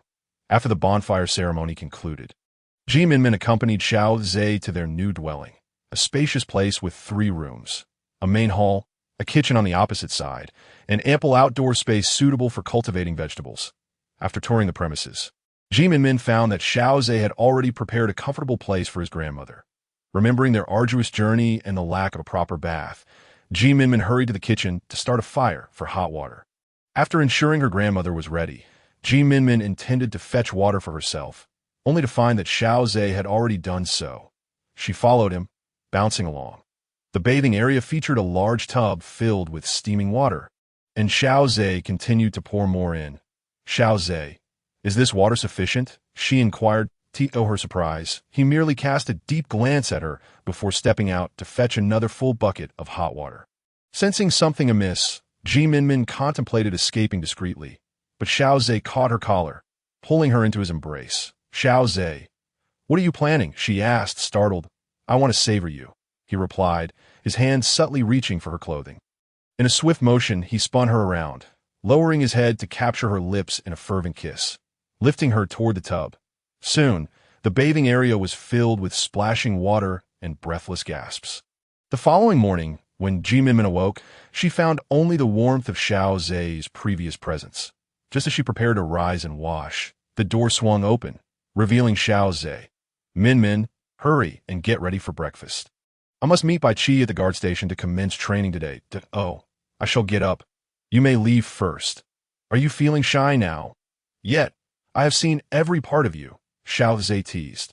Leaning closer to the bed, his gaze mischievous, Minmin's cheeks flushed a deep crimson. All right, I shall not tease you further. I have kept the food warm in the pot. Remember to eat when you rise. I shall take my leave now. That he leaned down to kiss her forehead before departing, leaving Minmin with a silly grin as she touched the spot he had kissed. After washing up, Minmin entered the kitchen, lifting the pot lid to reveal steaming food, filling her heart with sweetness. As she finished her meal and prepared to step outside, Haina, her belly prominent, approached her slowly. Sister-in-law, I was just about to seek you out. Minmin greeted her with a smile, offering her arm for support as they walked back into the house together. Minmin, did you sleep well last night? Are you adjusting to this place? Haina inquired. Quite well. I was planning to explore a bit. Perhaps we should venture out together. After all, you need to move around regularly. Indeed, it is essential to stay active, especially to ensure a healthy pregnancy. Minmin, with a basket on her back, set out alongside Haina. Occasionally, she would glance at the newly cultivated land, and at other times, she would venture up the mountain. In any case, her days were filled with purpose. Having been in the Mengshi tribe for several days, Xiao Ze rose early and returned late each day, while Minmin accompanied Haina to familiarize herself with the circumstances of the tribe. The climate here was warm, and many plants remained lush and vibrant. Minmin resolved to attempt the cultivation of sweet potatoes in this fertile land. Early in the morning, Minmin began to till the open space in front of her dwelling. Although Xiao intended to assist her, Minmin insisted otherwise. "Grandmother, you are quite aged. I can manage this labor myself. If you feel too idle, perhaps you should visit my sister-in-law. You treat me as if I were a relic, forbidding me from doing anything. Would my bones not rust from disuse? Grandmother is indeed a venerable ancestor. You ought to heed my wishes." Thus Xiao could only walk away helplessly, hands clasped behind her back, heading towards Haina. Having managed to cultivate nearly 2 furrows, Minmin placed the sweet potatoes she had previously found into the earth, covering them with soil before watering the patch. Unsatisfied with the level of security, she spread a layer of straw over the soil's surface. Just as she finished planting the sweet potatoes, she saw Xiao rushing towards her, breathless.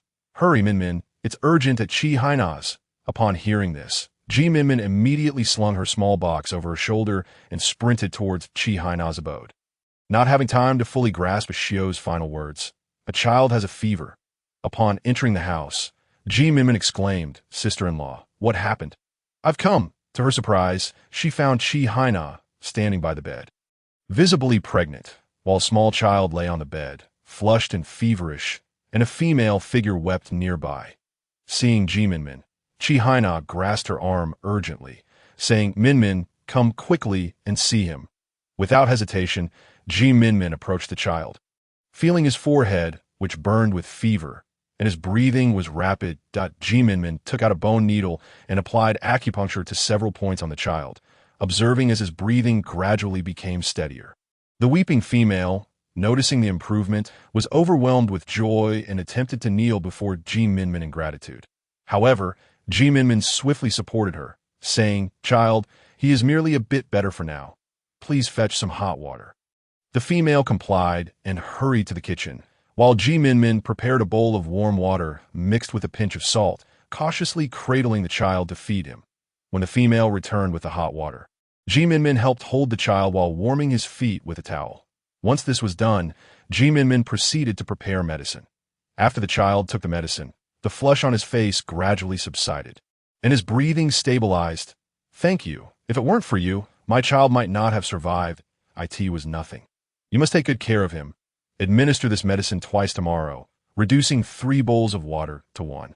After the female expressed her heartfelt gratitude, she cradled her child and departed. "Sister-in-law, I thought something terrible had happened to you.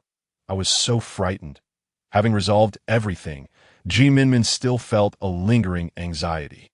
Did grandmother not explain clearly? She did, but I ran over without hearing the full story. I truly frightened myself. Minmin felt somewhat embarrassed, while Haina burst into laughter at the amusing misunderstanding. "I am glad I could provide you with some entertainment." Sister-in-law Minmin shrugged, a smile breaking through her initial trepidation. "By the way, sister-in-law, is there a female named Li in your tribe? I nearly forgot the purpose of my visit." "Li? Yes, I know her. She is currently expecting a child, looking to be about 7 months along." "What do you ask?" "I wish to check her pulse and see how her baby is faring. As for her, perhaps it's best to leave her be. She tends to stay indoors and ignores everyone who approaches." "What is going on? Why is that?" "I'm not sure. Let us not dwell on her. Do you have any other plans for the day?" "None at all." "Then let us chat while we sew clothes for the little one in your belly." Minmin set aside her inquiries and joined Haina in their sewing endeavors. Later that evening, while the 3 of them were dining, a male approached Minmin, carrying a wild chicken. "Thank you for saving my child. This is a token of my gratitude." He attempted to press the chicken into Minmin's hands, but she gently declined. "There is no need for such formality. Take it back and nourish your child properly." The male, seeing her refusal, took the chicken back with a hint of embarrassment. "Why didn't I think of this sooner? If Li were ill, she would likely seek me out, but we truly don't know how to express our gratitude to you. If you wish to show your appreciation, simply spread the word about my services to those in need within the tribe. Helping them is beneficial for everyone. I will surely relay this to everyone." After the male departed, Xiao Ze casually remarked, "Minmin, have you done any good deeds today?" Before Minmin could respond, Xiao promptly recounted the entire episode to Xiao Ze. While Minmin listened, eating, astonished by her grandmother's dramatic retelling. "What do you think?" "Is and Minmin remarkable. Indeed, she is exceptional, always the very best." Afterward, Xiao Ze cast a cryptic glance at Minmin, causing her to shiver slightly. As bedtime approached, Minmin finally understood the implication behind Xiao Ze's gaze that, oh dear, what a burden that is both sweet and tormenting. Thanks to the male's endorsement, many sought Minmin's medical assistance in the following days. However, Li did not appear. Yet, Minmin remained unperturbed, believing that true talent would shine through eventually. After attending to the patients in the Mengshi tribe, Minmin once again noticed Li had not come. Thus, she packed her basket and ventured up the mountain in search of herbs. The trees towered high and robust, and even the wild grasses along the path flourished, with the occasional chirp of birds echoing through the air. To avoid any potential encounters with venomous snakes or insects, Minmin prodded the ground with a stick as she proceeded cautiously. After traversing a thicket of dense wild grass, she entered a shadowy, damp forest. Not long after, she discovered an abundance of medicinal herbs, such as mountain sorrel, moneywort, lotus, ginseng, and more. Minmin used her bone knife to harvest the mature plants while leaving the young ones behind. After about an hour of gathering, just as she was preparing to return, her eyes caught sight of a ginseng plant to the side. This marked the second ginseng Minmin had encountered in this world. The first had been nearly depleted. Delighted, she noted the area was devoid of danger before carefully excavating the ginseng from the earth, roots and all, observing the roots and size of this ginseng. It appears to be nearly a century old. Minmin glanced at the backpack and realized she could return home with a full load today. Upon returning to the Mengshi tribe, Minmin diligently washed and laid out the medicinal herbs she had gathered. Once she completed her tasks and prepared to seek out Minmin, she noticed a female standing outside, visibly pregnant and about 6 or 7 months along. This female was strikingly beautiful, yet her demeanor exuded a delicate fragility. At that moment, her lovely face bore a look of distress, her hands fidgeting with the fabric of her clothing. "Are you here to see me?" Minmin inquired gently, fearing that her soft voice might startle the fragile creature. However, it was evident that Minmin's sudden address had indeed startled her. As she lifted her startled face, her doe-like eyes filled with astonishment. "Are you seeking my assistance with a medical issue?" The female nodded hesitantly. Minmin invited her inside, where the female merely stood awkwardly until Minmin encouraged her to take a seat, otherwise she might have remained standing indefinitely. "May I ask what troubles you?" The female hesitated, feeling too close to Minmin to speak freely. So she distanced herself slightly before finally responding. "I've been experiencing persistent stomach discomfort, and my breath has an unusually strong odor." Minmin almost missed her quiet words, which were spoken in a gentle whisper. "Let me check your pulse." After a moment's hesitation, the female extended her slender wrist. Minmin took her pulse and softly remarked, "Your breath's odor is likely due to consuming overly rich foods while carrying your child, and your stomach discomfort stems from indigestion. You should consume more fresh fruits or wild vegetables, as this will gradually alleviate your symptoms. It is essential to stay hydrated, and rinsing your mouth with salt water upon waking can also be beneficial. But is there something wrong with me?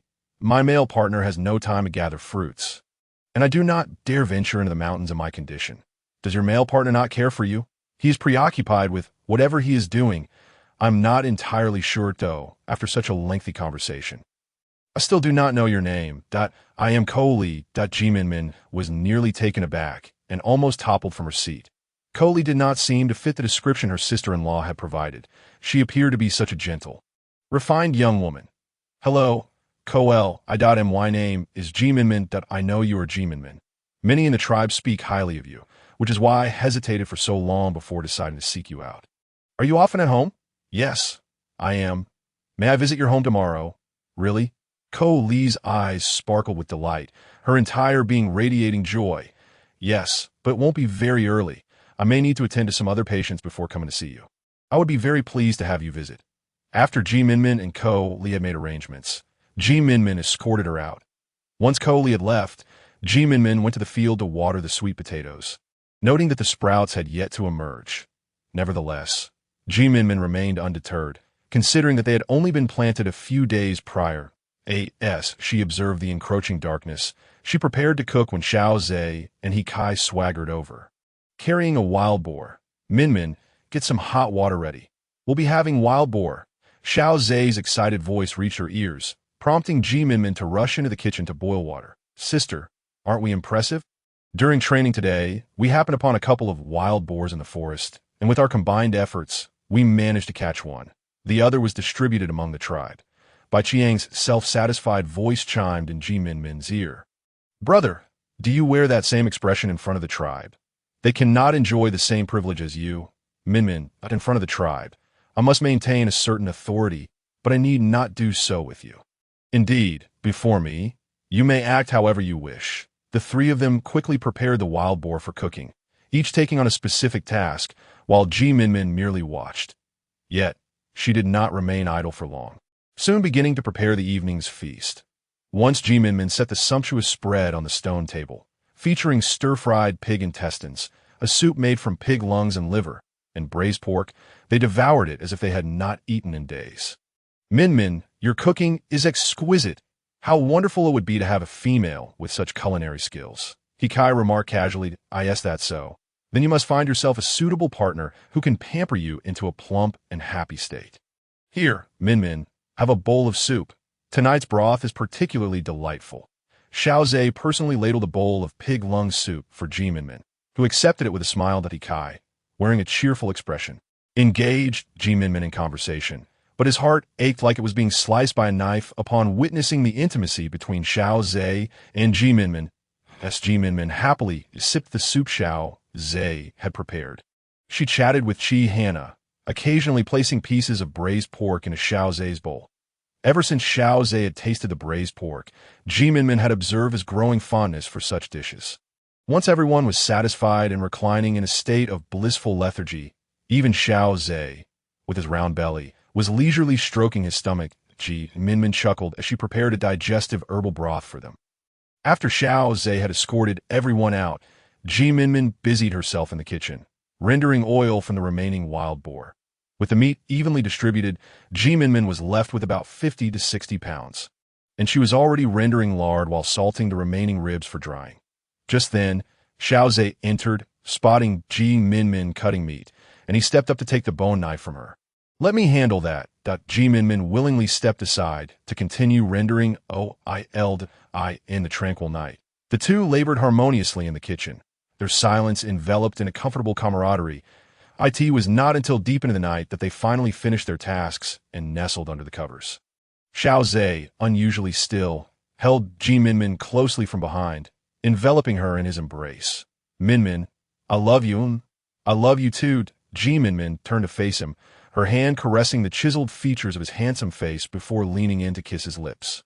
Taken aback by her sudden boldness, Xiao Ze momentarily froze, but he quickly reciprocated, transforming his initial passivity into fervent desire, savoring every moment with Minmin. After their passionate encounter, Xiao Ze tenderly caressed Minmin's belly.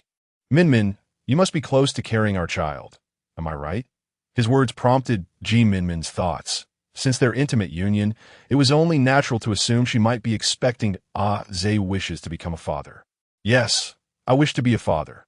Once we have a child, no one will covet you, and you will forever belong to me. Then let us strive together." Upon hearing the words, Xiao Ze's eyes sparkled with excitement, prompting him to spring into action. The following day, Minmin shouldered her basket and ventured into the mountains, intent on visiting Cooperative. The finest gift she could offer was a selection of fresh fruits.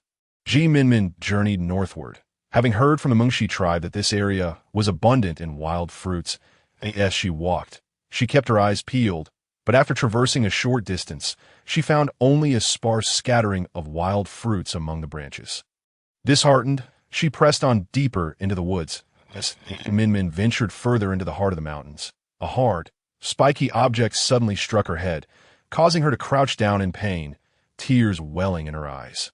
Yet upon seeing the culprit that had caused her distress, she could only scream in astonishment. Goodness, it was a chestnut! Without hesitation, Minmin began gathering the ripe chestnuts that had fallen to the ground, filling her basket to the brim. Almost overwhelmed with joy, she looked up and noted that there were nearly a dozen chestnut trees around her.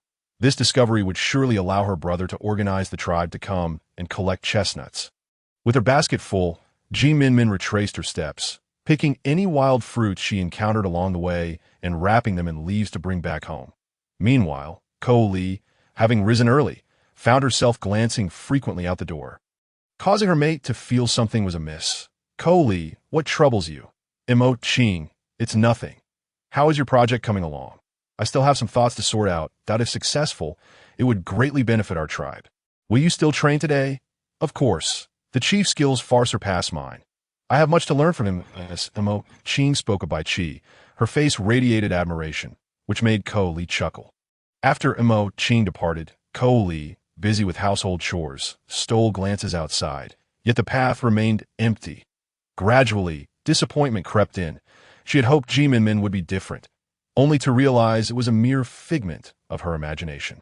Just as Li was about to close the door, she spotted two figures approaching from the end of the path. Her heart leapt with joy as she swung the door open to await their arrival. Minmin supported Haina as they made their way to Li's home, and upon seeing Li at the entrance, Minmin waved cheerfully. Li, I'm so sorry for being late. Minmin's presence alone brings me joy. This is the chief's mate. Yes, this is Haina, my sister-in-law. Li warmly welcomed both of them inside. Minmin laid out the wild fruits she had gathered and some pork ribs she had saved from the previous night on the stone table. Minmin, what is all this? Li exclaimed, taken aback by the generous display. I prepared some things for you. Make sure to eat the fruits while they're fresh. They will help alleviate your troubles. As for the ribs, you can stew them for soup. Minmin, this is too much. Are we not friends? Li nearly wept at Minmin's words, grasping her hands tightly and asking, her voice choked, do you truly consider me a friend? Of course, Minmin replied. Ever since I became pregnant, people have shunned me, covering their noses at the sight of me, that I rarely go out anymore. But you, Minmin, have shown no disdain. You are wonderful, Li. Yes. Li, may I see your belly? Of course. Li lay back on the bed, revealing her round belly. Minmin gently touched it, noticing movement below while the upper part remained still. After adjusting Li's clothing, Minmin's expression turned serious as she gazed at Li. What is wrong? Li, it's possible that your baby is in a breech position at this. Both Haina and Li's faces paled that I in this world. A female with a breech baby faced great peril during childbirth. And some even lost both mother and child. Does that mean Minmin, is there a way to fix it? Haina asked anxiously, her eyes filled with hope as she looked at Minmin, who nodded. She then demonstrated the necessary movements to adjust the baby's position, explaining the rationale behind each action. Li and Haina watched, a touch of shyness coloring their cheeks, but ultimately Li followed Minmin's guidance.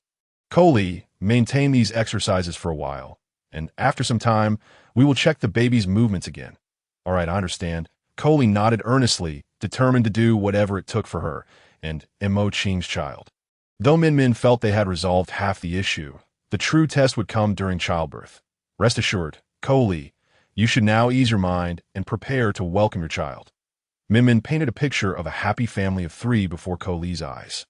As Minmin departed Li's home with Haina, the latter expressed a heartfelt sentiment that I initially thought Li would be difficult to get along with, but she is quite amiable. Despite appearing delicate, she possesses remarkable resilience. Indeed, only by witnessing things firsthand can one discern the truth from illusion. Minmin was right. It was indeed wise to do so. They could come by to chat with Li and sew little clothes for their babies. That sounds delightful. After all, you both are expecting, so there will be plenty to discuss. That absolutely be. By the way, sister-in-law, why not come to my house for dinner tonight? I discovered something delightful in the mountains today. Upon hearing that Minmin had found something delicious, Haina's throat instinctively swallowed. Let us head straight to your place then. Bai Chi should know where I am by now. Minmin chuckled, amused that her sister-in-law was such a foodie, prioritizing food over her mate. Upon returning to their dwelling, they found a Xiao already there, prompting Minmin to dump the chestnuts from her basket onto the ground. Minmin, can these spiky ones be eaten?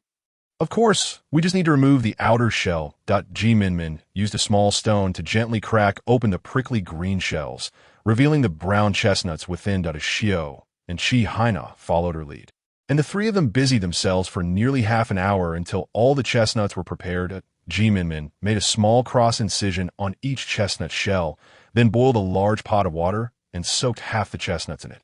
While the other half she salted and boiled, Haina and Xiao exchanged doubtful glances, questioning whether this brown, hard-shelled delicacy would truly be appetizing.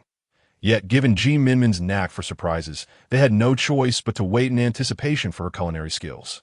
Gradually, a delightful aroma began to waft through the air as the enticing scent reached them. Both Haina and Xiao's stomachs grumbled, leading to an awkward exchange of glances and shy smiles.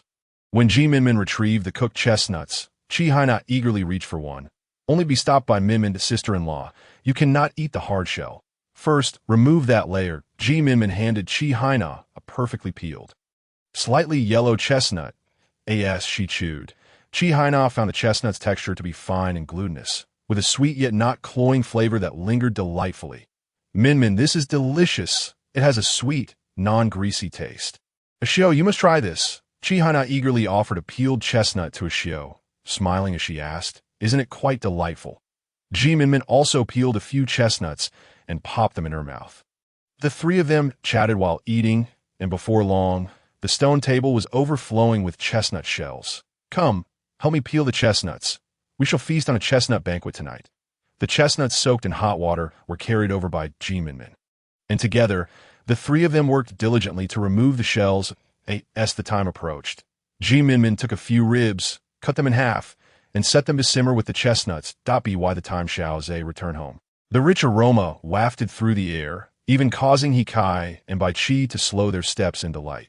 They all clamored to have the grand meal here tonight, just as Xiao Ze was about to decline. Haina opened the door. Bai Qi rushed over to Haina without even acknowledging Xiao Ze. With no choice, Xiao Ze scratched his nose and joined Kai as they made their way inside. While Kai found the scene quite amusing. "Brother, you're here. We have delightful treats tonight. You must eat your fill." Just as Minmin brought the prepared rib and chestnut soup to the table, she spotted Bai Qi entering with his arm around Haina. "Minmin, your Xiao Ze is rather stingy. He almost shooed us away. If it weren't for your sister-in-law opening the door, we might have been sent packing." Upon entering, Xiao Ze overheard Bai Qi reporting his grievances to Minmin and caught her amused gaze. Clearing his throat, Xiao Ze hurried into the kitchen to assist with serving. A large group gathered around the stone table, with Kai, Bai Qi, and Xiao Ze devouring their food almost indiscriminately, to the point of nearly coming to blows over their bounty. In contrast, Minmin and her companions took a much more leisurely approach. "Minmin, this is delicious." "Ugh, I've eaten so much that I'm stuffed," Bai Qi exclaimed, patting his round belly, belching while savoring the flavors. "Of course. You all should come help gather some chestnuts when you have time. I discovered many chestnut trees in that grove."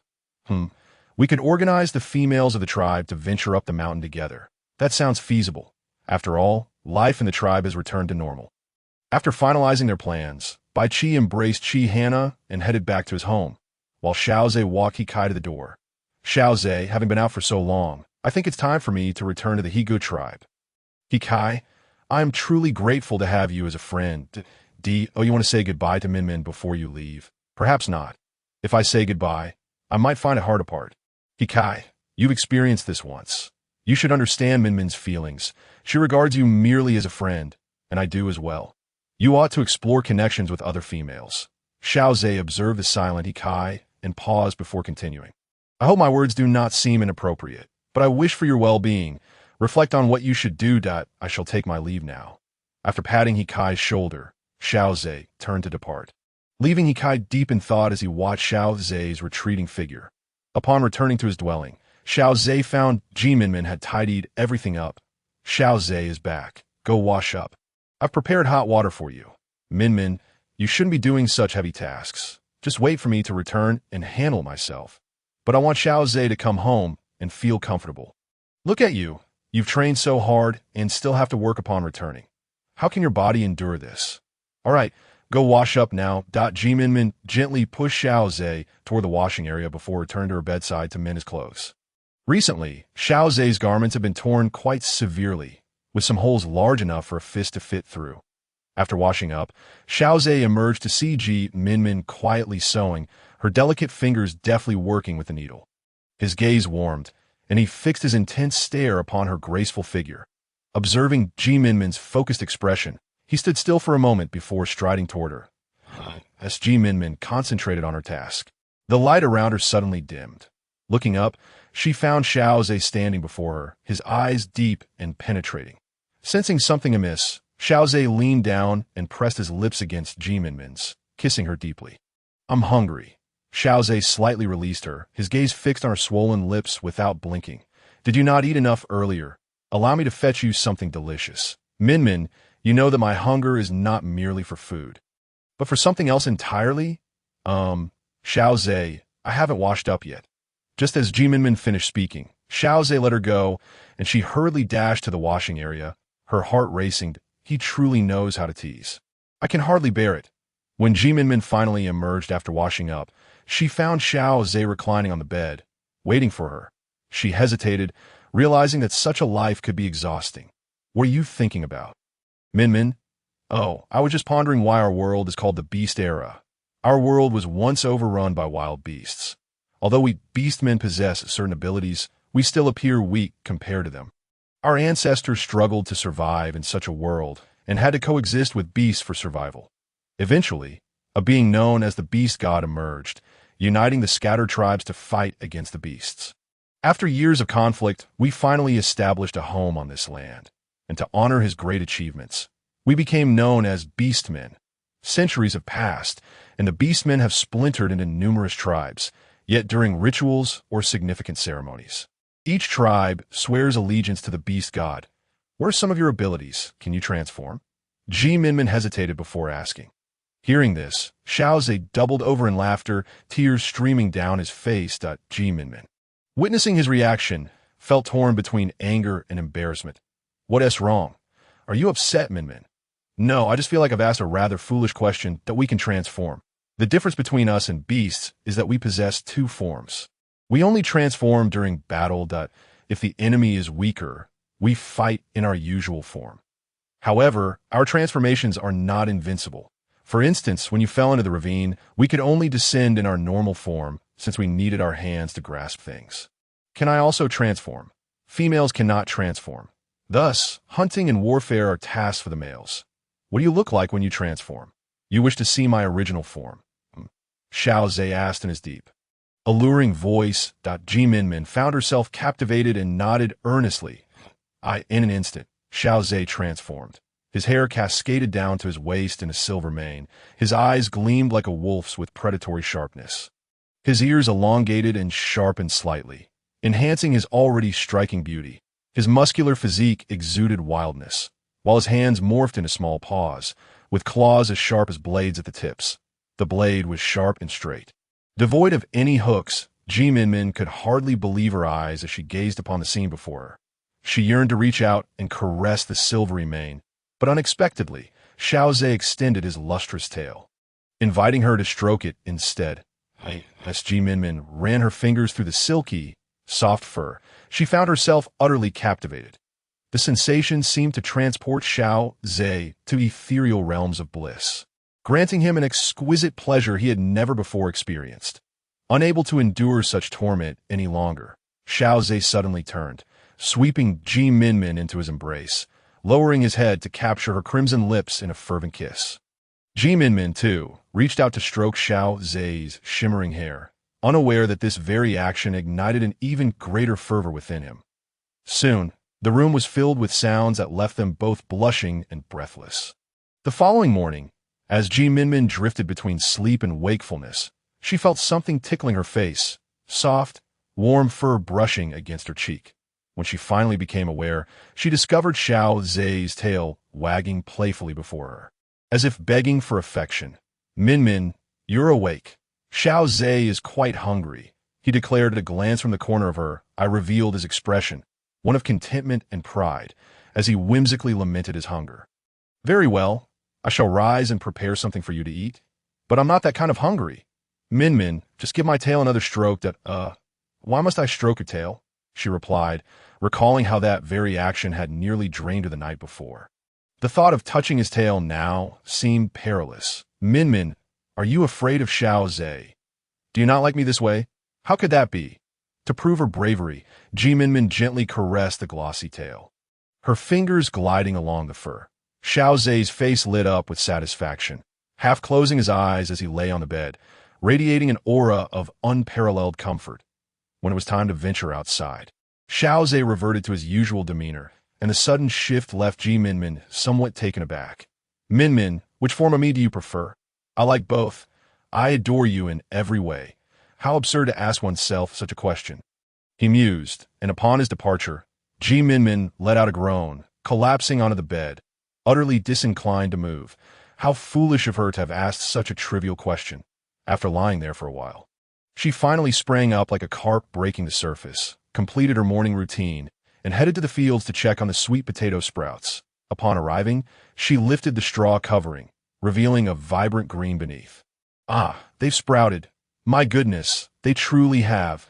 Minmin danced and shouted in delight, and after calming herself, she removed the straw entirely, marveling as the greens unfurled before her, with a deep breath to steady her excitement. She began to water the sprouts as she tended to them. Hikai stood quietly behind her, watching her actions with gentle eyes. He hesitated to step forward, his feet rooted in uncertainty.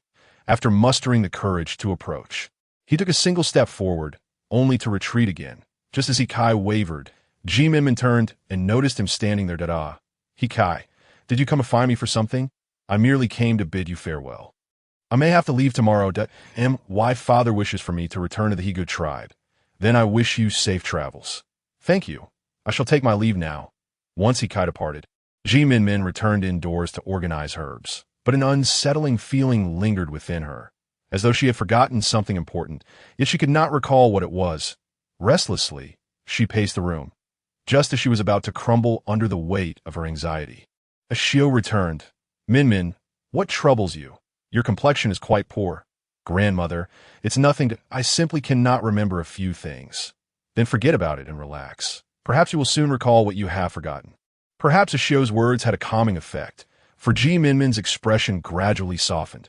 After sharing a few words, she shouldered her basket and set out for the mountains. Meanwhile, on the path Hikai would take to leave, a group of masked figures lay in ambush at the mountain's edge. Chief, why does the priest wish for us to kill Hikai while he feigns to be a savior? Since it is an order, we must comply. The masked leader shot a sharp glare, silencing the questioner instantly. Just as Minmin prepared to exit the tribe, she encountered the priest approaching her. Minmin, you look unwell. Would you like me to read your fortune? Sure. Since Hikai just mentioned he would be leaving, I've been feeling quite unsettled. A reading might help. You mentioned Hikai's departure, yet just days ago, I warned him of impending doom. He should not have left the Mengshi tribe. Upon hearing this, Minmin's mind flickered to the contents of the book.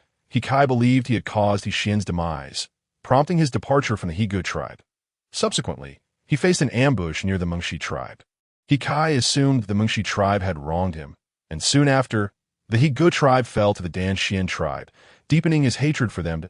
In pursuit of vengeance, Hikai ventured to the Mengshi tribe. This marked the moment he irrevocably embraced the path of a villain. Yet later, upon discovering the truth, he sought to confront his enemies, only to meet his end at the hands of those who had orchestrated his life's downfall. As these thoughts raced through her mind, Minmin dashed towards the training grounds of Xiao Ze and the others, the priest following closely behind. He could see that moment. Xiao Ze and Bai Qi were honing their combat skills, engaging in pairs to enhance their physical prowess. Bai Qi observed the diligent efforts of the Mengshi tribe's members and remarked, "In this lifetime, I never envisioned becoming a tribe leader, yet here I am." Uve encountered many unexpected circumstances, much like Minmin. Indeed, when I first learned of having a sister, I was momentarily bewildered. It was only after witnessing her innocent smile within the tribe that I realized having a half-sister could be quite delightful. Minmin is worthy. Just then, they spotted Minmin sprinting towards them, breathless and frantic. Minmin, what's wrong? Why the urgency? Hurry, Hikai may be in danger. I just encountered the priest, who warned me of impending doom for him. He has already left the Mengshi tribe? Yes, he departed this morning at his pace. He may have gone quite far. What shall we do? Bai Qi pondered for a moment before letting out a sharp whistle. Suddenly, two enormous eagles appeared in the sky. Chief, Minmin gaped at the two beast men, who had transformed into majestic winged figures. carry us towards the Higu tribe, and do so swiftly that understood. Yes, they responded. The two transformed into colossal, winged humanoid eagles. Xiao Ze assisted Minmin onto one of the beastmen, while Bai Qi mounted the other, and no sooner had Minmin settled than the beastman soared into the skies, the rushing wind stinging her eyes. Meanwhile, Hikai trudged towards the Higu tribe, his spirit somewhat diminished, oblivious to the masked figures lurking ahead. Attack! Several masked assailants suddenly launched themselves at Hikai with fierce intent. Hikai, caught off guard, barely managed to evade their strikes. Rolling across the ground to regain his footing, as he finally rose, he found himself encircled by the attackers. "Who are you? Why do you seek to kill me?" However, the masked figure paid no heed to Hikai, who could only strive to retaliate. Yet, not only was the masked figure's prowess superior to Hikai's, but their assault was also extraordinarily swift. Realizing he was outmatched, Hikai decisively transformed, morphing into a creature resembling a feline humanoid with a mane of golden fur, a long tail swaying vigorously behind him, and hands that had transformed into sharp, claw-like appendages. With the aid of his tail, he deftly evaded the masked figure's strikes. However, in a moment of carelessness, he sustained an injury. "Which tribe do you belong to, and why do you seek to take my life?" Hikai demanded. "You have only yourself to blame for coveting another's mate. Your demise is but just retribution. Do not attempt to deceive me. I am not so easily fooled like a mere child of 3. With a swift spin, Hikai slashed forward, striking one of the masked figures down, but his back was wounded by another's bone knife. Just then, he was brutally kicked from the side by the leader of the masked figures. Crashing heavily to the ground, his injuries staining his garments with crimson, attempting to rise, Hikai found himself utterly drained of strength. The masked leader raised his bone knife, poised to end Hikai's life, when suddenly a piercing sound broke the air, and an arrow shot down from the heavens, aimed directly at the leader's chest. The leader, in a bid to evade the projectile, leapt aside, just as he prepared to attack once more. Xiao Ze had already engaged him in combat, with Bai Qi joining the fray as well. Minmin rushed to Hikai's side, who had reverted to his ordinary form at Hikai. "How are you holding up?" "Minmin, you've come. I feared I would never see you again. Not speak. I am tending to your wounds. Conserve your strength, and you'll be fine." Minmin sprinkled the previously prepared medicinal powder onto his wounds, then tore a sleeve from her garment to use as a bandage. Hikai gazed at Minmin, squatting beside him and gently tending to his injuries, feeling both joy and sorrow. Joyful that as a friend, she cared so deeply for him, and sorrowful that she was not his to claim. Once she had finished bandaging all his wounds, Minmin turned her attention to the battle unfolding between Xiao Ze and the others. At that moment, Xiao Ze was locked in combat with 3 masked figures. The masked adversaries possessed significantly greater combat prowess than Xiao Ze, prompting him to transform. His sharp claws tore into one of the masked figure's arms, causing the foe to clutch the injured limb while dodging Xiao Ze's strikes, shouting, "Leader, let us transform."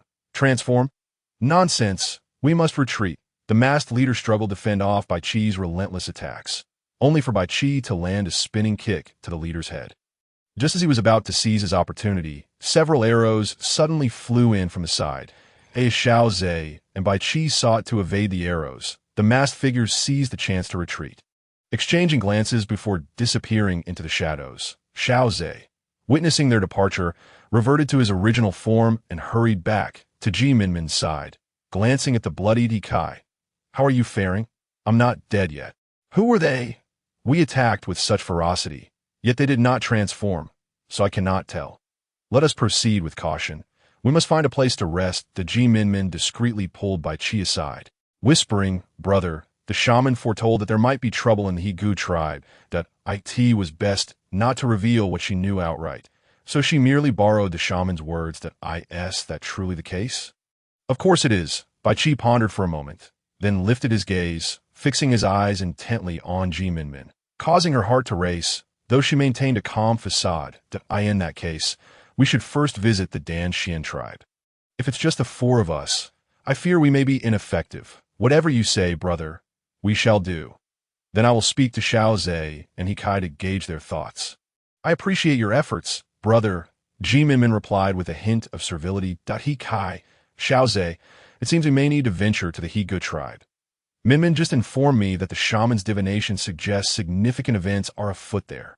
Upon hearing this, Xiao Ze turned a glance at Minmin, who merely nodded in affirmation. What grave matters could be unfolding in the He Good tribe?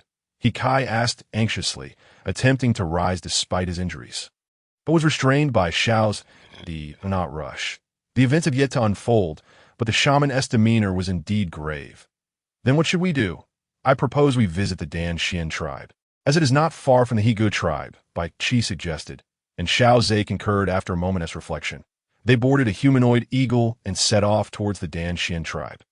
Minmin, are you hiding something from me? Just as Minmin believed she had successfully deceived everyone. Xiao Ze's question caught her off guard. How could I possibly conceal anything from you? We are mates, bound to each other for life. Aside from the fact that Minmin had traversed here, she had kept nothing from Xiao Ze. Then why did you just speak secretly with Bai Qi?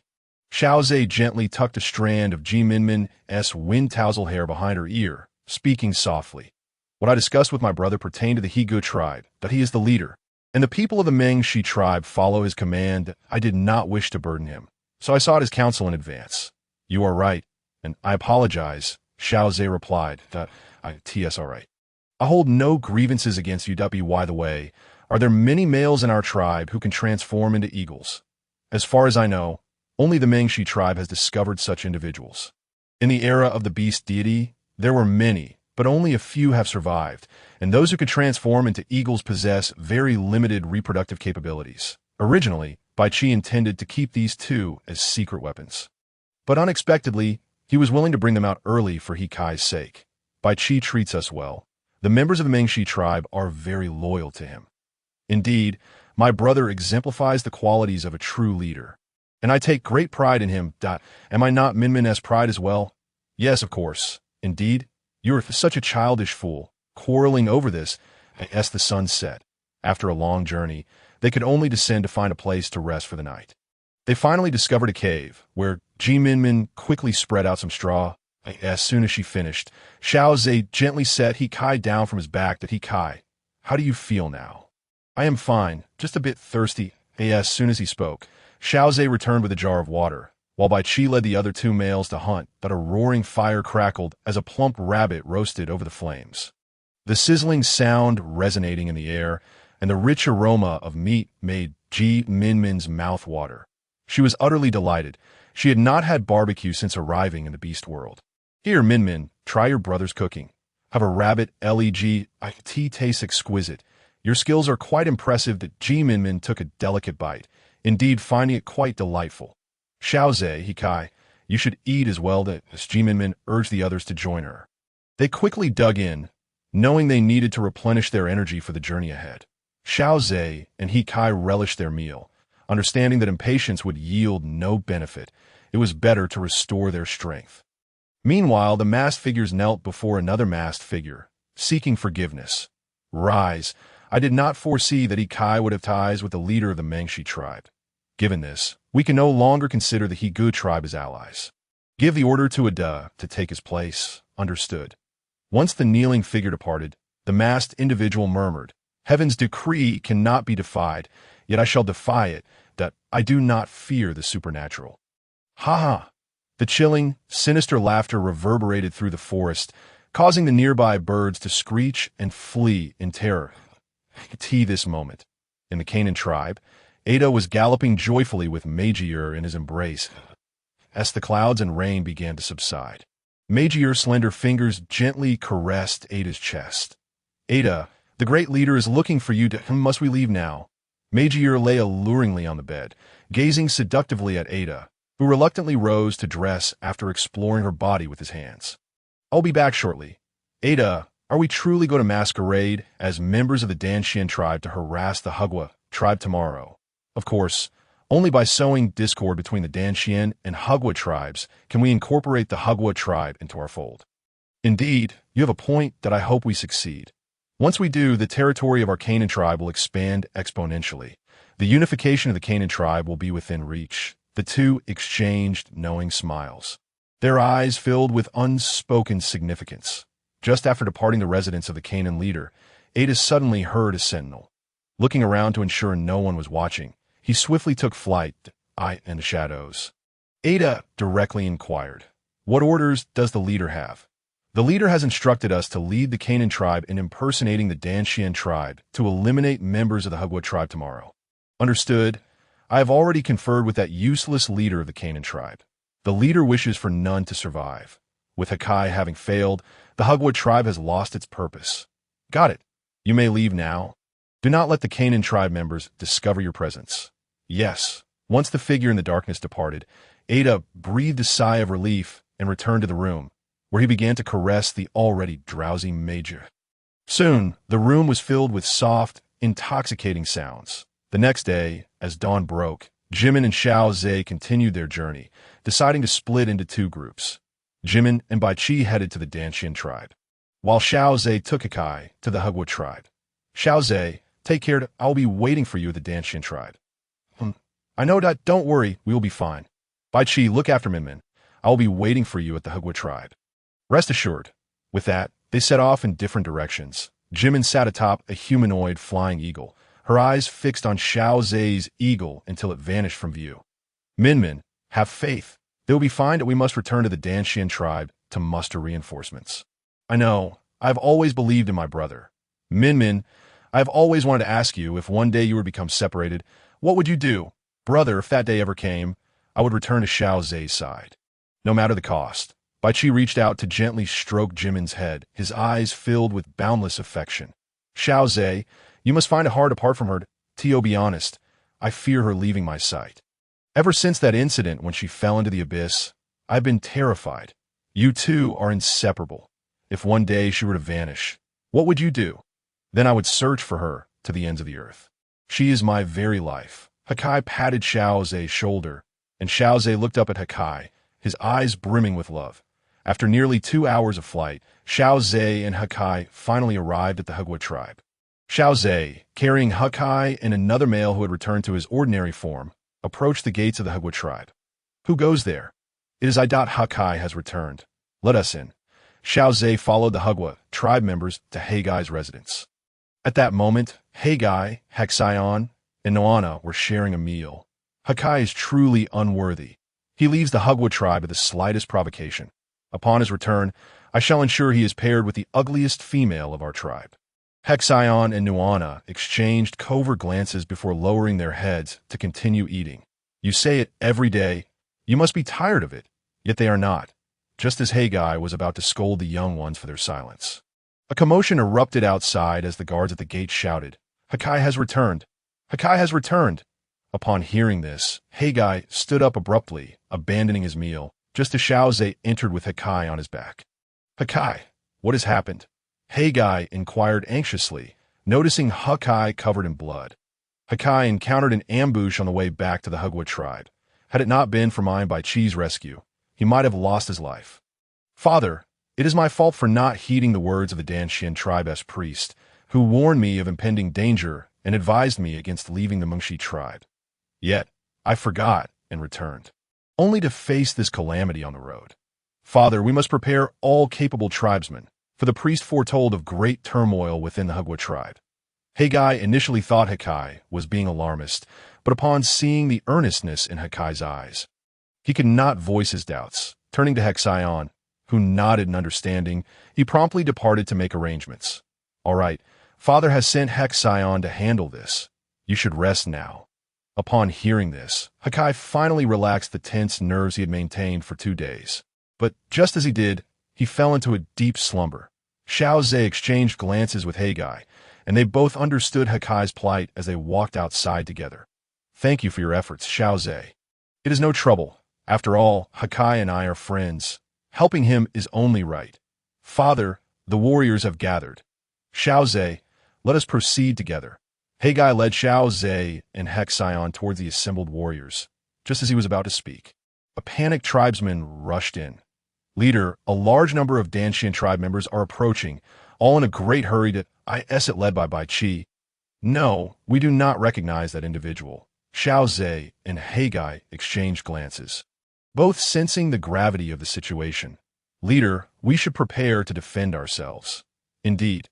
Haigai turned to the platform. addressing his formidable male warriors numbering less than 2,000. Today, we may have to fight for our tribe. To protect our females, kill, kill, kill. Xiao Ze watched this scene, feeling a surge of excitement. If that day came, he too would risk everything to protect Minmin. As the Canaan tribe members arrived at the Hagwa tribe, they confronted the Hagwa tribe warriors head-on. Without exchanging a word, they engaged in battle.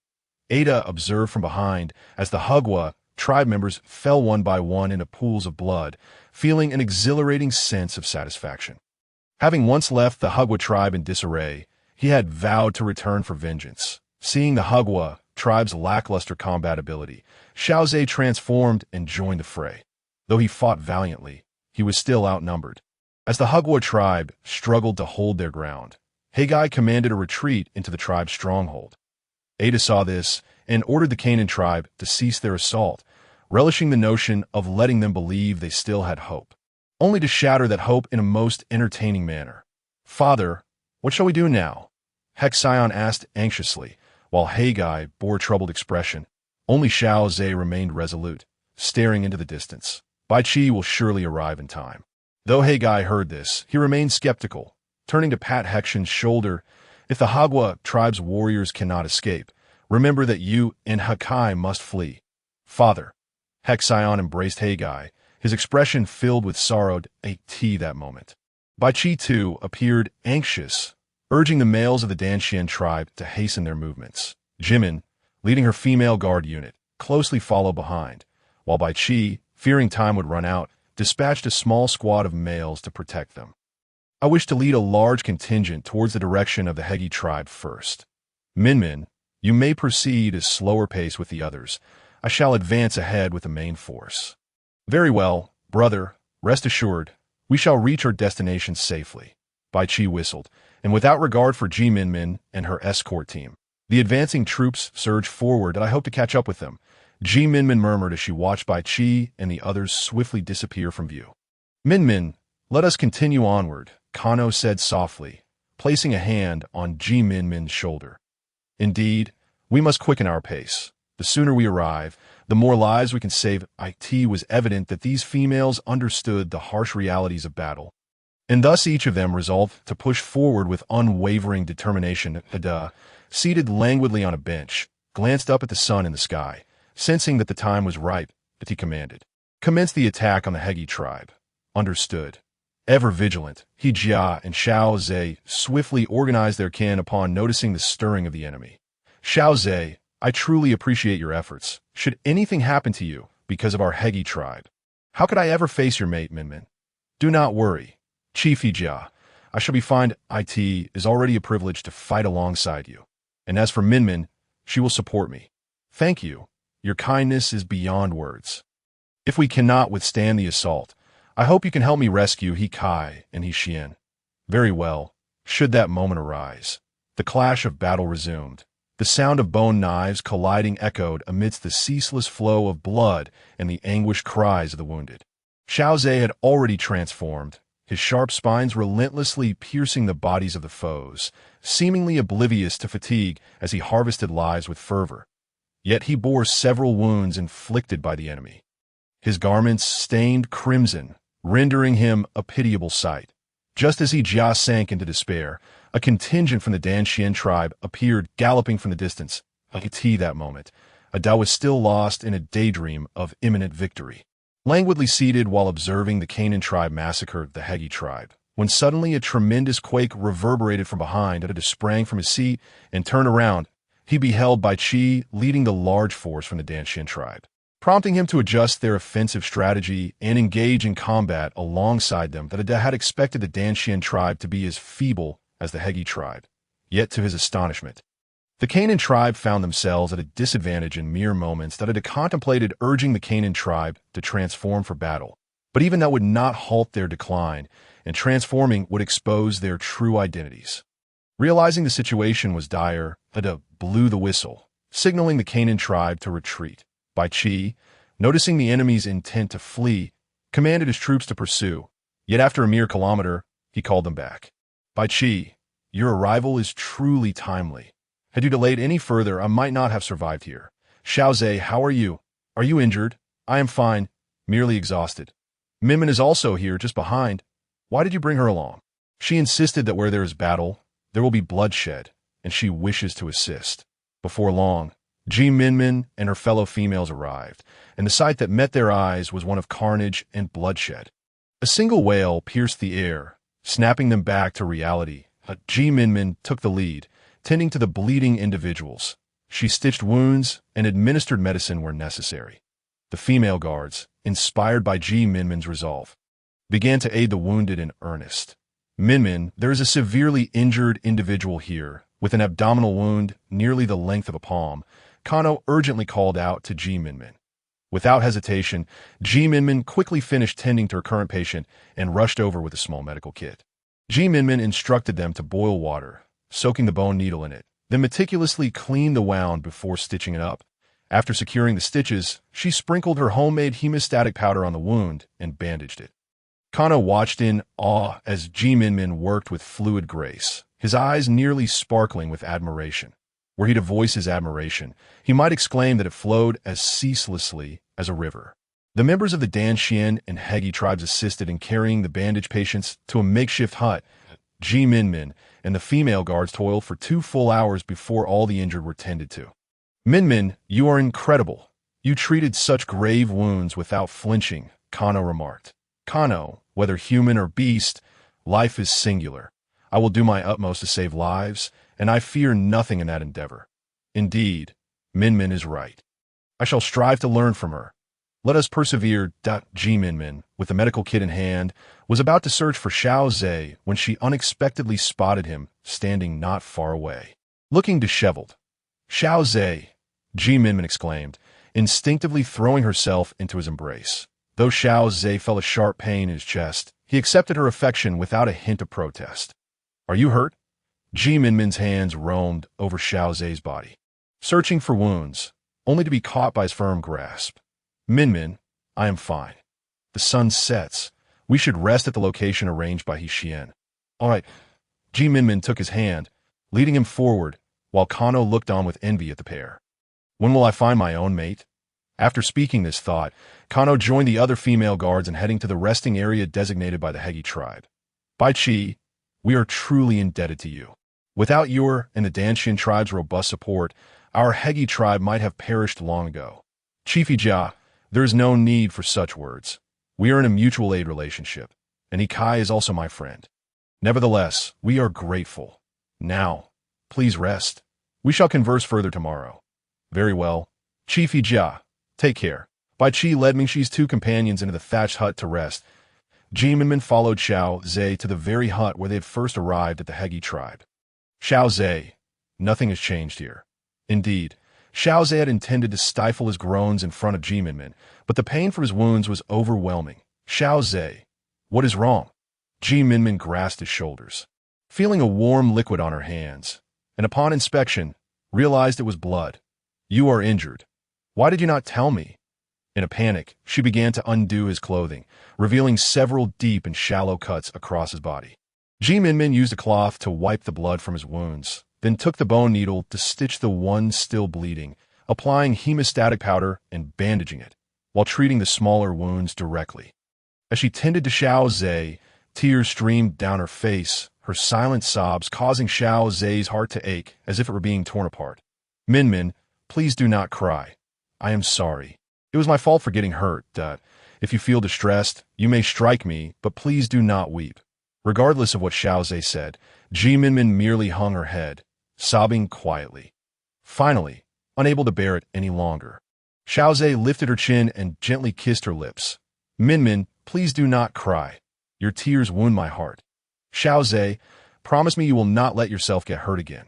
Very well, I promise. After assisting Xiao Ze with his clothing, they lay quietly on the bed, enveloped in silence. Minmin nestled in Xiao Ze's embrace, cherishing the tranquility of the moment. Xiao Ze, how wonderful it would be if this world were free of conflict, with everyone living in harmony. Indeed, that is the life I yearn for. Conflict is terrifying. It claims lives and spills blood at every moment. Xiao Ze, your presence is truly a blessing. Upon hearing this, Xiao Ze merely tightened his embrace around Minmin. wishing he could merge her into his very being. The two of them gradually succumbed to slumber within the serene atmosphere. Kai, who had just awoken from a deep sleep, opened his eyes to find Jia seated at the edge of the bed, gazing at him. Father, what is the current situation? The crisis has temporarily passed. Bai Qi has brought reinforcement from the Danshin tribe. Had it not been for Bai Qi and Xiao Ze, our He Good tribe might have already met its demise. Father, in this world, it has always been a matter of the weak being preyed upon by the strong, that we, being weak, are left vulnerable to the whims of others. However, we can seek refuge in others for survival. I understand. Just focus on healing your wounds, He Jia advised before departing from He Kai's chamber. He Kai then summoned He Xian to inquire about the specifics of their situation. At the outset, we were already at a disadvantage. Xiao Ze transformed and joined our battle. His bravery was unparalleled. Had he not drawn the attention of numerous foes on the battlefield, we might have perished long ago. Later, during the second confrontation, despite sustaining injuries, Xiao Ze continued to fight valiantly against the enemy. The Danshin tribe truly proved their mettle. At one point, we genuinely believed our end was nigh, but unexpectedly, Bai Qi arrived with the most valiant members of the Danshin tribe in a rush. The enemy, upon seeing them, engaged in battle, but after just one encounter, they found themselves faltering, ultimately fleeing in disarray. What astonished me the most was the ferocity of the female warriors from Danshin. As soon as we concluded the fight, they rushed to assist our injured kin, with Minmin being particularly remarkable. He Xian paused, feeling parched, and took a sip of water before continuing. She even managed to stitch up the wounds of a severely injured male and applied medicine to bandage him like a tea that moment. We all believed he was doomed, yet she miraculously saved him. She is truly extraordinary. Upon hearing this, He Kai felt a surge of joy. Minmin regarded herself as a true friend, as did Xiao Ze. To have such friends in life leaves one with no regrets. It merely indicates that he and Minmin are fated to be friends in this lifetime. While He Xian continued to speak animatedly, He Kai had already drifted into his own thoughts. The following day, when Minmin awoke, Xiao Ze was still in deep slumber. She delicately traced her slender, almost ethereal fingers along the contours of Xiao Ze's face. With starry brows and sharp eyes, a high and noble nose, lips of perfect fullness, and a distinctly chiseled jawline, he was as if sculpted from the finest marble. Minmin never anticipated encountering her lifelong love in such a manner. Gently caressing Xiao Ze's lustrous black hair, she leaned in to plant a kiss upon him. Unexpectedly, Xiao Ze opened his eyes at that moment, his gaze warm and instantaneously meeting hers, taken aback by his sudden awakening. Minmin momentarily froze before surrendering to his fervent embrace. The two of them lingered in the bed for quite some time, until Xiao Ze finally compelled himself to halt, their foreheads pressed together as they sought to calm their racing hearts. Minmin, to think you would tempt me so early in the day, he murmured, his voice deep and sultry, causing Minmin's cheeks to flush crimson. Minmin, you seem to be shy. Xiao Ze chuckled softly at the sight of her blushing face, his gaze descending to her slightly swollen yet irresistibly luscious lips, his throat suddenly dry. Xiao Ze, the sun is already high in the sky. We should rise. As soon as Minmin spoke, her lips were silenced by Xiao Ze's kiss once more. By the time they finally got up, the sun was shining brightly outside. Brother, did you sleep well last night? Quite well. Xiao Ze and I have some matters to discuss with Chief Jia. Then I shall seek out Kano and the others to check on the recovery of the injured. Bai Qi and Xiao Ze headed towards He Jia's residence, while Minmin arrived at the area designated for the injured. At that moment, Kano and the others were already busy attending to their duties. Kano, how are things? They're all doing quite well. There were just a few who developed fevers last night, but we followed your instructions to bring down their temperatures. Lead me to them. Kano guided Minmin to examine the few injured who had fallen ill. Minmin meticulously checked each wound. While some were red and swollen, they showed no signs of infection, and their temperatures were not excessively high. It's not too severe. Has the medicinal broth been prepared? Not yet. The medicine you prescribed has been boiled twice already. All right, then you all keep an eye on them while I fetch the herbs to prepare the broth. Minmin gathered the medicinal ingredients and began to brew the concoction. Just as she was about to pour the broth, a hand extended from the side. Minmin, Allow me to assist. But weren't you with brother discussing matters with Chief Jia? Why are you here? Chief Jia needed to speak privately with Bai Qi, so I thought I'd come see you. As Minmin cooked the broth, Xiao Ze assisted by tending to the fire. Their cooperation was seamless and harmonious, while Kai stood behind, observing their intimate interaction. Kano was about to approach to take the broth when she noticed Kai standing there, seemingly entranced by the scene before him. Minmin and Xiao Ze share a wonderful bond. Don't you think, Kai? Hearing this, Kai turned to see Kano beside him. That it's you. Indeed, it's me that we haven't seen each other in ages, that I never expected to reunite in the Higu tribe. What brings you here? I am now a member of the female guard. We arrived yesterday. I heard from Xian. Thanks to you all, these injured individuals might have been lost otherwise. It's nothing. Minmin is the real hero. She saved even the gravely wounded. You are impressive too. Really? But I still need to learn diligently from Minmin Daso. What are you doing now? Oh, I'm here to fetch the broth. The injured need to take their medicine. All right. Then you carry on. I shall take my leave. Kano watched Kai's retreating figure with a sigh before entering to collect the broth from Minmin. Bai Qi, are the members of the Dan Xian tribe leaving tomorrow? That seems to be the case. After all, I am now the chief of the Mengshi tribe and cannot be away for too long. Jia lifted his head in surprise, having not anticipated that Bai Qi had already become the chief of the Mengshi tribe. Why is Chief Jia so astonished? Kai is known for quite some time. What? That scoundrel knew all along and never mentioned it to me. It appears I must find him an elderly, unattractive, and portly mate. Jia thought bitterly to himself. Just as Kai was making his way towards Jia, he suddenly felt a chill down his spine, as if someone were plotting against him. Congratulations, Bai Qi, on your ascension as chief of the Mengshi tribe. Your reasoning is indeed sound. Let us celebrate tonight, so I may properly toast you. Chief Jia is too kind. We shall take our leave now. Very well, Daddy Xian. I never expected Bai Qi to be so young, yet already a chief. Indeed, Bai Qi is young and accomplished, fearless in battle. The ferocity he displayed yesterday was such that even Xiao Ze felt overshadowed. If the Dan Xian tribe and the Mengshi tribe unite, the Mengshi tribe will undoubtedly become even more formidable. It seems I must find a moment to discuss this with Qi Du. Father, do we truly have no other options? Xian, you should understand that in this world, it has always been the case of the weak being devoured by the strong. Our Higu tribe is so feeble. Without any protection, we could be obliterated in an instant, as was demonstrated yesterday. Indeed, Father speaks the truth that Xian, our only course of action now is to ally with other tribes to avert disaster. Upon arriving here, Kai expressed his agreement with Jia's words, and Xian, upon hearing his brother's statement, recognized the veracity of the situation. As night fell, the open space of the Higu tribe was teeming with people. When Minmin and Xiao Ze arrived, they found everyone dancing around the bonfire.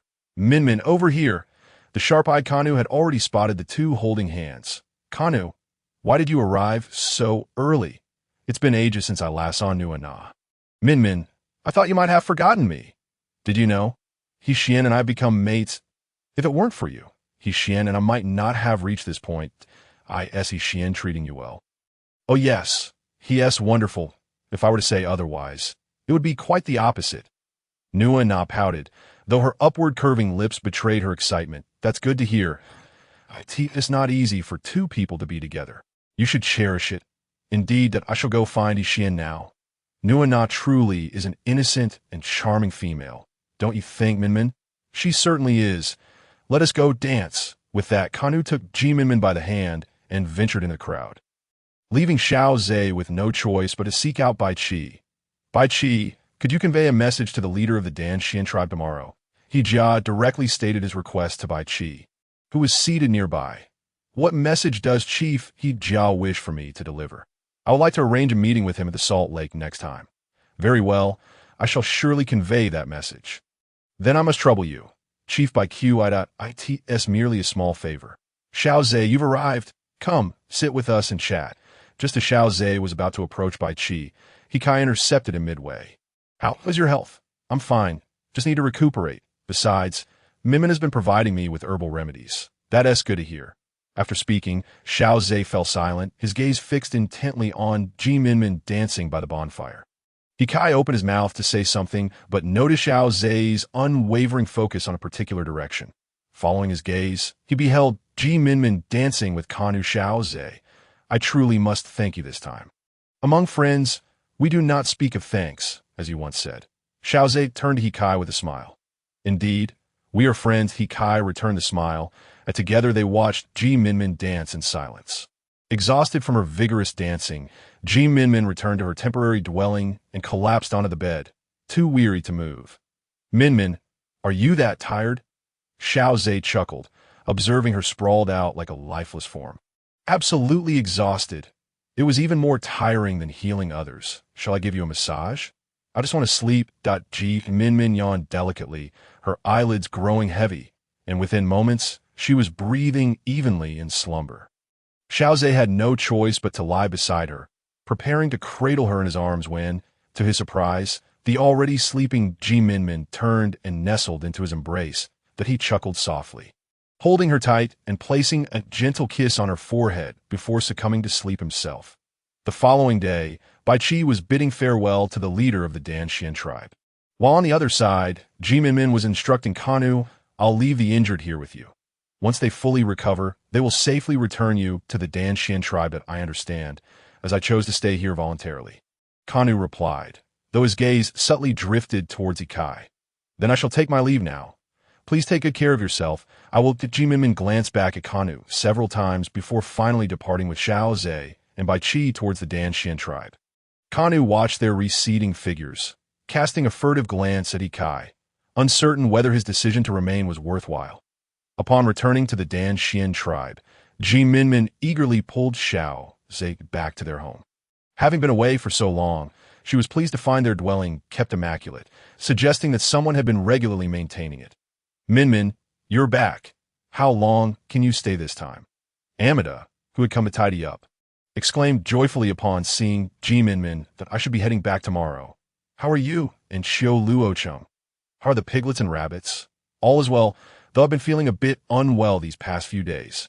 Constantly on the verge of vomiting, but unable to.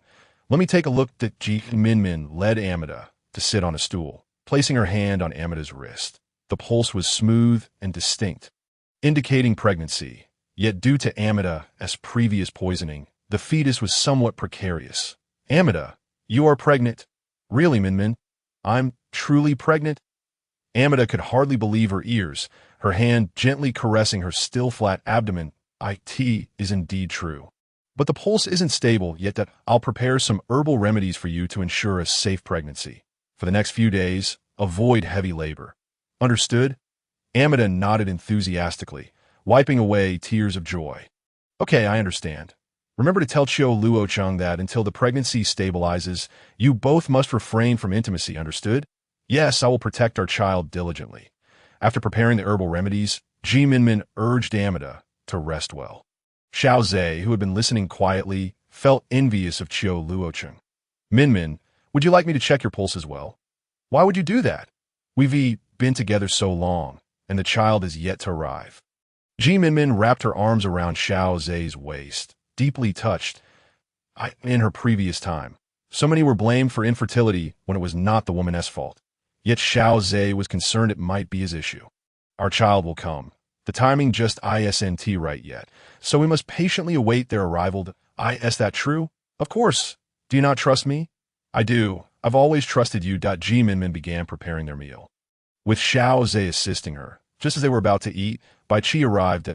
It seems I've come at just the right time. I'm looking forward to enjoying your cooking. Minmin, if you like it. Please eat more. Xiao Ze, join us. Minmin served some food in a Xiao Ze's bowl, who smiled as he brought the food to his mouth. Tomorrow, I plan to return to the Mengshi tribe first. After being away for so long, I worry about my sister-in-law, especially since she is pregnant. That's fine. You can head back first. I can return to Mengshi with Xiao Ze later. Very well. I shall await you both in Mengshi. After Bai Qi finished eating, he spent the day conversing with Xiao Ze before returning to his abode. Once Bai Qi departed, Xiao Ze entered the kitchen to boil water, pouring it into the tub once it was ready. Minmin, come enjoy a hot bath. Upon hearing she could take a bath, Minmin joyfully bounced towards the washroom. Once Xiao Ze stepped out, Minmin began to undress. her graceful figure gradually sinking into the steaming water. Just as she was about to relax, Xiao Ze entered with more water. Minmin instinctively covered her chest, but Xiao Ze approached her steadily. Revealing his strong, muscular chest, Minmin found herself staring at him like an old lecher, unable to blink as Xiao Ze unabashedly showcased his physique. Slowly, he too submerged into the water, the two quietly bathing together. Just when Minmin thought Xiao Ze wouldn't make any further moves, he began to massage her shoulders. That feels wonderful. Minmin closed her eyes, reveling in the attentions of Xiao Ze. Is there anything more pleasurable? He inquired. Before she could utter a word, Xiao Ze had already lowered his head, capturing her crimson lips with a kiss, his hands exploring her form with fervor. Minmin surrendered to his touch. Succumbing to the endless abyss of desire, she lay in a state of drowsiness. Xiao Ze's husky voice broke the silence. Is it time for our little one to arrive? As he spoke, he caressed her smooth, flat abdomen before finally gathering her into his embrace, both succumbing to slumber. The following morning, as Minmin opened her eyes, she was immediately aware of a profound soreness throughout her body, akin to having been torn apart by a vehicle. She marveled at the boundless energy of Xiao Ze, pondering how he could have exerted her to such a state. Rising to don her garments, she prepared to open the door, only to find it pushed open by a refreshed Xiao Ze, who stood before her with a steaming wooden tray. Minmin, you're awake. Bai Qi came by earlier. He intended to rouse you but refrained at my request, leaving with just a few words. Brother must have been concerned about waking me. She replied, I had planned to rise early today, yet I ended up sleeping far longer than anticipated. This is all your fault. How can this be my fault? This is solely on you, Minmin. Who could resist your allure? Ah, you truly are something else, blaming your own lust upon me, she retorted, though she couldn't deny her own indulgence in his affections. After dinner, Minmin accompanied Xiao Ze to Amida's place to check on the piglets and rabbits. It had been some time since their last visit, and the piglets had grown considerably, while the rabbits had developed long fur. Minmin, shall we take the piglets along this time? Amida is expecting, and she may not have the time to care for them later. Certainly, but are you planning to carry them in a backpack? That seems quite laborious. Minmin, a little hardship is no concern, she replied cheerfully. Minmin felt a surge of emotion, nearly moved to tears that no, I wouldn't want to burden you so. How foolish of me. I could simply procure a handcart. It appeared that her prolonged stay had dulled her creativity. Xiao Ze, I have an idea. I'm uncertain if you can construct it. Only by you sharing your thoughts can I ascertain its feasibility. Upon hearing this, Minmin eagerly led Xiao Ze back to her dwelling, where she sketched a rough design on the ground with the remnants of unburned firewood, as she illustrated and explained. Xiao Ze became engrossed in contemplation. Once she concluded, he grasped how to bring her vision to fruition. What do you think, Xiao Ze? Minmin, this concept is splendid. That IT will simplify the transportation of goods. That I shall gather the materials now. Xiao Ze dashed into the forest, returning with several logs, which he began to carve and shape according to Minmin's design. Seeing Xiao Ze's industriousness, Minmin took up her backpack and ventured into the mountains, hoping to find fresh ingredients for a delightful meal. She walked along the path into the forest for quite some time, yet found nothing appetizing. Reluctantly, she proceeded deeper into the dark and damp recesses of the woods. Just as despair threatened to overwhelm her, she stumbled upon an abundance of dark, ear-like mushrooms. Could these be ear mushrooms? Minmin exclaimed, hastily collecting the largest specimens and filling her backpack, amassing nearly 2 pounds of the fungi. As she prepared to leave, she noticed a multitude of mushrooms sprouting beneath her feet, bringing her immense joy. She picked them with laughter, her spirits lifted. Once she had gathered her bounty, Minmin hurried down the mountain, only to be startled by a faint whimpering sound. Following the noise, she discovered a small monkey lying on the ground, whimpering pitifully, with no sign of its mother. The light in the little monkey's eyes was fading, revealing its understanding of abandonment. Though Minmin was unaware of its injury, she approached and gently bandaged its wounded leg before reluctantly departing, glancing back multiple times. Are you certain you wish to follow me? She asked, and upon hearing the whimper, she hesitated, her heart softening. She returned to the small monkey, crouching beside it. The monkey, as if understanding her words, reached out with its tiny paw to grasp her garment. Very well. Let us return to the tribe together. Minmin carefully navigated around the monkey's injury, cradling it in her arms and stroking its fluffy head. The little creature nestled into her embrace, comforted by her gentle touch. Come, little one. We're heading home. As Minmin made her way back down the mountain, she was taken aback upon arriving home to find Xiao Ze engrossed in his handiwork. Goodness, though it is not yet complete, the card's outline is already discernible. Xiao Ze, you are truly remarkable. You've managed to create this already? It's not finished yet that I'm uncertain if it will function properly. You are skilled enough to make it work. What does that sound? I encountered an injured little monkey on the mountain, and, unable to leave it behind, I brought it back. The Minmin revealed the small creature to Xiao Ze, who smiled gently and reached out to pet it. The monkey, however, responded with a series of distressed whimpers. Little one, no need for such noise. This is Xiao Ze, my partner. You must get along with him. Understood? Minmin continued to soothe the monkey, her voice filled with warmth. Perhaps it comprehended her words, or perhaps her gentle caresses lulled it into silence. After allowing Xiao Ze to pet the monkey, Minmin inquired, "What name do you think would suit this little creature? Since we have already referred to it as Little One, why not simply call it that?" Minmin pondered for a moment before deciding it was fitting. Given a monkey's diminutive stature, Little One, from now on, you shall be known as Little One. Xiao Ze watched with a smile as Minmin embraced the little creature, her joy infectious, and he found himself pleasantly surprised by how such a small addition could bring her so much happiness. As he resumed his work on the handcart, Minmin offered the little one some wild fruits before washing the freshly gathered wood ear mushrooms and shiitake mushrooms. The freshly picked wood ears were inedible in their raw state due to toxicity, so Minmin laid them on a winnowing basket to dry. She planned to saute the remaining fresh shiitake mushrooms with some sausage, slicing the sausage and ginger, heating oil in a pan, and frying the sausage until it released its oils. She would then add the ginger for fragrance, followed by the shiitake mushrooms, seasoning with salt and water before serving. When Minmin emerged with the prepared meal, she found that Xiao Ze had completed the handcart. The two wheels had been shaped from wood into perfect circles, and the cart's body was rectangular, with thin wooden panels on either side for support. The handles were crafted from smooth wooden sticks, sized just right. Though simple, it was evident that Xiao Ze's craftsmanship was quite impressive. Minmin, what do you think? We shall see once I try it. Then Minmin, take a seat, and I will give you a push. Before Minmin could refuse, Xiao Ze had already lifted her and placed her in the cart. She grasped the nearby railing as he pushed the cart forward. Steady and without a hint of wobble, as soon as he halted, Minmin joyfully leapt down and embraced him. Xiao Ze, the cart is wonderful. You are truly amazing.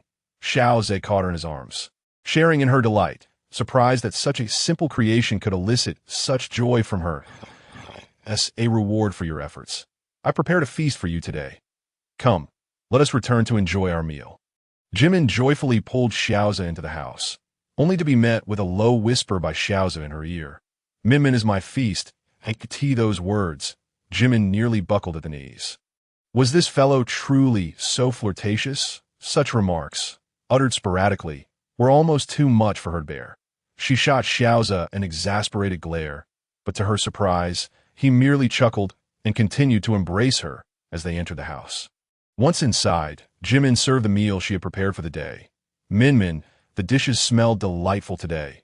Indeed, this is a grand feast prepared to reward you. Here, have a piece of sausage. The flavor is exquisite. With a hint of spiciness, the more I eat, the more delicious it becomes. This is also delectable. This is shiitake mushroom, a variety of fungus. Minmin, you have worked hard too. This is for you. The two of them shared a tender meal, with even the little creature perched on a stool, chattering insistently for food.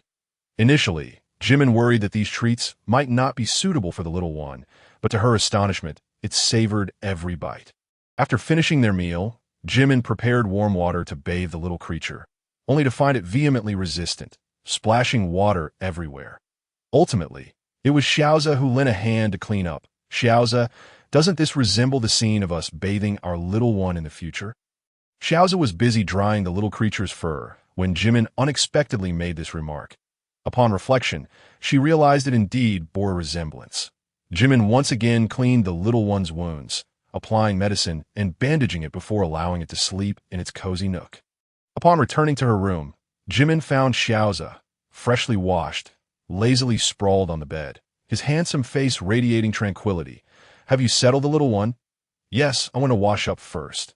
With that, Jimin hurried to the washroom, feeling parched just by gazing at the enchanting Xiao Ze.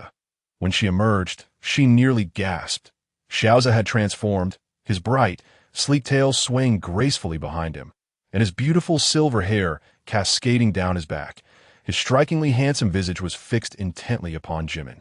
At that moment, Jimin was taken aback, her heart racing as if it might burst from her chest. "Minmin, what's wrong? Did I startle you?" Xiao Ze leaped from the bed, his tail thrashing animatedly behind him, evoking a desire in Jimin to reach out and caress it.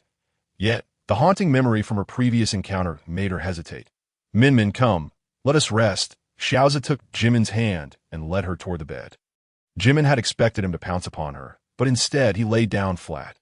"Minmin, stroke my head, pet my tail." Could it be that this fellow is feeling jealous because I was fondling the little one?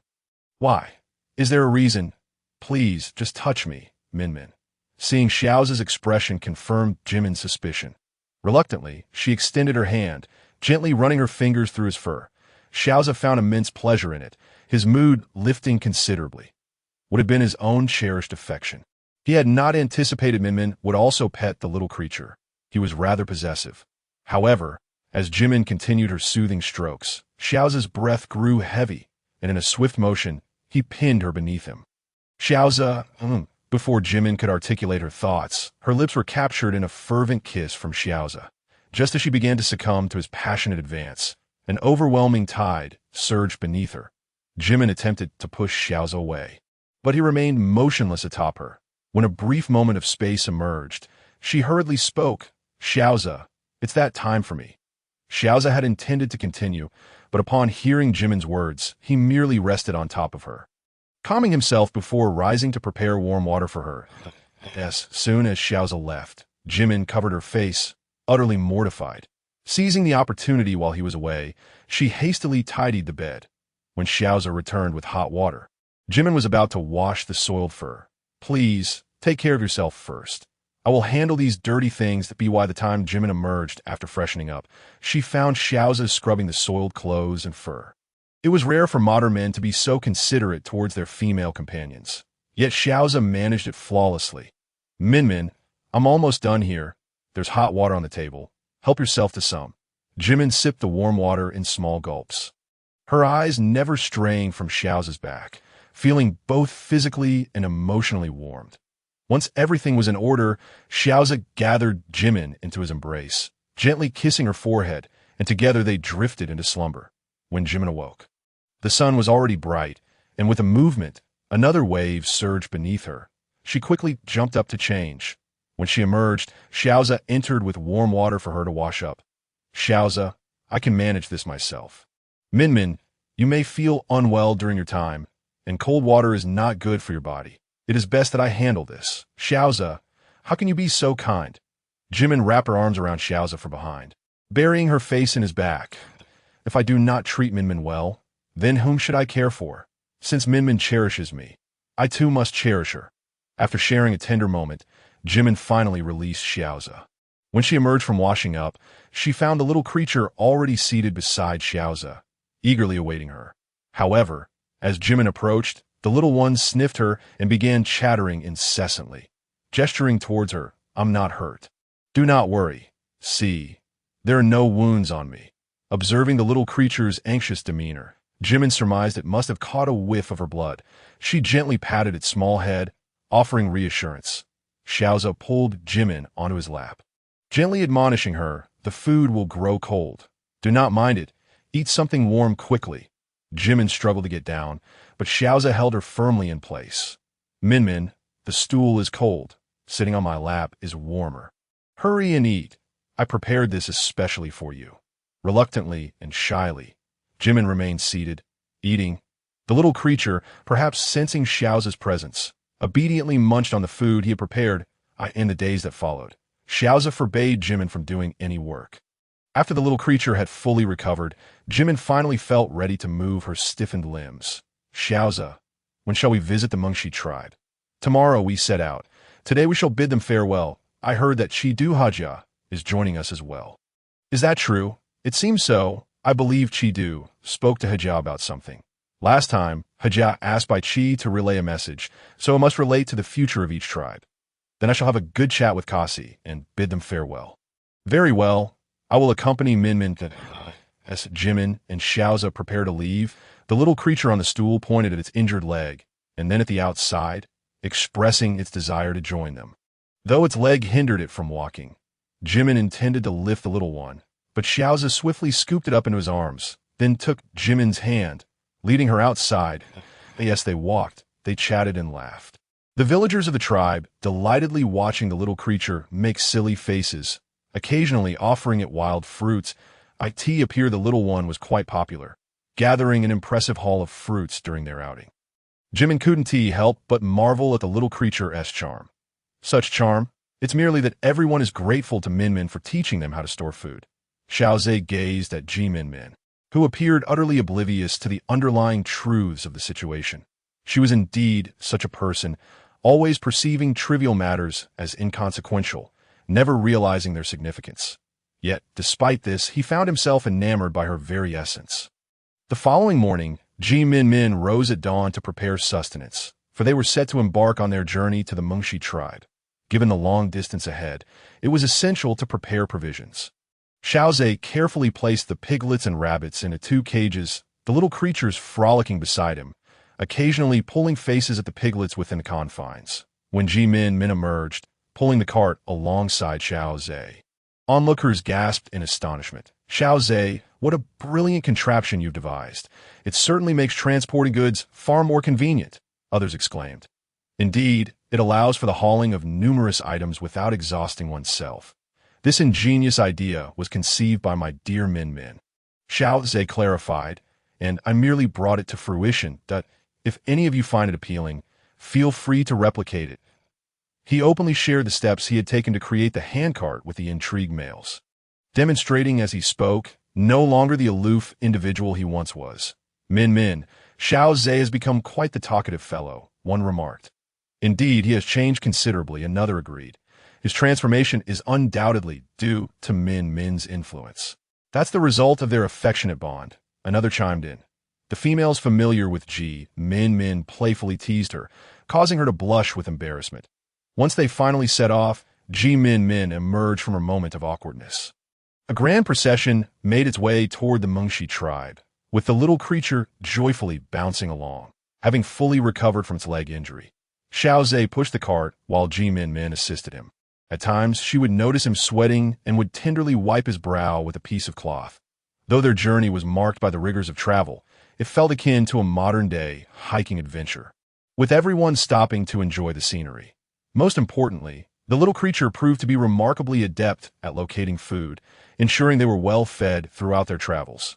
Because of this, the little one had endeared itself to everyone, with each person eager to bring it along wherever they went. After several days of arduous travel, they finally arrived at the Mengshi tribe.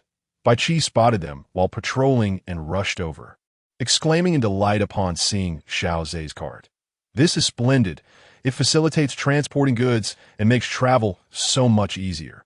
Xiao Ze, this couldn't possibly be your invention. You are quite correct. This was Min's idea, and I merely executed it, he replied. Minmin, your intellect is truly remarkable. Brother, I wouldn't say I'm particularly clever, but if we encounter large beasts with horns in the future, we could tame them to pull carts, thereby increasing our speed, Minmin casually suggested, unaware that her offhand comment would lead Bai Qi and Xiao Ze to capture 2 oxen during their next encounter. Let us proceed inside. Your sister-in-law has been incessantly lamenting Min's absence. I find myself missing her as well that I believe your sister-in-law is more enamored with my culinary skills than with me. Minmin laughed. Now that you mention it, I too feel rather hungry. Brother, Chief Hijia and the Grand Chief have arrived. Just as Bai Qi turned, he spotted Hijia and Shidu approaching. Chief Hijia, Grand Chief, we warmly welcome your arrival. Bai Qi stepped forward to greet them respectfully. You are too kind, Bai Chi. We are but uninvited guests, the Grand Chief responded, as the three conversed while making their way to the Mingxi tribe. Minmin cast a glance at her brother, who was preparing to host their esteemed guests, before returning to Xiao Ze's side to head to her dwelling. Minmin, you have returned, exclaimed her grandmother. I hope I haven't caused you undue worry. How have you been these days? I've been well. Bai Chi and Haina frequently invite me over for meals, and I have taken good care of our home. Has anything noteworthy transpired in the tribe? Nothing much.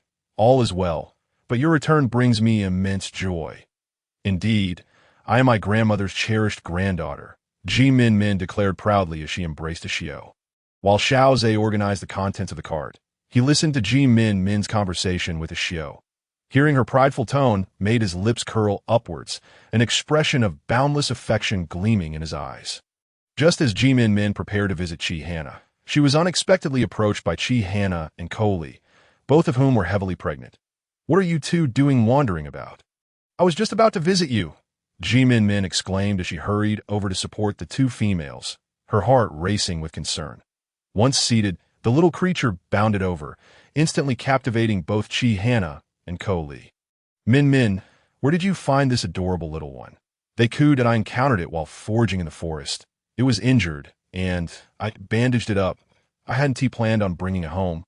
But it whimpered when I left, and I couldn't bear to abandon it. Minmin recounted, I was truly fortunate for this little creature to have met you. Without your intervention, it may not have survived. What shall we name it? Let us call it Little One.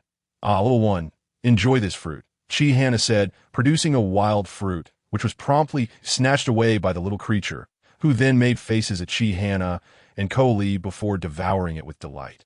It truly is an adorable little being. By the way, sister-in-law, I have delightful news. Ameda is expecting. Really? That is splendid. Ameda has longed for a child for ages. How wonderful that her wish has finally been fulfilled. Minmin exclaimed. Indeed. Speaking of which, Li, how have you been? Have you kept up with your practice? Yes. Haina supervises my exercises daily. Minmin, would you mind taking a look? Li reclined on the bed, revealing her round belly as Minmin gently caressed it, feeling the little one within kick playfully. You're making good progress. Just keep at it, and when the final month approaches, we can assess the situation. That sounds promising. It means my efforts have not been in vain, and I owe a great deal of gratitude to Minmin. There's no need for such formality. I am merely doing what is expected. Minmin, I must return now. The tribe will soon hold a welcoming ceremony. Bai Chi has been too preoccupied with conversation to notice me, but I believe he has finished now, so I must go speak with him. All right, sister-in-law, do come by when you have the opportunity. Minmin, Haina, and I shall take our leave as well. After seeing them off, Minmin decided to check on the growth of the sweet potato seedlings. The vibrant green sprouts swayed gracefully in the gentle breeze, creating a lovely sight. Minmin admired the flourishing sweet potato plants. A wave of happiness washed over her. However, she knew that proper fertilization was crucial for their growth. Just as it would be for future rice cultivation, that it seemed prudent to discuss this matter with her brother, as it was a significant concern for the tribe. Only with careful planning could they ensure sustainable development. Upon returning home, Minmin spotted an elderly female hurriedly making her way to a neighboring household. Grandmother, has something occurred in the tribe? She inquired, noticing the urgency in the older woman's demeanor. A young female in the house ahead is about to give birth, but she is yet to deliver since this morning, and her strength is waning. I shall go and see Minmin strapped on her medicine pouch and headed toward the dwelling, but then paused to retrieve some ginseng before continuing on her way. As she approached the door, she heard the anguished cries of the young female inside. Entering, she found an elderly female midwife with a grave expression. What is the situation? Minmin asked, concern etched on her face. This delivery is proving difficult. The infant's head is too large for the birth canal, and if this continues, the child may suffocate. And the mother may not survive either. No. Please, I beg you, save her.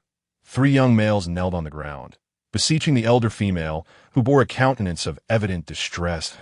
It is not that I am unwilling to assist, but rather that I am rendered powerless, she lamented. Upon hearing this, Minmin rushed in, and the occupants of the room, upon sighting her, were initially taken aback, only to be overwhelmed with joy, for Minmin had tended to their ailments not long ago. Placing a hand upon the young female's round belly, Minmin lifted the blanket to inspect the birth canal. She addressed the three males sternly. "Go prepare hot water, the more the better. You brew these medicines." Minmin opened the medicine chest, retrieved some herbs, and took out a slice of ginseng. "Can you hear me?" she inquired, to which the female on the bed nodded. "Open your mouth and hold this at the base of your tongue." As the female complied, Minmin placed the ginseng into her mouth. Just as the hot water was brought in, Minmin cleaned it thoroughly and immersed the bone needle and small bone knife in the water. She then lifted the blanket and carefully made an incision in the birth canal to widen it. "Assist me in massaging her abdomen. Remember to push downwards." The elder female immediately set to work. "I need you to apply strength when I say so. Understand?"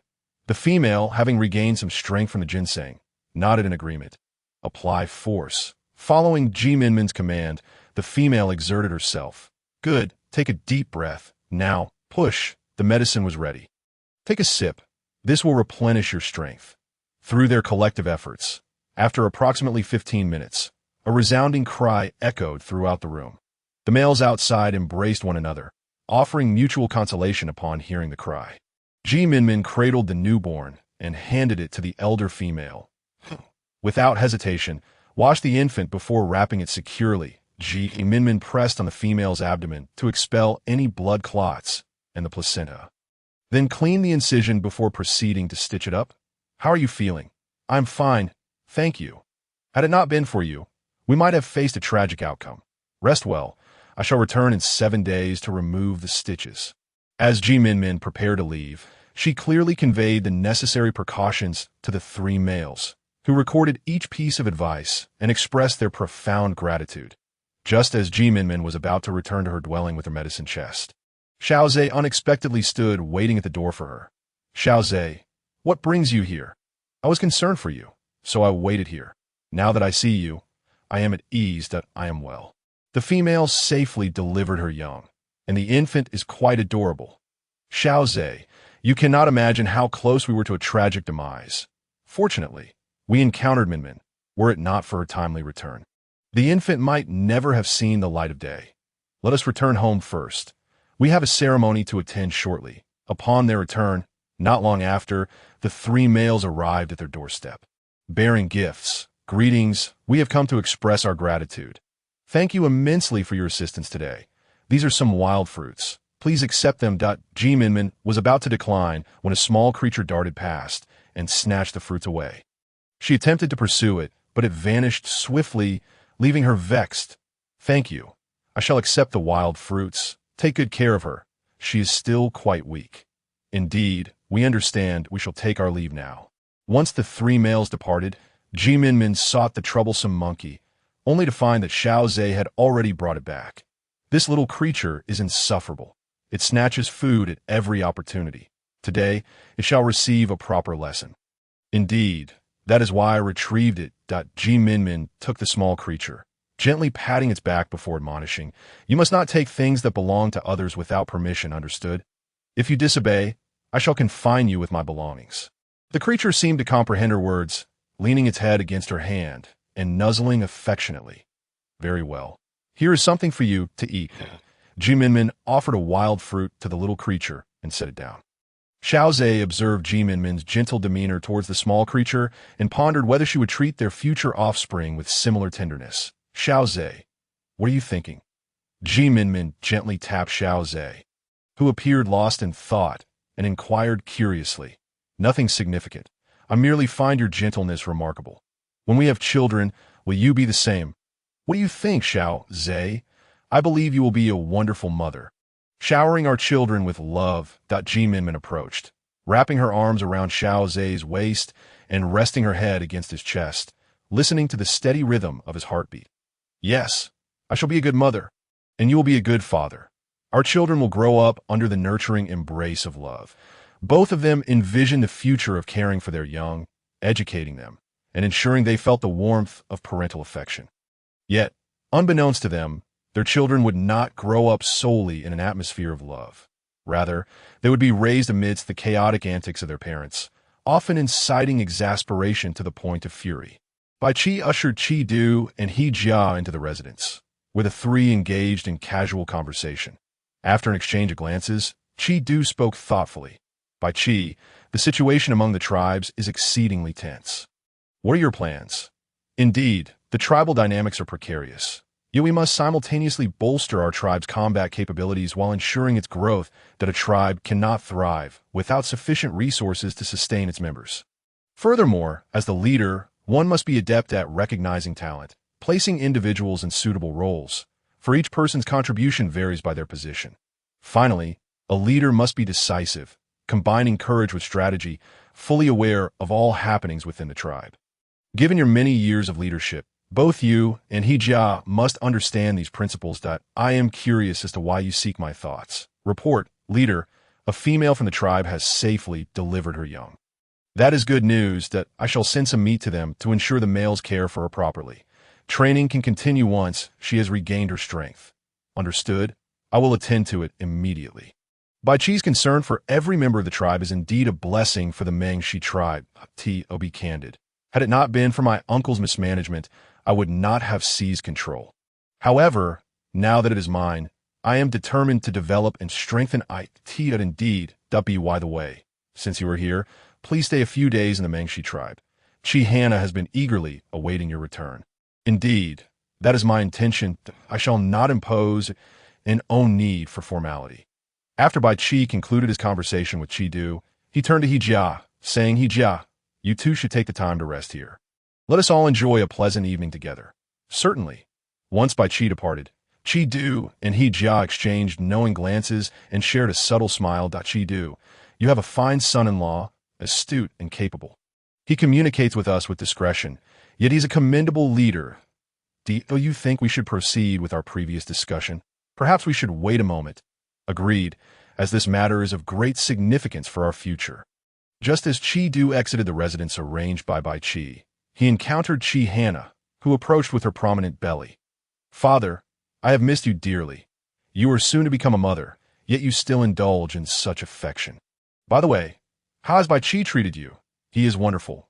Otherwise, I would have reported to you long. As the leader's spouse, you must prioritize the tribe and avoid causing Bai Qi embarrassment before outsiders. I'm not worried, Father, rest assured. Everything in the tribe is orderly, and everyone treats me with great respect. That's good. Let's take a stroll together. After Bai Qi departed from Qi Du to join He Jia, he headed to Xiao Ze. Xiao Ze, I believe we need not wait for 3 months. While Qi Du and He Jia are still here, let us quietly seize the Canaan tribe. Will they agree? The Danxian tribe should consent. And as for He Gu, they would certainly wish to avoid the annihilation of their clan by the Canaan tribe. You should have noticed last time that those who attacked the He Gu tribe retreated towards the direction of the Canaan tribe. Therefore, your pursuit was indeed aimed at determining their precise escape route. Naturally, the enemy was unaware of our identity. It was prudent to test the waters in that case. Let us meticulously plan our course of action. Of course, we must plan carefully. After we eliminate the Canaan tribe, I intend to establish it as a prefecture under our tribe. Then, the concerns for our Mengshi tribe will be alleviated. Very well, I will train them diligently, and I leave Qi Du and He Jia in your capable hands. Understood. I shall take my leave now. Once Bai Qi departed, Xiao Ze sat there in a daze. Lost in contemplation, Minmin entered the room and found Xiao Ze deep in thought. Xiao Ze, what troubles you? It's nothing. We may soon launch an assault on the Canaan tribe. Indeed, conquering it would yield significant advantages. Effectively avenging Qiu, Luoqing, and Amida, Bai Qi intends to establish it as a prefecture. That sounds splendid. As a prefecture, we can appoint our trusted individuals to oversee it, and in due time, we can facilitate unions between the Canaan tribe and the Mengshi tribe, promoting a more balanced population growth. Quite true. Come, let us partake in the ceremony to welcome Qi Du and He Jia. Minmin and Xiao Ze, accompanied by the little one, ventured out. Upon their arrival, they were greeted by throngs of people. Yet the little one behaved, sitting quietly atop Xiao Ze's head. As usual, those who danced did so, while others engaged in conversation. This time, Minmin sat obediently, enjoying the performances of the tribe. Upon returning home, Minmin settled the little one and lay down in bed, only to be surprised when Xiao Ze, freshly washed, embraced her from behind. "Xiao Ze, have you seen the sweet potato sprouts planted in the ground?" "Yes, they are flourishing. They are indeed thriving, but they still require fertilization." "What does fertilization entail?" "Involves mixing the ash from our cooking with animal dung to allow it to ferment. When the time comes, we will spread this mixture over the sweet potato sprouts, thereby enhancing the yield of the plants. Just as we must consume food daily to sustain our existence, so too must plants be nourished. Please remember to mention this to my brother. I fear I might forget." "Understood. I'll note it down. Tomorrow, please provide me with the specifics, and I shall relay it to Bai Qi. Then I will leave everything to you." "Xiao Ze, rest assured, I will handle everything." "Minmin, in order to hasten the arrival of our little one, we must continue to strive diligently." Xiao Ze, unable to contain his desires any longer, pressed Minmin beneath him and leaned down to kiss her tender, luscious lips. Minmin readily responded with equal fervor, for since the arrival of her little life, they had not been together, and their journey had delayed them for 6 or 7 days. It had been nearly 10 days since they had last shared such intimacy, and both were eager to express their longing for one another. As Minmin reached to caress Xiao Ze's hair, her hand inadvertently brushed against his tail, further igniting his passion. Before long, the room was filled with the sounds of breathless gasps and soft whimpers of surrender. The following day, the sun shone brightly outside, while Minmin stirred from her slumber. Stretching her sore arms, she felt a surge of annoyance toward Xiao Ze for treating her earlier pleas as mere play. Becoming even more fervent in his advances, Minmin languidly rose, her legs trembling as she donned her clothing, rubbing her aching waist. Opening the door, a blinding light flooded in, reminding her of the radiant day outside. After a simple breakfast, Minmin shouldered her basket and, accompanied by the little one, set off to gather herbs in the mountains. The pair ascended the mountain, with the little one darting ahead, while Minmin followed closely. Upon spotting medicinal herbs, Minmin crouched to harvest them, and the little monkey, seemingly instinctively aware, remained in her line of sight. When Minmin was ready to move on, the little one followed suit. As they meandered deeper into the mountains, Minmin stumbled upon some vine-like plants. As she contemplated navigating around them, she realized they resembled yam vines. Upon closer inspection of the leaves, she confirmed they were indeed yams, and her heart filled with joy. She set down her basket, retrieved her bone knife, and began to dig. The little one, seeing Minmin's delight, joined in with its tiny paws, and after a concerted effort, they unearthed several yams, enough to bundle together and place in the basket. As Minmin continued forward, the little one suddenly dashed ahead, and she recognized it must have discovered something delectable.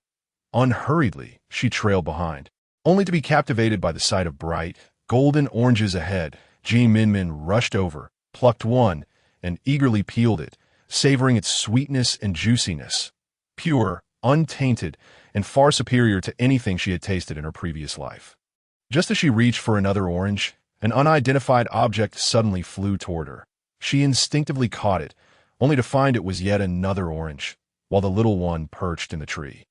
Covering its mouth and giggling, Minmin, unfazed, peeled the orange and declared, "Delicious, quite delightful."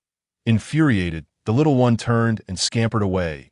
Minmin paid it no mind, retrieving the yams before returning to the oranges. Before long, the little one reappeared, clutching several oranges, prompting Minmin to affectionately pat its head, to which it responded by making a silly face as the sun dipped lower in the sky. Minmin, carrying the yams and her basket, and the little one, casting elongated shadows, made their way down the mountain. "Little one, you were truly remarkable today, were you not? Shall we continue our adventure tomorrow?" Minmin chattered on, oblivious to whether the little one comprehended her words.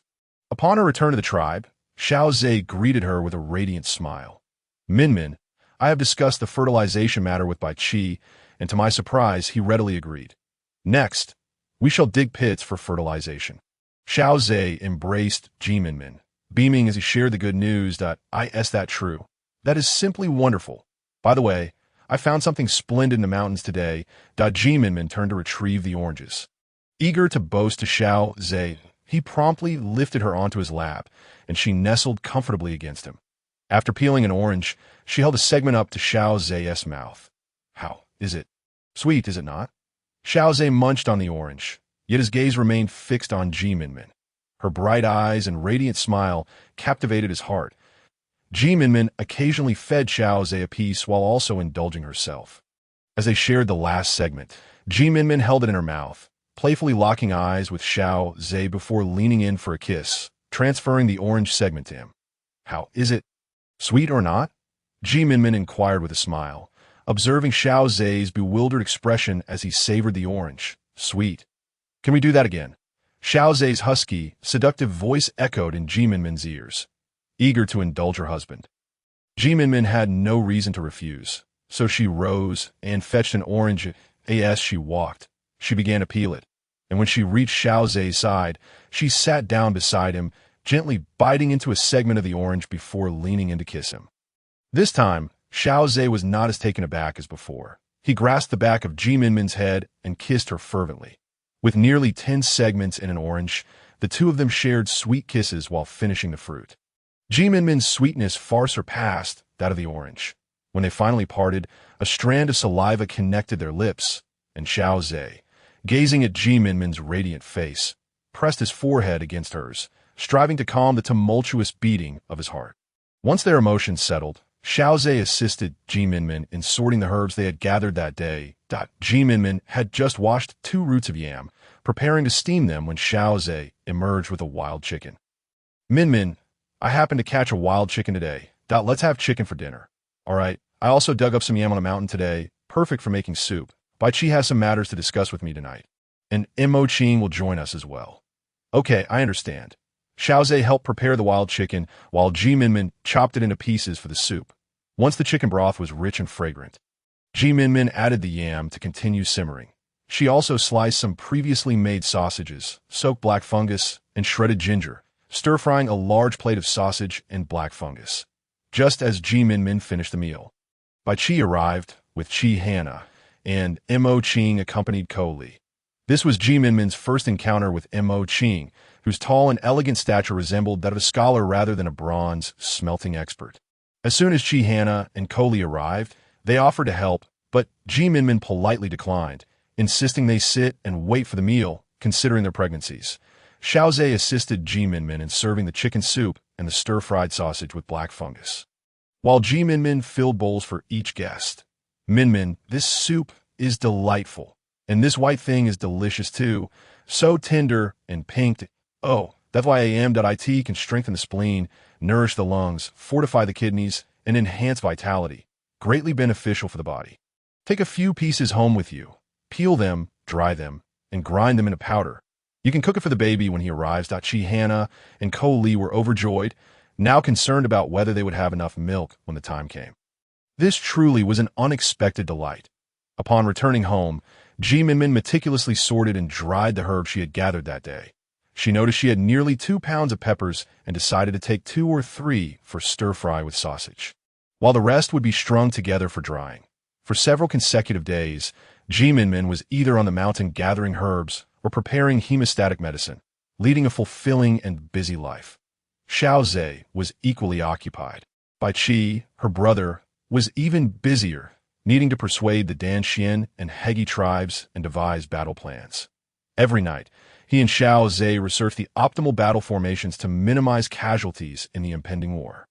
One day, Qiu Luochen arrived at the Mengshi tribe with a handcart, carrying Amida, who appeared exhausted and lay limp in the cart. Bai Qi was surprised to see Qiu Luochen and puzzled by his sudden visit, as were the others who looked on with curiosity. Spotting Minmin, Qiu Luochen rushed over as if he had seen a savior. Xiao Ze instinctively stepped in front of Minmin, but Qiu Luochen couldn't stop in time and stumbled into Xiao Ze's embrace, eliciting laughter from the onlookers while Xiao Ze's face darkened like ink. I'm so sorry, Xiao Ze. I was too anxious. Qiu Luochen apologized as he released Xiao Ze and turned to Minmin. Minmin, please check on Amida. She can't keep anything down and is on the verge of vomiting bile. Minmin immediately recognized the severity of the pregnancy symptoms and approached the cart. Amida lay there, pale and weak. Minmin, please don't speak. Let me help you. Amida murmured weakly as Minmin placed her hand on Amida's pulse, confirming her fears. If this continued, Amida might not only suffer, but also jeopardize the baby. Let us take her to my place. Hearing this, Xiao Luochan moved to push the cart, following Minmin and Xiao Ze. Here, try this, and see if it helps. Minmin swiftly grabbed an orange from the table and handed it to Xiao Luochan. As he raised it to Amida, he noticed Xiao Ze peeling an orange. Mimicking Xiao Ze, Xiao Luochan peeled the fruit, offering the segments to Amida. The sweet and tangy scent awakened her taste buds, and she eagerly accepted the slices. Watching Amida relish the fruit nearly brought tears to Xiao Luochan's eyes. Without needing further prompting, he grabbed another orange from the table and began peeling. Amida, are you feeling any better? He asked, concern etched across his brow. Yes, my stomach feels quite comfortable after eating. I don't feel like vomiting, she replied. That's good to hear. I was so worried about you that I'm sorry for causing you concern. Amida said, gently caressing Xiao Luochan's brow, as if trying to smooth away the lines of worry. As long as you can eat, that's what matters. But don't overdo it. Otherwise, it might upset your stomach. By the way, here's the prenatal medicine I prepared for you. Take it twice a day. Minmin handed the prepared medicine packet to Xiao Luochan and sat beside Xiao Ze. Also, if you have any cravings, make sure to tell Xiao Luochan. You nearly frightened him to death. It's not Amida's fault. I simply didn't take good care of her. Since you're here, why not stay at the Mengshi tribe? What you hope for is about to happen. Xiao Ze subtly hinted at by Qi's plans to take over the Canaan tribe. Upon hearing this, Xiao Luochan's eyes lit up and he glanced at Bai Qi, who surprisingly nodded in acknowledgement. Xiao Luochan nearly leaped up in excitement, but Bai Qi shook his head, reminding him that matters of war should remain hidden from those expecting. Xiao Luochan steadied his emotions before responding to Xiao Ze. All right, Amida can keep Minmin and the others company here. With matters settled, Xiao Luochan joined Xiao Ze and Bai Qi to begin constructing a dwelling on a spacious plot of land not far from Minmin's home. Quietly conversing as they worked. Bai Qi, how is your planning coming along?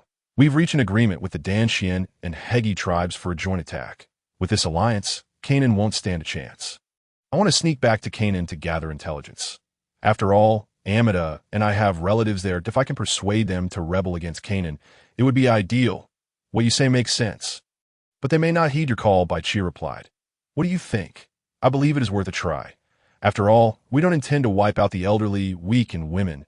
Moreover, if we conquer Canaan, we will need to integrate the tribes, which would benefit our development. Bai Qi mused thoughtfully what are the Danxian and Hegi tribes demanding in this alliance? I've asked them multiple times, but they have said nothing, only looking at me with knowing expressions. Bai Qi now recalls their expressions and feels a shiver run down his spine. Their countenance was indeed peculiar. Had Qi and he been present, they might have delivered a punch to Bai Qi. For what strange expressions they bore, did they not realize that they would all become one family in due time? Why speak of conditions at all? Given this, let us directly strategize on how to conquer Canaan. Bai Qi, did you not previously assert that it would take 3 months to subdue Canaan? Have you discovered something? Upon hearing this, Bai Qi exchanged a glance with Xiao Ze before continuing. The last assault on the Hegu tribe was executed by the Canaan tribe. Although they dared not transform and engage us directly, during the pursuit of the fleeing ones, I noted that their escape route led straight towards the Canaan tribe. Furthermore, the injuries you sustained previously were likely due to the Canaan tribe's desire to extract the secret of the rapid development of the Danxian tribe from you. Given that this matter involves Minmin, I wish to extinguish it at its source. Moreover, we possess a secret weapon. When the time comes, you shall witness its efficacy. Though limited in number, it far surpasses the simple clubs we wield in our ordinary forms. With your arrival, we now have an individual well-versed in the topography of the Canaan tribe.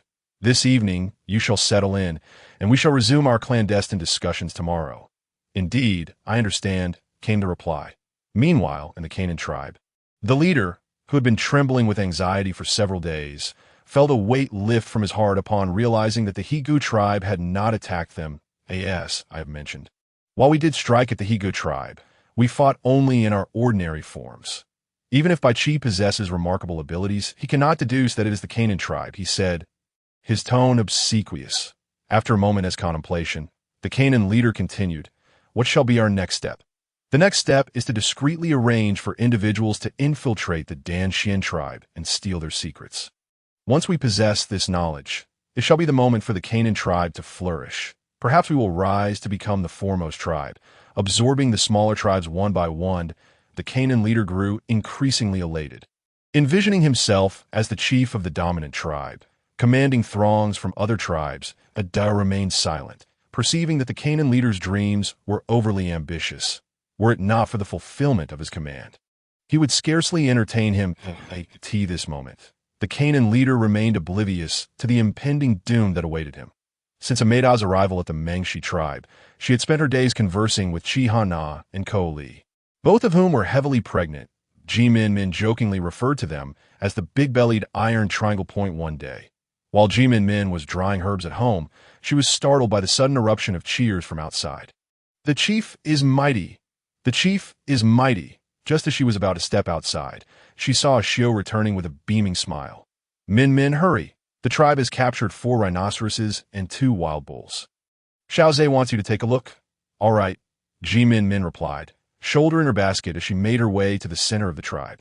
Upon arrival, she found everyone gathered around, and she squeezed through to see the 4 enormous rhinoceroses and 2 adult wild yellow bulls. "Minmin, you've arrived just in time.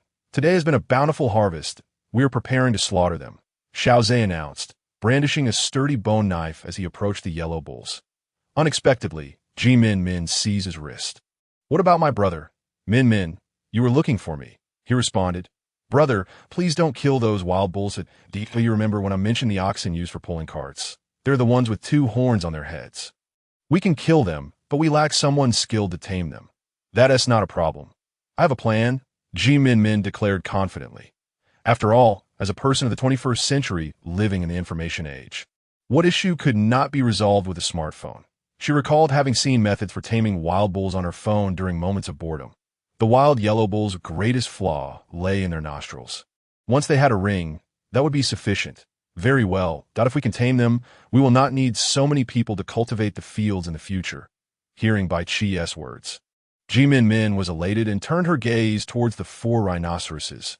The hides of rhinoceroses were also valuable. She might as well ask her brother for them. "Xiao Ze, are rhinoceroses plentiful in this world?" In her previous life, rhinoceroses had been nearly extinct. If they were scarce here as well, she would forego them. "Plentiful indeed. Rhinoceroses are the natural enemies of our beastmen. We have always been the ones fleeing from them."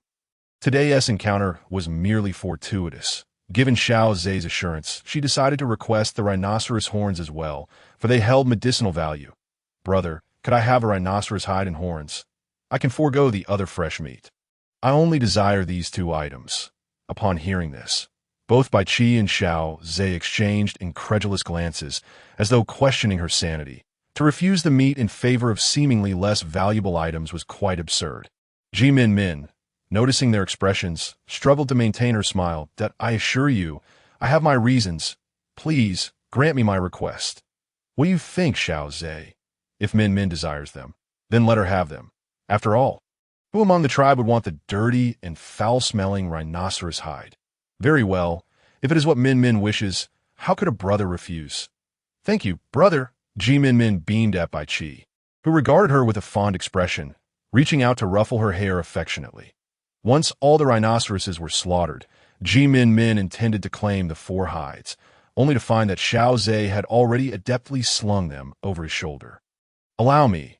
They are heavy and filthy." Minmin smiled as she followed behind him, her eyes fixed on his tall, sturdy form, her heart brimming with sweetness. Xiao, upon seeing Xiao Ze return with the dirty, odorous hides, almost spoke up, only to notice Minmin's radiant smile and realize that it must be exactly what she wanted. Xiao Ze is too indulgent with Minmin, she thought. "Grandmother, we're back. Today I've acquired something wonderful." "Is that so?" "As long as Minmin is happy," came the reply. "Of course I'm happy. The rhinoceros horn is a medicinal material that can cure ailments. It would be a shame to waste it." As Xiao observed Minmin's delighted expression, deciding it best to let her be. Minmin entered the house with a rhinoceros horn. And once she had left, a Xiao quietly addressed Xiao Ze. Xiao Ze, Minmin can be a bit headstrong. You must be more tolerant of her. Grandmother, I understand. Even if she is willful, she knows how to utilize what she has. I will not treat her poorly because of it. That is good to hear, that I was just concerned that you might harbor any resentment. None at all. Min is wonderful. I hope to present her with everything she desires. Just then, Bai Chi approached, carrying a basket filled with some rhinoceros meat. Bai Chi, what brings you here? This is the rhinoceros meat I obtained. I wanted to share some with you, but we do not want any. This is for Min and grandmother, and we often eat here. What harm is there in giving a little? Bai Chi retorted when he saw Xiao Ze's reluctance. Ultimately, Xiao Ze could not refuse and accepted the offering, which brought joy to Bai Chi as he returned home with his basket. That Minmin emerged, her mind occupied with thoughts of how to cook the meat to make it most delectable. However, what Minmin did not anticipate was that Amida, Haina, and Cooley had brought the rhino meat from their homes, declaring their desire to savor Minmin's culinary skills that very evening, since they were so fond of indulging. And given that she had recently harvested some chili peppers, she decided to treat them to a delightful feast. With such an abundance of meat at her disposal, Minmin resolved to prepare a hearty soup, while the remaining portion would be stir-fried with the freshly gathered chilies. Once Xiao Ze had finished cutting the meat, Minmin adeptly sliced some chilies and ginger in preparation. No.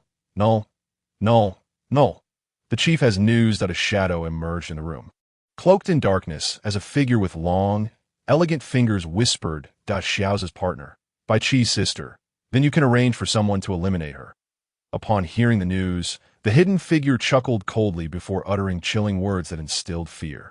In an instant, the shadow vanished. After a day of travel, Xiao Ze and Bai Chi finally reached their intended destination. Each took a moment to rest, when suddenly Qiu Luocheng approached them. Qiu Luocheng, please ensure your safety. Here, take these hemostatic medicines, just in case. However, I sincerely hope you won't need to use them. Rest assured, I've awaited this day for a long time. I shall not disappoint you, or Amida, by the way. Take this. What is this? Qiu Luocheng opened it to reveal a bronze dagger. This is our secret weapon that we currently possess only about 10, and this one is now yours. Qiu Luocheng swung it against a nearby branch, creating a significant gash. This is far sharper than a bone knife. With this bronze dagger, I shall surely slay the Canaan chief. Indeed, we all believe in you. Remember, we have only half an hour AT that time. We will launch our attack, that I've noted it. Thank you, Bai Chi. Qiu Luocheng patted the shoulders of Xiao Ze and Bai Chi before striding purposefully toward the Canaan tribe, while Xiao Ze and Bai Chi silently observed Qiu Luocheng's retreating figure. Xiao Ze, now we can only wait patiently. Indeed, we will surely conquer Canaan, Xiao Ze replied with unwavering confidence. Bai Chi shared the same sentiment. The two donned similar armor, their eyes brimming with assurance, under the cover of night. Qiu Luocheng stealthily traversed a concealed, seldom trodden path toward Canaan. Meanwhile, Qiu Luocheng's father was at home preparing a meal when he saw his son suddenly appear and hurriedly shut the door. Father, Cheng, I am so relieved you are safe that I never imagined the chief would wish to end your lives. Father, it's fine. I bring good news. Amida is expecting, and soon you shall be a grandfather. Wonderful. However, the Canaan tribe remains perilous. You must leave at once. Father, I have returned for vengeance. Qiu Luocheng whispered the event in his father's ear. Very well. It must be done that we, the elderly and frail, have endured a life worse than death. Rest assured, I shall handle this matter. Under the cover of darkness, Qiu Luocheng's father quietly approached those with whom he had a good relationship, sharing his son's words, and each nodded in agreement. Others discreetly visited fellow sufferers. Spreading Qiu Luocheng's news, each person was filled with righteous indignation, eager to see the Canaan chief toppled. As Qiu Luocheng's father neared home, he unexpectedly encountered the Canaan chief. So it is you. After so much oppression, you still survive. It seems I've been too lenient. Guards, seize him and beat him mercilessly. Spare me. Chief, blame it on my son, Qiu Luocheng. It is all his fault for coveting the female my nephew desires. And for harming my nephew. Qiu Luocheng's father pleaded desperately. while the Canaan chief relished the sight of him kneeling like a beast, savoring his power. But a lesson is all that is needed. Do not kill him. He still holds some value. Once the chief had given his orders, he settled upon a high platform, listening to the pained cries of Xiao Ze's father. Others peering from their windows felt a pang of sympathy. Yet what could they do? The chief had become a veritable demon, releasing his frustrations on Xiao Ze's father at the slightest inconvenience. Many had perished at his hands, and even the young and beautiful females of the tribe were not spared from his brutal desires. After a harrowing ordeal, Xiao Ze's father, bloodied and battered, managed to rise unsteadily, murmuring, "Thank you for sparing my life. Chief, you ought to be grateful for my mercy. Your wretched life is still of some use." As it may lure Xiao Ze out. "Chief, my son is foolish and has wronged you. I apologize. Does an apology hold any weight? A life has been lost. Should I kill you and simply say sorry as well? Mark my words. The day Xiao Ze appears will be your death day. Begone. Do not linger before my eyes. That this. Xiao Ze's father limped home, while the Canaan chief glared with venomous intent, his hatred boiling over. "Son, I will surely avenge you by slaying Xiao Ze." Xiao Ze, growing anxious from his father's prolonged absence, paced within the house. Just as he could no longer contain himself, his father returned, face smeared with blood. "Father, what transpired?" Xiao Ze rushed to support him, his voice trembling. "It is nothing. I have grown accustomed." Xiao Ze shook with emotion as he peeled back his father's garments, revealing a tapestry of bruises and scars, both old and new. "Father, it is my fault. Tell me who did this, that I will kill him. Chung. Do not be impulsive. Do not jeopardize your mission, that if your mission succeeds, I could die contentedly. It was the chief. Wasn't it?" After a moment's hesitation, Xiao Ze's father nodded. Upon hearing this, Xiao Ze was engulfed in a tidal wave of hatred, eager to depart and rend the chief asunder. "Father, worry not. I will bide my time. I can wait a little longer. Now, let me treat your wounds. This medicine was prepared by the one who saved me, and it works wonders. That I must express my gratitude to that person for saving you. Indeed, I shall." As Xiao Ze tended to his father's wounds, tears streamed down his face. They say a man seldom weeps unless deeply wounded. Meanwhile, Ada was about to embrace Meiji for an intimate moment when she suddenly covered her mouth and rushed aside to gag violently. "What is happening?" "Ada, my monthly cycle is late. I must be pregnant." Meiji looked at Ada with a hint of embarrassment, counting the days in her mind to ascertain whose child it might be. "So, I am to become a father? Of course. Do you doubt me? How could I?" With joy swelling in his heart, Ada drew Meiji onto his lap, gently caressing her belly, lost in thought. "Ada, what troubles you?" "Nothing, but now that you are a child, you ought to rest more." Time slipped away silently.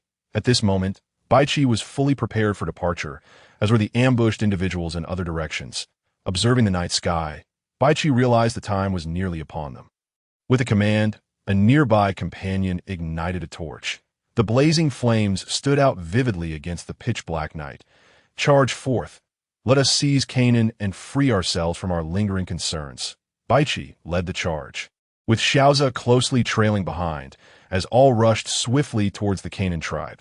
Meanwhile, the members of the Danxian and Higo tribes, upon seeing the flames, also surged forth into the Canaan territory. Tikai, in particular, dashed ahead, filled with a burning desire for vengeance ever since his father had informed him that it was Canaan who had attacked their tribe last time. That moment, Xiao Ze of the Canaan tribe was also gearing up for battle. Upon hearing the commotion, he dashed outside to engage in combat. Initially hesitant, the tribe members were invigorated by Xiao Ze's sudden appearance, akin to a divine warrior descending from the heavens, and quickly armed themselves with their bone knives to join the fray against the villains.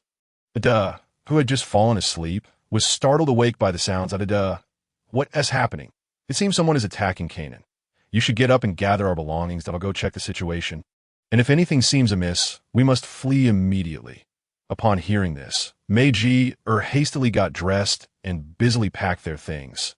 Stepping quietly outside, Ada was met with a cacophony of wails and screams.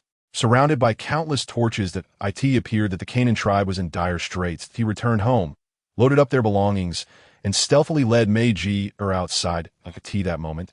The Canaan leader, in high spirits, was joyfully embracing a beautiful female from his tribe, indulging in a harmonious encounter, his face radiating pleasure, while the female beneath him wore a despondent expression. Report: members of another tribe are attacking us. The Canaan leader, nearly tumbling from the bed at the news, urged, "Quick, sound the horn. We must resist immediately." As he hurriedly donned his clothing and head outside, he was unexpectedly stabbed in the back by the female he had just been with, who wielded a bone knife.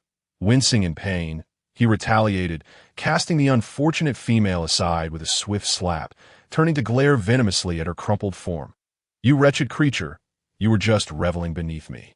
And now you seek to take my life? It seems you are tired of living. You are a demon. You killed my beloved male and doomed my offspring. I wish to devour your flesh and drink your blood." With that, the Canaan leader plunged his bone knife into the female's chest. "I will haunt you even in death. Your doom has arrived." The female's eyes brimmed with hatred, yet she felt her body growing colder, her consciousness fading. "That I have come for you." With that final utterance, she breathed her last.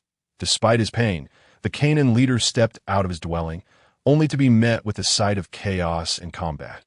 Upon spotting the Canaan leader, Xiao Luocheng rushed towards him, and the leader, recognizing Xiao Luocheng, charged forward as well. The two clashed immediately, with Xiao Luocheng's lethal strikes meeting the cunning thrusts of the Canaan leader's bone knife. Each attack from a leader aimed to wound Xiao Luocheng, yet he skillfully evaded them. Gradually, the Canaan leader began to falter, transforming into a creature resembling a wolf dog, with matted fur and clawed fingers. His sharp claws aimed to pierce Xiao Luocheng, who, discarding his bone knife, drew forth the bronze sword gifted by Baichi. "Today, I shall hone my blade with your blood." With a fierce swing, Xiao Luocheng's bronze sword clashed against the Canaan leader's claws, slicing through flesh and causing blood to spatter. The Canaan leader staggered back, alarmed at the sight of his bloodied claws. "What weapon is this? Why have I never seen it before?" "If you wish to know, ask the king of hell below." Xiao Luocheng had no desire for further dialogue. He surged forward to engage the Canaan leader in battle. In the midst of their exchange, the Canaan leader was already bloodied, with wounds seeping from his back, indicating he was nearing his end. Indeed, within a quarter of an hour, Xiao Luocheng dispatched the Canaan leader at his feet. Meanwhile, in another part of the battlefield, Hikai vaguely spotted Meiji fleeing with a male and hurried after them, while Xiao Ze, approaching, also caught sight of Hikai. "What's wrong?" "I saw Ada. He is one of the two who were sent to assassinate Minmin." "Where did he go?" "That way." The two exchanged glances before splitting off in different directions. At this moment, Ada, filled with anxiety, was dragging Meiji as they sprinted toward the forest. "Ada, what should we do? They're going to catch up. What can we do?" "Just keep running." "But I can't run anymore." "Even if you can't, you must." Hand in hand, they pressed on towards the forest, but as they entered, they began to retreat slowly. Suddenly, Hikai appeared like a divine apparition from the depths of the woods. As Ada grasped Meiji wishing to turn and flee, he was startled to see Xiao Ze behind them. Seeing the two closing in, Ada erupted into laughter, casting a strange glance at Meiji causing her to tremble in fear. "It seems today I truly cannot escape." Gasping for breath, he spoke ominously, "As Xiao Ze," and Hikai drew nearer. Ada's expression grew increasingly sinister. You know, who orchestrated the attempt on your mate's life?" "It was this beautiful female beside me." For Hikai expressed love to Minmin, despite not reciprocating her feelings. Do not sow discord. My bond with Minmin cannot be severed by your words. You do not wish to provoke me further before your demise. You are mistaken if you think I doubt Hikai, for I trust Minmin that Ada was taken aback by Xiao Ze's unwavering resolve. His demeanor faltering to Ada, "Spare your breath. You should surrender as for Meiji I shall leave her to my father." Hikai brandished his bone knife, poised to strike at Ada. "You think I will surrender? Dream on."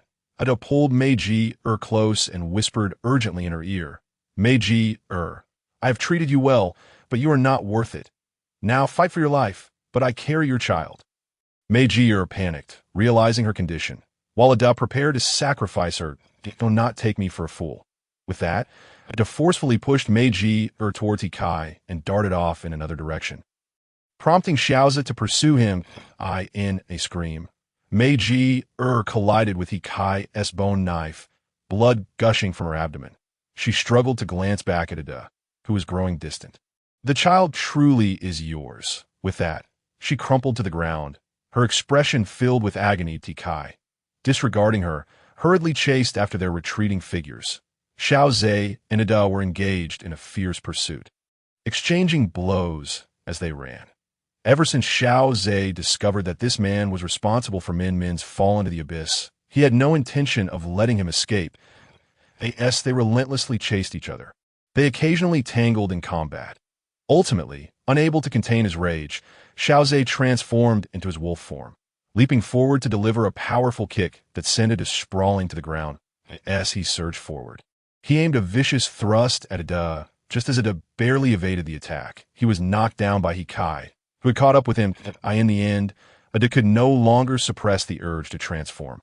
But suddenly, a cold arrow pierced through his chest from behind. With a look of agony, Ada turned to point at the source of the arrow, and Xiao Ze sprinted towards the shadowy figure, chasing it relentlessly. However, after only 2 exchanges, the shadow feigned an attack and disappeared without a trace. Who is the mastermind behind this? Speak! Xiao Ze rushed back to Ada's side, gripping his shoulder and demanding answers. Xiao Ze, you will never guess who he is. Huh. By Chi. Xiao Ze, just wait. Soon, everything you hold dear will be destroyed one by one, Ada replied cryptically before slowly drawing his last breath. Xiao Ze gazed at Ada's lifeless body, his eyes deep and inscrutable, lost in thought. Xiao Ze, let us return and see if Meiji can shed any light on this matter. Upon their return to the forest, they found Meiji lying on the ground, covered in blood. Hikai checked for her pulse, and then shook his head as Xiao. Seems we must exercise caution from now on, as our enemies lurk in the shadows while we remain exposed. Yes, I understand that my only concern is for the safety of those we care about. Rest assured, they should be safe in the Mengshi tribe. Let us hope so. When Xiao Ze and Hikai returned to the Canaan tribe, the battle had concluded, and Bai Qi was surveying the casualties. Bai Qi, we encountered and Meiji and pursued them. Just as we captured him, he was assassinated that we could not extract any information. Hikai lamented. Moreover, before it passed, he ominously stated that everything you care about will soon be destroyed. What could he possibly mean? I don't know it personally. I only learned of him through Minmin. However, if he said that, it implies that his associates are familiar with us. Bai Qi, your analysis holds merit, but who have we offended? If we cannot ascertain that, it matters little. We will deal with whatever comes our way. Eventually, the mastermind will reveal themselves. For now, we must protect our females.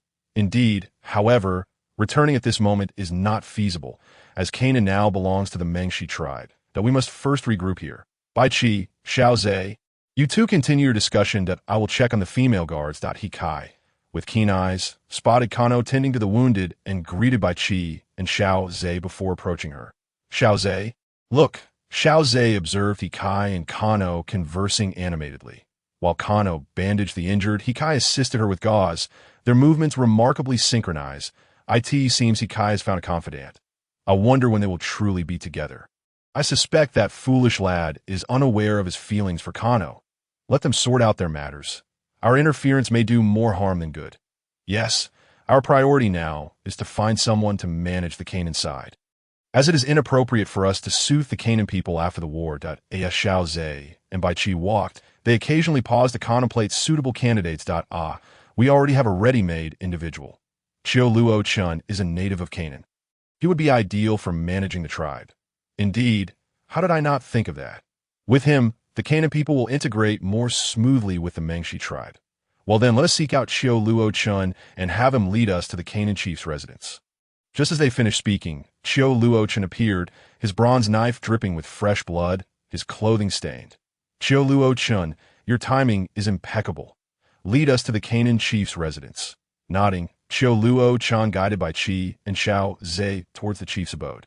Upon entering, they were met with the sight of a young female lying naked in a pool of blood, her eyes wide open, her body bruised and battered, a tragic end.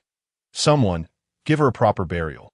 Bai Qi said, crouching to close her eyes before raising his voice, that he then instructed others to search for any treasures the Canaan chief might have hidden. When they unearthed the chief's hoard from the cellar, astonishment etched on every face. Xiao Luo Chun, your chief is quite the unexpected figure, a master of amassing wealth. Bai Qi remarked sarcastically, surveying the piles of goods. He was oppressive in his rule. Otherwise, how could I have rallied everyone to oppose him upon my arrival? It seems I underestimated him. When I came to the Canaan tribe to assist you in retrieving a maid, he appeared amicable, but it was a facade. All right, Xiao Luo Chun, you stay here to inventory the items. Xiao Ze and I will explore elsewhere. Bai Qi and Xiao Ze departed. Yes, they surveyed the area. The Canaan tribesmen looked at Bai Qi with terror, uncertain of their future. After completing their inspection, Bai Qi and Xiao Ze intended to gather everyone together, only to be approached by Xiao Luo Chun, accompanied by an elderly male. Father, this is Bai Qi, the leader of the Mengshi tribe and my friend. Greetings, leader Bai Qi. Xiao Luo Chen's father began to kneel before Bai Qi, who quickly intervened. "In no need for such formality. I am friends with Xiao Luo Chen. You would embarrass me." Bai Qi, smiling warmly, helped Xiao's father up. The elder gazed at Bai Qi's cheerful demeanor. Realizing why his son held him in such high esteem, he was indeed a benevolent and straightforward leader. "Father, this is the maid of the female who saved my son. Xiao Ze, a friend of mine and a maid Das. Without his timely intervention, who knows where my son would be now? Benefactor, please allow me to pay my respects." "What is this? You are being overly formal." Had Xiao Ze not acted swiftly, Xiao's father would have knelt. "That I am at a loss for words. Without you, I would never have had the chance to reconnect with Xiao Luo Chun. I cannot express my gratitude enough." "No need for thanks. I was just telling Xiao Ze that we should transform Canaan into a province of the Mengshi tribe. With Xiao Luo Chun in charge, I did not expect you to arrive." Bai Qi sat Xiao's father down on a bench and discussed his earlier conversation with Xiao Ze. Upon hearing this, Xiao Luo Chun nearly leapt from his seat in excitement, and even Xiao's father looked utterly astonished. "So, Xiao Luo Chun, do you have the confidence to manage the Canaan province?" Aye, Xiao Luo Chun stammered, struggling to articulate his thoughts. His father, exasperated, smacked the back of his head. "What is this? Grow up. The leader is asking you a question."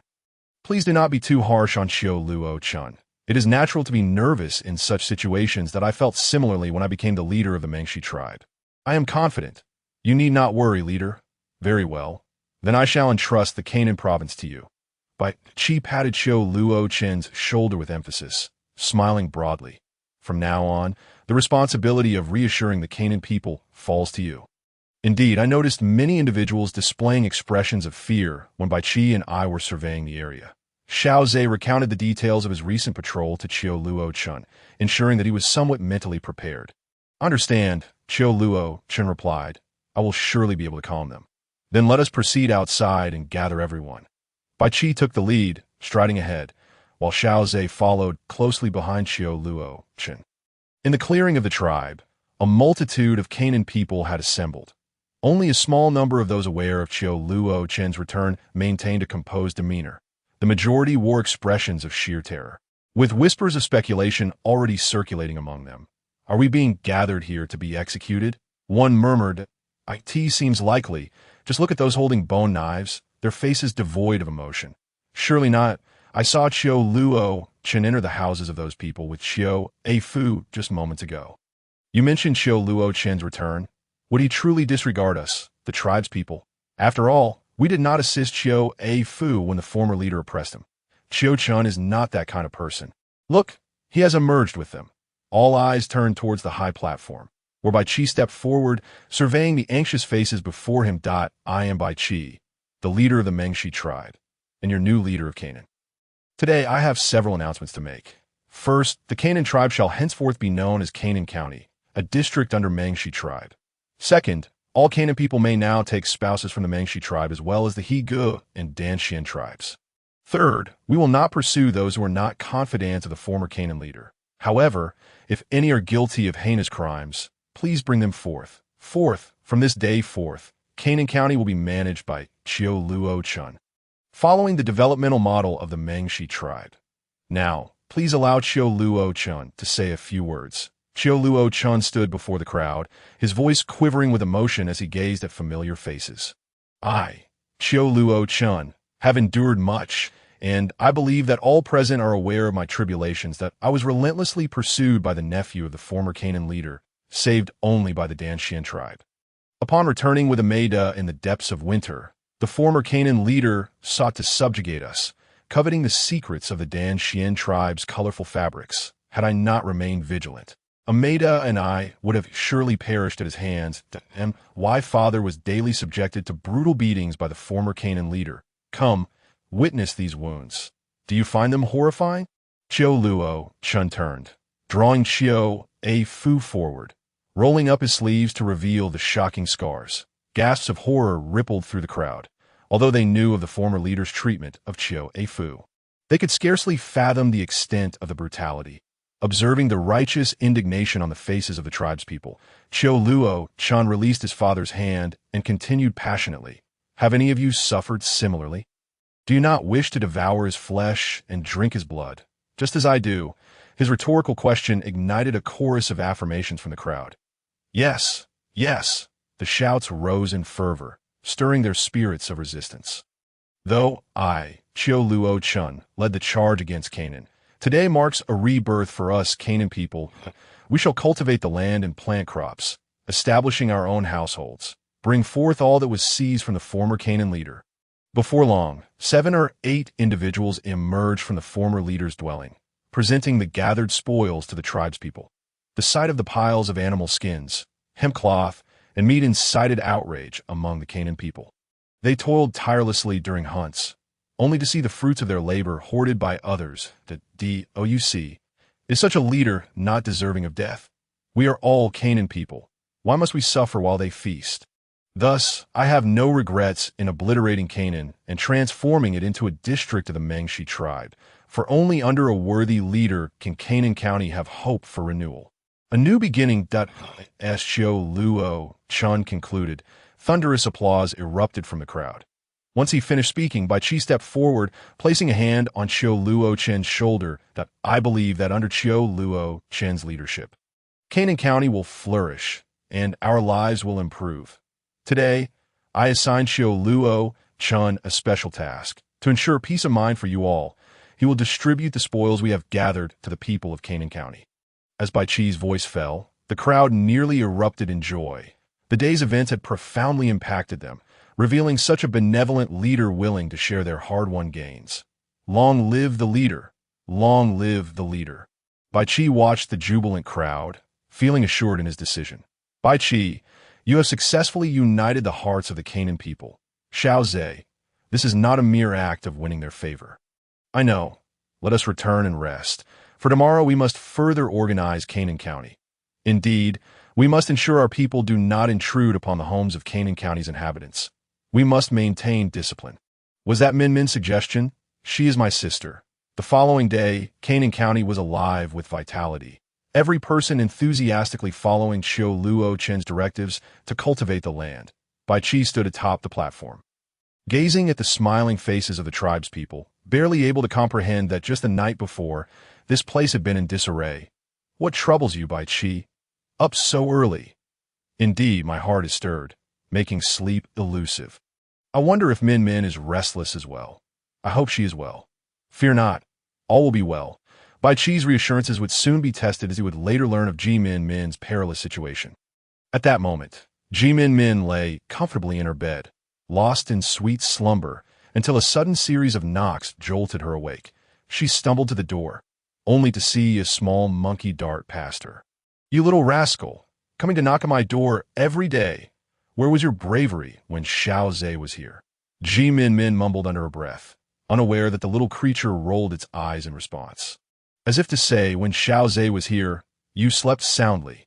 Now that he is gone, you toss and turn, unable to rest. I wonder how Xiao Ze and the others are faring, and when they will return. Ji Minmin mused aloud as she dressed. After breakfast, she donned her basket and headed up the mountain, the little monkey bouncing alongside her. Not long after Ji Minmin ascended the mountain, a pair of hidden eyes watched her every move intently. However, she remained blissfully unaware, pausing only to gather fresh herbs along the way. For 2 consecutive days, the watchful eyes remained fixed on her ascent and descent. On the 3rd day, a torrential downpour descended from the heavens, prompting Minmin to stay indoors and sort her recently gathered herbs, processing them as needed. The little monkey, however, grew increasingly restless, darting about the room. "Little one, it's raining. Even if we ascend the mountain, we would be drenched out. So please refrain from your incessant chattering. Once the rain ceases, we will go gather herbs, and you can assist me in searching for them." Minmin, do you truly believe speaking to the little one is effective? Since you brought it home, all it has sought are treats. Grandmother, regardless of its utility, this little one is my personal treasure-seeking assistant.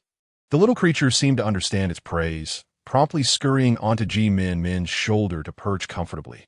"Grandmother, I will visit Li for a moment. Is there something you need?" "Yes, I have a few matters to discuss with Moching." Minmin donned her rain cloak and stepped outside, while Xiao glanced at her retreating figure, murmuring to herself, "I wonder when Xiao Ze will return. Minmin has been rather anxious these days. I wonder what troubles her." Minmin arrived at Li's home and whispered with Moching for a while before turning to leave. Just as Minmin stepped out, Moching followed suit. Departing her house towards the remaining training households in the village, Minmin, carrying a basket on her back and accompanied by a small creature, made her way up the mountain. Due to the rain in the past few days, they had been unable to venture out, and the little creature was growing impatient, darting off in a flash, disappearing without a trace. Minmin paid it no mind, focusing instead on searching for fresh mushrooms in the forest, as the rainfall had made the mushrooms plentiful and tender. While Minmin was crouched down gathering mushrooms, she suddenly heard the excited chattering of the little creature coming from a distance. Instantly recognizing that it must have found something remarkable, Minmin slung her basket over her shoulder and made her way towards the sound. Upon reaching the little creature, she discovered it had unearthed a large lingji mushroom, nearly the size of her palm. The little creature, bouncing around excitedly next to the mushroom, rushed over as soon as it spotted Minmin, tugging at her hand and chattering joyfully. "Little one, you are truly impressive. I've been here for quite some time without finding a single lingji, yet you managed to uncover one," Minmin said, affectionately patting the little creature's head before cautiously approaching the mushroom, carefully harvesting it, and wrapping it in leaves to place in her basket. "Have you all conducted a thorough investigation?" asked the masked figure, observing their similarly masked subordinate kneeling before him. "Yes, we have observed for 2 days. This female ascends the mountain daily to gather herbs," the subordinate replied. In that case, we must take advantage of Bai Qi and Xiao Ze's absence from the village to eliminate her. However, she is rather beautiful. Perhaps we should capture her alive and indulge ourselves before ultimately disposing of her," suggested the masked observer, who had been watching Minmin for 2 days. As you wish," the leader of the masked figures responded, leading the others swiftly into the forest. Within half an hour, they arrived at the mountain where Minmin gathered herbs. Minmin continued on her path, blissfully unaware of the imminent danger approaching her. "Little one, do you think Xiao Ze and the others will be back tomorrow? Do you think he knows how often I mention him?" She mused. "We've gathered enough for today. Let us head back." Just as Minmin was about to turn around, she suddenly heard an unusual noise nearby. The little creature squealed in fear, prompting Minmin to sprint away without hesitation, with the little creature bouncing anxiously in the trees and calling out. Minmin clutched her bone knife as she ran, the footsteps behind her drawing ever closer. Suddenly, she veered south down the mountain. Her agility, honed from frequent ascents and descents, served her well as she navigated the twisting paths. Just as she was grateful for her nimbleness, a cold arrow whizzed past her. Minmin narrowly dodged the arrow, but a masked assailant emerged from the shadows, brandishing a bone knife and lunging at her. Instinctively, she raised her knife to defend herself, yet the force of the attack sent a jolt through her arms, nearly causing her to drop the weapon. Stumbling backward, Minmin struggled to regain her footing as the assailant advanced. In a stroke of luck, a wild fruit from the trees above struck the masked figure squarely in the face, momentarily blinding him with its pulpy flesh. Although the sight was comical, Minmin had no time to laugh. She quickly scattered her medicinal powder, causing the masked figure to collapse. Just as she felt a moment of relief, Two more masked figures appeared, one aiming a bow directly at her. Minmin turned and ran southward once more, mentally urging herself onward. Just a little further, she thought, reflecting on her determination to outsmart her pursuers. Had she not sensed something amiss days prior, she might have been oblivious to the unfolding plot. Akin to a narrative in a book where mysterious figures conspire to harm her. Yet, fate had shifted the narrative. The heavily pregnant Haina would not ascend the mountain, leaving Minmin to assume her role. The chilling gaze from earlier had unsettled her, but to mislead her adversaries, she feigned ignorance and continued her routine. She had anticipated an attack on the third day, hoping to devise a plan with Moching. However, the heavens poured down rain, thwarting her enemy's surveillance and allowing her to discuss strategies with Moching and prepare defensive concoctions in secret. Yet, she had underestimated the situation, facing 3 assailants, one of whom was armed and ready to strike. If not for the little creature's timely intervention, she might have been captured, facing dire consequences. After narrowly escaping another arrow, Minmin realized she was nearing their ambush site and quickened her pace. The masked leader, sensing the urgency, exchanged glances with his accomplice, who then veered off to the side while he loosed an arrow at Minmin. In evading the arrow, she slightly deviated from the rendezvous point agreed upon with Moching. Meanwhile, Moching anxiously scanned the surroundings, concerned for Minmin's safety. You think something has gone wrong? Could she have been captured? Moching pondered aloud that it is a possibility. We should move forward cautiously. If anything seems amiss, we must assist her immediately, one of the companions replied. Indeed, this little female cannot come to harm. Otherwise, the chief will surely hold us accountable, Moching declared. Enough chatter. Let us move, Moching instructed. And they stealthily proceeded in Minmin's direction. That moment, Minmin was fraught with anxiety, having strayed from her intended path. Just as she contemplated changing course, a masked figure appeared before her. As she turned to flee, the bow-wielding leader emerged behind her. Clutching her bone knife, Minmin steadied herself, forcing her racing heart to calm. Who are you? She demanded. Dead men have no need to know our identities. The masked leader replied dismissively, lunging forward with his bone knife. Surrounded, Minmin managed to parry the attack, but sustained a cut to her arm. The little creature, witnessing her injury, chirped incessantly from the trees, hurling whatever it could find at the masked figure. Seizing the opportunity, Minmin clutched her wounded arm and darted southward, the assailant in hot pursuit. Minmin stumbled. Blood trickled from her arm onto the forest floor. Meanwhile, Moching and the others, searching for Minmin, were initially relieved to spot her, but their hearts sank as they saw the masked figure preparing to strike. In a remarkable display of agility, Minmin rolled aside, narrowly avoiding the blow. Then, Moching and his companions had engaged the masked assailant in combat. Recognizing her inability to assist, Minmin concealed herself behind a tree, applying a hemostatic powder to her wound and tearing a sleeve to fashion a bandage. The masked figures, realizing the sudden appearance of Moching and his companions, comprehended that their surveillance had been compromised. Leader, I can't hold them off much longer, one of them exclaimed. If we cannot hold them, we must retreat. We've been ensnared, the leader replied. Urgently, two masked individuals fought while retreating, but Moching and the others had long discerned their intentions, resolutely encircling them to prevent even the slightest chance of escape. Let us transform, one of the masked figures declared, but before the words fully left his lips, Moching disarmed him of his bone knife. Seizing the moment, another member of the Mengshi tribe delivered a fierce kick, sending him crashing to the ground. As Moching swiftly positioned the bone knife against the masked man's throat, the leader of the masked group witnessed his comrade being captured alive.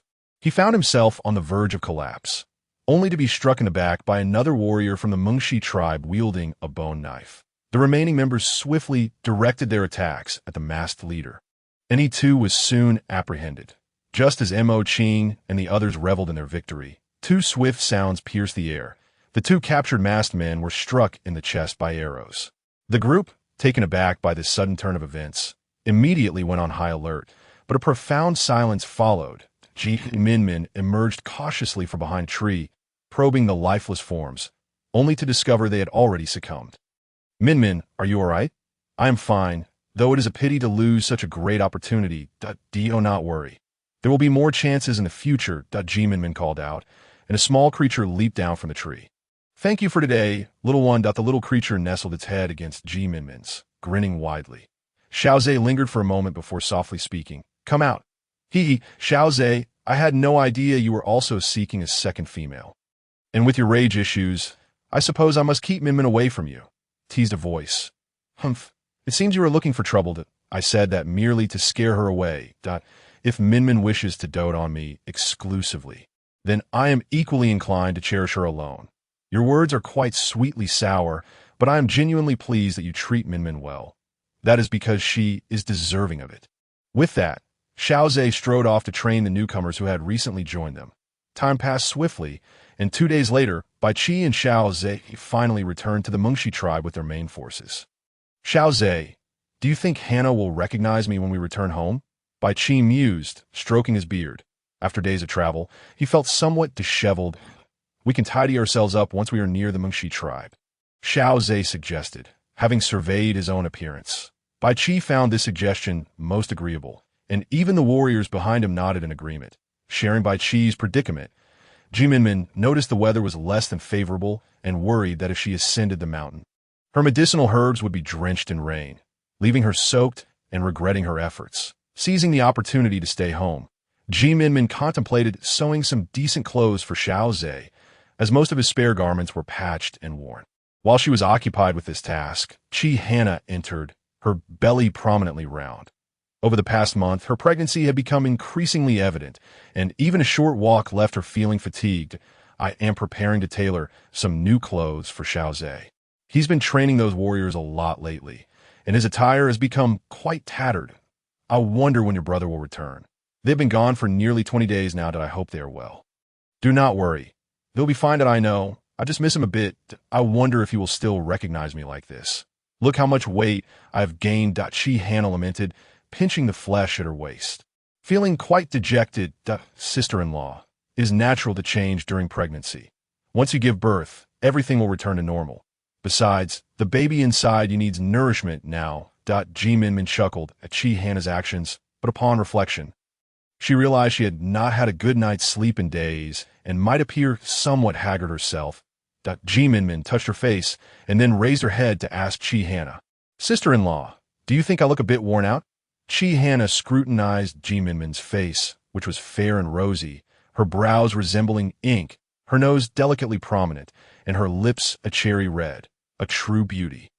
Sister-in-law, what is the matter? I'm asking you a question. You look unchanged, still as lovely as ever. Really? Of course.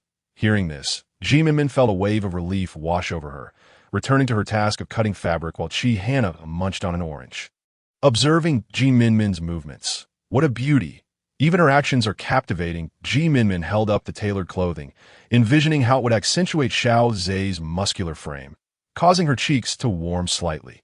Just as she was about to set the finished garments aside, she heard Haina's exclamation of delight. Bai Qi, you're back? Haina, who had been laboriously moving moments before, sprang up from her seat and hurried towards Bai Qi, who stood at the doorway. Minmin swiftly turned to gaze at Xiao Ze, who stood beside Bai Qi. He appeared darker and thinner, yet still strikingly handsome. Minmin stood transfixed, watching Xiao Ze, who seemed momentarily taken aback, perhaps expecting her to rush to him as Haina had. Ultimately, unable to contain his excitement, Xiao Ze stepped forward to embrace Minmin. I'm back. I can see this. Minmin smiled radiantly and melted into his embrace, inhaling deeply before softly uttering, I missed you so much. Xiao Ze tightened his hold on her, wishing to merge their very beings, wanting her by his side at all times, never wanting to part from her. Minmin reciprocated his embrace, feeling a profound sense of security, yearning to be enveloped in his warmth since the moment she laid eyes on him. She lifted her head to gently caress Xiao Ze's slightly gaunt yet still handsome face, then rose on her toes to bestow a soft kiss on his lips. Just as she was about to withdraw, Xiao Ze pulled her closer, sealing their lips in a deep kiss. When he finally released her, Minmin's face bloomed like a peach blossom, her lips slightly swollen yet tantalizingly fresh. causing Xiao Ze to swallow hard. Regaining her senses, Minmin glanced towards the entrance, realizing Bai Qi and Haina had departed. Was the capture of Canaan smooth? Yes, it went rather well. Xiao Ze seated Minmin on his lap and answered her inquiry. Now, the Canaan tribe is no longer called that. It has become the first prefecture of the Mengshi tribe, named Canaan Prefecture. AAS for the management of Canaan Prefecture is under the capable hands of Qiu Luochen, who has returned with me to bring Amida back. Minmin, how have you fared in the Mengshi tribe these past days? Has anything noteworthy occurred? No, nothing much has happened. I've mostly been foraging for herbs with the little creature or tidying up at home. By the way, Xiao Ze, are you hungry? I shall prepare something for you. All right, I'll freshen up first. Xiao Ze feigned ignorance of Minmin's unease, responding nonchalantly. Minmin entered the kitchen. She patted her racing heart, nearly betraying her feelings in front of Xiao Ze. Once she calmed herself, she began preparing a meal for him. Meanwhile, Xiao Ze approached the bed to gather clothes for washing and unexpectedly noticed the neatly arranged garments on the bed. A broad smile spread across his face as he picked one up to examine it. When Xiao Ze emerged from freshening up, he found a steaming bowl of food waiting on the stone table, the enticing aroma making him swallow hard, having long been deprived of Minmin's cooking. Sitting down, he took the chopstick she offered and began to devour the meal with elegant abandon.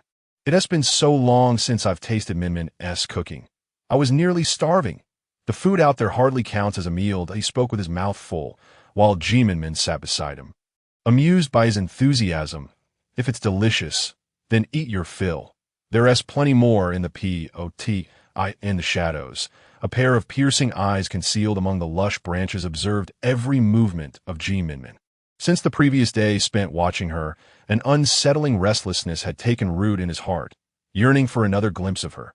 Despite having crouched in the tree all day without catching sight of her, he was already consumed by agitation, driven by an impulsive desire to rush into the Mengshi tribe and whisk her away. Today, when he finally beheld Minmin's presence, his heart ached slightly upon seeing her hand in hand with Xiao Ze. Yet, when he witnessed her surprised smile upon discovering something, joy surged within him as the sun climbed higher. The beads of sweat glistening on her face ignited an impulse within him to kiss them away. Even when Xiao Ze wiped her brow and she kissed him in return, a sharp pang of anguish sliced through his heart. Images of their passionate embrace flooded his mind, and he felt as if he were gravely ill. In the tribe, numerous beautiful females existed, each more alluring than Minmin. Yet his heart raced uncontrollably at the mere sight of her, longing to draw closer. In that moment, a murderous intent toward Xiao Ze seeped from those darkened eyes. But he did not anticipate that such a fleeting shift in energy would be sensed by the keenly perceptive Xiao Ze. With a swift motion, Xiao Ze pulled Minmin behind him, his voice sharp with authority. "Who's there?" Minmin, startled, clutched Xiao Ze's shoulder. He scanned the surroundings, but all was silent. "Xiao Ze, what is it?" she asked. Sensing the tension, I felt a murderous intent. Realizing the mountain was no longer safe, Minmin urged, "Let us return to the Mengshi tribe." Concerned for her safety, Xiao Ze agreed, calling out to her affectionately, and they descended the mountain hand in hand, with a small creature bouncing along behind them. As Minmin gradually faded from his view, he vanished into the depths of the forest. After ensuring Minmin was safely home, Xiao Ze hurried to the training ground to find Bai Qi. Bai Qi, taken aback by Xiao Ze's sudden appearance, teased him with a grin. "Xiao Ze, back so soon? Weren't you with Minmin gathering herbs on the mountain?" Yet, Xiao Ze's serious expression silenced the playful banter, leaving Bai Qi momentarily speechless. "What's wrong?" he inquired. "I sensed a murderous intent while I was with Minmin on the mountain." It was subtle yet potent, Xiao Ze explained. Bai Qi pondered for a moment before asking, "Do you know who it was?" "It was merely a fleeting moment. I intended to investigate further, but I feared the individual might be after Minmin, so I brought her down immediately." "Who could it be?" "Could it be one of those people mentioned by Da before his demise?" Bai Qi mused. "It is possible, but do we truly harbor such deep-seated enmity with anyone? Even if we do, it shouldn't be a covert revenge. I think it's best if Minmin avoids the mountain for a while." Bai Qi suggested. "I concur," Xiao Ze replied. Though Minmin had not perceived the presence of that individual, she placed her trust in Xiao Ze's keen instincts. Ikati seemed the enigmatic figure from the books had finally made a move. Yet, she had no inkling of what would follow, regretting her earlier lack of attention while reading. Burdened by her thoughts, Minmin began to lay out the herbs at home, oblivious to the presence of a Xiao behind her. Minmin, do you have something on your mind? A Xiao asked. Startled, Minmin turned, placing a hand on her racing heart, and smiled back. Oh, I'm sorry, I was just thinking about what to bring for my sister-in-law when she gives birth. That I believe you should bring something beneficial for Haina's health. A Xiao advised. Indeed, those sugar canes I prepared last time were perfect. They can replenish energy and are very good for females. Thank you so much, grandmother. Overjoyed, Minmin embraced a Xiao before darting to her room. Though upon returning, her worried expression resurfaced. By the time Xiao Ze returned that evening, Minmin had regained her usual cheerful demeanor, busily preparing food for her family. Noticing her improved appetite, a Xiao seized the opportunity to nudge them. Xiao Ze, Minmin, you've been mates for quite some time now. Shouldn't you consider having a child? It would make the household much livelier. Minmin exchanged a glance with Xiao Ze before she replied with a smile. Yes, we will certainly strive for that. Hearing her words, Xiao Ze felt a warmth swell within him, almost wishing to whisk Minmin away to their room for a passionate encounter. That's all I need to hear. Haina will soon give birth, and I might need to help her for a while. Once Minmin is expecting, I can take care of her too. How wonderful that would be. Yes, it sounds lovely. Grandmother will be eagerly awaiting the arrival of a grandchild. Minmin responded. Just as Minmin was about to enjoy a hot bath that evening, Xiao Ze suddenly swept her up and carried her towards the washroom. Minmin, when you said you wanted to try harder during dinner, I think it's time to start now. Before she could react, Xiao Ze fervently captured her lips, leading her into the bath. Clothes flew from the tub as water splashed and laughter echoed from the washroom. After a long while, once the water had cooled and lost its steam, Xiao Ze gently lifted the drowsy Minmin and carried her to their bed. Meanwhile, in a cave deep within the Mengshi tribe's forest, a figure with their face obscured lay asleep, murmuring as if lost in a dream, a smile of delight gracing their lips. Minmin, my Minmin. When he finally awoke, he found himself surrounded by darkness, empty and desolate. Since my heart yearns for you so deeply, you shall forever belong to me. Xiao Ze, your female is mine. His eyes blazed with fervor, a desire to incinerate the world, yet his words flowed like ice. Chilling to the bone as everyone gathered around, the tantalizing aroma of delicious food made Haina and by swallow hard. Minmin, you have no idea how starved I've been while I was away. Now that I'm finally enjoying your cooking, it feels like I've come back to life, remarked after sipping some hot soup. His comment earned him an eye roll from Haina. Though my skills may not match Minmin's, how is it that you enjoy your meals so much? Haina, I misspoke. Here, have a chicken leg, said, eagerly serving her. Minmin watched him, feeling a twinge of sympathy for the man who had to maintain the facade of a tribe leader around outsiders, only allowing himself to be vulnerable among family. Brother, what is your wish? She asked. My wish is for our beastly world to unite, ensuring that everyone in the tribe has enough to eat and drink. Perhaps it was this noble aspiration that drove to strive for the prosperity of the Mengshi tribe. Your wish will surely come true, Minmin reassured him. Of course. And what about your wish? Minmin, I hope to grow old with Xiao Ze, she replied. Upon hearing this, Xiao Ze directly grasped Minmin's hand beneath the table, cradling it within his palm. Minmin lowered her gaze to their intertwined hands, her heart brimming with joy. Minmin, both Xiao Ze and I have reviewed the items you illustrated for Mo-Ching. However, taming the wild yellow cattle may prove to be quite a challenge. In truth, yellow cattle are relatively easy to train. You know where their weakness lies. The individuals gathered around the dining table shook their heads, their expressions filled with curiosity as they gazed at Minmin. Grandmother, you've fed yellow cattle for so long. Surely you must know. Grandmother, her vision clouded by age, was hardly observant.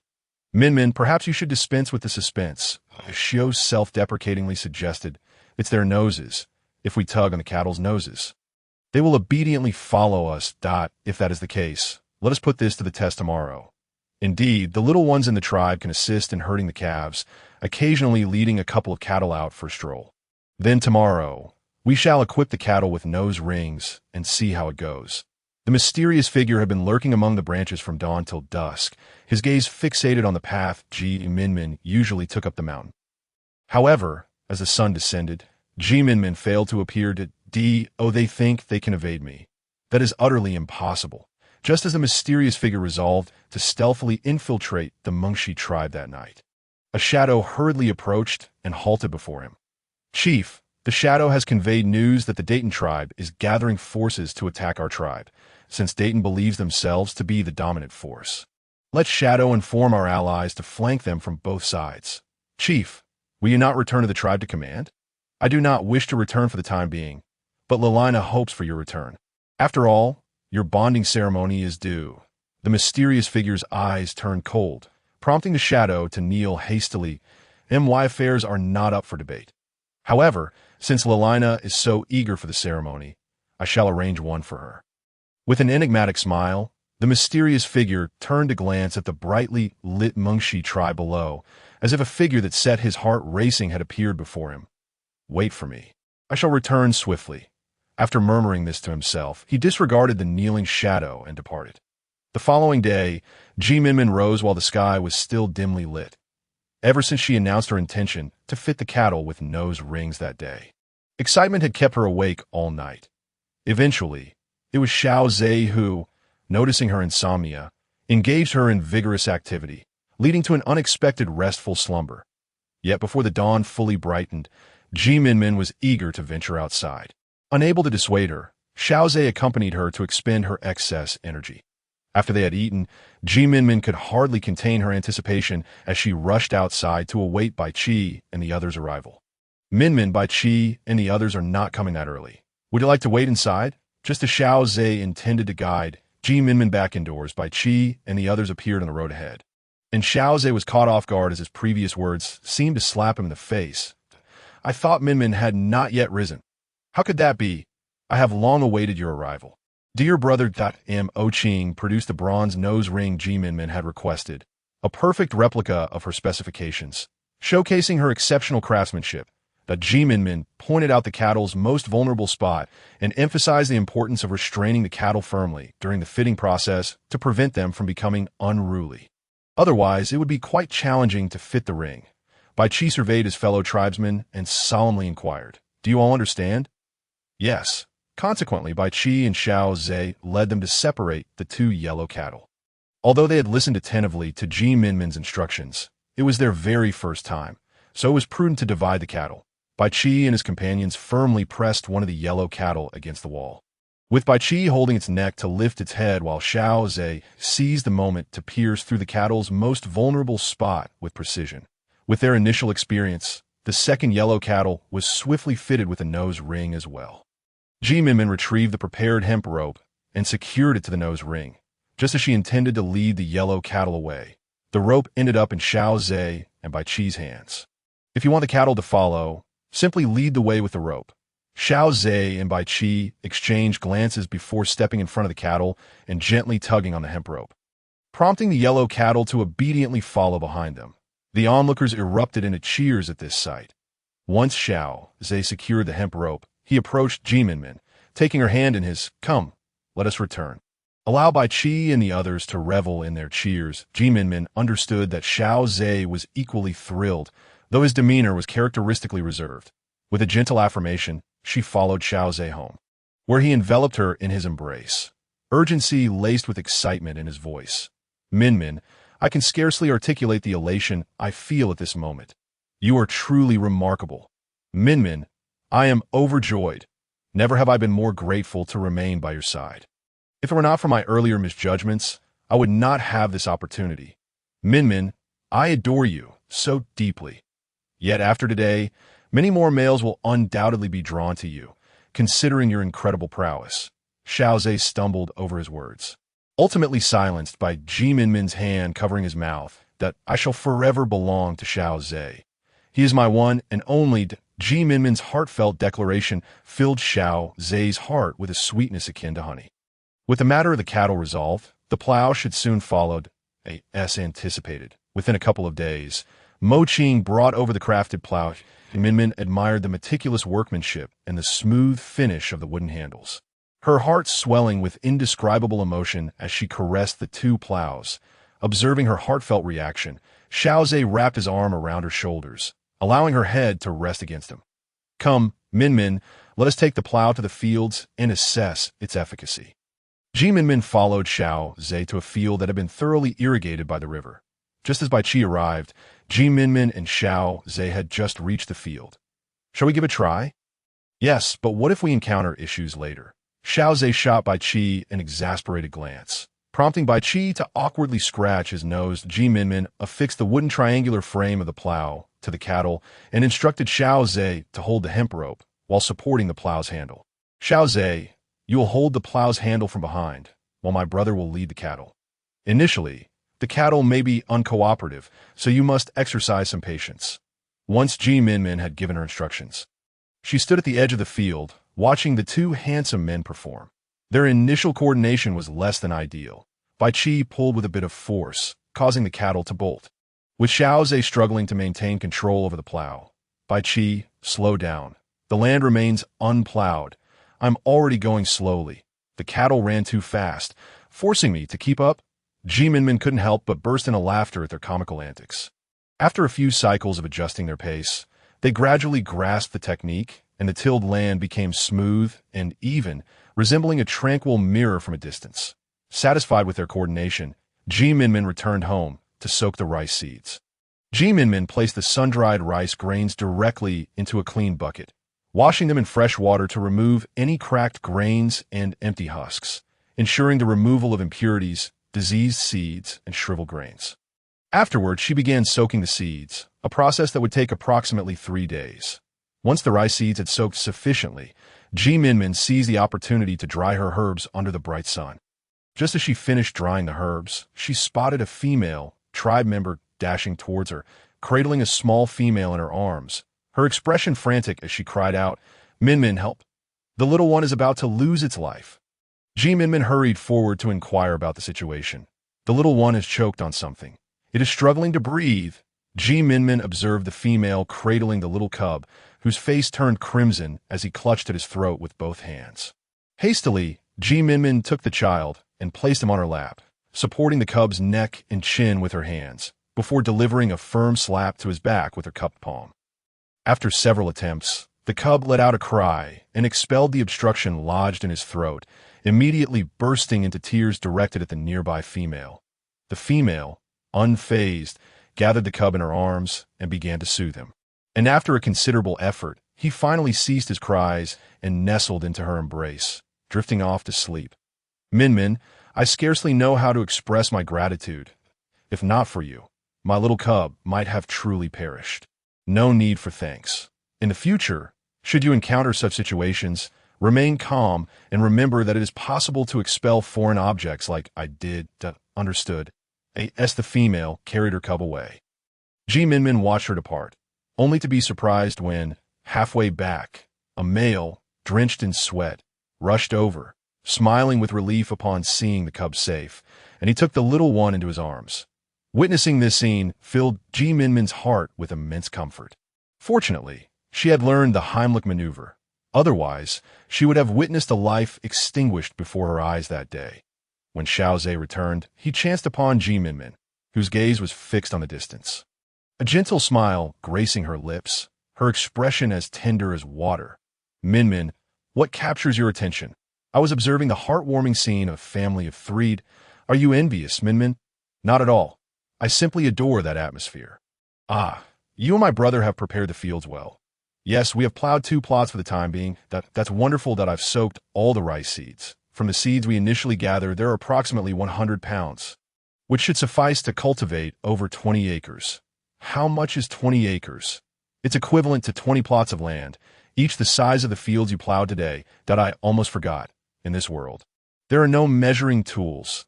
The revolution has yet to succeed. Comrades must continue to strive. Xiao Ze was utterly astonished that single bag of seeds could cover such vast areas if that were the case. Could they soon cultivate even in Canaan County? Minmin, is that truly the case? Of course it is. Moreover, since this is the early rice season after our first harvest, we can plan again. Gradually, our tribe will have a staple food. Xiao Ze was so overwhelmed with excitement that he could hardly speak, resorting to running his hands through his hair as he paced in the yard.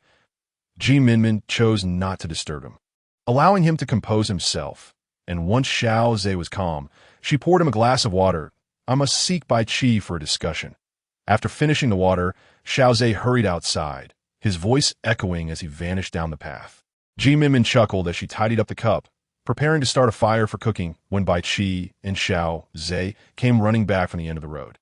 Minmin, is it true? Bai Qi's captivating peach blossom eyes were fixed intently on Minmin, his face radiating anticipation that Minmin softly affirmed and nodded emphatically. Upon receiving confirmation, Bai Qi leaped up with a joyful exclamation. Minmin had never anticipated that they would be so jubilant over such news. Time swiftly passed, and after 3 days of soaking, Minmin hastily placed the rice seeds into burlap sacks to initiate the sprouting process. The following day, upon opening the sack, she discovered the rice seeds had developed tiny white shoots. Minmin rinsed the seeds with water before continuing the sprouting process. After 3 or 4 days, she opened the sack to find it filled with dense clusters of white sprouts. She called upon Bai Qi, Xiao Ze, and others to help plow the fields and prepare the large ridges. Minmin, why must we cultivate seedlings this way? Xiao Ze inquired, puzzled about the necessity of preparing large ridges for sowing when one could simply plant them. It is to ensure better seedling growth. A series of tasks ensued, including creating large ridges, mixing mud, applying manure, and sowing rice seeds, before the planting could be deemed complete. Standing on the edge of the fields, Minmin beheld the rows of land before her. Knowing that the sweet, soft rice they longed for depended on this very moment, by the time Xiao Ze and the others arrived, Minmin had quietly enclosed a group of goats within a designated area on the hillside, using some dried branches. Minmin, we have arrived. What is the situation? You all came just in time. I found a herd of dairy goats here. I counted around 100, and I intend to capture them all alive. Why capture them alive? Because these dairy goats produce abundant milk. Our tribe currently has many young ones, and there isn't enough food to nourish them. With this goat milk, we can address that deficiency by raising these dairy goats. We will ensure a continuous supply of milk, and we can also consume the goat meat. Thus, this endeavor serves multiple purposes. In that case, let us proceed to capture the goats. All right, but be careful not to injure them. Understood. Bai Qi and Xiao Ze led the charge towards the goats, with other strong and youthful warriors following suit. In an instant, the goats, previously grazing, were startled and began to scatter in all directions, their bleats mingling with the warriors' cheers. The scene was chaotic, and Minmin, observing their pursuit of the goats, couldn't help but find it amusing, despite the absurdity of it all. Xiao Ze gently tapped the goat's horn and playfully patted its rear, causing the poor creature to chase after him in exasperation. Even more amusing was Bai Qi, who dashed behind a goat, occasionally poking it with a stick, provoking it to kick back at him, as he deftly dodged to the left and right.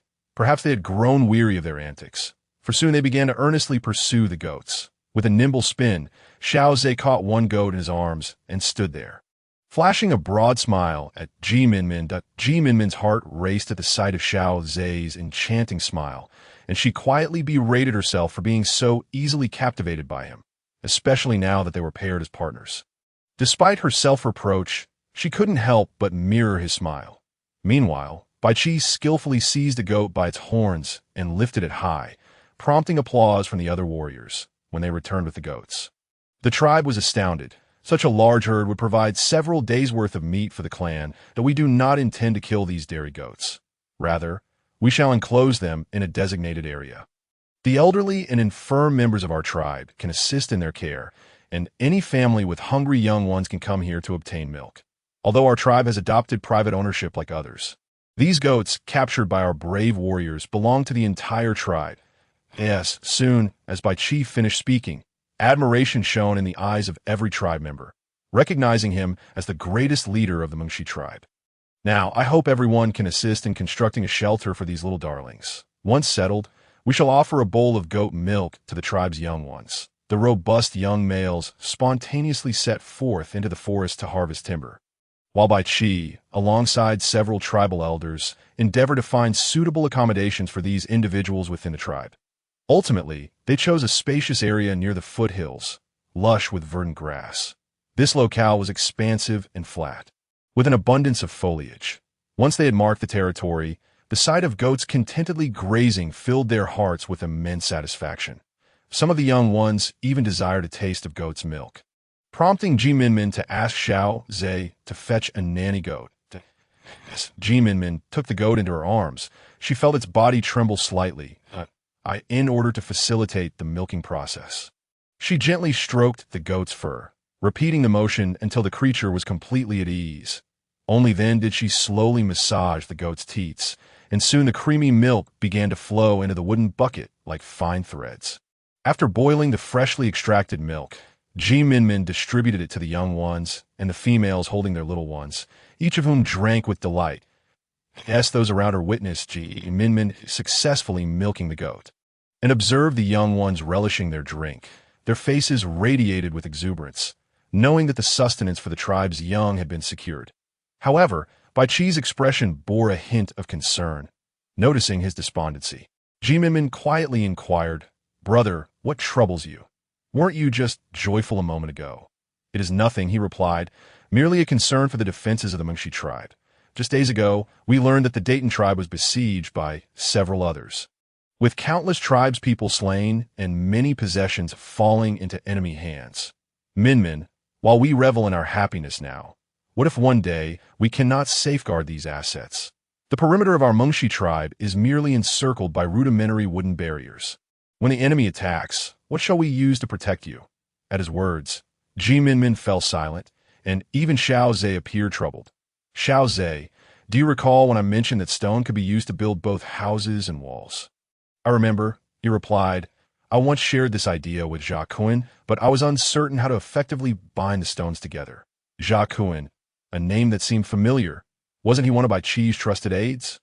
He harbors a keen interest in construction and has gathered a group of skilled builders. The texts also mention that Jia Kun discovered a substance akin to modern concrete, which is why Bai Qi entrusted him with the construction of the Mengshi tribe's walls. Even the defensive fortifications erected during the tribe's subsequent conflicts were built by him and his team, which enabled the Mengshi tribe to flourish. There were even attempts by mysterious individuals to sway Jia Kun. Yet everyone knew he was steadfastly loyal and obstinately principled. Since bribing him proved futile, they sought to entice his family instead, and thus Jia Kun's sister was lured by a male sent by the mysterious figure. Believing she had encountered true love, even deceiving her brother for the sake of this romance, Jia Kun would not have fallen easily, yet the scoundrel conspired with Jia Kun's sister, pretending to be kidnapped. To rescue her, Jia Kun discreetly ventured to the location without informing anyone, as one might imagine. He not only perished but also lost his only kin. The next day, after Minmin had risen and completed her morning routine, she prepared to shoulder a basket and head up the mountain when she spotted a beautiful female standing outside the door, gazing at her with eager eyes, with a head of fluffy, naturally curly hair, large round eyes, and a cherry-like mouth. She resembled a delightful Barbie doll. Minmin approached, her own almond-shaped eyes reflecting the same curiosity. She beamed widely, and the young female reciprocated with a smile, though it soon faded as she pouted and, somewhat indignantly, exclaimed, "Why should I smile at you? You're Jia Shi. I am delighted to meet you today." "Really? My brother fears I might disturb you." "Not all. Would you like to accompany me up the mountain?" "No. The people in the tribe often mock my hair, saying I am unattractive." It was astonishing that such a lovely young female would consider herself ugly. Minmin, who longed for such natural curls, couldn't help but feel exasperated. She desperately wished to touch Jia Shi's beautiful hair, envious of its allure. "They simply lack appreciation. You cannot fathom how much I envy your hair." "Shall I braid it for you?" "Braids? Are they pretty?" "Absolutely. I assure you, when you step out, many young males will take notice, perhaps even wishing to befriend you as a mate." "Really? Then please help me to Minmin assisted Jia Shi in crafting 2 retro braids. Her voluminous curls transformed into sleek strands cascading down her chest. Jia Shi flicked her braids, playfully toying with the ends, and then turned to Minmin, exclaiming with delight, "Wow, My hair looks splendid now. I no longer appear to have a small face and a large head, nor will I be ridiculed by that Nuba character. Who is Nuba? Minmin's curiosity was piqued. Nuba is my neighbor, a male whom my brother and I rescued 3 years ago. When he first came to our Mengshi tribe, he was gloomy and devoid of warmth. And now he seems much brighter, often following me around. However, for some unknown reason, he has reverted to his former self recently. Minmin was puzzled. Could this Nuba perhaps be the individual sent by the mysterious figure? Do you have feelings for Nuba? How did you guess? Your shyness when speaking of him gives it away. But Jasher, you must understand that this world is vast, and some may approach you with ulterior motives. How would you respond? I do not know. Did I only understand that if I must choose between kin and a mate, I would choose my family. Yet, if a mate's actions benefit my kin, then I would choose the mate. Upon hearing Jasher's words, Minmin's heart tightened. Was the outcome destined to mirror the tale she had read? No, she, Minmin, refused to be a slave to fate, that if such an ending were indeed inescapable, she would seize even the slightest chance to alter it. Jasher, may I accompany you to see Nuba? Of course. Nuba greatly admires Xiao Ze and you. Will you not seek forgiveness from the leader? Nuba gazed ruefully at the male beside him, both embarking on their journey to the Mengshi tribe, unaware that his trusted companion was, in truth, an envoy from another tribe. Who would believe I am a spy from another tribe? I am but an honest person. However, what you say will not be taken seriously. If you do not seek forgiveness, I shall certainly report you to the leader. Yes, that's so. Then do not blame me for being unforgiving. At that moment, the male discreetly drew a bone knife from his cloak, swiftly covering Nuba's mouth and plunging the blade into his abdomen. Nuba's eyes widened in shock as he beheld his former companion. Realizing with horror that his moment of hesitation had led to his demise, the male prepared to deliver another strike. Jasher's voice suddenly called from outside. Nuba, are you there? Hearing her voice, the male hastily laid Nuba on the bed, binding him with cloth strips and muffling his mouth before calmly proceeding to open the door. When I came over, Nuba was not home. Perhaps you should check elsewhere. Though anxiety gripped him, he maintained a facade of composure. Following Jasher, Minmin detected the scent of blood, but to avoid alarming anyone, she held Jasher's hand and moved on. Hey, I still have yet to see Nuba. Is he hiding away, refusing to meet me? Given the circumstances, it seems we can simply return another day. Perhaps Nuba is truly not at home. Once they reached a secluded spot, Minmin leaned in to whisper a few words in his Zashi's ear. Zashi was taken aback, covering her mouth in disbelief at what Minmin had just revealed. However, the very fact that Minmin had said it suggested she must have uncovered some clue. Without delay, Zashi hurried back to seek help, while Minmin concealed herself in the shadows to observe. After the male noticed that Minmin and her companions had departed, he lifted the blanket to gaze at Nuba, whose mouth had been stuffed by him. Nuba, if blame is to be assigned, it should fall upon your own meddling. Besides, Zashi is not someone you can covet. After all, I have invested considerable effort in her. Hearing this, Nuba shot an indignant glare at the male, but the latter merely picked up his bone knife, grinning as he looked at the helpless Nuba on the bed. Suddenly, his expression twisted into a savage grimace as he thrust the bone knife deep into Nuba's abdomen, causing blood to gush forth. Just as Minmin anxiously awaited, poised to rush in, she spotted Bai Chi and the others sprinting towards them. Minmin, accompanied by them, stormed inside, just in time to witness the male preparing to stab Nuba in the chest once more with the bone knife. Bai Chi, moving with the swiftness of light, swiftly restrained the male. Minmin rushed to Nuba's side, who was now pale and bleeding profusely. Minmin urgently called for Xiao Ze to carry Nuba back to her residence. Zashi, observing the blood-soaked Nuba, felt her mind clouded with disbelief, struggling to comprehend how just moments ago she had been mocked for her looks, and now he lay in such a tragic state. A wave of discomfort washed over Zashi, her heart twisting painfully. What would she do if Nuba were to perish? Regaining her composure, Zashi immediately sprinted towards Minmin's abode on a dark and windy night. The male feigned a stomach ache to summon the guards at the door. Initially, the two guards were reluctant to respond, but the chief had ordered them to take good care of the situation. As the guards entered, they were swiftly knocked unconscious by the male hiding behind the door. The male seized one of the guards' bone knives and stealthily crept under the eaves of Minmin's house to eavesdrop. Xiao Ze, please prepare the medicine and bring it in the room next door. All right, Minmin, are you going to sleep now? Yes, I feel a bit tired. Minmin rubbed her eyes and yawned widely. Then sleep. I'll keep watch over Nuba. Minmin obediently lay down, wrapping her arms around Xiao Ze's neck. Stay with me for a moment and remember to wake me up. Xiao Ze removed his clothing and lay beside Minmin. Pulling her close to his chest, Minmin listened to the steady rhythm of Xiao Ze's heartbeat. She gradually closed her captivating almond-shaped eyes. Outside, the male, having heard no further sounds, decided it was time to act and silently approached the adjacent room. Upon careful inspection, he discerned that only one person lay in bed. Although visibility was poor, he recognized it was Nuba. Indeed, you are not dead. I thought it was a rumor, since you live as your companion. I shall escort you to the other side, and you will surely thank me for it. The male cautiously pushed open the door and advanced toward the bed, brandishing his bone knife, preparing to strike. However, to his astonishment, the person on the bed rolled over, evading the blow, and drew out their own bone knife to engage him in combat. It was only then that the male realized he had fallen into a trap. He attempted to flee but found himself entangled in a fierce struggle, unable to escape. Desperate to break free, he fought while retreating to the doorway and then swiftly dashed out of the house, only to be confronted by a sea of blazing torches outside.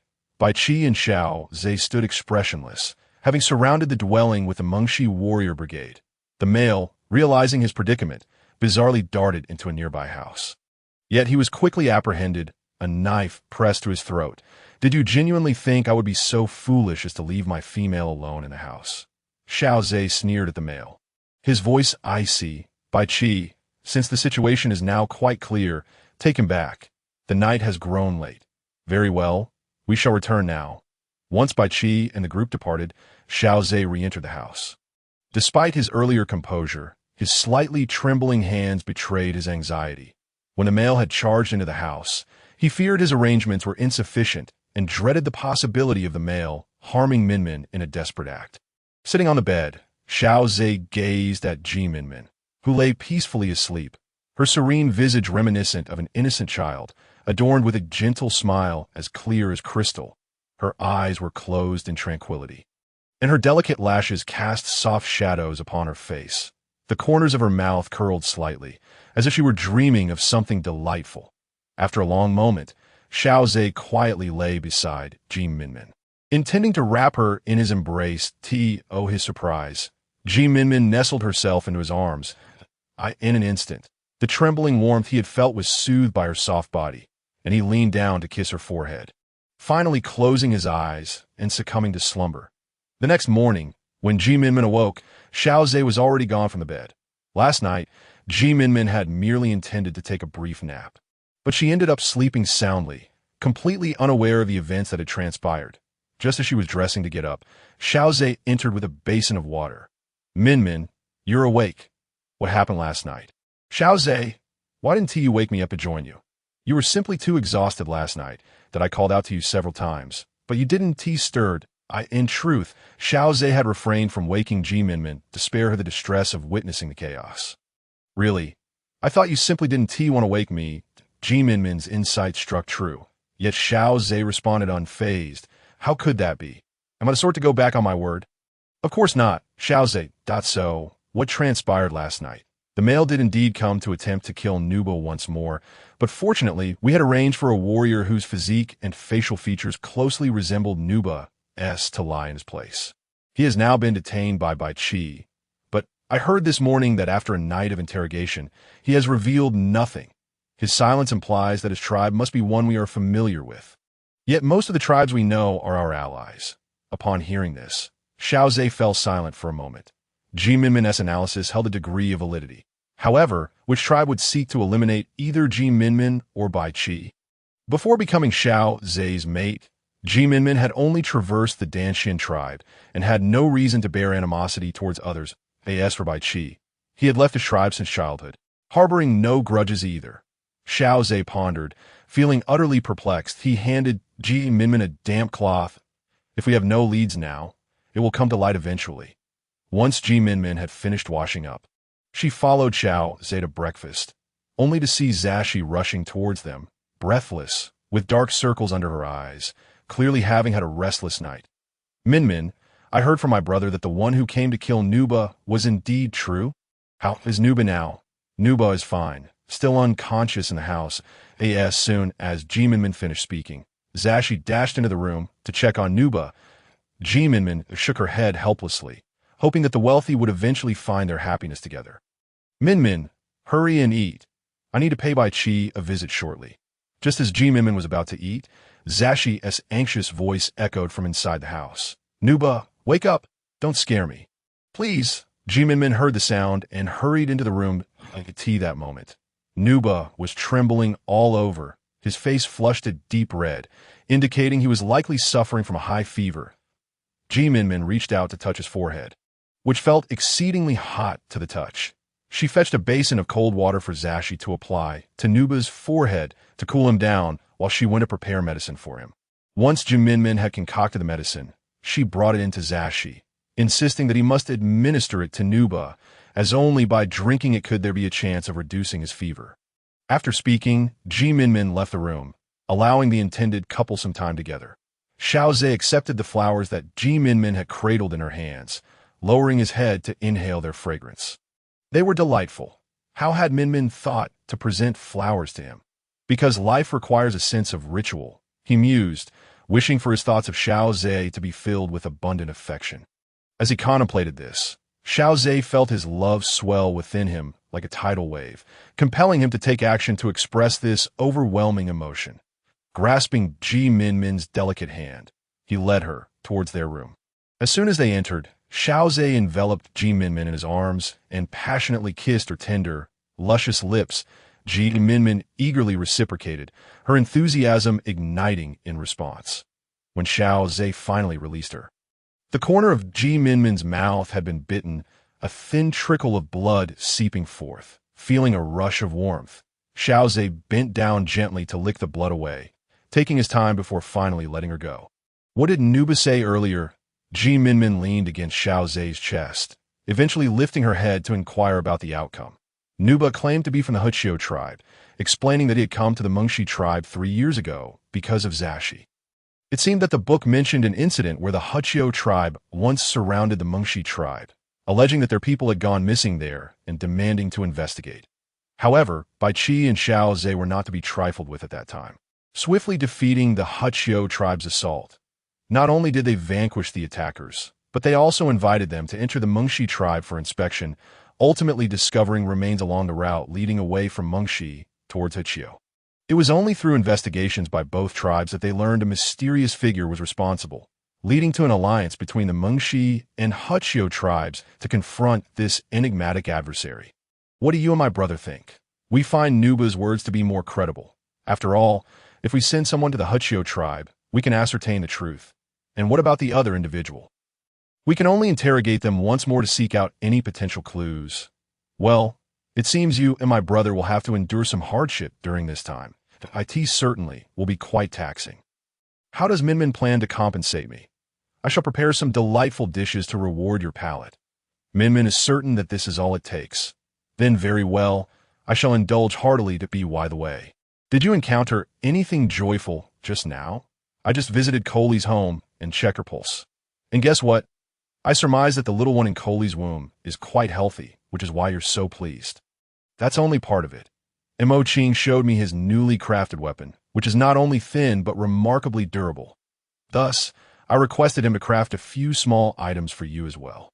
He assessed the difficulty and assured me he could expedite the process. Those items are of utmost importance. Indeed, with them, I can save even more lives. Xiao Ze gazed at Minmin, whose face was adorned with a radiant smile, revealing her delightful dimples, causing his heart to swell with affection. As long as Minmin is happy, I shall always support her. Later that evening, after dining, Xiao Ze ventured into the night towards Bai Qi's location. Let us proceed to conduct an interrogation and see if we can uncover any clues. Bai Qi led the way, with Xiao Ze closely following.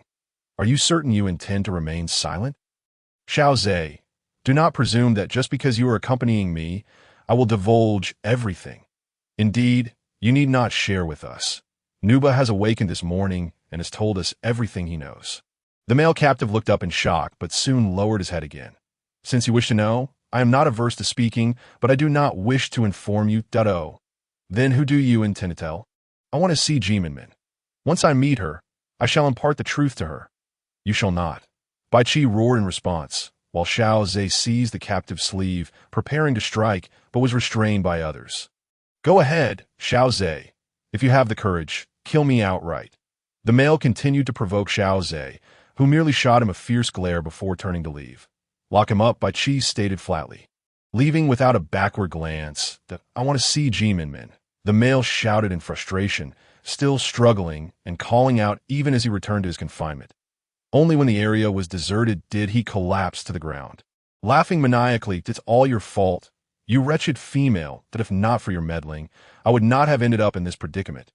You better arrange for me to meet you. Otherwise, how could I possibly kill you? With you accompanying me on the road to the Yellow Springs, I shall not feel lonely. The male's laughter grew more jubilant, lying on the ground in fits of mirth, when Xiao Ze returned. Minmin was already nestled in bed. Xiao Ze, you're back. I prepared your bathwater in the tub. After seeing how busy you've been these past few days, you should take a nice hot soak. Upon entering the washroom, Xiao Ze found the tub steaming. With neatly folded clothes on a nearby stool, he quickly shed his garments and stepped into the warm water, which instantly relaxed his iron-like shoulders. When Xiao Ze emerged after bathing, Minmin was nearly dozing off. However, upon seeing him, she immediately perked up. Snuggling quietly in Xiao Ze's embrace, she softly inquired, "How did the interrogation go?" He still refuses to speak. Xiao Ze hesitated before responding, reluctant to allow Minmin to meet the male captive, wishing to shield her from such matters. "Xiao Ze, has something happened?" Minmin asked, noticing his unusual demeanor while reaching out to touch his cheek. "It's nothing.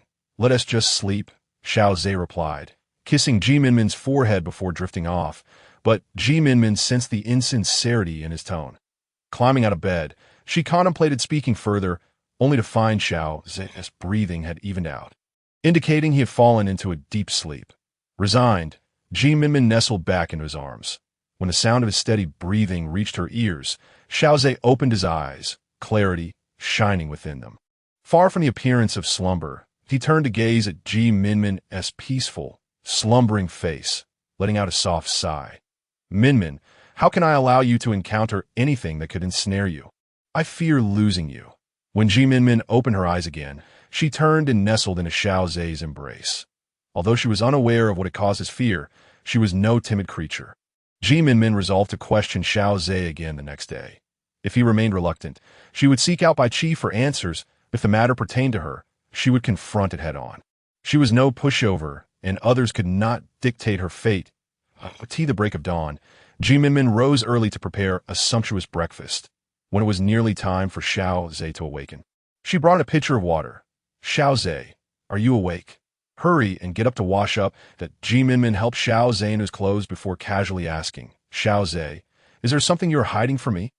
As Xiao Ze was preparing to wash his face with a cloth, he hesitated for a moment before feigning nonchalance and speaking up that, "No, how could I possibly have anything to hide from you?" Despite having noticed Xiao Ze's momentary pause, he deceived himself into believing that everything was fine. Since this was the case, he would have to resort to drastic measures. "If you refuse to speak, then I shall inquire with my brother. He would never deceive me." That Minmin pretended to be angry as she walked toward the exit, only to be abruptly embraced by Xiao Ze. "Minmin, please do not be upset.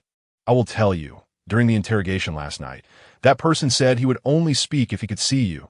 This is why you concealed it from me. Yes, primarily because I feared that if you learned of it and insisted on seeing him, we cannot be certain we can contain him. What if he were to harm you? Xiao Ze, you should not fear that he might harm me. Instead, what if I were to harm him during the interrogation? Let us speak with my brother. I wish to meet that person."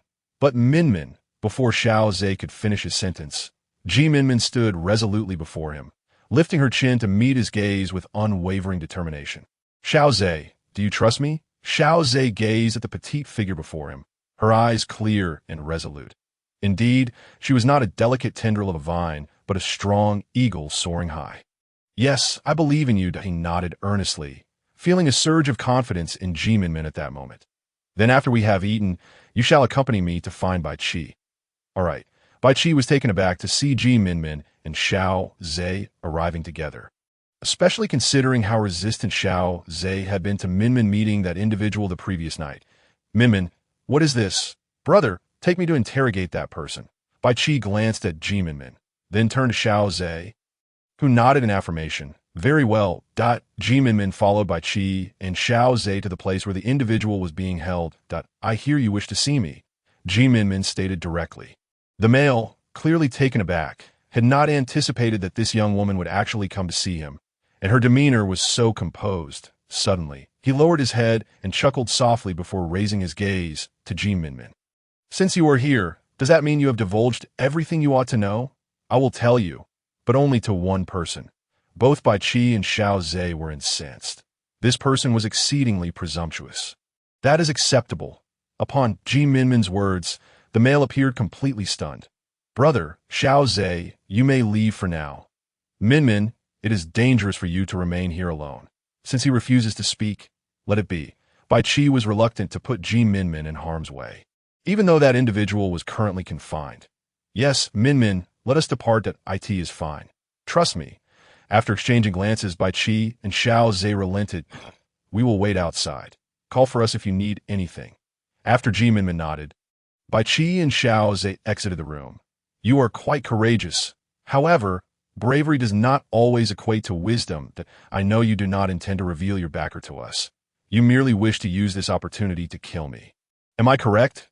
Knowing this, you still dare to come. Are you not afraid of death?" "No one is without fear of death, myself included, but I cannot let fear of death deter me from taking action. I find myself quite admiring of you." "Really?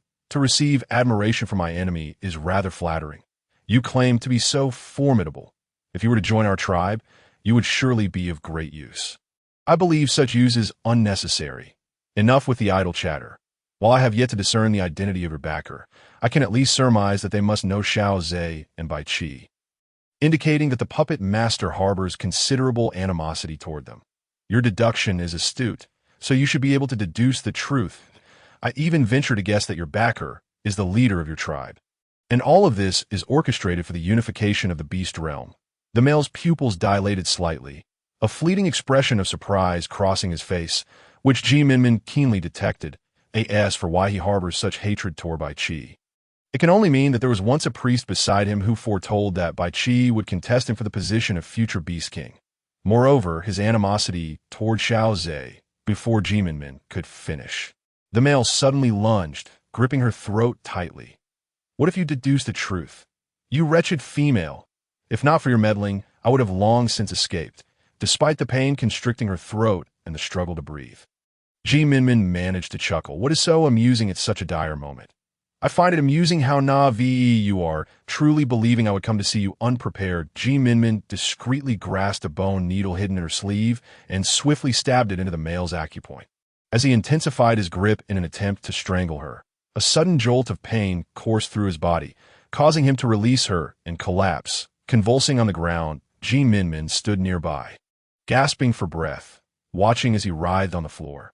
Outside, Xiao Ze and Bai Qi heard the scream and rushed into the room. Upon entering, they could scarcely believe their eyes at the scene before them. Minmin was clutching her throat, breathing heavily, while the male lay trembling on the ground, crying out in agony. Xiao Ze hurried to Minmin's side, gently rubbing her back to help her breathe, while anxiously inquiring about what had transpired. "Minmin, what happened? Are you all right?" "I am fine. He tried to kill me, and I merely gave him a small taste of retribution." It was only then that Xiao Ze noticed the vivid bruises hidden beneath her sleeve, a stabbing pain piercing his heart. "Minmin, I am so sorry you were harmed." He enveloped her in his arms, filled with remorse. "I am all right. The pain he endures is 100-fold worse than mine." The male lay on the floor, howling in despair, but Minmin paid him no mind. "What have you done to me, you demon?" "What have I done? I merely inserted a needle into your acupoint." A voice, slightly hoarse, echoed in the room. Minmin looked up at the male. Hurry and remove the needle from my body, he commanded, his hands frantically searching his body, but finding nothing, panic rising within him. So easily rattled? You had my brother and Xiao Ze so troubled. I almost entertained the notion of killing you to not mistake my demeanor for weakness. When I am ruthless, even I fear myself. You are a devil. I will kill you. The male attempted to rise and attack Minmin, but the pain overwhelmed him, causing him to collapse once more and wail. Now that you acknowledge me as a devil, are you still unwilling to speak? Minmin stepped away from Xiao Ze's embrace, positioning herself less than a foot away from the male, looking down at him with a commanding presence that I will not speak. I would rather die than divulge anything to you, you fiend. I possess methods far more diabolical than this. Refuse to speak, and you shall never find peace. Let Bai Qi and Xiao Ze languish in fear. Our great leader will surely succeed. With that, he fixed his gaze on Minmin, gritting his teeth until blood flowed from his mouth, that Minmin checked his carotid artery, discovering he had already ceased to breathe. With the trail leading to this point severed, she helplessly rose and walked to Xiao Ze's side. Let us go. Minmin took the lead, walking ahead with a forlorn expression, while Bai Qi and Xiao Ze exchanged a glance before following closely behind. Bai Qi, unable to endure the oppressive atmosphere any longer, finally spoke up with a cheerful tone. Minmin, if you can't ask, then don't worry about it. After all, he will eventually show himself one day. Based on my earlier conversation with him, I've deduced that this individual harbors intentions to harm both you and Xiao Ze. What intentions? Xiao Ze pressed eagerly, acutely aware that the mastermind had previously targeted Minmin, and he feared for her safety once more. Firstly, this person likely harbors a deep-seated hatred for you, Xiao Ze, which suggests he may be connected to your former tribe. That Minmin cast a glance at the silent Xiao Ze before continuing. Secondly, he must be an arch-nemesis of my brother. Only a natural enemy would wish for your mutual demise. They both are likely leaders of opposing tribes. After articulating these two conjectures, Minmin sat down on a stool, falling into silence, while Bai Qi and Xiao Ze remained equally quiet. After a long pause, Xiao Ze finally spoke in a low voice. Since we have a lead, let's analyze each individual involved.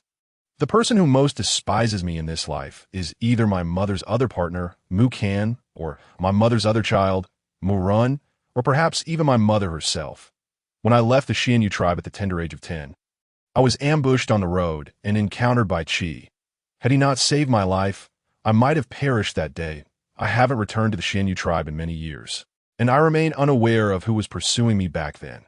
However, I have lived peacefully in the Dan Xian tribe for years. There is no reason for them to send someone to kill me now. Xiao Ze struggled to accept the notion that his former family would send someone to harm him, yet he could not dismiss Minmin's assertions. What about you, brother? If someone seeks to unify the beast world, those from rival tribes may very well consider Bai Qi their enemy. However, if we're to find someone who meets both conditions, Bai Qi paused, lifting his gaze to Minmin and Xiao Ze before continuing. That person should be Mu Run, the leader of the Xianyu tribe. Minmin's eyes sparkled as she looked at Bai Qi, recognizing the accuracy of his analysis, which she had just recently concluded herself. I have distanced myself from their family. Why can they not let me go? Xiao Ze found it hard to believe Bai Qi's conclusion, but it was evident from the context that this individual harbored an unrelenting hatred towards him. Minmin, observing Xiao Ze's pained expression, stepped closer and embraced him tenderly, speaking softly. Xiao Ze, life is like this. It is not that the further you distance yourself from them, the more they will let go of their hatred. Some grudges can only be resolved in death. You need not shed tears for such a person. What matters most is that we cherish our present together. Minmin, you are right. I've been overthinking, causing you to worry. Now that we have discerned who the mastermind is, we must remain vigilant. Bai Qi spoke after a moment of silence. Indeed, we should keep a close watch on the movements of the Xianyu tribe. All right, I shall return for now. Minmin, please help Xiao Ze feel better. Brother, I understand. Rest assured we will be fine. Then I shall take my leave. After Bai Qi departed, Minmin embraced Xiao Ze's strong waist and gently asked, Xiao Ze, do you harbor any hatred towards your former tribesman, especially that individual who is your half-brother? I once held no animosity towards him. In fact, I pitied him for his plight. However, now that he has caused you harm, I find myself wishing to eliminate him at once. Xiao Ze paused, lowering his gaze to Minmin's exquisite features before continuing. Minmin, do you know, I have never hated anyone, but I truly despise him now for disrupting our blissful life. Minmin lifted her head to meet Xiao Ze's gaze, her face suddenly illuminating with a radiant smile. Xiao Ze, regardless of what transpires in the future, we shall face it together. Seeing Minmin's beaming countenance, Xiao Ze could not help but break into a charming smile, revealing an enchanting grin. Very well, we shall confront it together. The rhythmic pounding of Minmin's heart echoed in her ears, as if it were about to leap from her chest. A devil, an utterly enchanting devil. Taking a deep breath, Minmin walked over to Xiao Ze, grasping his broad, robust hand, and with a smile said, "Let's return home." Minmin obediently sat at the bedside, tilting her head to expose her slender neck. Xiao Ze, with a serious expression, observed the purplish bruises on her skin, gently wiping them with a cloth as if attempting to erase them. "Xiao Ze, do not be alarmed. In a few days, it will heal." Minmin noticed Xiao Ze's troubled gaze fixed on the bruise and intended to offer him comfort, only to be met with a fierce glare from him. Instantly, she fell silent, and Xiao Ze, seeing her compliance, said sternly, "Rest well here. I will prepare some food shortly." Minmin wished to say more, but a mere glance from Xiao Ze rendered her motionless as she lay on the bed, embracing the role of a patient. That evening, while lying in bed, Minmin intended to discuss foraging for herbs with Xiao Ze, but he spoke first. "Minmin, you should rest at home for the next few days. We will go once your bruise is healed, but I am perfectly capable. Keeping me cooped up at home will drive me mad. Fear not. If you are bored, you may converse with Haina or Li. In short, we will venture out only once your wound has healed." Minmin, feeling discontent, turned away from Xiao Ze to sleep, only to be turned back by him. "Minmin, are you upset? No, if not, why aren't you holding me while you sleep?" Reluctantly, Minmin wrapped her arms around Xiao Ze's waist, but to her surprise, he leaned in and kissed her lips passionately. The fervent kiss enveloped Minmin completely, and just as she felt the urge to tear off Xiao Ze's clothing, he suddenly released her. What is happening? Once you recover, I will demand 100-fold repayment." With that, he embraced Minmin and fell asleep, leaving her momentarily stunned. Is it possible for you to sleep at this juncture? Minmin found herself questioning her life choices. Just as she attempted to rise, Xiao Ze pinned her down. "Oh, not move. Sleep obediently." "Minmin." Xiao Ze's deep, alluring voice resonated in her ear, and she found herself succumbing to its allure, nestling into his embrace and drifting off to sleep. The next morning, Xiao Ze had already left for the training grounds by the time Minmin awoke. She sat on the bed, lost in thought for a moment before rising to wash up and eat. Just as she intended to sneak up the mountain with her backpack, she was halted by Xiao Ze, who grasped her sleeve. "Minmin, since the bruise is not yet faded, you should refrain from going up the mountain." "But grandmother, the tribe is quite safe. It is merely a frightening bruise on my neck, and I am otherwise unharmed. Please do not be like Xiao Ze. We are concerned for you. Please listen to us." Minmin, "Very well, grandmother. I shall explore the tribe instead." Minmin set down her backpack and wandered about, either visiting the goat pen to check on the goats or inspecting the rice seedlings in the fields. After spending an entire day wandering, Minmin's earlier feelings of melancholy had dissipated like mist. Upon returning home, she noticed the chili peppers hanging from the eaves, and with her newfound leisure, she decided to plant them. Minmin extracted the seed from the peppers and prepared the nearby soil. Once the earth was adequately leveled, she evenly scattered the seeds, generously watered the area, and sprinkled some fertilizer atop, although unable to venture into the mountains to gather herbs. Minmin felt a surge of joy as she admired her handiwork from the afternoon. Early the next morning, Minmin rose and went to a wooden basin to gaze at her reflection. The still water mirrored her exquisitely delicate features, yet her attention was not on her face. She slightly raised her chin, and her fair, slender neck was reflected in the water, seeing her neck as pristine as ever. A radiant smile broke across her face, especially since she had not been able to visit the mountains for several days. Xiao Ze, the bruise on my neck has vanished. Does this mean I can finally go to the mountains?" Minmin joyfully dashed back to her room, grasping Xiao Ze's sleeve, her flawless face tilted upwards in hopeful anticipation. Certainly, but you must ensure your safety. Yes, I will be careful. Minmin's exuberance resembled that of a bird freed from its cage. While Xiao Ze suddenly felt he had been overly restrictive, realizing he should not confine her freedom so tightly, Minmin slung her basket over her shoulder, armed herself with her bone knife, and hummed a tune as she made her way to the mountains, with the little creature bouncing along behind her. Determined to venture deeper into the mountains, Minmin acknowledged that she had nearly explored the surrounding hills. The further she delved into the woods, the more lush and verdant the trees became, towering majestically all around. After traversing a dense thicket, she stumbled upon a crystal-clear river, its waters flowing melodiously. Unsure if the river held fish or shrimp, Minmin decided to investigate. She placed her basket in the river as a makeshift net and set a stone inside to prevent it from being swept away as she prepared to leave. The little creature suddenly squealed, its hands raised in alarm, jumping about with a toothy grin. Upon closer inspection, Minmin discovered that a small crayfish had clamped onto the creature's palm. Unable to contain her laughter, she approached and gently freed the little creature from its predicament. Immediately liberated, the little one puffed up its cheeks and turned to leap up a tree, making it clear that it was upset. Minmin paid no mind, knowing that its temper would soon pass with a bit of coaxing. Observing that the day was still young, and standing idle would be a waste of time, she decided to search for herbs or fresh ingredients.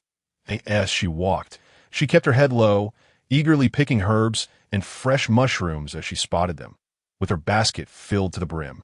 Minmin turned to head back to the river when she suddenly realized she had stepped on a kudzu vine. Kudzu is a traditional Chinese medicine used to treat symptoms such as fever, stiff neck, and thirst from heat. The thought of kudzu noodles made her mouth water. Without hesitation, Minmin drew her bone knife and began to dig. After nearly an hour of labor, she unearthed all the kudzu she had discovered. That evening, after a night of passion, Xiao Ze held Minmin close, leaning down to plant a gentle kiss on her drowsy visage. Minmin, Ching has something for you that I brought back. The heavy sound of her voice indicated she was already drifting into sleep, but just as Xiao Ze was about to close his eyes, Minmin suddenly opened her large eyes. You mentioned Ching has something for me, didn't you? Xiao Ze had assumed she was unresponsive earlier. He was surprised by her sudden alertness. Yes, I ran into him on my way back this afternoon, and he handed it to me. Then show it to me quickly. I have been anticipating this for days. With a resigned sigh, Xiao Ze got up, to retrieve the package from Ching, while Minmin's gaze followed his every movement, her eyes wide with curiosity. When she caught sight of Xiao Ze's unclothed form, her cheeks flushed, and when he handed her the package, she hesitated to accept it. Inside the parcel lay several small knives, though not as exquisitely crafted as modern surgical tools. They were equally sharp that Minmin handled them with great affection, as if they were her most cherished treasures. You truly adore these little trinkets? Yes, immensely. Please thank Ching for me. Carefully wrapping the contents, she prepared to stand and put them away when she noticed Xiao Ze's unwavering gaze upon her. Following his line of sight, her face turned crimson, and she quickly pulled the covers closer. Xiao Ze, could you help me put this away? With her head bowed, she handed the items to him and hastily retreated beneath the covers, her hand gently caressing her flushed cheeks. Minmin, I've put your things away. Shouldn't you express your gratitude to me as well? Xiao Ze played with the strands of hair that peeked out from under the covers, his voice low and enticing. Yes, thank you, Xiao Ze, but I desire a different kind of gratitude. Xiao Ze dove beneath the covers, playfully entwining himself with Minmin, soft murmurs of affection emanating from within the sheets. The following morning, Minmin and Xiao Ze rose early, though Minmin shot Xiao Ze a reproachful glance as she rubbed her sore back. Xiao Ze merely smiled and then gently squeezed her slender waist, leaning down to whisper in her ear. Who told you to be so captivating, Minmin? You have ensnared me, and I cannot escape. Besides, aren't we aiming to have little ones? We must put in the effort. That Minmin's face instantly flushed a deep crimson. Xiao Ze, witnessing her reaction, felt a surge of warmth in his gaze, nearly unable to resist the urge to scoop her up and carry her back to their room. All right, I won't tease you any longer that I'm off to prepare breakfast. After we eat, we can work on the kudzu. Gently releasing Minmin, he turned to the kitchen, while she checked on the kudzu starch. Noticing that the milky liquid had now become crystal clear. After they had shared their meal, Minmin and Xiao Ze cleaned the basin, revealing a layer of slightly yellow sediment at the bottom. Minmin gathered the sediment into a cloth-lined sieve to dry. Minmin, is this how we dry it? Yes, drying will yield kudzu flour. Later, I will prepare something delicious to reward you. I prefer a different kind of reward. Xiao Ze's insinuation earned him an eye roll from Minmin, but he was unfazed, leaning down to plant a soft kiss on her before heading to the training grounds. Minmin slung her basket over her shoulder and carried a wooden bucket. Preparing to return to the location she had visited days prior to search for more kudzu or other edible items. The little creature, seeing Minmin heading to the mountains, bounced along behind her. Following the same method as before to catch fish, Minmin walked along the riverbank, oblivious to the pair of longing eyes that watched her from behind. Run, his face shrouded, could only see the twinkle of his eyes as he observed Minmin's actions. A faint smile curling his thin lips. Minmin, it has been a long time. I never imagined I would encounter you on my very first day back. How delightful. Run murmured to himself, stealthily following Minmin as she placed her basket into the river to fish. What a clever and intriguing little female, Run smiled, causing his dark eyes to appear even more enchanting. Minmin searched diligently, and fortunately, the heavens rewarded her efforts. She indeed found 5 or 6 roots of kudzu. Without hesitation, Minmin took out her bone knife and began to dig. Under the radiant sunlight, the rosy hue of her complexion glistened with dewdrops of sweat. Wiping her brow with her sleeve, she continued her excavation. Upon finishing, Minmin was momentarily taken aback, astonished by the quantity of kudzu roots she had unearthed. Little one, make sure to call Xiao Ze when you return, she instructed. The little creature, familiar with the path, acted as a messenger. As Minmin approached her backpack, she peered inside to find a bountiful treasure. She instructed for some water to be filled in a wooden bucket, then emptied the contents of her backpack into it. Nearly half a bucket brimming with fish and shrimp. Minmin cupped her hands to splash her face with the refreshing water, playfully splattering some around. Her delightful laughter echoing through the forest. Run's lips curled slightly as Minmin's smiling visage became indelibly etched in his mind, impossible to forget, just as Minmin returned to the kudzu digging site. The little creature, accompanied by Xiao Ze, came rushing towards her. Watching the agile figure drawing closer, Minmin's heart raced, and a radiant smile adorned her face. Xiao Ze, do you think I'm amazing? She exclaimed, leaping into his embrace and lifting her exquisite face. Seeking his approval. Absolutely, Minmin, you're the best. Come here for a reward, Xiao Ze replied, cupping her delicate face as he leaned in for a kiss. Run, lurking in the shadows, felt an intense urge to intervene, to pull Xiao Ze away and embrace Minmin himself. When Xiao Ze released her, Minmin shot him a playful glare. Stop dawdling and help out. The sun will set soon. Xiao Ze swiftly tied the kudzu roots into bundles, placing the remaining shorter ones into the backpack. Minmin shouldered her load while Xiao Ze carried the bound kudzu and held the wooden bucket, and together they descended the mountain, bathed in the glow of the setting sun. Run glared at Xiao Ze's retreating figure, gritting his teeth. Xiao Ze, one day I will surely eliminate you and seize everything that belongs to you, that I am the one who truly deserves her. As night fell, Run returned to the cave, starting a fire to roast some food. While reflecting on the events of the day, the figure rushed into the cave, finding the mysterious individual leisurely roasting food. A smile gracing his lips. Chief, I finally found you. 10 days after you left our tribe, the Dayton tribe allied with the Hutchio tribe and reclaimed the land they had seized. Also, Lalina's uncle will soon arrive at our tribe to discuss your marriage ceremony. Hearing this, Run's smile gradually faded, and in a fit of rage, he threw the food he was roasting into the flames, the sizzling sound piercing the tranquil night. We will return tomorrow. Days passed, and the kudzu flour had dried completely. Minmin set aside some for cooking and sealed the rest in a stone jar for storage. After packing the kudzu flour, she set off to gather herbs in the mountains. Once she ascended, Mu-Run quietly followed behind, observing her every move, word, and smile. For several days, he had perched on the branches before dawn, filled with joy at the sight of her. Mirroring her smiles, he longed to hold her close, wishing for her heart and eyes to belong solely to him. He even daydreamed about what their offspring might look like.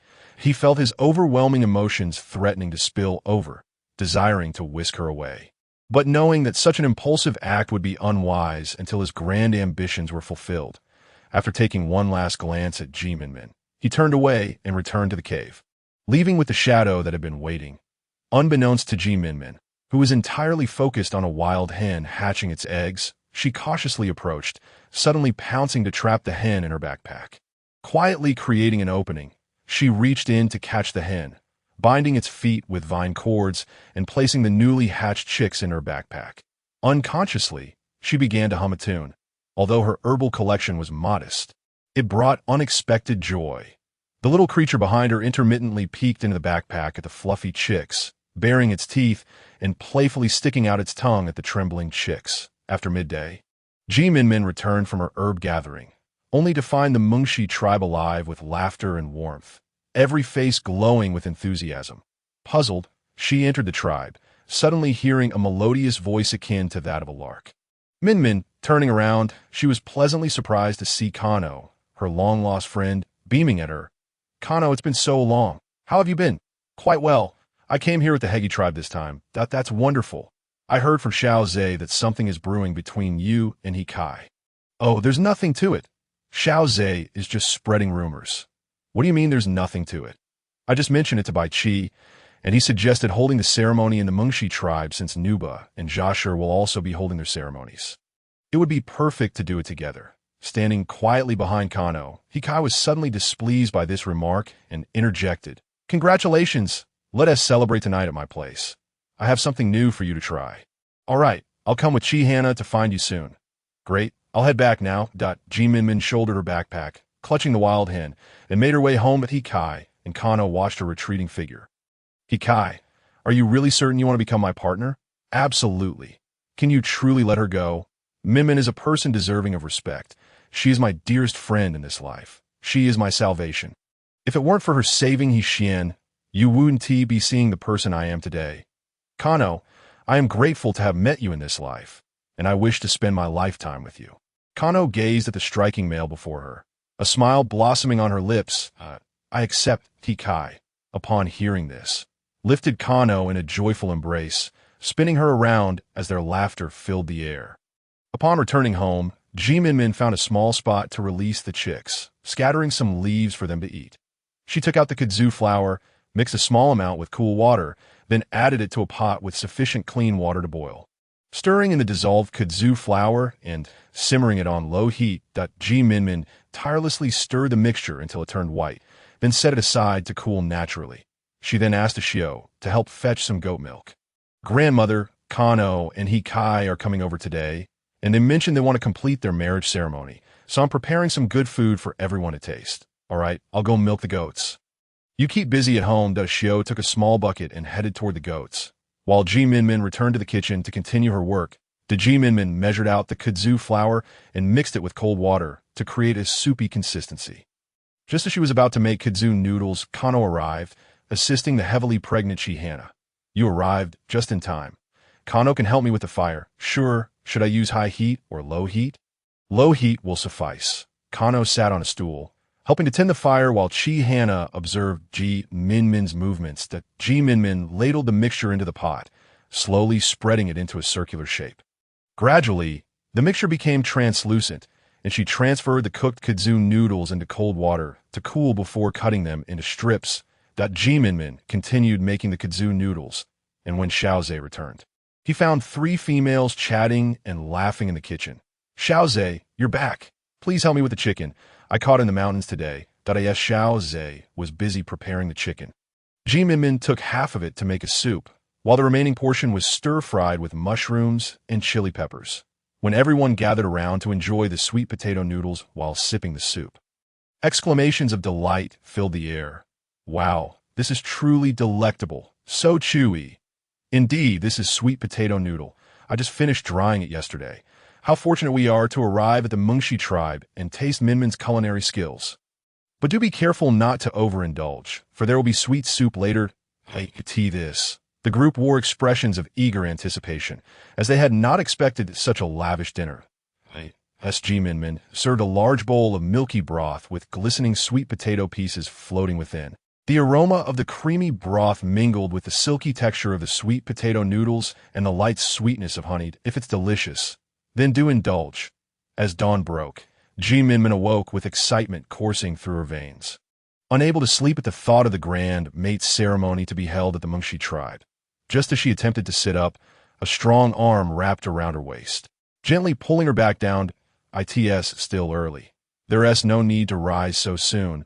A deep, husky voice echoed above her, accompanied by the comforting embrace that enveloped her. But I am just too excited to sleep. She protested.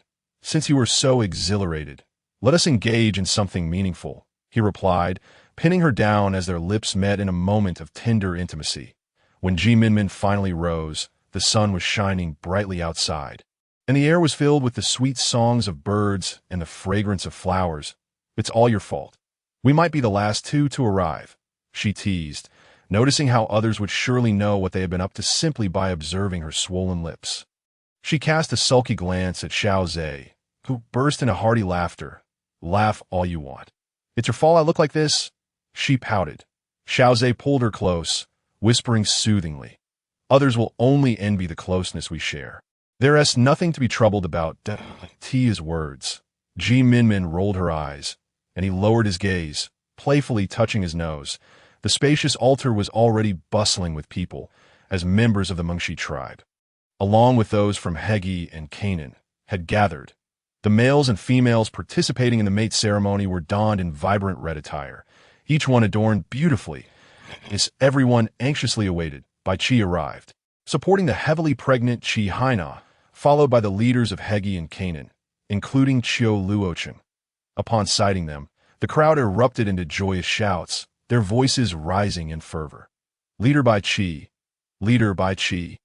The cheers filled Bai Qi with elation as he assisted Qi Haina to her seat before turning to face the assembled tribespeople. Today marks an important occasion for our Mengshi tribe, with 50 pairs participating in the mate ceremony. This is a joyous event for both our Canaan and Hegi tribes. Let us commence the ceremony. Bai Qi's announcement ignited cheers among the Mengshi tribe. As the beautifully adorned males and females marched towards the altar, they pledged their vows to the beast god, bowed to the leaders and administrators, and then, reminiscent of the surprise G. Minmin had once given Xiao Ze, they bowed to the heavens and the earth. Watching this unfold, G. Minmin was transported back to her own ceremony with Xiao Ze, realizing how swiftly time had passed since her arrival here. She turned a glance at Xiao Ze, only to find him looking back at her. Minmin, having you in my life fills me with happiness. That I feel the same. Meeting you and being together is the greatest joy of my life. Their eyes met with a shared smile, and Xiao Ze gently drew G. Minmin into his embrace, allowing her head to rest on his shoulder. Meanwhile, in the Xuanyu tribe, laughter and song filled the air as their leader prepared for a grand mate ceremony. Lily Na was in her room, adorning herself with her finest headpiece and a striking red dress, radiating charm. As she was about to step outside, the leader of Mengshi entered. Lily Na, you look stunning today. Remember what your father said.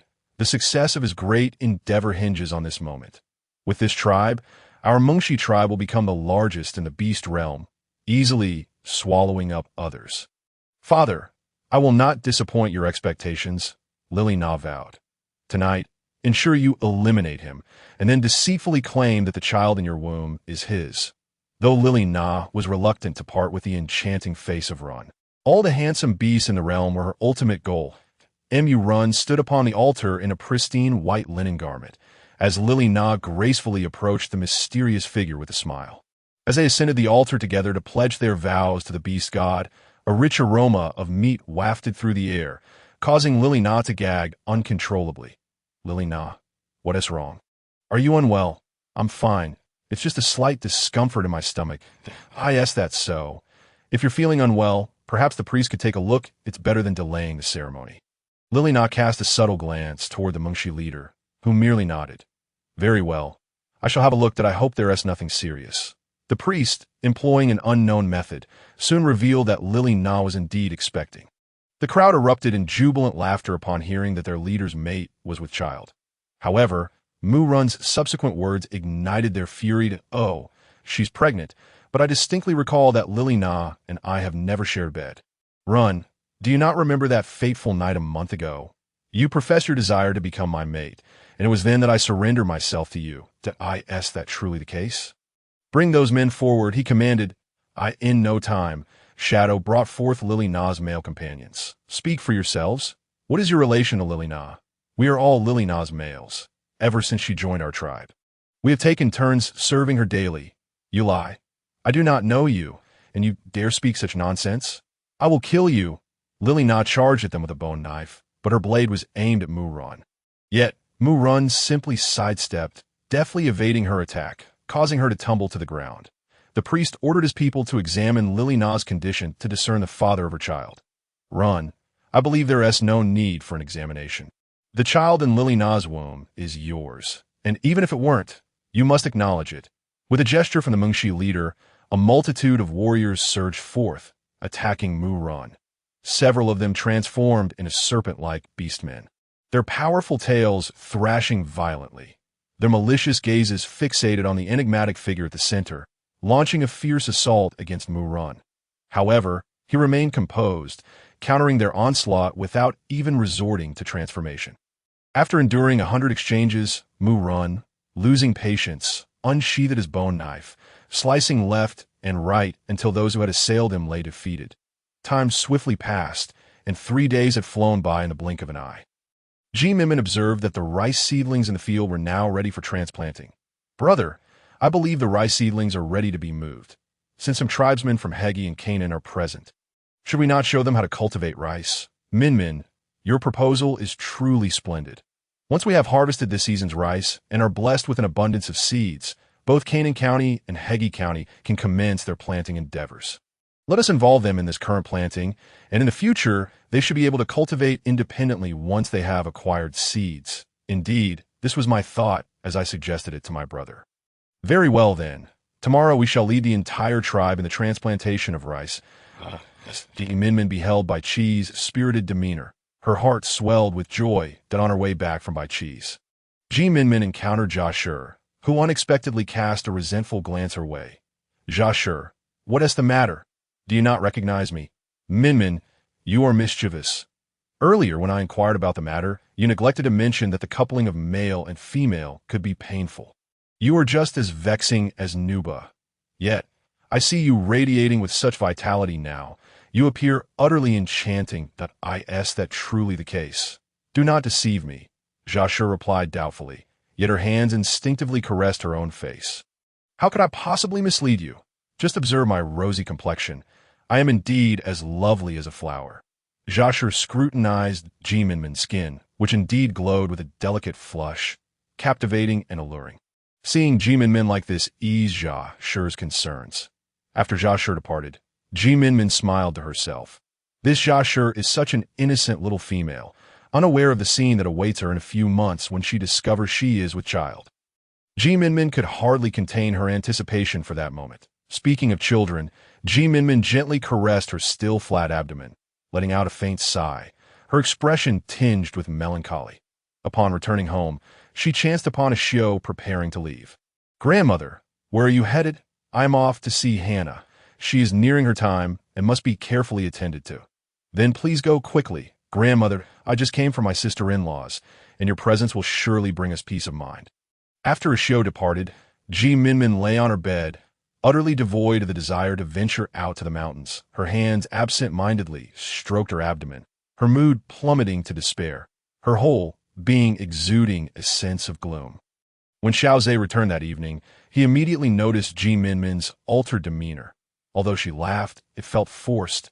"Minmin, what troubles you? You seem quite unhappy." "Oh, it's nothing. How could I have any issues? You must not know how wonderfully cheerful I am."